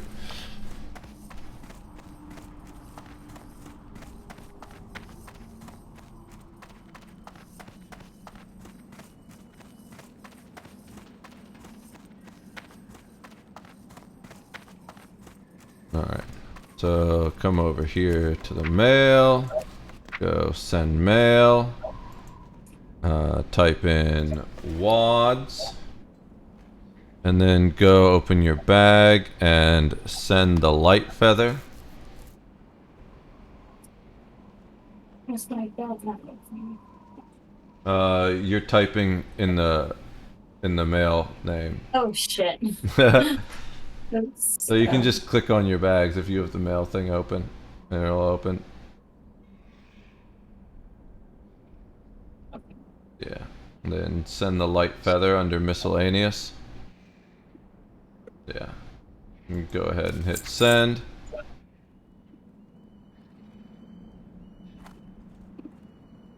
Cool. So are you getting a little tired? Oh yeah, yeah. Yeah, that's fine. Let's log you out near the inn. That way it's pretty easy to find where you are. I need to go find my my warrior trainer. I'm not gonna do anything but find my warrior trainer, so we'll be at the same spot, so you don't need to worry about that. And if we log you out near the inn, then we can just go ahead and get started on whatever we need to do next time you log back in. Nice. It's crazy how you can tell. Always. I was suspicious for a while, but I figured all the stuff we were doing was pretty safe. We were just coming back into town, and this way we don't have to do all this walking around next time you log back in. We can just get started. So go ahead, log right out. You can log out here. You're safe here. Alright. Yeah, and we can play anytime you want to next. I feel like I need a break. That's fine. Yeah. Chill. Do whatever you gotta do. Get some sleep, take a break, get some food. I'm going to figure out where. Oh, I'm gonna answer all these random messages I've gotten. And then I will. My cat is really pissing me off. She keeps meowing like non-stop, trying to get my attention. It's weird. Oh, that's fine. Like, go spend time with her. Do whatever you gotta do. Yeah, I'll do that. Alright. Have a good one. I'll see you later. I'll see you later. It's been fun. Yeah. Peace. See you later.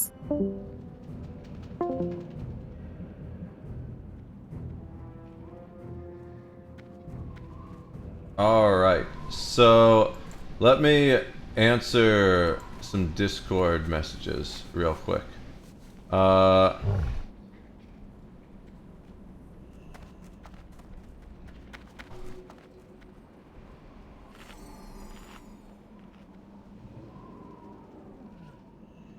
Alright. So, I need to send a message real quick. I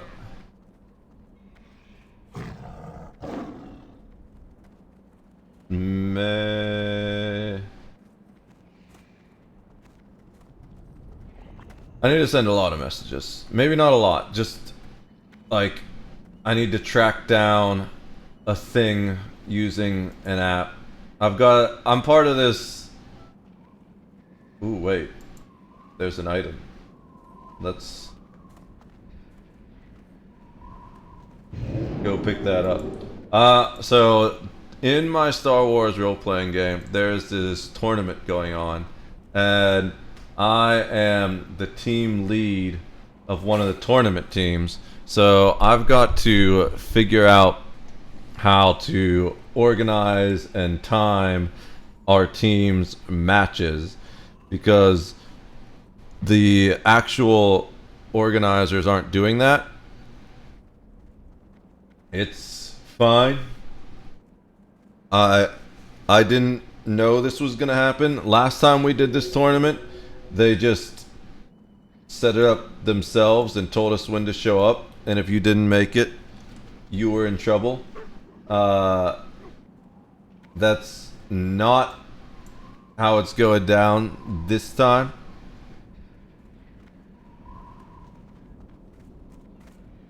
But we'll get it figured out.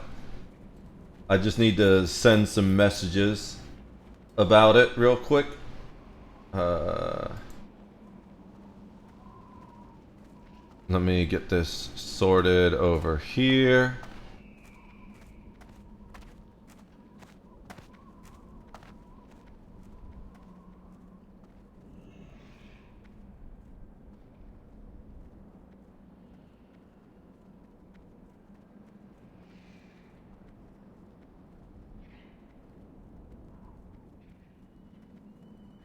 Alright,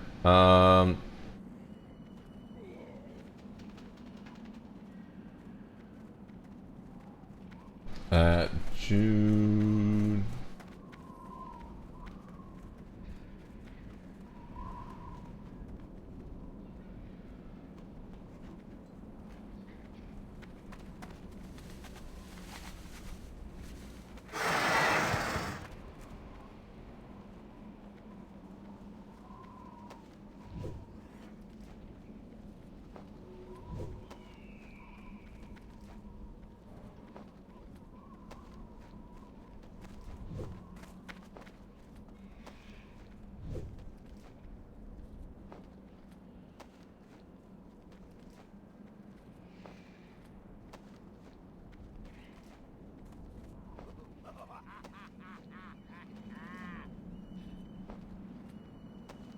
Y26. The most annoying part is that there's like 4 different time zones I need to deal with when getting this setup, because the game itself has its own separate time zone, which like no other time uses pretty much, at least not any widely known one. It's -7.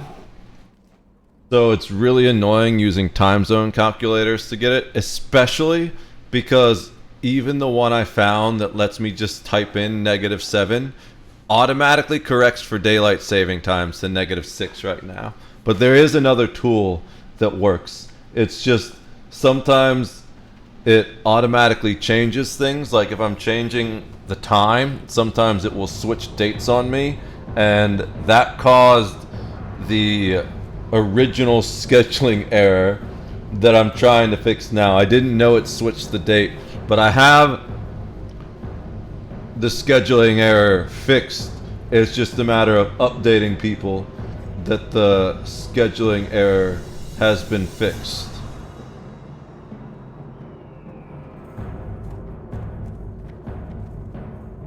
Okay, and before I paste this, I want to make sure this is the correct time that the other team leader said. It is. Cool.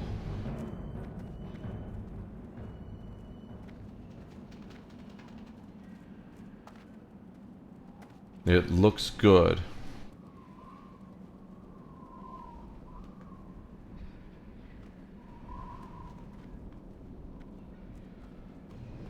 Alright. I think that's all I need to do for that.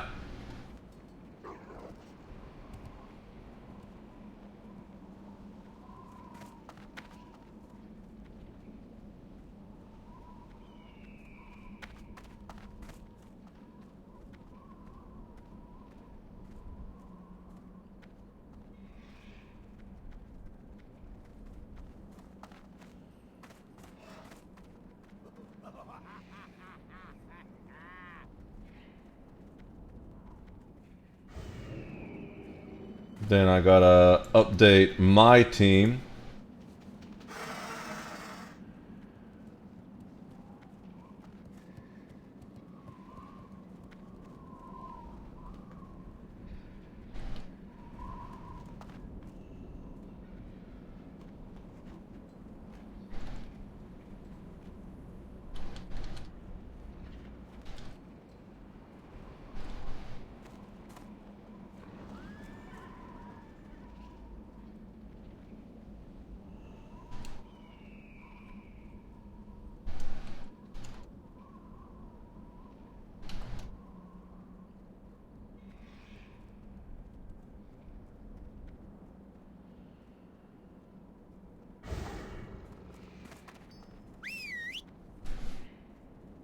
Okay, so I think that's all done. All that bullshit I gotta handle for now. I gotta pee again, and I want to make more coffee. So I think I'm gonna do that first before I do anything. Well, let's sell Greetings, traveler. the extra pants, the old pants. Even with reinforced armor, we still had more armor, I think. Let's double check our total armor before we do that. 600. Go in peace. I'm not sure if that gets calculated after or in. Oops. What? How did you sell when I'm not even talking to you anymore? Oh, you didn't. Okay. Why is my armor not changing though when I switch armor? It doesn't make sense. Do I need to reload the window? I do need to reload the window. Fair enough. Okay. So we have more armor now. We're gonna sell the old one. How may I aid you? I don't have any armor patches right now, but we will mail them to me when I get the chance. I can make them on one of the other characters. The thing I need to find out before I forget is warrior trainer WoW classic.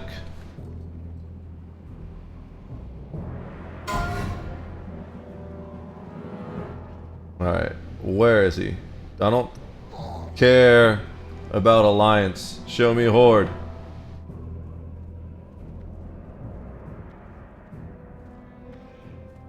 Orgrimmar.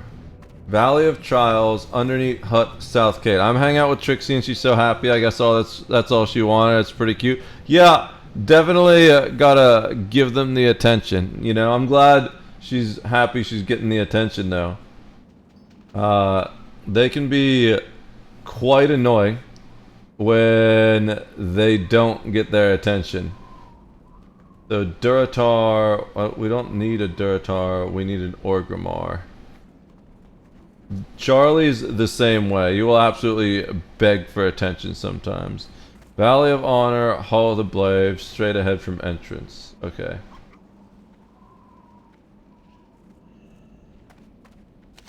Valley of Honor, Hall of the Brave. Okay, I know where we're going.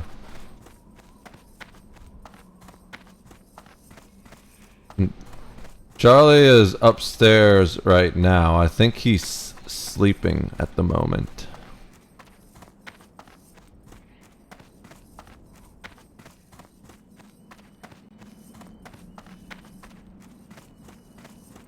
I didn't end up picking up like any ore. We didn't really go too close to much of it. I did see some potential ore spots, but we would have had to go out of our way. I was mostly focused on trying to get those beaks and raptor heads and that keg, of course. The keg is a pretty handy quest, relatively easy to do. Oh, I forgot about that whisper. I don't think that whisper was from someone in the guild I'm interested in, but I don't know. I just want eventually I'm gonna have us join the guild that the rest of my characters, or at least two of my other characters are on in Horde. Hopefully they will be okay with that. I don't think they have too many people that they're worried about it. Generally, the guild master is just kicking people. I want to get kind of leveled up though and sort of help the guild out before I request to get 2 characters in, and then they'll be like, oh yeah, you cool, you know. What do you need? For now, we can just be guildless. I don't think there's any major benefit to having a guild at a super low level. So, overpower. Instantly overpowers the enemy, causing weapon damage +5. Only usable after the target dodges. The overpower cannot be blocked, dodged, or parried. Ah, that's kind of strong. We don't have enough silver to do all of our abilities. I can send silver. Do I have things I can sell? Not really. Yeah, I guess I'll log in and send silver. We absolutely need the other 2. Shield bash. Bashes your target with your shield for 6 damage. Also interrupts. Dude, that's so good. Okay.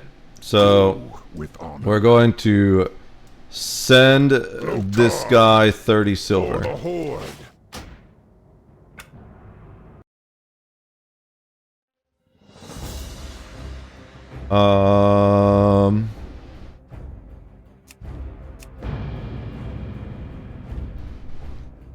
The one I'm kind of least interested in asking about getting logged in is my bank, because I feel like if there's any they like wouldn't care to have in, it would be the bank character, because they're gonna be like, what?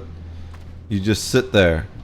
You don't do anything. Although I suppose once I get like enchanting and all that stuff leveled up, I could be like, well, I can enchant.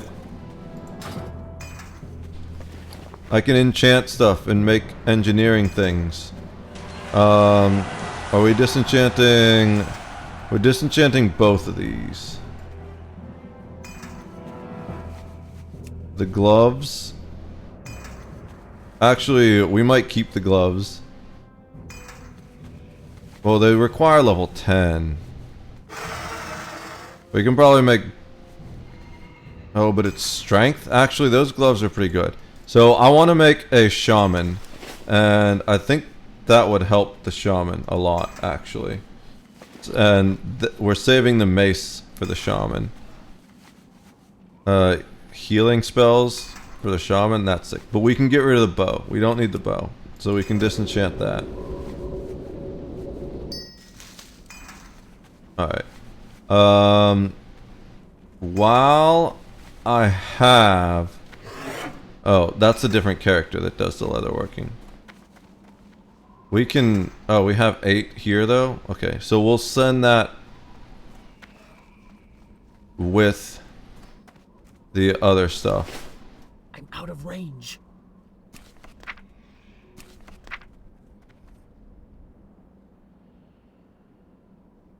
Okay. So, we can do one of these. Where'd it go? Okay, I'm blind. One of those for his new pants. And I don't think there's anything else we need to send to the warrior. So we'll go ahead and just send the 30 silver.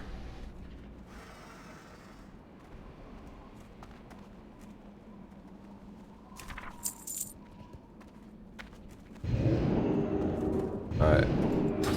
Since we're kinda low on gold, and I'm sorta trying to bankroll my characters and hers as well, let's see what we can sell. So, all that's...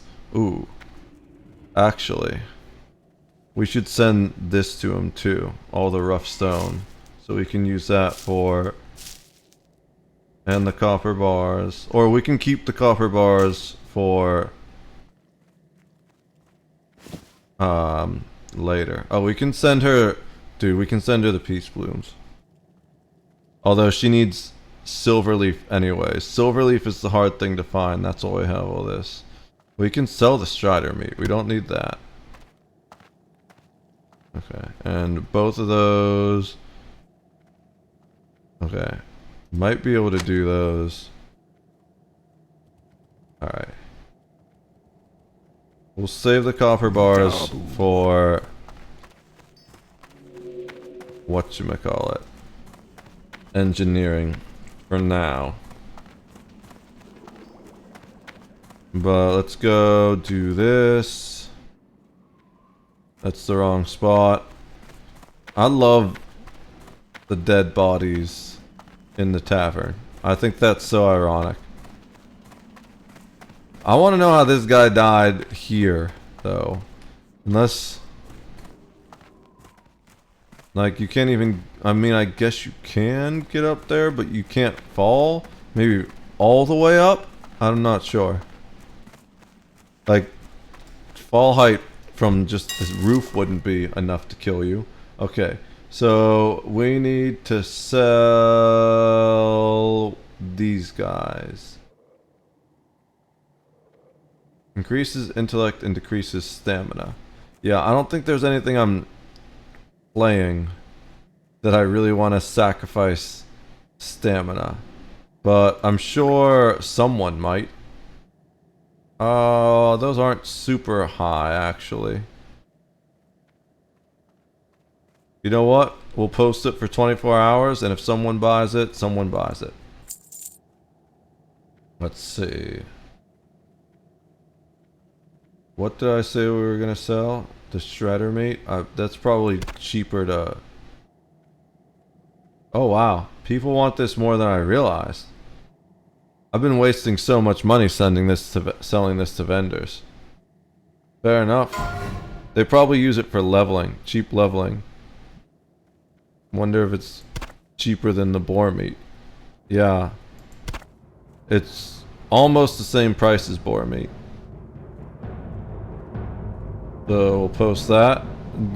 That almost covers all the silver we just sent to the warrior. And then we'll post the feathers. That's a significant stack of silver there. So once she starts leveling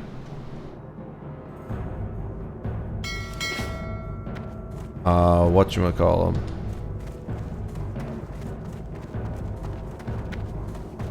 once she starts leveling her professions, we can help bankroll that. We're probably gonna need to buy a bunch of silver leaf for her. Alright. Let's go ahead and... I'm watching your new YouTube video now. Oh, that's a doozy. I went hard on that one, to be fair.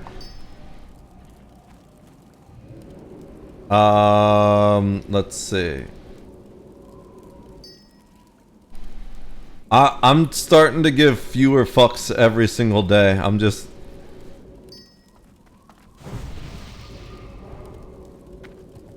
saying it the way I see it is. Alright, so we're going... What do we... Who... Oh, Heart Ripper is the name. I was trying to remember the name of my hunter. We're gonna send the Scroll of Spirit to them. We're gonna send... Okay, we can sell those dust-covered leggings. Ceremonial leather gloves. Maybe we do send the gloves to them, and they can send them back if they don't want them. The agility... Oh no, they already sent the gloves. That's right. The leather. Anything else for... Oh, leather working. Yeah. I think that's everything for now for Heart Ripper. And then those are for the shaman that we don't have yet. This stuff all goes to Bald Old Orc. I forgot to send this. And I think that's all Bald Old Orc needs.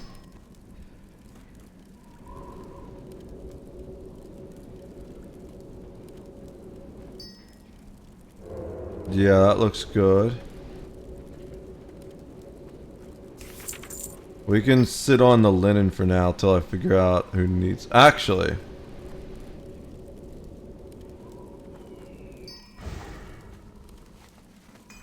I should have sent that to him too. Because I know he's still leveling.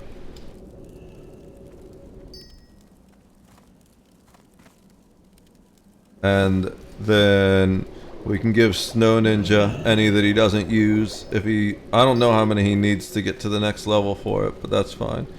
And then I think pretty much everything else besides these bags, which we're saving for the shaman, goes bank for now. Well, we can send these to steel for cooking.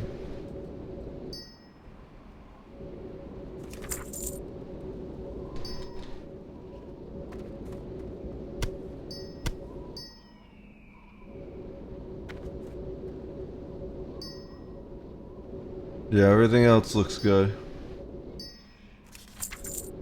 Alright.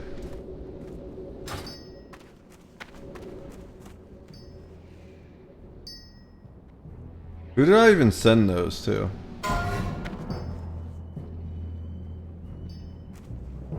I don't know who I sent that last mail to be honest.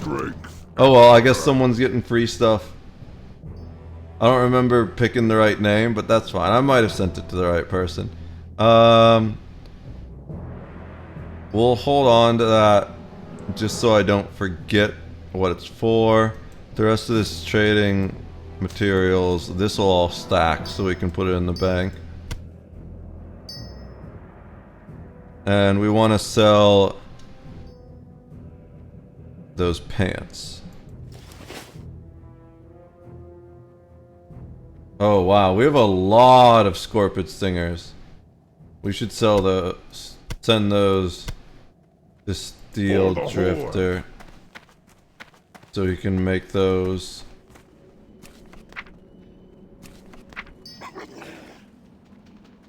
Okay, I think I probably sent it to the right person.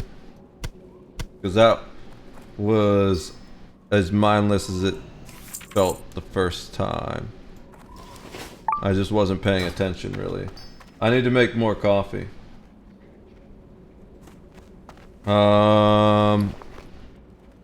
We wanted to sell the pants. And then we're good on this. And then we'll log into Bald Old Orc. And do the warrior thing. Well met.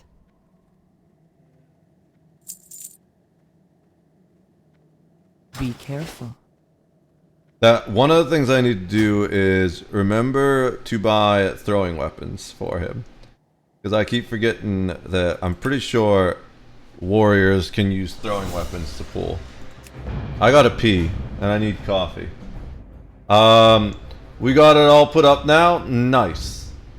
Almost didn't have room in my freezer. I have a gigantic freezer here in my basement that isn't even plugged in. One of the ones that you can fit like 5 bodies in.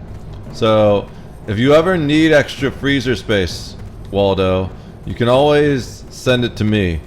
I promise I won't eat it because I'm trying not to get fat. We'll see if I'm successful. I did manage to do push-ups and crunches today for the first time in like forever. Things are straightening out in my life a little bit, although I did have all that chaos with Discord messages I had to send a minute ago. Things are looking up. I'm fine. Like, the fact that I felt like I had time to actually devote to just working out this morning, it's a good sign. Alright. So, let's go get... Oh, let's do... Can we even... Okay, we forgot to get her heavy bandages, but that's fine. That was a lot more walking. It's just one little bit of walking when she logs back in next time. Oh, I still have the health stone. That's not going to last very long. But we're going to keep it slotted since we're doing. We'll always have the health stone.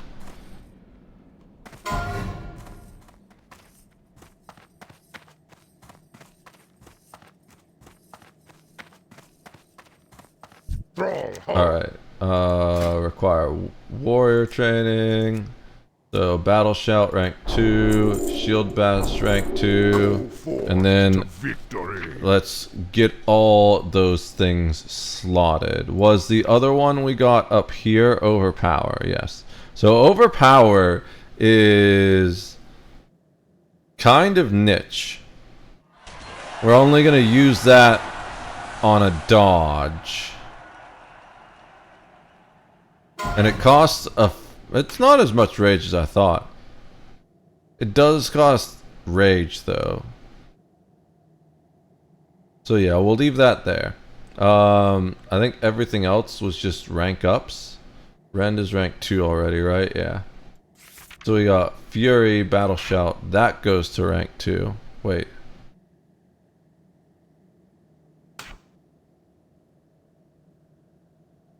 Do these automatically rank up? 20 by 35. Okay, shield bash is definitely new. This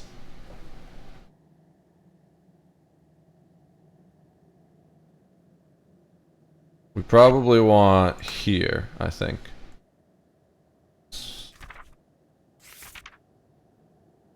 Heroic strike, is that what ranked up? Nope.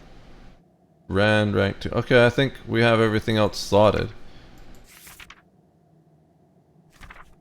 Do I not need to reslot abilities as warrior when they rank up? It doesn't let me show lower level ranks, so I'm guessing that might be a thing. Let's see. Before I log out, I'm gonna do everything I can on the warrior before I log out. I kinda really gotta pee, but I wanna finish this first. So, wow, blacksmithing. Or is it smelting? It's the same thing.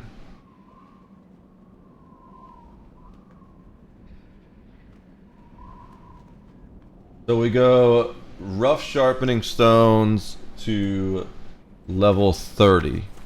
I don't know what level I am. Definitely some level because I mined a fair bit of copper and I smelted copper, even though I don't think I made anything with the bars yet. I'm pretty sure I sent those to my bank, my bank alt to use for engineering. I don't know if I need to be here to do this, but we're gonna do it anyways.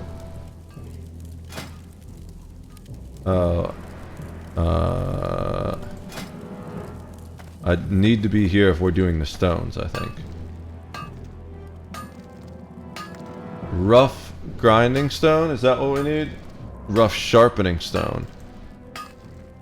What's the difference between the grinding stone and the sharpening stone? Oh, they use more? Grinding stone is used for something else. Sharpening stone does the weapon cooldown. We already have a bunch of... Oh, we're 50 already. So what do we do for 50? Oh, rough grinding stones. Cool. So I guess we get more XP drop is what it is, even though we get less. So we do this till we're 65. We might get that here.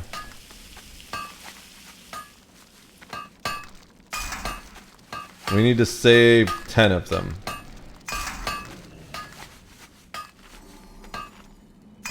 And then we do coarse sharpening stones afterwards. That's cool. So, what else do we need to do? We need to apply that patch to our new pants. We need to get to the other first aid thing. It said 65? Okay. So, I don't think... Oh, there's an expert blacksmith right there. Perfect. We are getting pretty close. Alright, and then after this, we go to the hunter and... Do we, okay, I didn't waste one. Good. Do we do leather working? I don't know. Train me. Are these all just one? Well, that one's 3, but it's fine. We have some extra left over. Heavy copy mall. We'll train all of them. I mean, extra silver left over. Alright, so then we go coarse sharpening stone. We can't make any of these because we don't have coarse stone. Fair enough. So does that mean we can kind of sell the rest of our rough stone?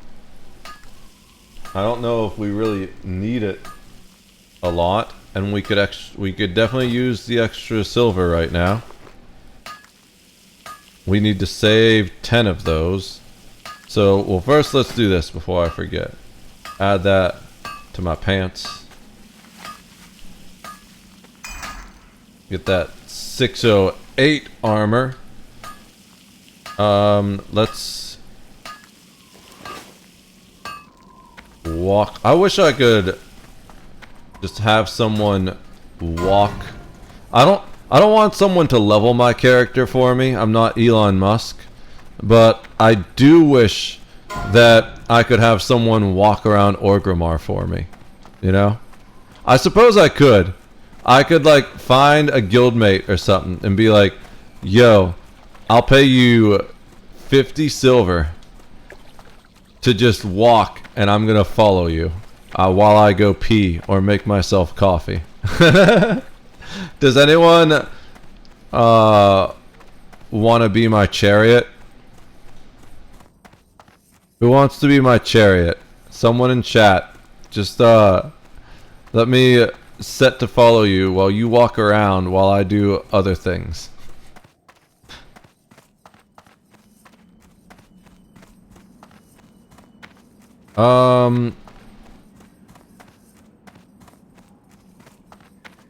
Yeah, we gotta do that. We should probably hit the bank and mail while we're there. So, the training says to keep 10 rough grinding stones. So we will probably we'll definitely send it all back to Wads. That way we keep most of the cash on the bank alt.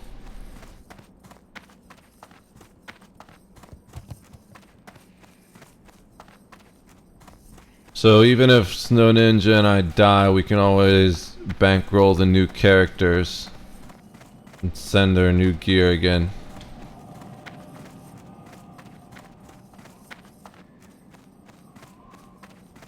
Alright. Mail. Well, let's do this first. What are you looking for? 10.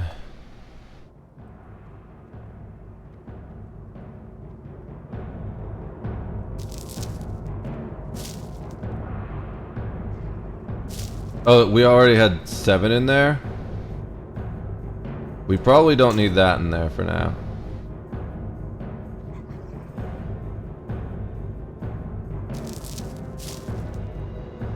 Okay. So we only need 10 in there. I can't automatically stack those. I guess they'll stack themselves by default at some point. And I think that's all we want to hold on to on this character for now. Go with honor. Well then, let's go do this. Send mail to Wads. Gonna send the extra rough grinding stones and the extra rough stones and the copper. Okay. Yeah, I think that's good.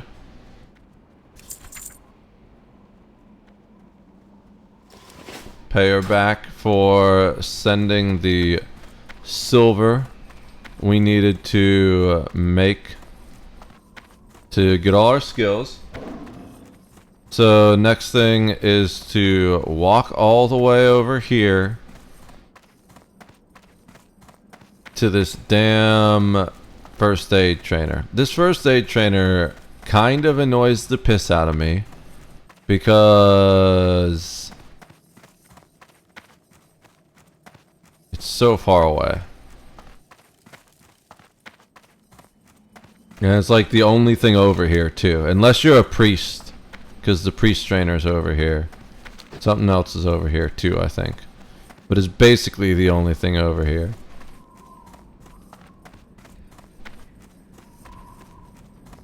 Maybe I make the shaman today.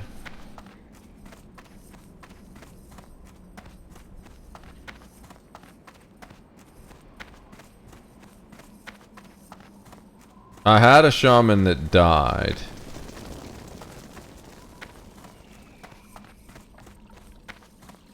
I got really mad about it. That's like, not like actually really mad. I don't get mad about video games generally. But that's definitely the character I was most annoyed about losing, to say the least. So we just got the heavy bandages. Train. Alright, does it tell me how many exactly? Probably. Probably, I don't know if it is actually exact, because sometimes it was off, but it will give me a general idea if I click on the first aid. 45, we need 90. I don't think we have 90. We have like 40.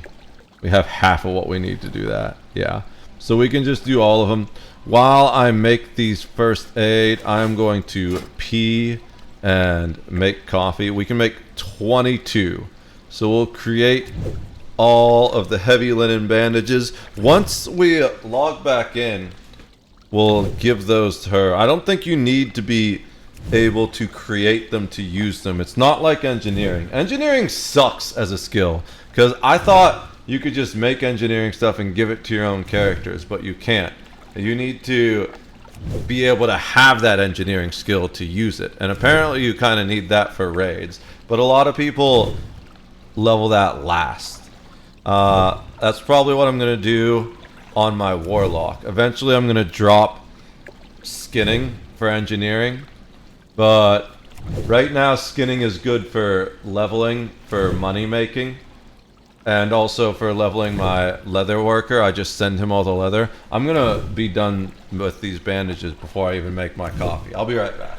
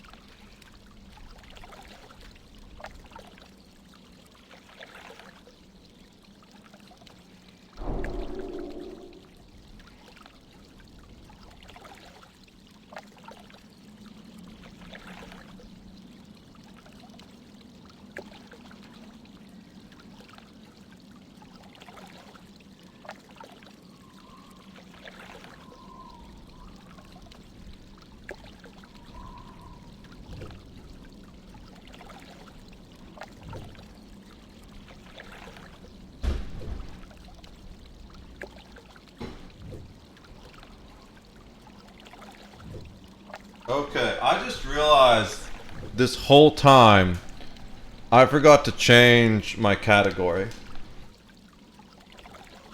I've been streaming WoW for like 5 hours at least in a non-WoW category.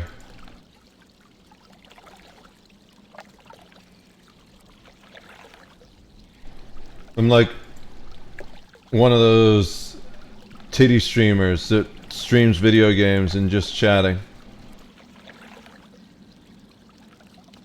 Alright, let's go change that. Oh. Did Kick automatically change it? Or was it just left there? It's not right because it's World of Warcraft Classic Hardcore. The one thing I will give Kick credit for is that it's got its own hardcore section. I've got to scoop an item real quick. 2 items actually in the Star Wars RPG.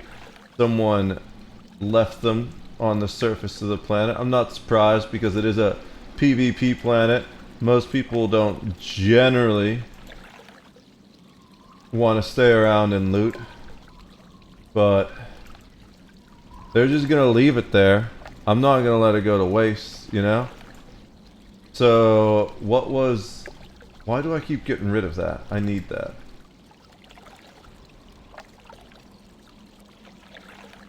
Grok. Show me that conversation where I had... Next is 1013.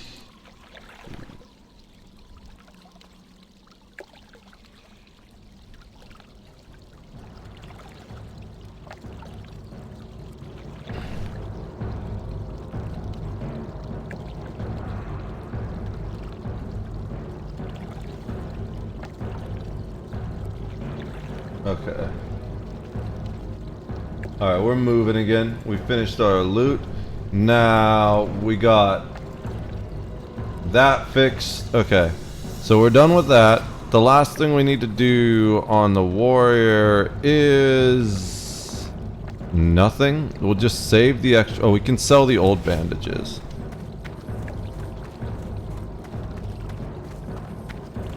And we should be close to logging back in anyways. I got donuts while I was getting coffee. My parents brought me some donuts when they came to visit. I should have done this 1 second. No, I want it while it's still hot. I put them in the microwave for 30 seconds. I love a good chocolate donut with like the fudge icing. Well, the donut itself isn't chocolate, it's a cake donut. I think this is the best of all of them.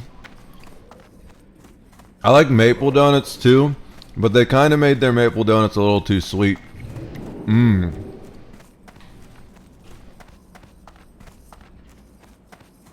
Sell our old regular bandages.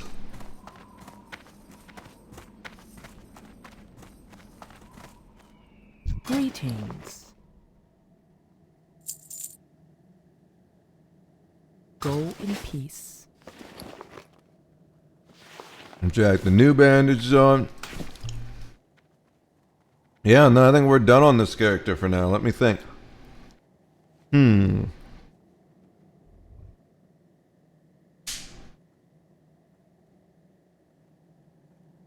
Doesn't look like anything else I need to do.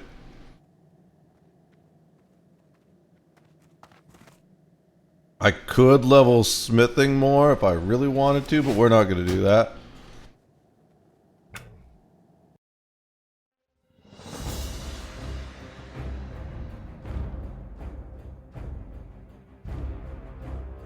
Alright.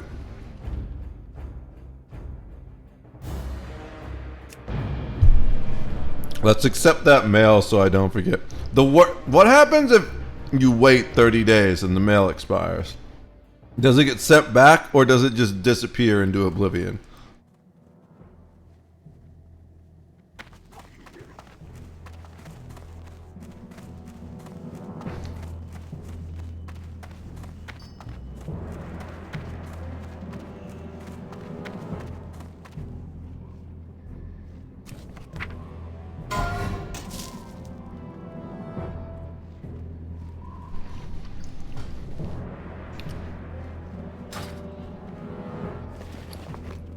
Alright. So we keep the copper. Because we're going to use that for leveling engineering. Actually, do we need the other stuff for leveling engineering too? That would be smart to check. Engineering. Rough stone and coarse stone. Yep. What about rough grinding stones? No, so we can sell the rough grinding stones. All right. Looks good. Strength.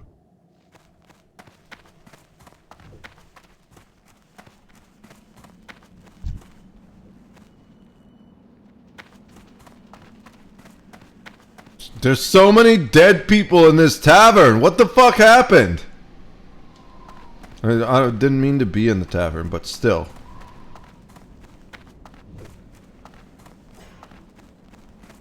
I wanted to go here. I almost missed it again.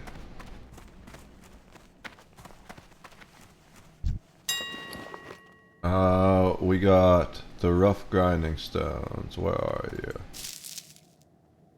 Oh yeah, those sell pretty good. 48 copper a piece. We'll take that. Alright. We're at 69 silver. Giggity. We got an emote for that. Where the hell is it? I need a... Do I have a command?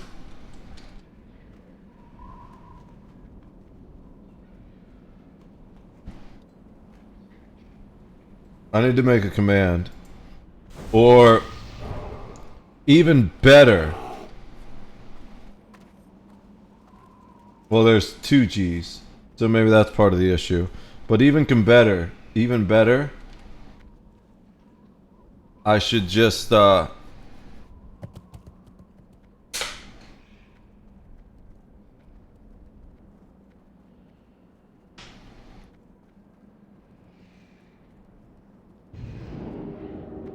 make a Stream Deck button for it once I get my Stream Deck figured out, because the Stream Deck's not exactly working right now. Alright, so let's see. I think we just log off now, and then we go.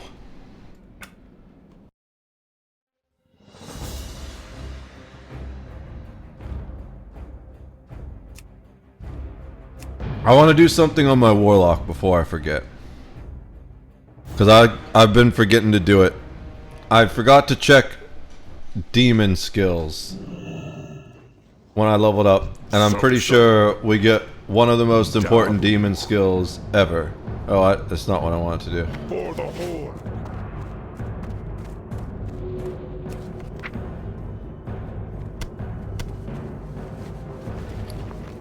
Okay. Do I even have that recipe? Probably not. No. But I can make roasted boar meat.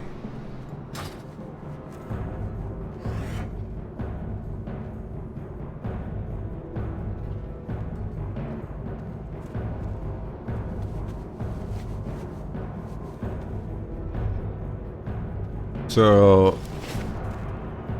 I'm stuck. There we go. What can I help you with? We'll put all that in there. strength.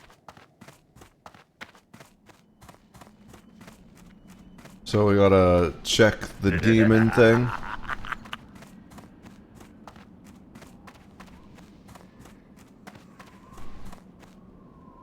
Okay, this is the big boy donut. I don't even know what this is. I think it's maybe a maple. No, it's just like a white frosted cinnamon roll with maybe coconut on it. Oh yeah, coconut. This is pretty good. I like coconut a lot too.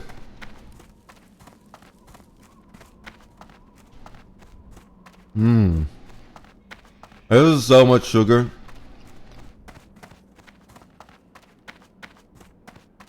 Wait, this is cooking.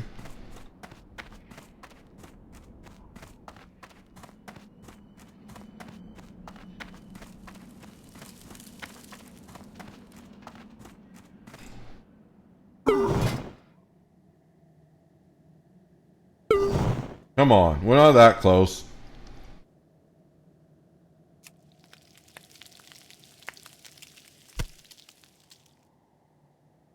We could make boiled clams. I'm 72 already. This is just from cooking boar meat too that I've sent to this character, I'm pretty sure.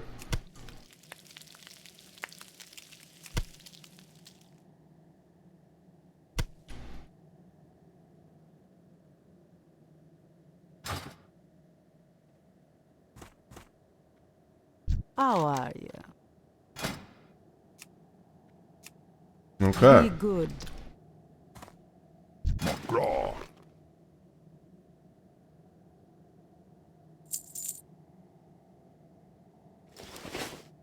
For the horde.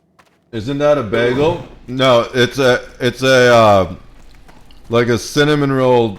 It's like half cinnamon roll, half donut. My parents got it for me when they were in town the other day. They brought some stuff up. It's got like a powdered sugar icing on it and coconut. It's delicious. I got it when I went to get my coffee. I was like, you know what? I got a couple donuts left. I will inject sugar into my body with the caffeine. Alright. I need to get... So, since you're here, you can take a look. This is my warlock, and this is the Hellstone item there. But if you look, the next level summon, which we'll probably try to get for you next time we play, now that we're level 12. I had to wait to level 15 to do it solo, but together, especially with me tanking as a warrior, we can probably do it level 12 or 13 for you. This summon, it's probably the strongest summon in the game for at least leveling purposes, because it's basically like having a second tank. It will be able to taunt and also has just as much health as my warrior does. And the other cool thing is you can sacrifice it to give yourself health back if you're in trouble. So I don't know if I can do that yet. But we're checking. Yes, I can. Perfect. We got level 16. So we're gonna get that. That was 12 silver. Holy shit, that was a lot. I'm pretty sure everything else is lower level. Yeah, we have fire shield already. Blood pact rank 2. Make sure nothing else ranks up at level 16. Yep. Okay. So we gotta summon the Void Walker to teach it sacrifice. It's like a sweetbread with powdered sugar on top. Spanish bakery. I'm eating something similar today. I'm waiting for my Uber to go to a bakery. It's far, but looked amazing. That sounds delicious. Okay, so this is the tanky summon. He does You can see at level 16 he's got almost 500 health, which is a lot of health. He's got an ability that adds threat, which makes it so that it's far less likely to attack me, and as long as I'm not just cranking DPS out. And we'll talk about managing threat later. That's why sometimes you or your demon would pull attention away from me. It's because I wasn't generating enough threat, or you were maybe generating a little too much. Sometimes a little bit of both. But it's not super important yet. We can talk about it later. We gave you the threat meter. We just haven't really explained all that yet. But basically, crash courses, the more damage you do, the more likely you're going to draw attention from the target. However, there's other things. Certain abilities generate extra threat more than they deal damage. The warrior has a slash that does it. The void walker has this ability, torment, that does it. And there's just other things that do it. You can also pull threat through healing aggro.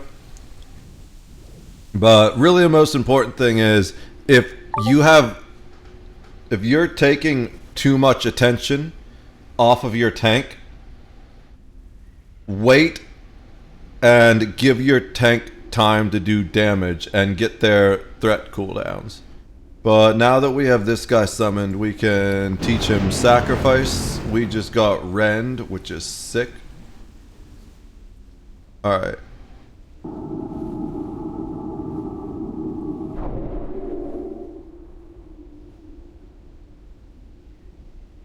So now we've got this ability. Sacrifices the Void Walker, giving its owner a shield that will absorb 399 damage for 30 seconds. While the shield holds, spellcasting will not be interrupted by damage. This is one of the most important abilities for keeping your Warlock alive. I want to know if I can, like, rebind it to something. I know there's got to be a way to rebind it. But currently I don't have these pet abilities bound. I just have attack and stay bound. I'm hoping...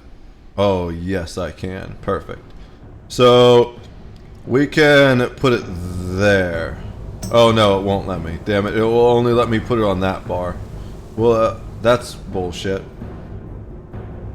Okay, but we'll just add key bindings for that.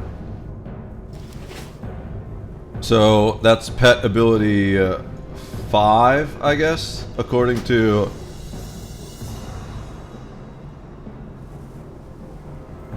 the keybinds, if I'm not mistaken. Is it this? Yeah. Pet action bar 5. Right now it's control 5. What do we want sacrifice to be?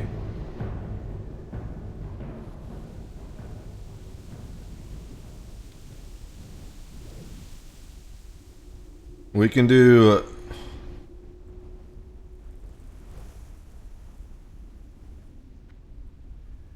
Shift E. Because E is our callback ability.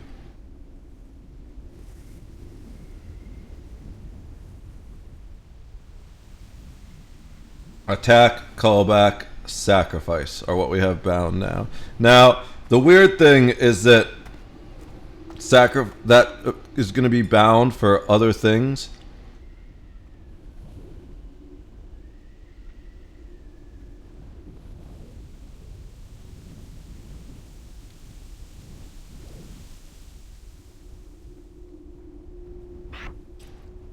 Maybe we drag it all the way over there and make that Shift E.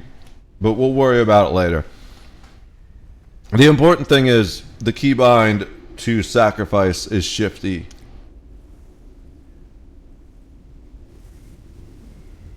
And I don't think there's anything else I need to do on this character at the moment.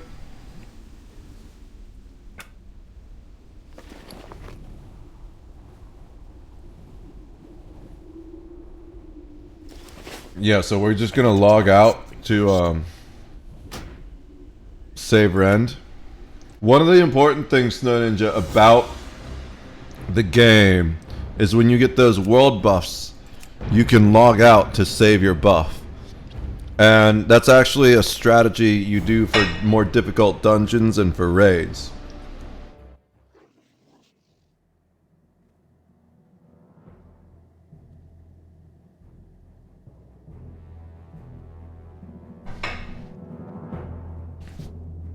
We haven't done any dungeons yet, but we might do them with Wong if he gets leveled up and doesn't die this time. And we also might end up doing them with the guild. Eventually, I want to get both of us in this guild that my hunter and warlock are in, and then we can possibly do dungeons with the guild. But first, I want to like get a name for myself, you know, before I start asking favors. Be like, oh yeah, that's the hunter or the warlock that helped me out in that dungeon. Then I'll be like, hey, can we get my warrior and warlock friend in here? I'm scared to try a dungeon now in Hellcourt. Oh yeah, for sure. That's why I only want to do it with friends. I don't do dungeons with randos. Like, it's not even because I think people will troll. It's just because I know people are dumb and bad. I think the most important thing, really, I mean, everyone's got to be good, to be honest. I was going to say the most important thing is to have a good tank. But if you don't have a good healer, then the tank's probably going to die, and then you're all going to die. And if you don't have a good DPS, then the healer's probably going to which means out of mana, and then the tank's probably going to die, and then you're all going to die. So, in the end, it always comes down to the tank. But there's like a chain of effect of like, oh, now we're fucked because like DPS didn't do their job, or healer didn't do their job, and the tank died because there was just too much for him to take care of by himself, and now we're fucked. We've got a lot of leather. Unfortunately, we're one level short. Yeah, we're one level shy of the lupine leggings of the falcon.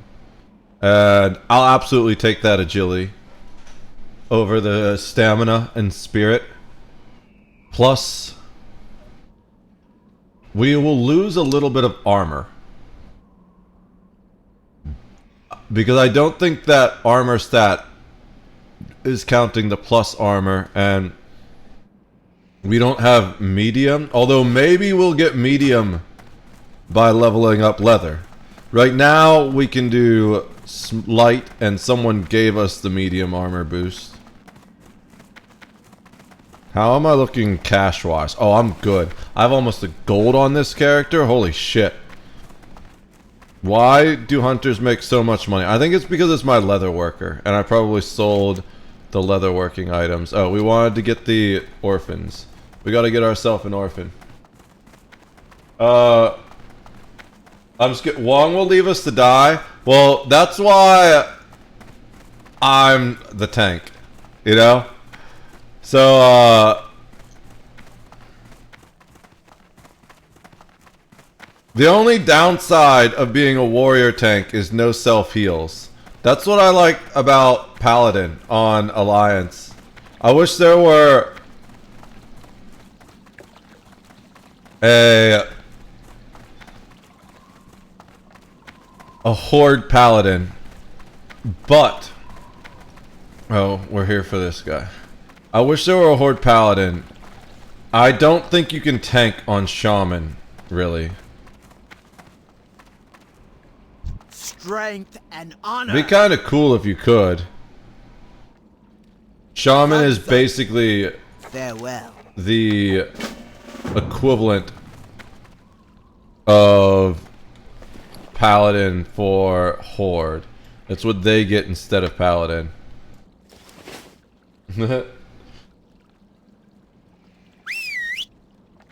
We can just team up and get Wong killed when he's not paying attention. I hope you're not watching, Wong. Just kidding. Of course. I hope you are watching. And if you're not, oh well. You won't see it coming when we team up to get you killed, and it's your own damn fault. So you should be watching, Wong.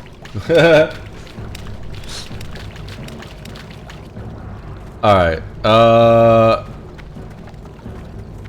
we don't need the orphan following us around. This is gonna get confusing as a hunter. I'm gonna go to summon my pet in the middle of battle, and I'll summon the orphan instead. I'll be like, fight for me, child. Where am I? Okay, no, it just looked weird for whatever reason. I thought I walked somewhere to the wrong place. Alright. So let's go check out leatherworking. Our leatherworking is currently 68. And the... it's not his fault. I guess he's just used to playing solo. Yeah, that makes sense, but at the same time, I'm used to playing solo too, but I don't abandon you. His thing is, he gets really tunnel visioned on just grinding and being efficient and doesn't think to wait for people. So let's go 68 to 137. From 55 to 100, we just make embossed leather gloves, it says. We need a lot of light leather. That's fair because we have a lot of light leather. Maybe not enough. Oh, maybe we do have enough actually. Okay, let's make all the light leather we can. We can only make 4, that's fine.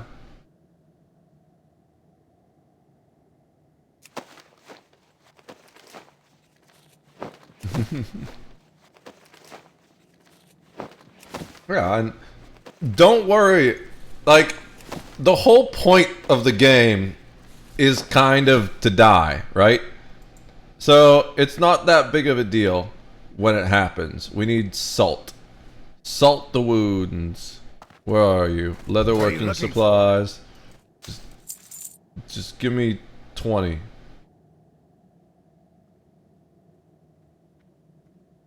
We'll get 10. Strength.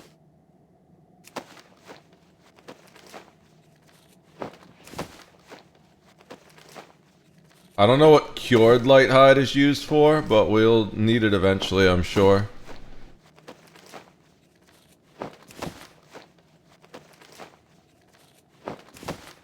I wish there were a bank here by all the whatchamacallit, because I don't feel like walking back to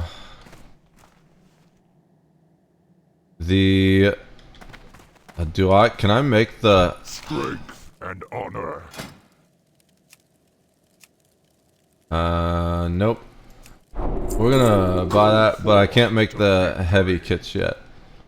I don't feel like walking back all the way to the bank. What can I help you with? Just to buy more thread. I think I still need coarse thread for this. Yeah. It says I need 100 total coarse thread. Can I type? Why can't I type that in? That's frustrating. How much will let me buy it at once? 20? Fair enough. Farewell. Alright. Let's just craft this guy. We are making embossed leather gloves, I think? Yeah, embossed leather gloves. We're just a little bit short of the number it suggests. Not just a little bit. It says 150. We have 93. but we're also higher level because it says starting at 55, and we've already made some of these gloves, I'm sure. Alright, so when we finish this, I kind of want to get the next level.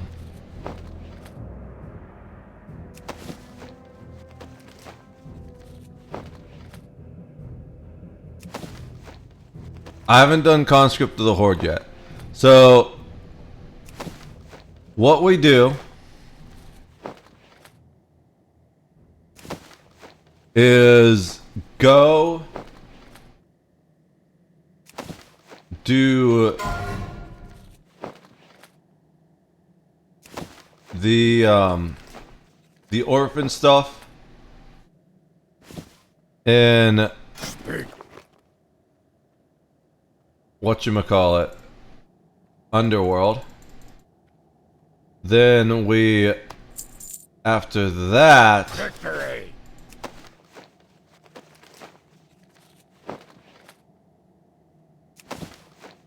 get Conscript of the Horde, go over to the Barrens, start doing those quests and the... Oh shit, why? There's probably no reason to sell these on the auction house, but I'm gonna do it just to make sure they're not worth something.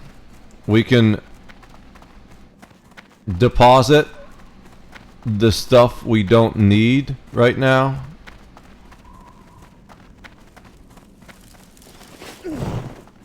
Two, why didn't it go off with the boop?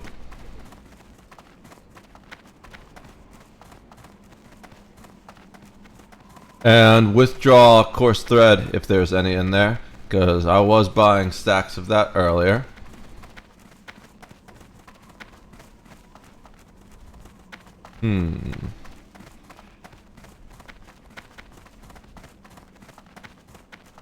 Is there mail? There is. Oh, the Scroll of Spirit. Why can't I open it? Oh, because I'm empty.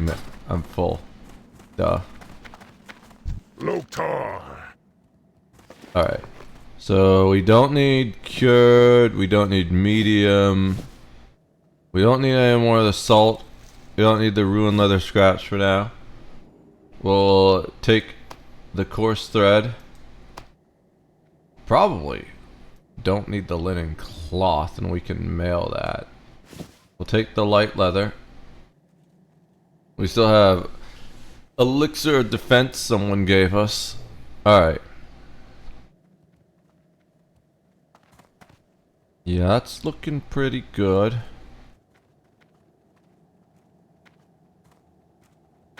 We got ourselves a little bit of space. Then Scroll of Spirit. We'll take that so we have even less space again. But the big thing we want to do is sell. Sell, sell, sell.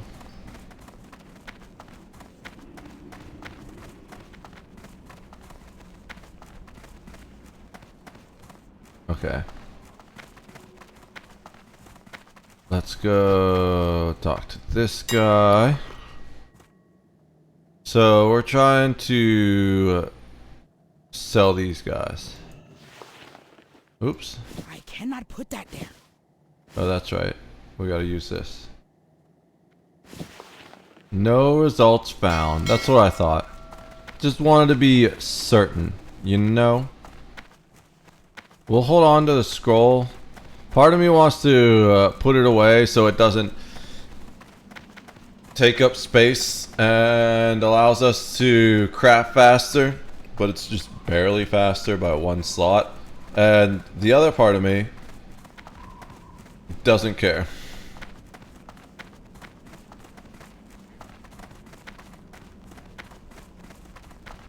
Alright.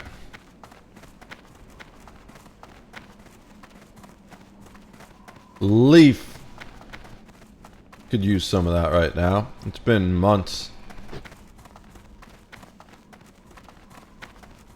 Alright, let's go and park ourselves in this building. It's not that building. Oh, it is. I was thinking about something else for a sec. What are we doing here? We are making embossed leather gloves. Yeah, up to level 100. But first we need to sell to make inventory space. Tug.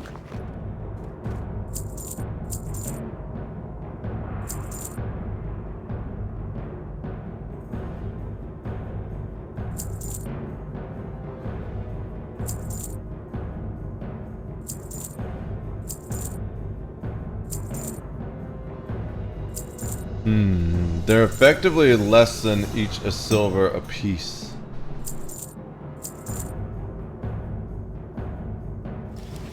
Okay, let's use that.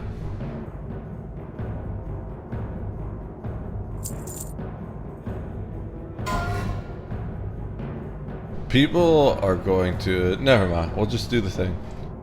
So... For the horde! Embossed level gloves, 20. Let's go. Am I gonna need all those? Probably, because as you level up, it takes like more and more to get to the next level, even if it's higher level XP stuff.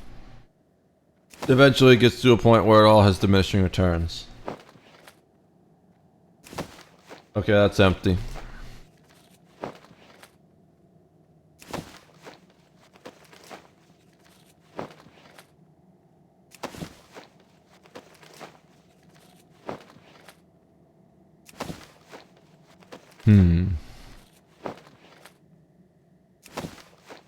I keep reaching for my cup and it's totally empty. That's like the third time. 92. We're getting so close. I'm pretty sure we make it.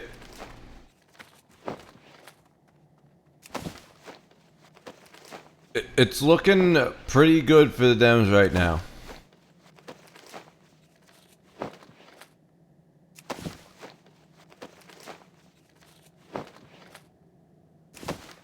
Alright. What? I think we make it before we buy more coarse thread. After this, we do fine leather belt. I cannot carry anymore. Oh, we have to sell though. Strength and honor. We're gonna make it before we need to buy, but we're forced to sell.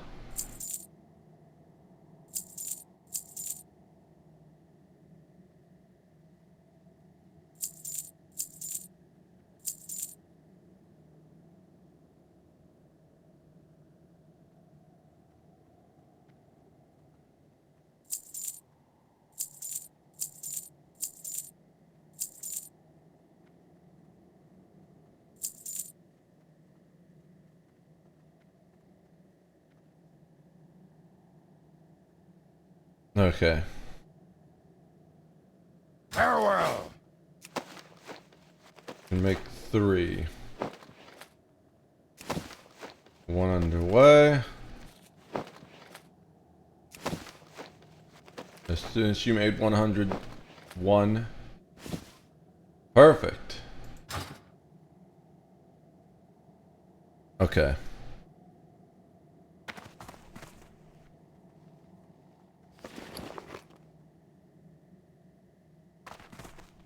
Blood and thunder.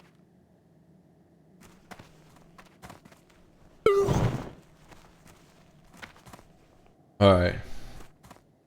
Just sell the extra gloves.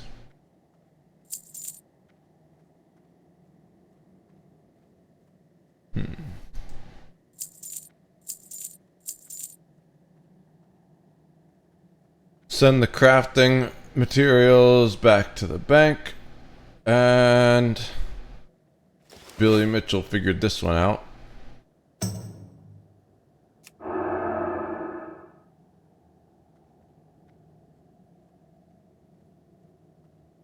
Alright. I am absolutely exhausted. I'm starting to fade. I really want to do more, but my brain is literally shutting down at this point.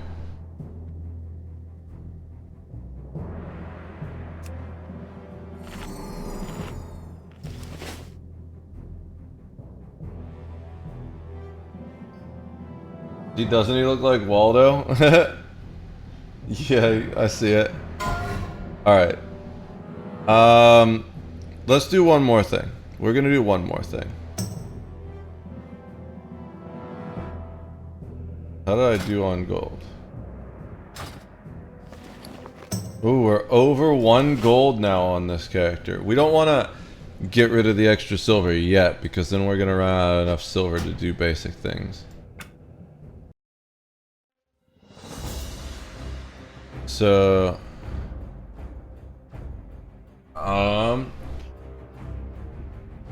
we decided we were gonna make that shaman.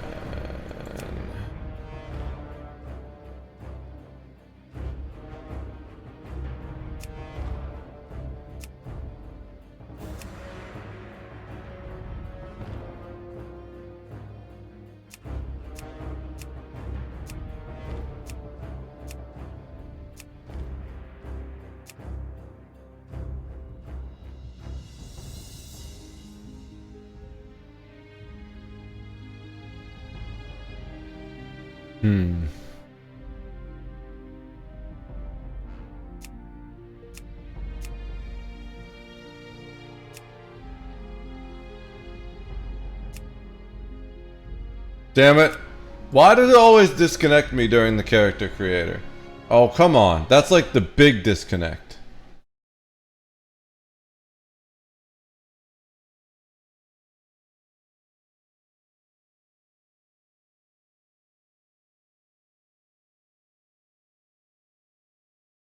Or it just entirely kicks you out of the whole game. And then you can't reconnect without logging in. Or just closing the app and entering login credentials is usually faster. Is it not loading right now?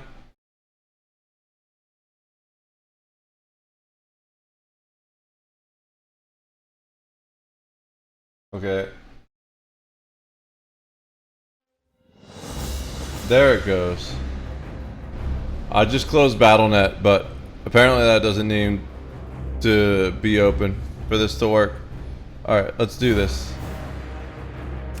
Don't kick me out this time.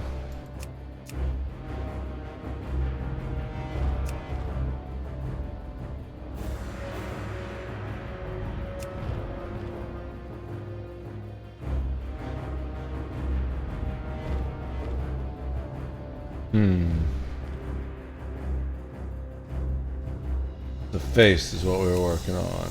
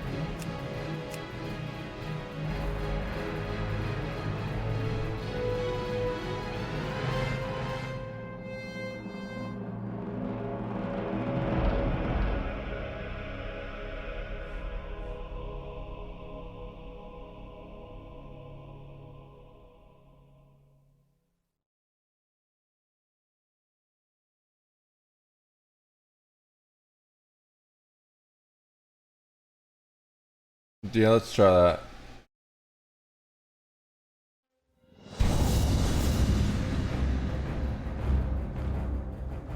The name is unavailable.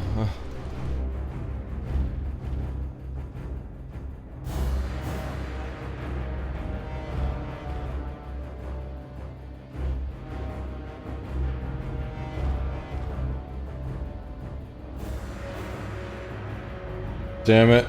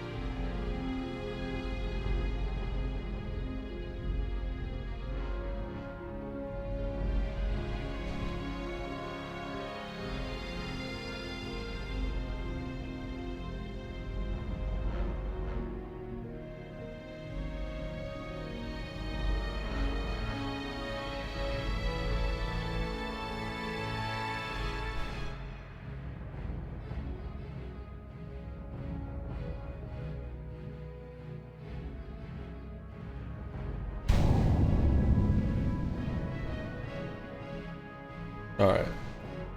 He's a level 1 shaman, but I am about to smash my face against my keyboard unintentionally.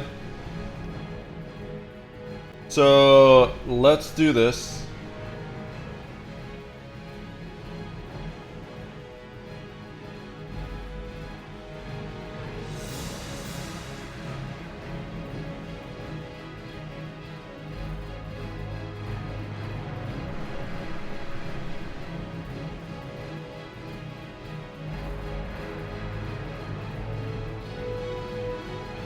I don't know who some of these people are.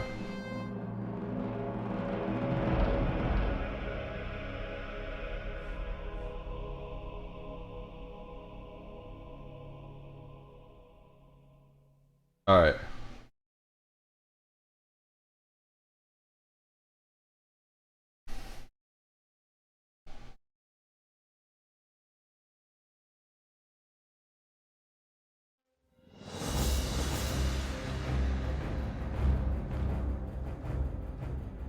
Alright guys, I appreciate everyone hanging out. We are going to snooze that ad, thank God. If you're new here, don't forget to follow the socials. I post hot takes on Twitter and crazy rants on YouTube and everything in between. Also, we are doing all kinds of cool developing content. Definitely going hard in the World of Warcraft sphere. Leveling up these characters. We are going to keep focusing primarily on our Horde characters. Though we got some Alliance characters too. We got the Bald Orc Warrior that we duo level with Snow Ninja. We've got a Warlock, a Hunter, and now a Shaman that we're also going to be working on for Horde. And you can always expect more of this. I'll be live again tomorrow. In the meantime, please, if you would be so kind as to stick around for the raid, copy the raid messages, and go raid my friend Bunk Tuesday. I will see you guys tomorrow. Thank you for all the love and support. Peace.